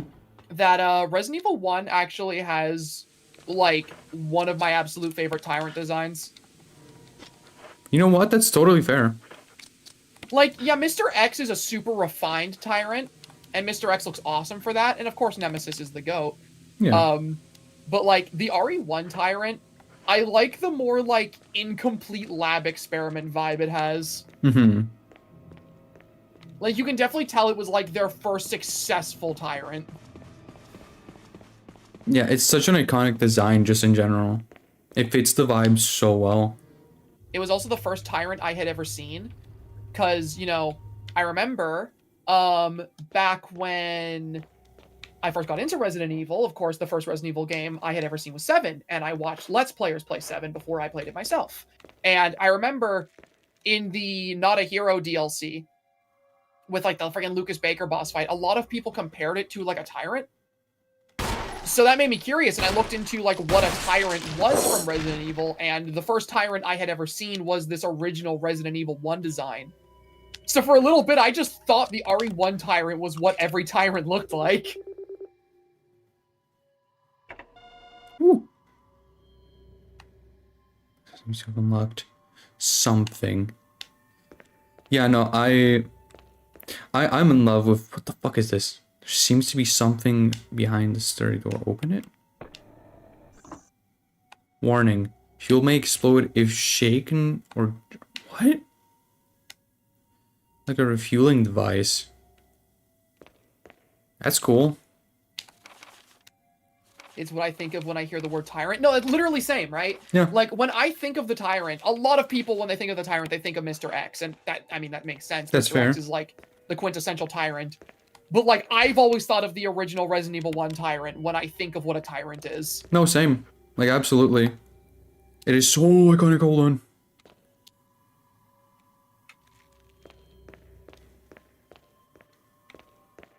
Oh, wait, no, I blew his head. I forgot. Sorry, I forgot I'm kind of the goat. Okay.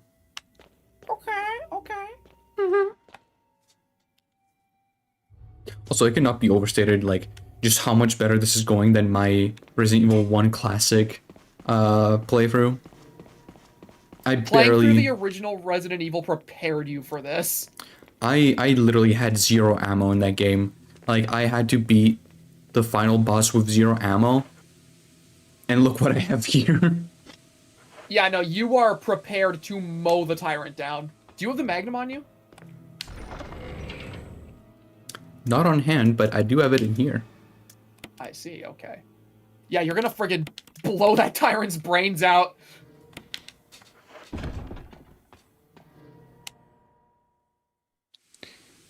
Okay, so... Actually, I need the key. This is gonna be a little bit of me just like walking around, grabbing random shit. No, that's totally fair. Because I saw that there's a few ink ribbons in that room that I was in. And I really want them because I want to have as many ink ribbons as possible. You know, it just dawned on me. Mm-hmm. So, when you play Jill's campaign, you get like the grenade launcher, right? With the acid rounds. Yeah. And in Resident Evil 2, when you play as Claire, you get the grenade launcher. And you get the acid rounds. Yeah. What was it with the first 2 Resident Evil games and specifically having the grenade launcher and the acid rounds reserved for the female protagonist? Resident Evil 3 as well. Yeah, that's true, but like, I didn't bring up 3 just because, you know, like, Resident Evils 1 and 2 actually had the 2 different campaigns you could pick from. But it just dawned on me now that, like, yeah. In The both ladies campaigns get the where you grenade pick launcher. the female protagonist, she gets the grenade launcher. I guess I guess women are just better at using grenade launchers. They're just better at it, they're more adept. Something like that, yeah. Okay. So I could kill the zombies, okay? And I could like take them on and even kill the crimson heads and shit, but I don't feel like it. So I'm just gonna like walk forward. I'm gonna try to avoid them all. Use the key where I need to use it.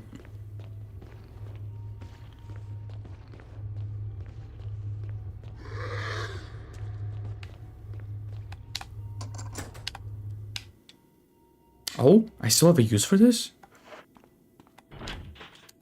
Trusted go fuck yourself. This is the entrance to the tyrant boss. This is a save room. Oh, it's so beautiful. Oh, this actually does look beautiful in general. What the hell? Yeah, right? They changed it. Originally, it was like a little room with like some beds. Dude, when we eventually get like Resident Evil 1 Remake and RE Engine, I hope so much that the lab doesn't look like another nest. I really, really want the lab to look like this. Yeah. Because I love Nest. I love Nest a lot. Nest gives me like Aperture Science vibes, and I love that. But man, give me the grungy lab. Right?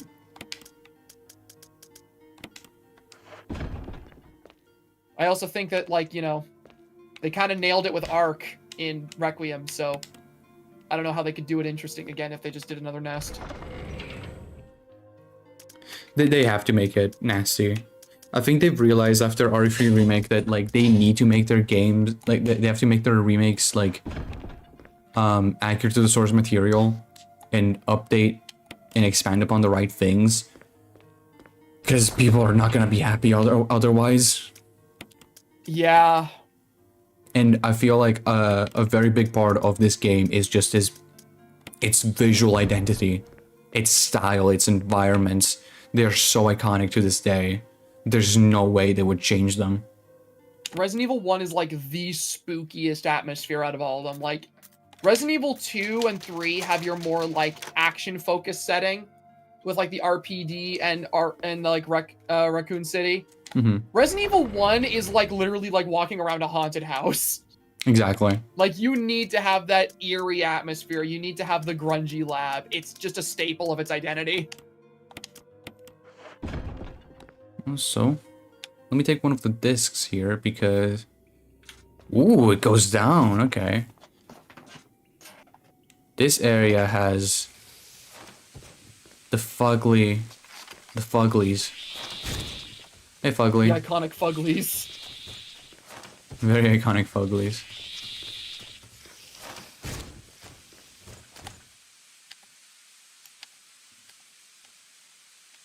Yeah. It's not working right now because there's no fuel. There's an empty capsule. Oh, go fuck yourself.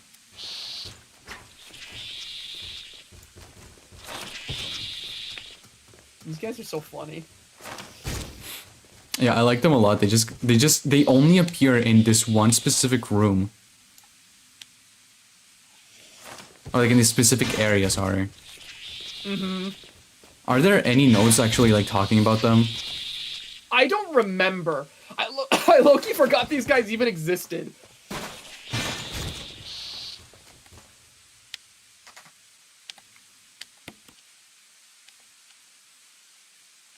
Okay. Distracts. Ah. Okay. Right, I get it.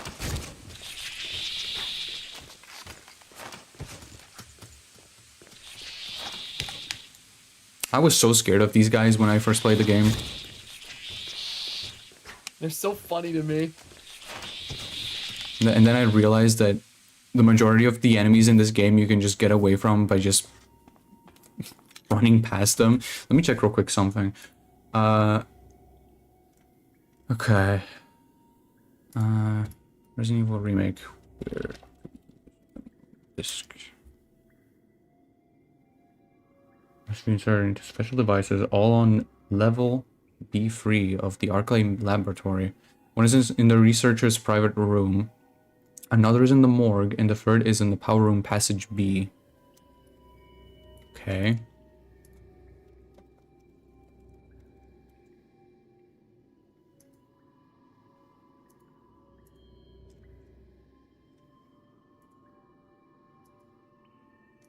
Okay, so I think I was here and I like missed it on accident.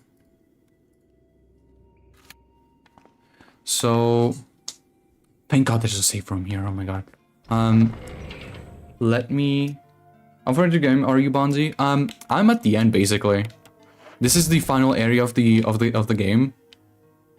I need to solve like the last few things around here. Around the lab. So I can activate the elevator. Because the elevator is going to take me into the Tyrant boss room. We're going to fight Tyrant. We're going to initiate the self-destruct sequence. We're going to save Jill, because I actually do want to save Jill. And yeah. Also, that's where I need to use the ammo disc first.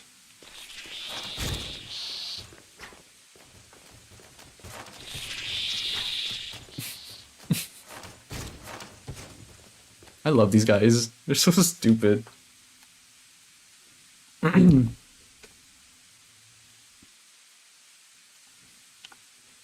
an empty capture. Yeah, there you go. Ouch. Oh my god. Whew. Funny little fellas. Little weird. Oh my god. Little weird like bug guys. Did you hear that? I just realized that on the back they look like flies and from the front they have skulls. Yeah. That's so fucking cool. Hey man. Ouch. Stop. Stop it.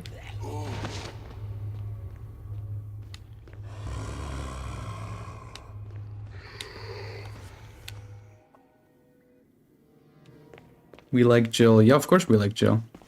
Jill is the best. I just didn't know the first time that I played this game that you could save the other one. Why did I go here? Okay, hold on.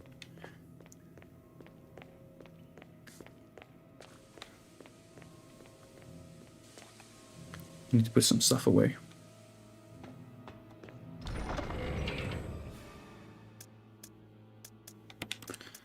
Jesus Christ, I had 56 of those shells. Okay.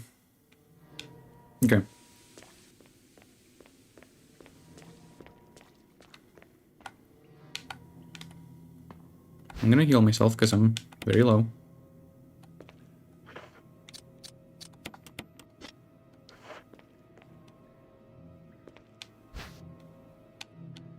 So, from what I'm noticing, the layout of the lab is the exact same as the original. Literally, the only difference is that they are specifically making this a bit longer by making the puzzles more complex. So the fuel thing that I have to go and fill up right now, that wasn't a thing in the original. In the original, you just press a lever, you reactivate the power, and then you go and reactivate the elevator. It's so nice. They've actually added to the content that was already here. Exactly. And I appreciate the way that they're doing it because low-key, I would not have been able to like proceed if or okay, no, I would have done it, but like I would not have liked it if it became like way bigger of a map, you know? I absolutely agree. It would have overstayed its welcome and become annoying.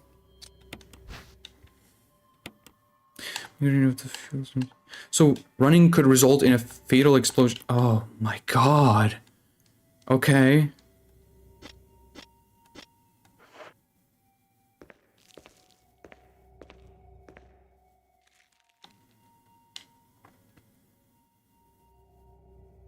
I'm getting very angry.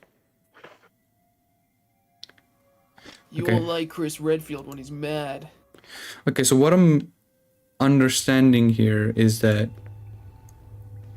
first of all, I'm gonna have to kill these zombies. But also then I'm gonna have to bring my shotgun shells.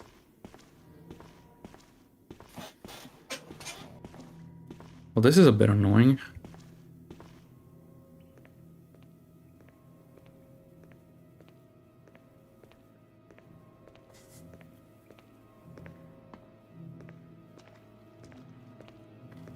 Yeah, I definitely need to kill the zombies because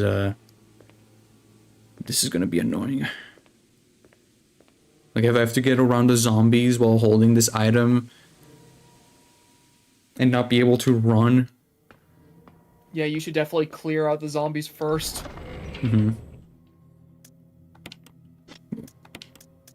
So let me put this in here and then grab that.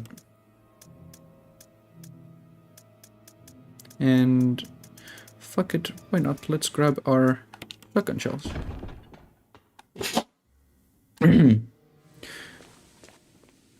You know, I've been having a lot of fun this stream. I'm gonna be honest. Yeah, no, dude, it's always fun to hang out. Especially since, like, it's been a hot minute since I've, like, probably experienced this game again. Mm-hmm. Which is why my memory on it's a bit foggy compared to other RE games. Yeah. So it's been cool to, like, see you play through it and remember all this shit about it all this time later. Mm-hmm. And also, like, pointing out the differences with the original. Yeah, right? Also, just appreciating all the shit now that I'm remembering that Requiem is paying homage to with it.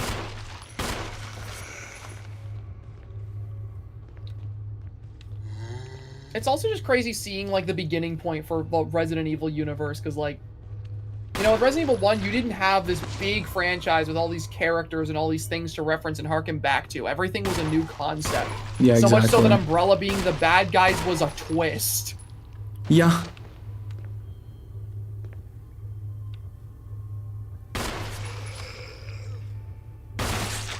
Ooh, that's good. Nice.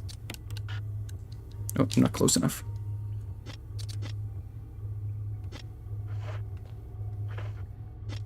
What? There you go.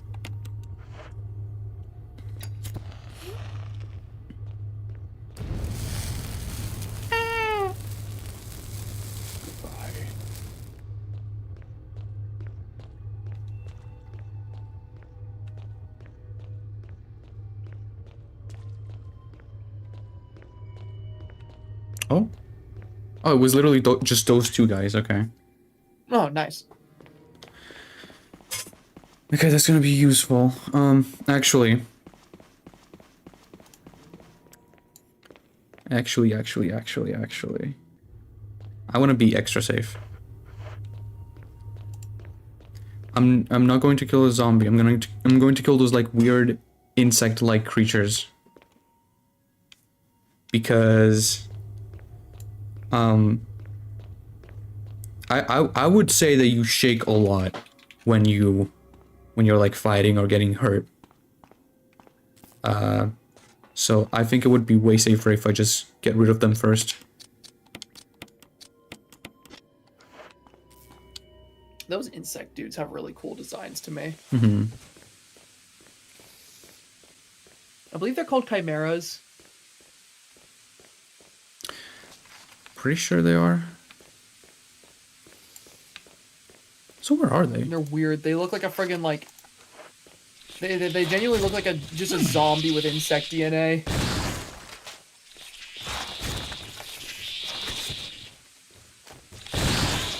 Ooh. Ooh. So gross looking.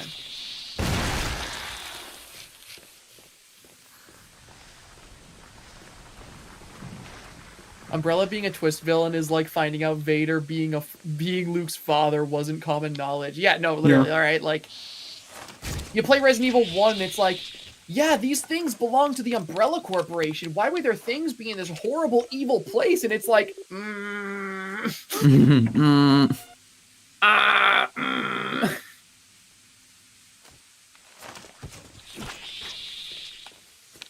Oh, that's dealt with. You know, I remember hating this lab section when I first played the remake.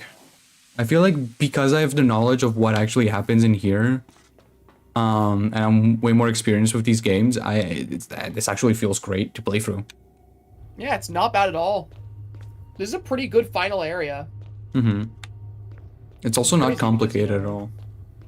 It's so easy to friggin', like, it's so easy for a Resident Evil game to screw up its final area, Yeah. or at least, like, one section of it. But, you know, with Resident Evil 1, I think Resident Evil 1 is one of those games where it's hard to really think of a point in the game where it's like, ugh, this part. Yeah, no.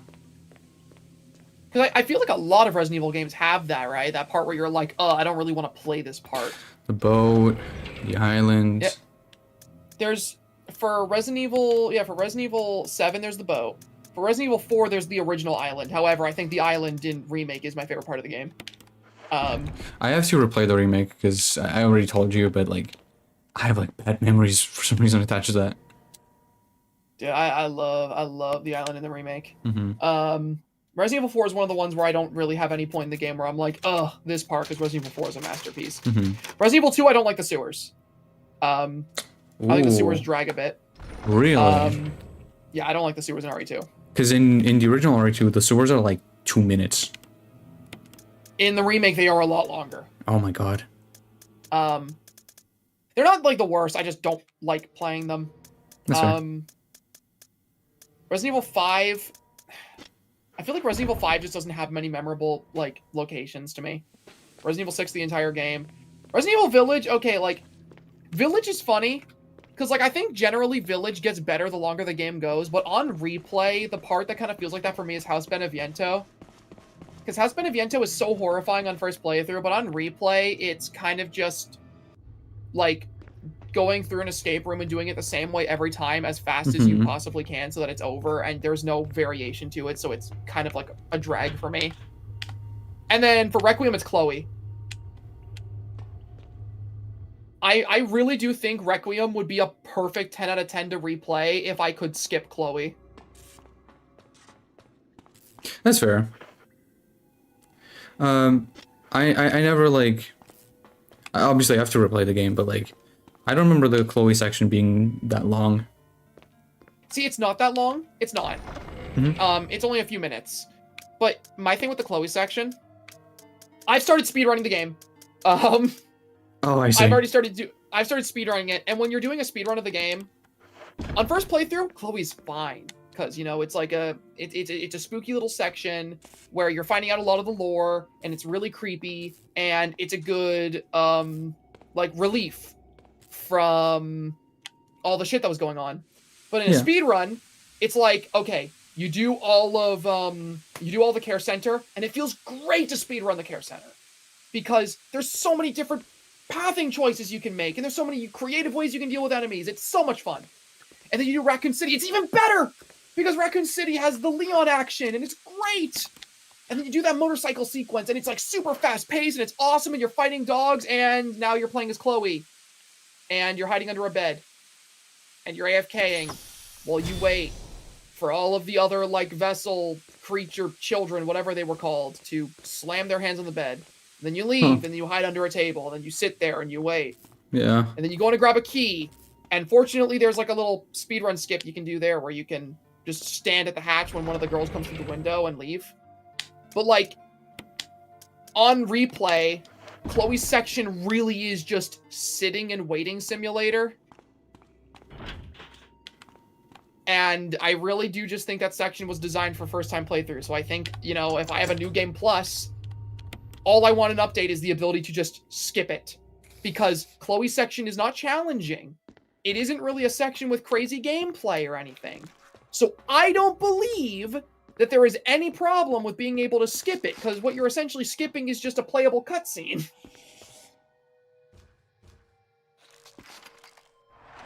It's like my only issue I have with Requiem is just that the replayability is dragged down a bit by Chloe. And like Chloe's section isn't like super drawn out and long. Like House Beneviento and Resident Evil 8 feels like more of a speed bump to me than Chloe because it's longer than Chloe.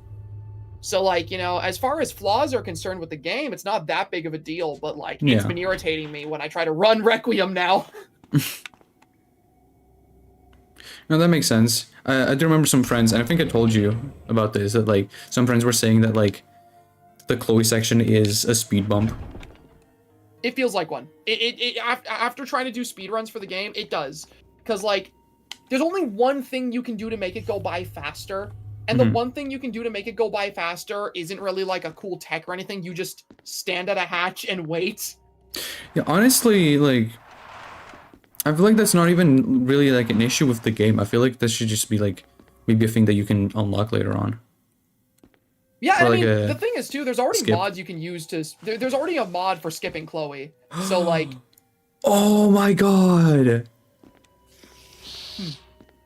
Okay. No, I need to talk about this. This is really cool. So, there's that door that I've been trying to like open. It says that it's rusted shut, right? And this room I just went into right now. So, in the original, the room with the door that's rusted shut, that is the room that you enter first. You have to solve a puzzle and then crawl into a vent, and then into the other room. That's the morgue. In here, they swapped the place of the places of the rooms. That's really cool. That's really, really cool. Turn that chimera into paste. Oh my god. Fucking disintegrated. Came from surgery though, what the? Oh. Oh my.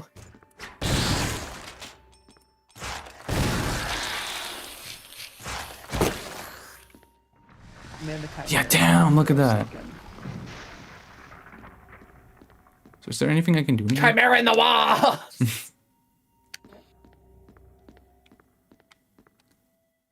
Man. Every single one of these Resident Evil streams I'm on makes me feel more inspired, by the way, to make that series friggin' covering Resident Evil monsters, because I've realized that there's so many little goobers I want to talk about. You know, this is great. Because, like, I was just here we reminded go. of the existence of the chimeras, and I'm, like, looking up images of them online to, like, get a good look at their models, and these guys are gross as fuck. I love them. Okay, we have unlocked the door.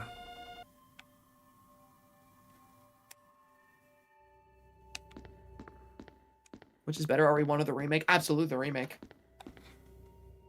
Like, the remake, I genuinely think, like, the original has its charms, and you can play it and admire all the stuff that it, like, started, but I genuinely just think the remake improves upon everything that the original had going on. Yeah, no.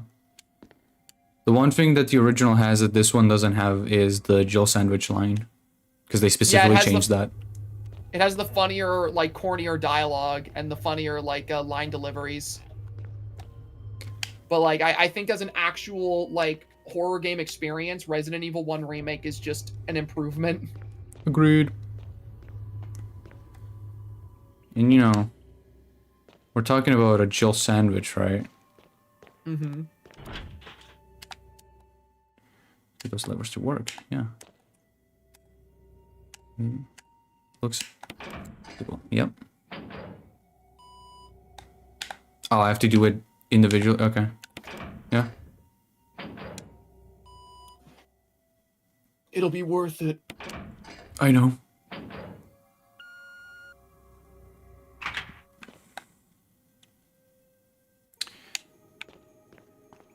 Oh wow, this is completely different from how it looked in the original. In the original, it's just like a small hallway. Hi, Jill. Chris?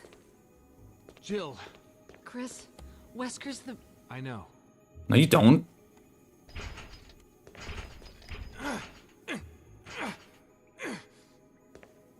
I can't open it. Just wait, I'll be back. Okay. Bye, Jill. Yeah, I like that Chris just apparently put it together himself. Yeah, right. Like, no, the fuck you didn't.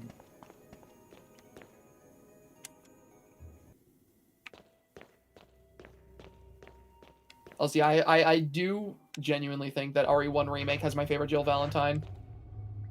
That's what I'm saying, dude. Oh my god, I'm so glad you agree. I really like 3 Remake Jill. Like, I'm not one of the people that, like, despises 3 Remake's version of her. I think she's Yeah, no, me great. neither. But I do really like the classic Jill we get in RE1. Raccoon herb. Oh, it's mixed herbs. That's cool. Yeah, no, I love love RE1 Remake Jill. She is so cute, and she's just really funny and entertaining in general. Yeah, I really like her in this game. Barry, no. They're both cute. Yeah, they absolutely are. Mm-hmm. Both I think RE3 Remake and RE1 Remake Jill are just like, it's literally just a matter of taste. I don't think there's an objective better or worse version of Jill.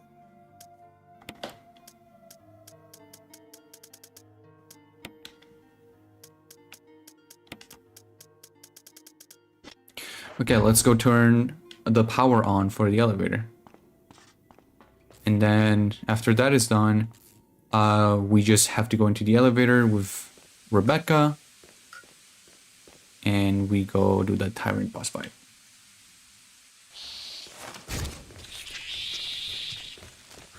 The Chimera! Be careful! Their name is really funny to me because I saw this one fucking like Instagram reel of like Resident Evil notes. It's like, I created the Chimera by fusing the blood of a human, a tarantula, and like an orangutan into one being. We have managed to hide it in this cage. It will never escape. It has escaped. I love those notes so much. But like anytime I say their name now, I think about that reel and the way the dude like with his accent just goes, the Chimera. I gotta show you that after stream. I need to see it. But I love how fucking real it is. Like, how many fucking notes are there in Resident Evil games that are like, yeah, so I created this demon that does these things. It's pretty dangerous, but there's no way it's gonna get out.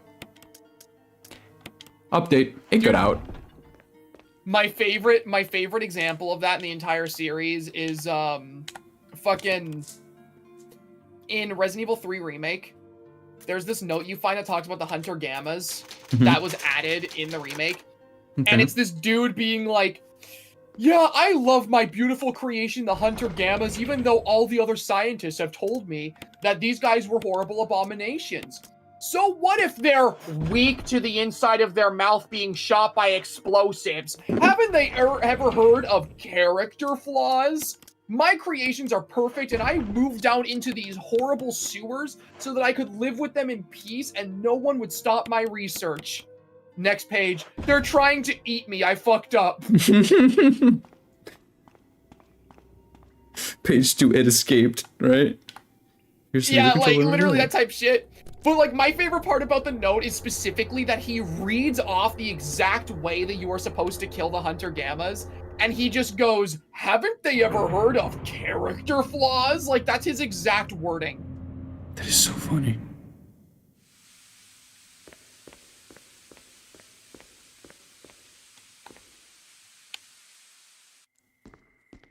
Whoever made this creation is clearly Wesker. Wesker. So you've come. Chris, you make me proud. But of course you are one of my men. Thanks.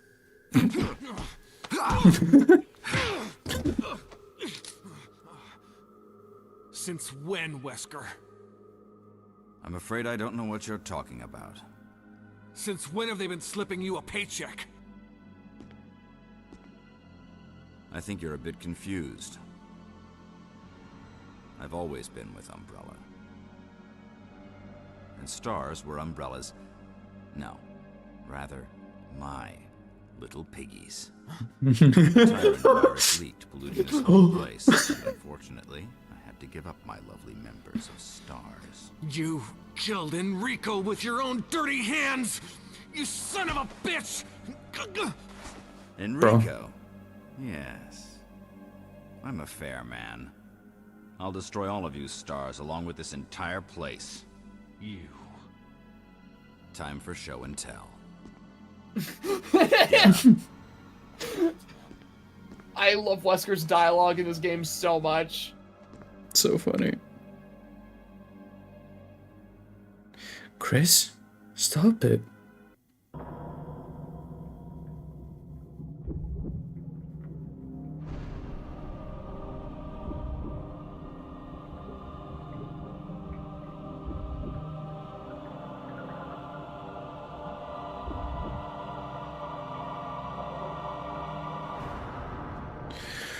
Ooh.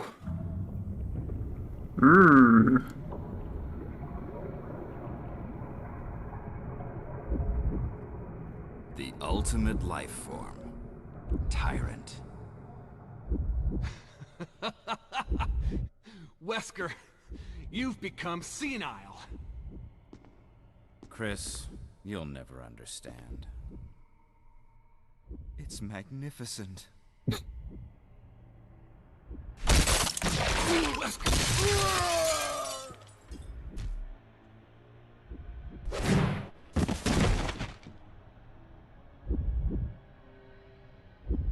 Hey man. Your turn. Alright. Come on, you test tube freak. That's not really nice. Okay. Tyrant boss fight. I love how quickly this thing fucking slimes out Wesker. Also, this boss arena is the coolest looking set piece in the game to me. I agree. Oh.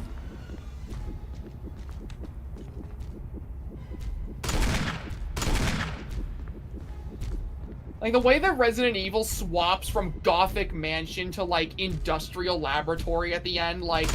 Obviously, this is, like, a staple of the series, but the original game doing this is such a cool thing. Oh, shit. I love this tyrant, too. And he's dead.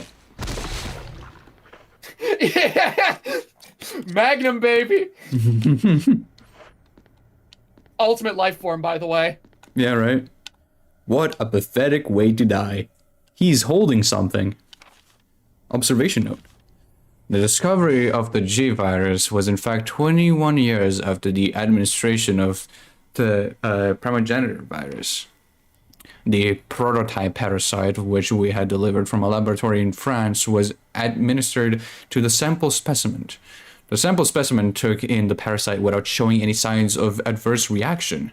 The lack of any reaction was an unsolved mystery, but now everything is clear to me.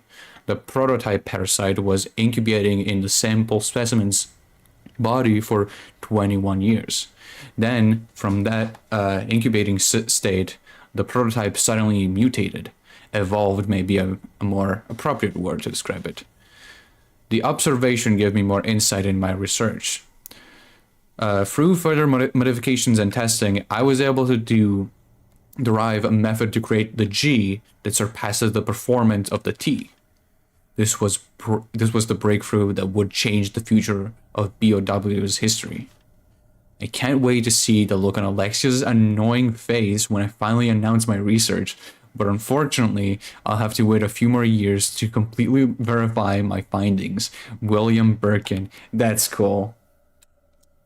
He has a note from his boyfriend. He has a note from his other boyfriend, yeah. Be holding my autobiography for anyone to read after I die by their hand. Right. Okay, I have to go and unlock it. Also, I unfortunately think this is an ending where we don't save Rebecca, but I like to imagine that she just escaped on her own. Mm-hmm. Because in the original, she kind of just like catches up to you.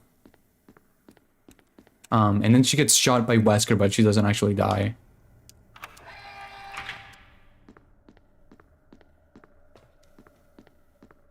God, this room is cool. It's so cool. That tyrant ain't shit. I kind of just want to look around, look at all the servers and stuff, like all the monitors that are lit up.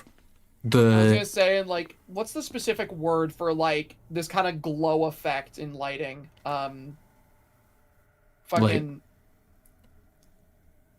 Like the way it's like glowing so brightly. There's like a word for it that I love. Or what? Yeah, like the way the glare looks. Mm-hmm. I don't know what the specific name is. Volumetrics? I think it's the volumetrics, yeah, like it looks incredible. It's I love all the glowing stuff. It just looks so heavenly, you know? Creates such a nice contrast. The fucking wet ground as well. It's so good. Bloom, yeah, bloom was the specific word I was looking for. Bloom is the bloom on the friggin' monitors looks awesome. The vent at the top, like the little fog that you see around. It just sets such a nice scene, and the fucking reflections on the floor as well. Yeah, this fucking lab looks beautiful. I think this is the best room in the game. Absolutely, this is the best room in the game. Zach, I knew I liked you, dude. I knew I liked you, dude. I knew I liked you. Wait, don't go back. Wait. I'm leaving. No, I saw like 2 shotgun shells.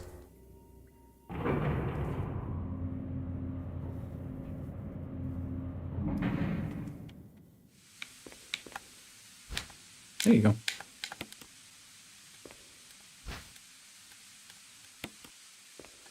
So if Rebecca isn't here, I'm guessing that I'm gonna have to initiate the self-destruct myself.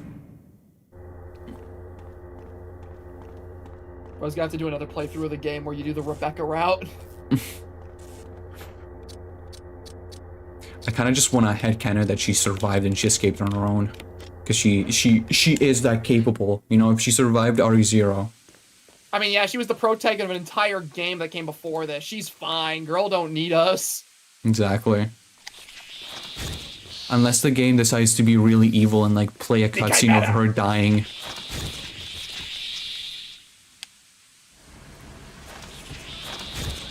The Chimera! The Chimera. Whoa. Whoa. I created the Chimera by combining the DNA of a man, a brown recluse spider. I need to like figure out the specific way he phrases it. It's such a funny reel to me. Okay, well. We stand all our e-girls in this house, absolutely. There isn't really anything else going on in here. I guess I'll go save Jill.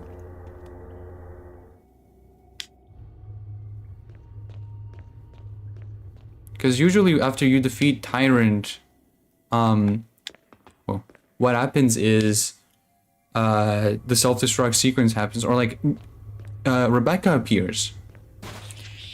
Oh! The Chimera! The Chimera. Rebecca appears, and she's like, "I'm gonna go initiate the self-destruct sequence.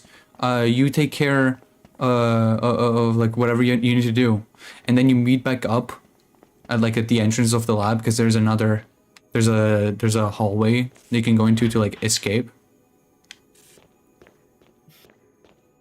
I genuinely have no idea what the game wants me to do now. Save Jill Valentine. But it doesn't let me open it. Okay, hold on. Chris Lab.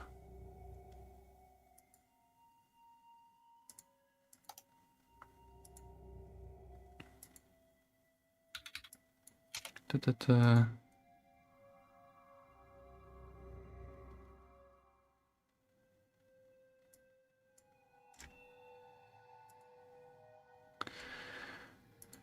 Okay.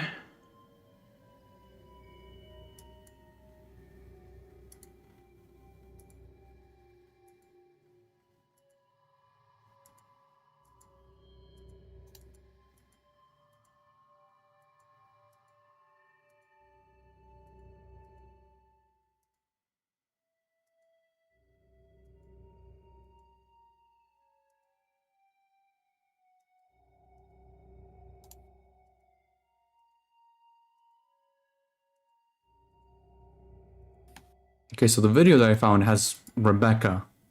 I don't have Rebecca. We are missing a Rebecca. Make this Here,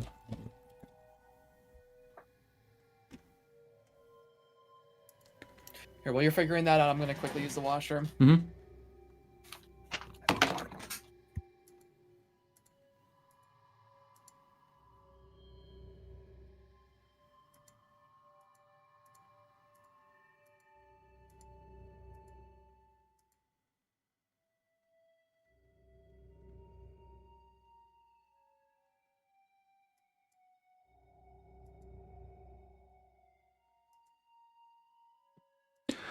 Oh, fuck you.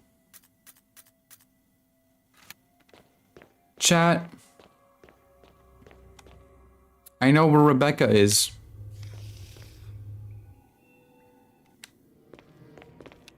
Okay, chat, are you guys ready for a little trip? We're gonna take a little trip, okay?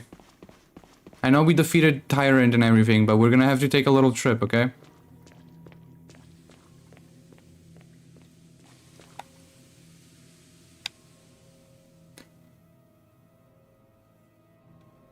Remember you heard screaming?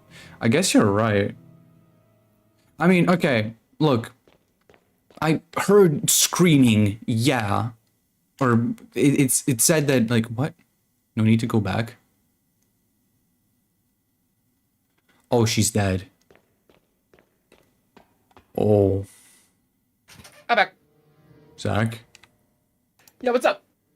Rebecca's dead.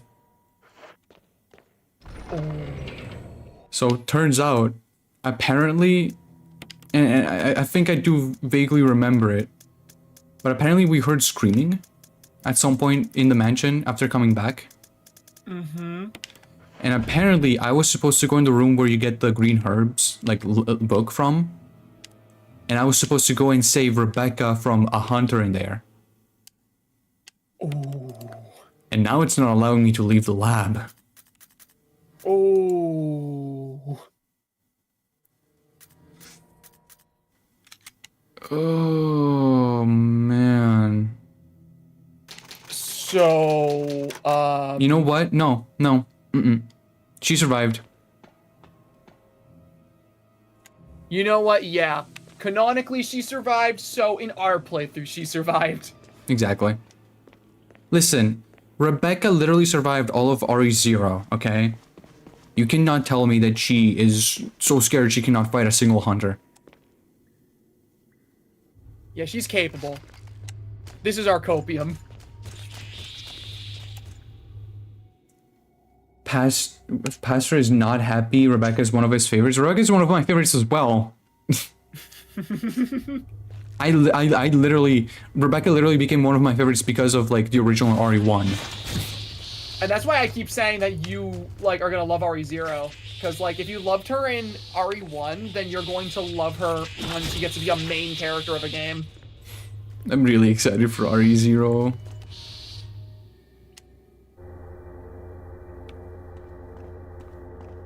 No, it's funny though, whenever it comes to my favorite Resident Evil characters, my, like, 4 favorites are so funny side by side. Yeah? Because my 4 favorite Resident Evil characters are Grace Ashcroft, Victor Gideon, Ashley Graham, and Claire Redfield. They're all girly pops. So it's all the girlies and Victor Gideon. Do I do anything in here?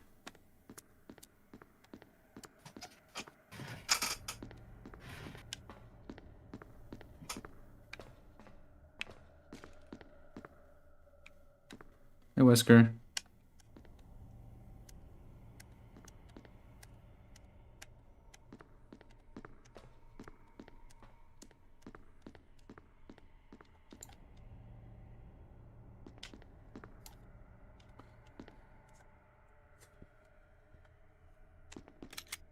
Hold on.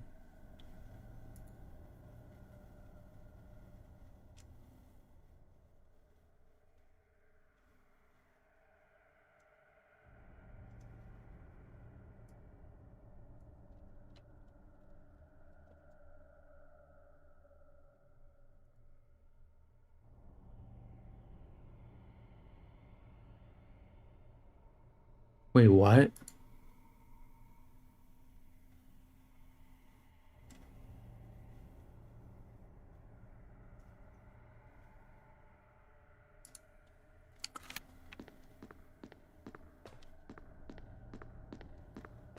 You're joking. Hold on. What? Apparently, if you don't save Rebecca, the facility doesn't self-destruct? So what then? Do I just go through the hallway by myself? And I didn't save anyone? Because I didn't save Rebecca?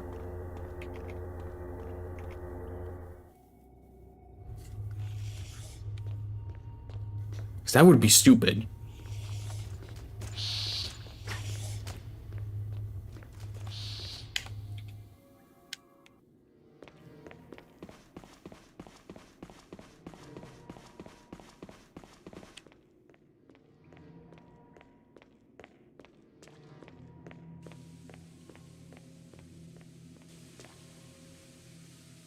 Did you soft lock yourself?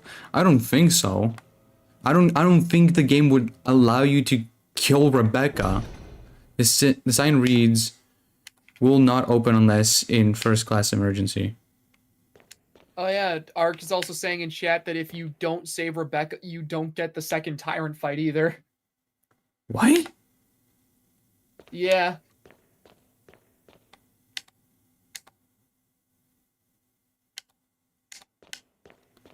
But if I go to the exit, it says no reason to go back.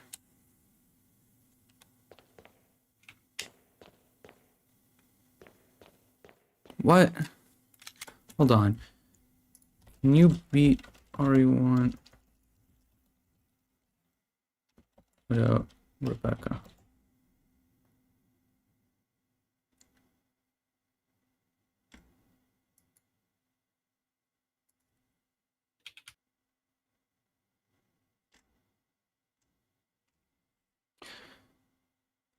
He's searching his master's office. Rebecca's shown under the staircase and on the floor, pulling herself away from an oncoming hunter, who forces her to the corner. Strike one, Rebecca is injured. The hunter prepares its claw for a swift kill. In one fast movement of its arm, Rebecca is decapitated. Her dying scream is heard by Chris. After finding her corpse, he gives out the cliche dramatic death line. Oh. But...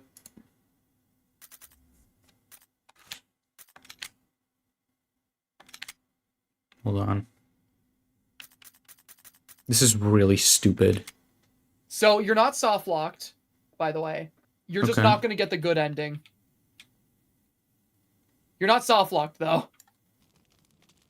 It's just that you have to do you don't beat the game in the traditional route when you get the bad ending like you have here.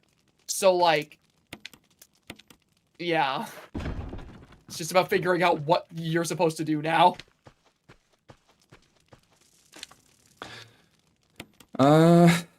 I mean, I'll... shit. Okay. The worst has already passed, so I already know what I'm supposed to do. I guess I could just try to speedrun it. That is true, you could.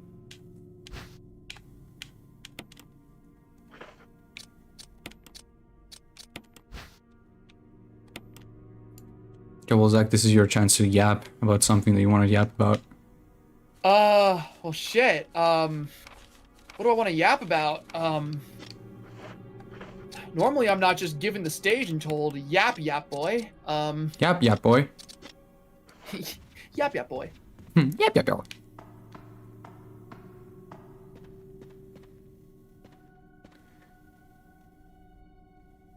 Oh, she's long dead since when you got, oh,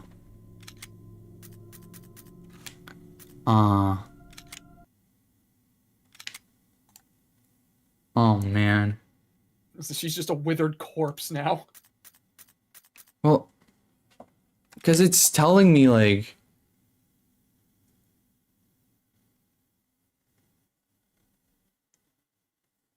hold on. Can you beat... Just look up RE1 bad ending. Like, bad ending guide for Chris, and that should bring up what you need. endings?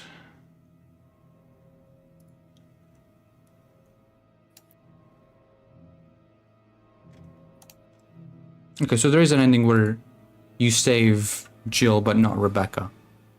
Yeah.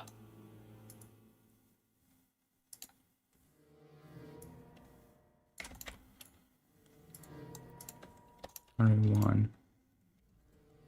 There's bad ending 2.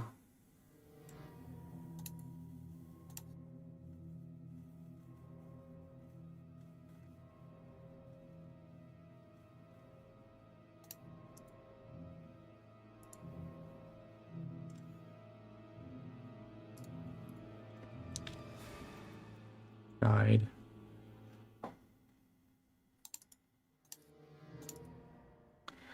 Okay, let's find out.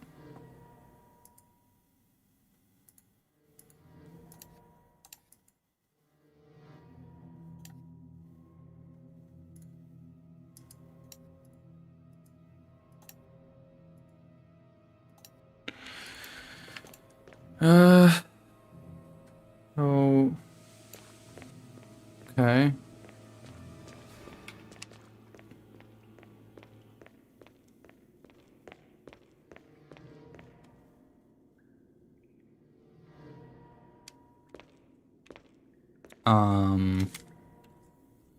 Let's see Oh here. my god.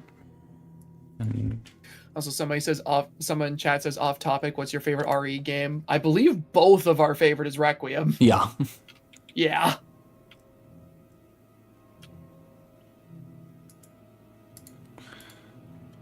But my second favorite would be Village.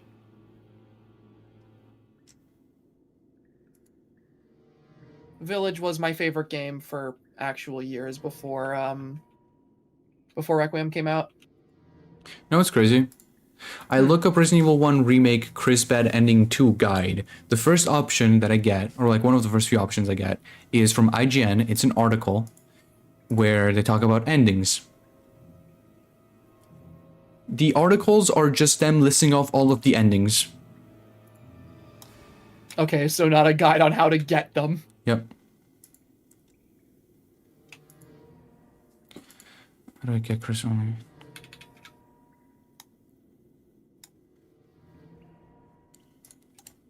What? I still have to like actually complete an RAE game, but goddamn Grace Ashcroft, that's what I'm saying. That's what I'm saying too.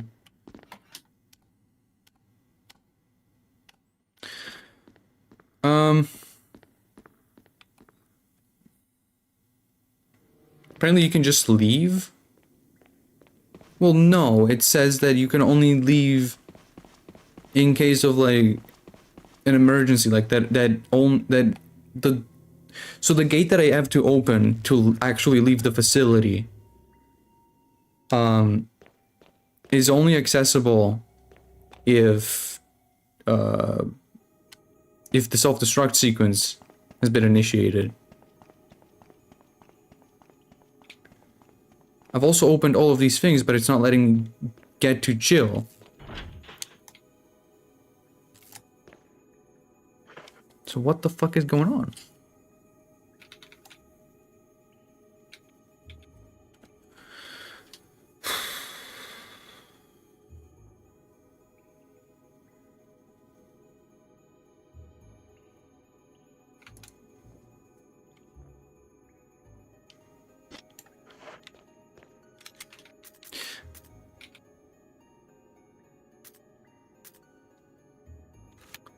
I do want to check real quick. Okay, like, would you be able to look for like a tutorial or like something for me? In the meantime, I do want to go and check if Rebecca is just dead forever because I took too long. Okay. Thank you.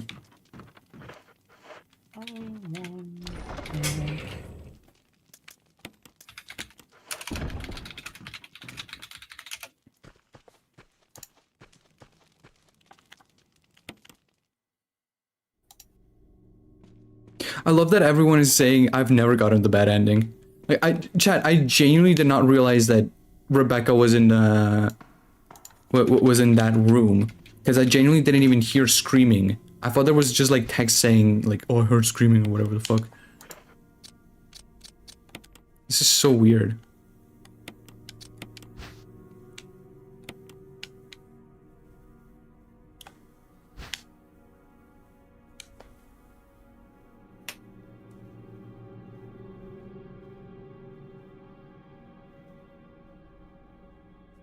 Okay.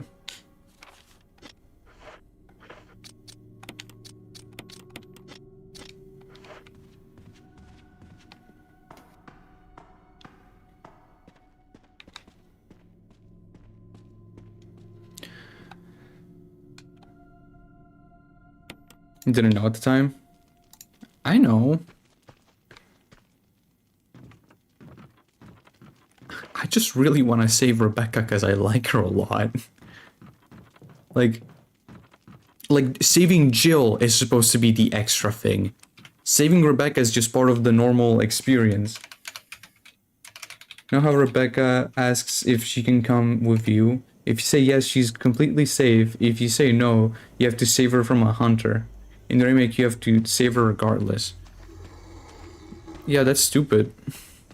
That is one thing I don't like.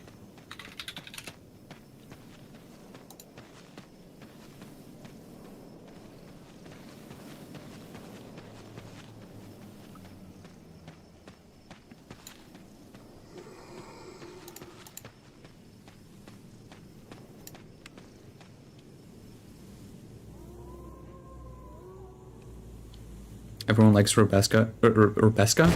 Rebecca, even Wesker. Rebecca.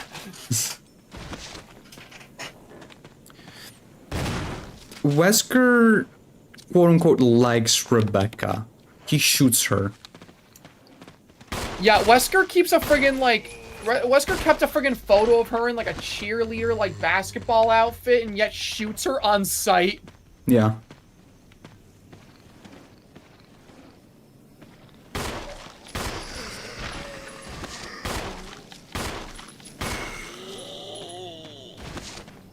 Also, I forgot the thing that I need here.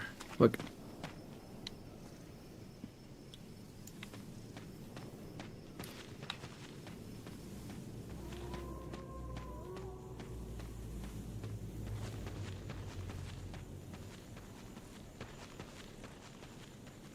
If Rebecca's already dead and I can't actually save her, even now, I will just go back to the current save file. You know, if we figure out how to save Jill without saving Rebecca. And, I mean, I don't know. we're just gonna like assume that Rebecca managed to escape on her own, because I think that makes the most sense. She literally went through all of Resident Evil 0 before this game, so I'm just fixing the writing, guys. Don't even worry about it. I'm fixing the writing of this game. Because I'm just such a nice guy.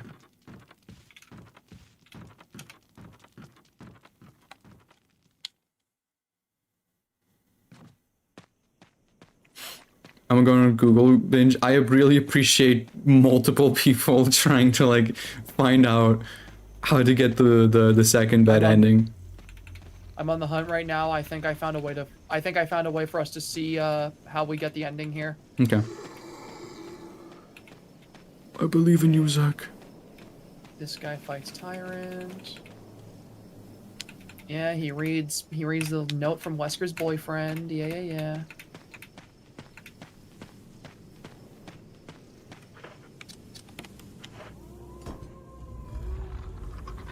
You picked up the laboratory master key from Wesker's corpse, right? Nope. Didn't give it to me. It was on the floor next to him. I genuinely cannot see it. Was there not like a twinkling light next to Wesker's corpse? Maybe, but there's also like a lot of bloom in that room in general, so I probably just assume it was part of the environment. Yeah, because I saw like a twinkling item next to Wesker, but I thought you picked it up because on the playthrough I'm watching, they picked that item up that I saw, and it was the laboratory master key. I see. Yeah, I'll go check it out. First, I want to like...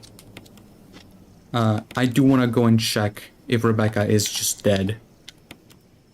Oh, okay, that's what you're doing right now. Okay. Yeah, Because, yeah. no, you literally, like... I'm watching a video right now of this dude getting the bad ending with Chris, where you save Jill and get Rebecca killed, and you literally just grab the laboratory master key from Wesker's corpse, and that's it. Let me see. I kind of just don't understand why they would, like, hide that, if that makes sense. Because obviously it's not hidden, but, like, I very easily missed it. And it's, like, a very important key item to actually finish the game.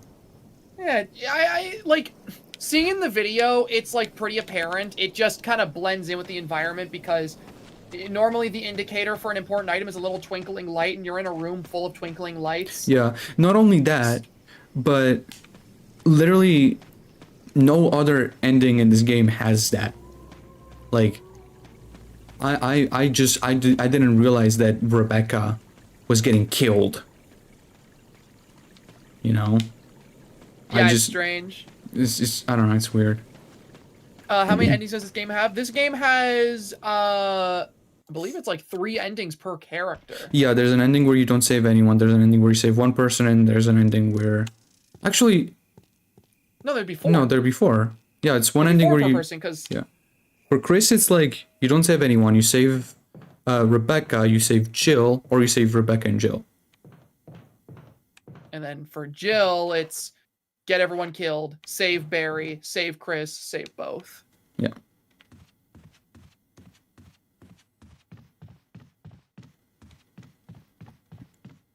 Also here, while you're doing that, I'm gonna quickly heat up some food. Mm-hmm.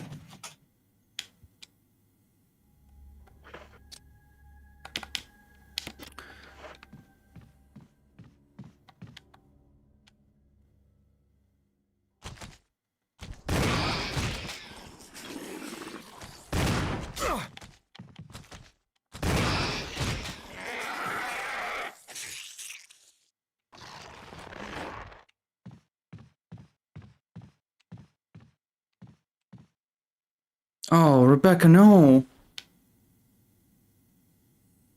No.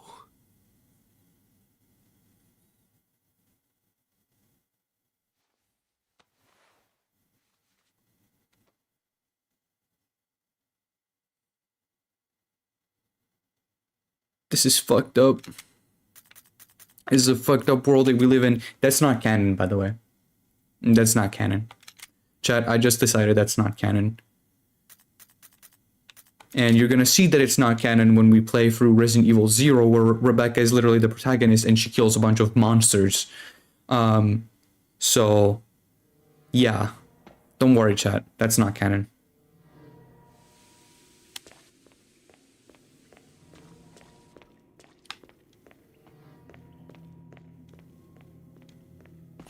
I just actively refuse to believe that no, she just kills the hunter and escapes on her own.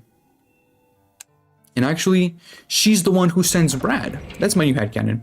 Rebecca survives, escapes, and she's the one who sends Brad to come and rescue Chris and Jill.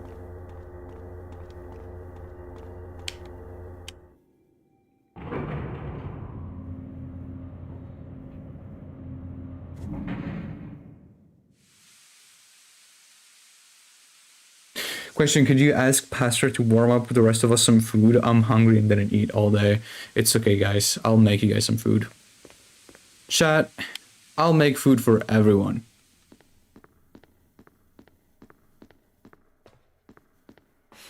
What am I, some kind of master chef? But yeah, I came up with that.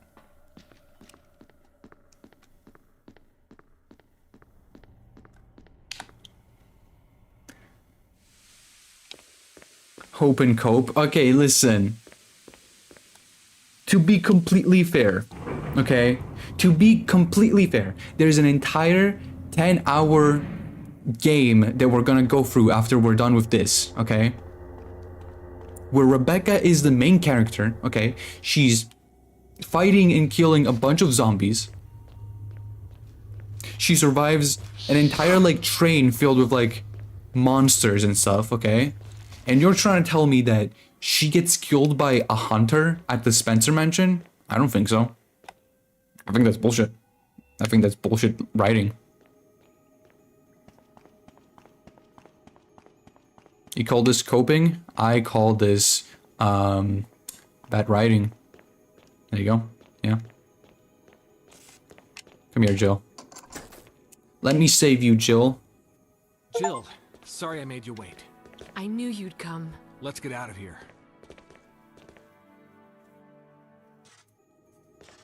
Hi, Jill. Hi, Jill. Okay, guys. We've saved Jill, okay? And Rebecca. Rebecca's also there. She just left on her own and she called Brad. She fought a tyrant in RE0, a prototype tyrant, but still, how did she die to a hunter? Exactly! Exactly! That is bullshit writing!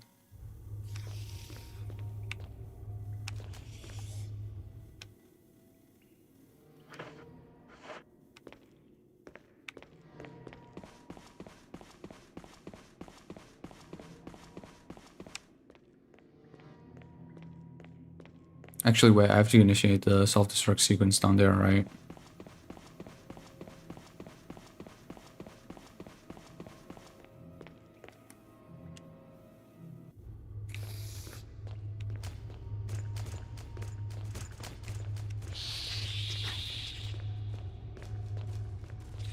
Okay.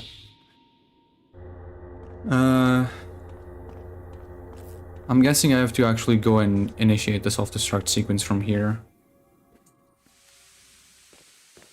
The hunter went invisible like in Revelations? That's not true.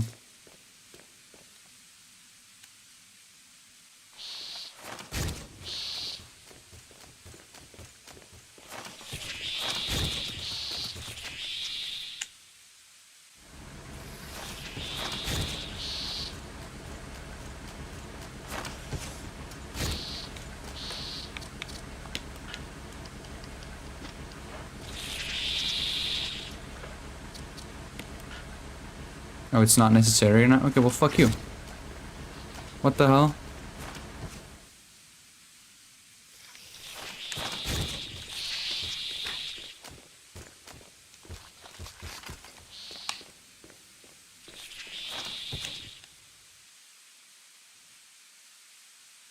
Bye, Pastor. Bye, Bonzi. Bye.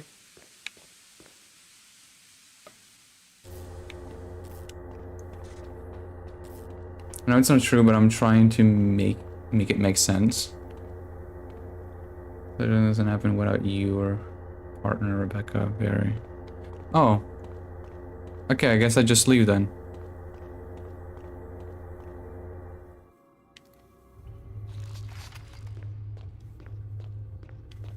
Yeah, okay.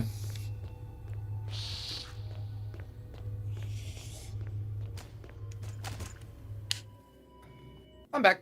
Hello. Yeah, Zach, so,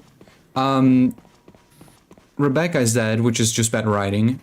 So what we've decided instead, okay, we've all decided this, right, chat? What we've decided is that Rebecca actually killed the hunter because she managed to survive all of R0, so it makes sense that she would be able to kill the hunter. And after killing the hunter, she escaped the Spencer Mansion on herself, and she actually called Brad. That makes more sense, right? Yeah, absolutely. Exactly.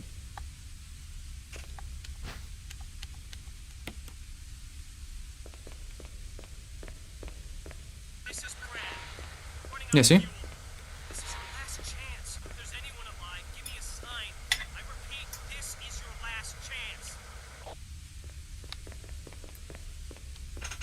Hi, Joe. Okay, let's go.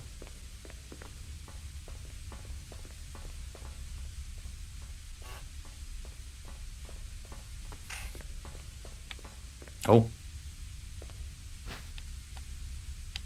Fuse unit? Sure. It was just a battery in the original.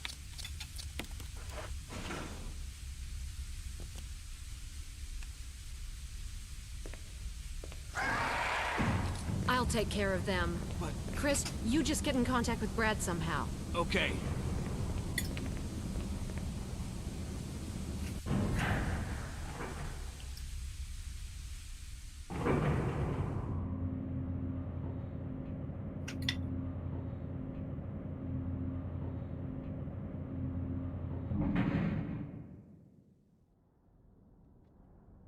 Oh, this is big. It was just a crater in the original. Signal rockets. Sure.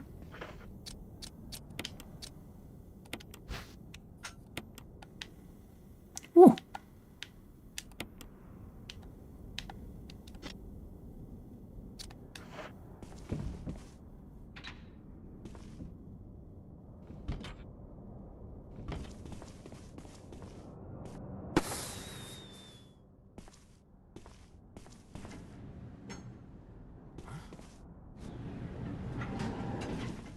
Hey, Joe.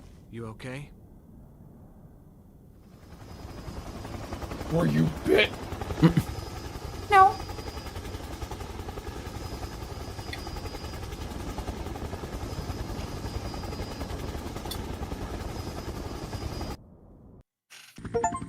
We did it.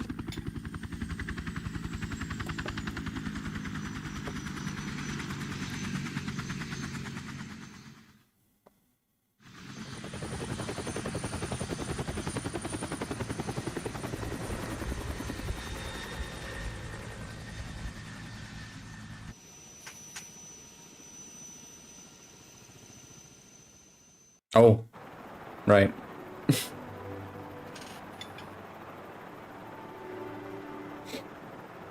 The expressions in this game are so goddamn stiff. I know, right?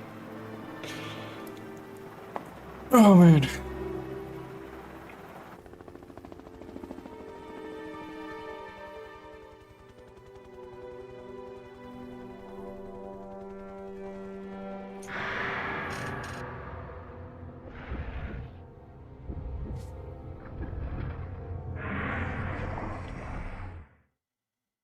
Huh. Well, that's Resident Evil, guys. We totally got the good ending. Chris, you did a fine Good job. ending, baby. Ooh. Oh yeah, the closet key. I remember this. You also got that in UG.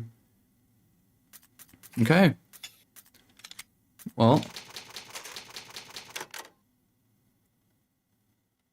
Tiny big mansion explosion. Okay, listen.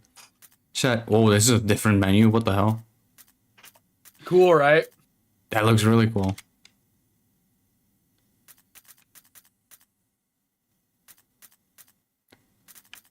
Shit. Okay. Well, you know what, chat? Hold on. I'm gonna fix this, okay? I'm gonna fix this real quick. Where is it?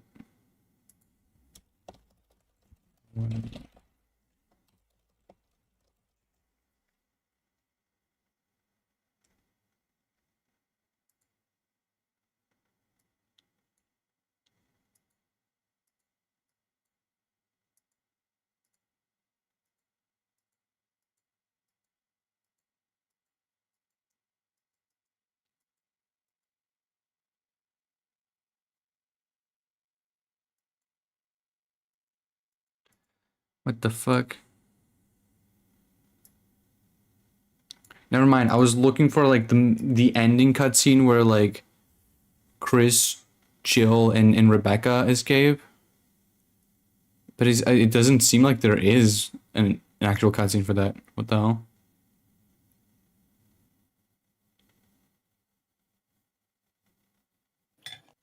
Everyone gets Rebecca killed. Everyone gets Rebecca killed. Hold on.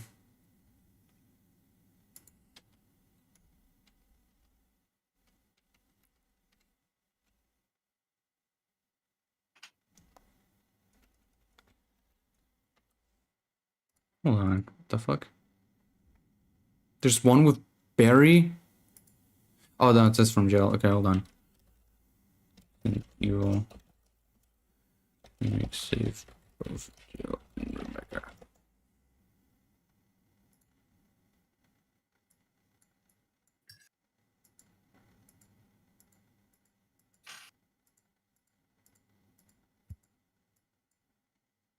Okay.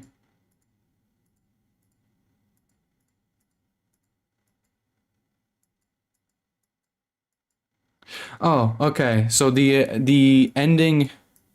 Okay. The ending where you save both Jill and Rebecca. Rebecca just doesn't appear on the helicopter. Well, But there is a cutscene with her. there's a cutscene. So there is a cutscene where you save only Rebecca. But the ending where you save both Rebecca and Jill, the actual cutscene doesn't have Rebecca on board. Like she doesn't appear, she doesn't say anything. You know what? That's strange. Hold on. Let me screen share this to you. And let me put this over here as well. Hold on. Window capture. There you go. Right, chat. This is the ending we got, okay?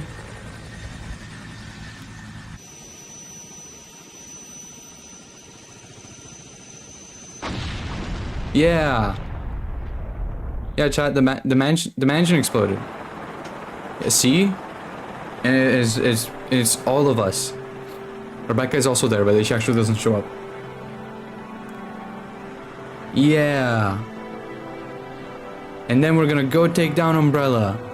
Yeah. Yeah. And we take down Umbrella. The end.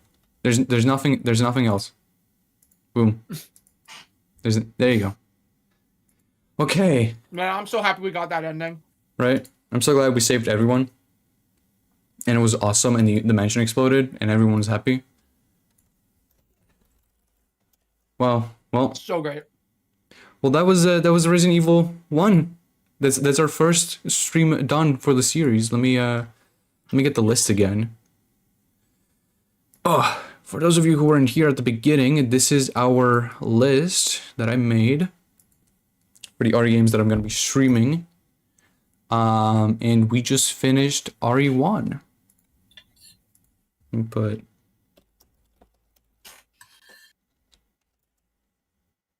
hold on.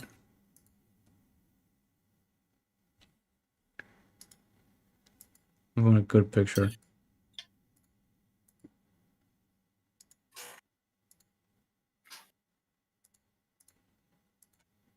Oh my god, it's a fake PNG. God damn it.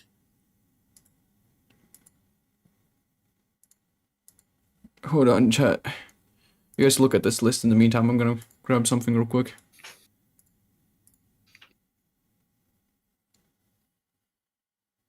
Nifty list, I know, right? So let me get some music playing in the background. Oh my god.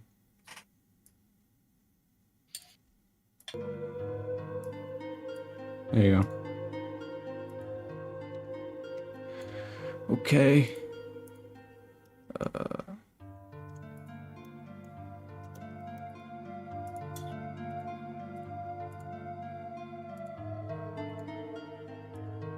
Okay.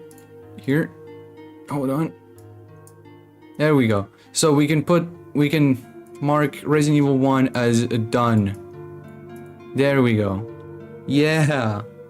Yeah, chat, we finished the game. Everything is good. No RE6 because Bonzi hates me. No, it's because I hate RE6. It's a pretty simple concept. But yeah. I can't believe you hate Ash. I know, right?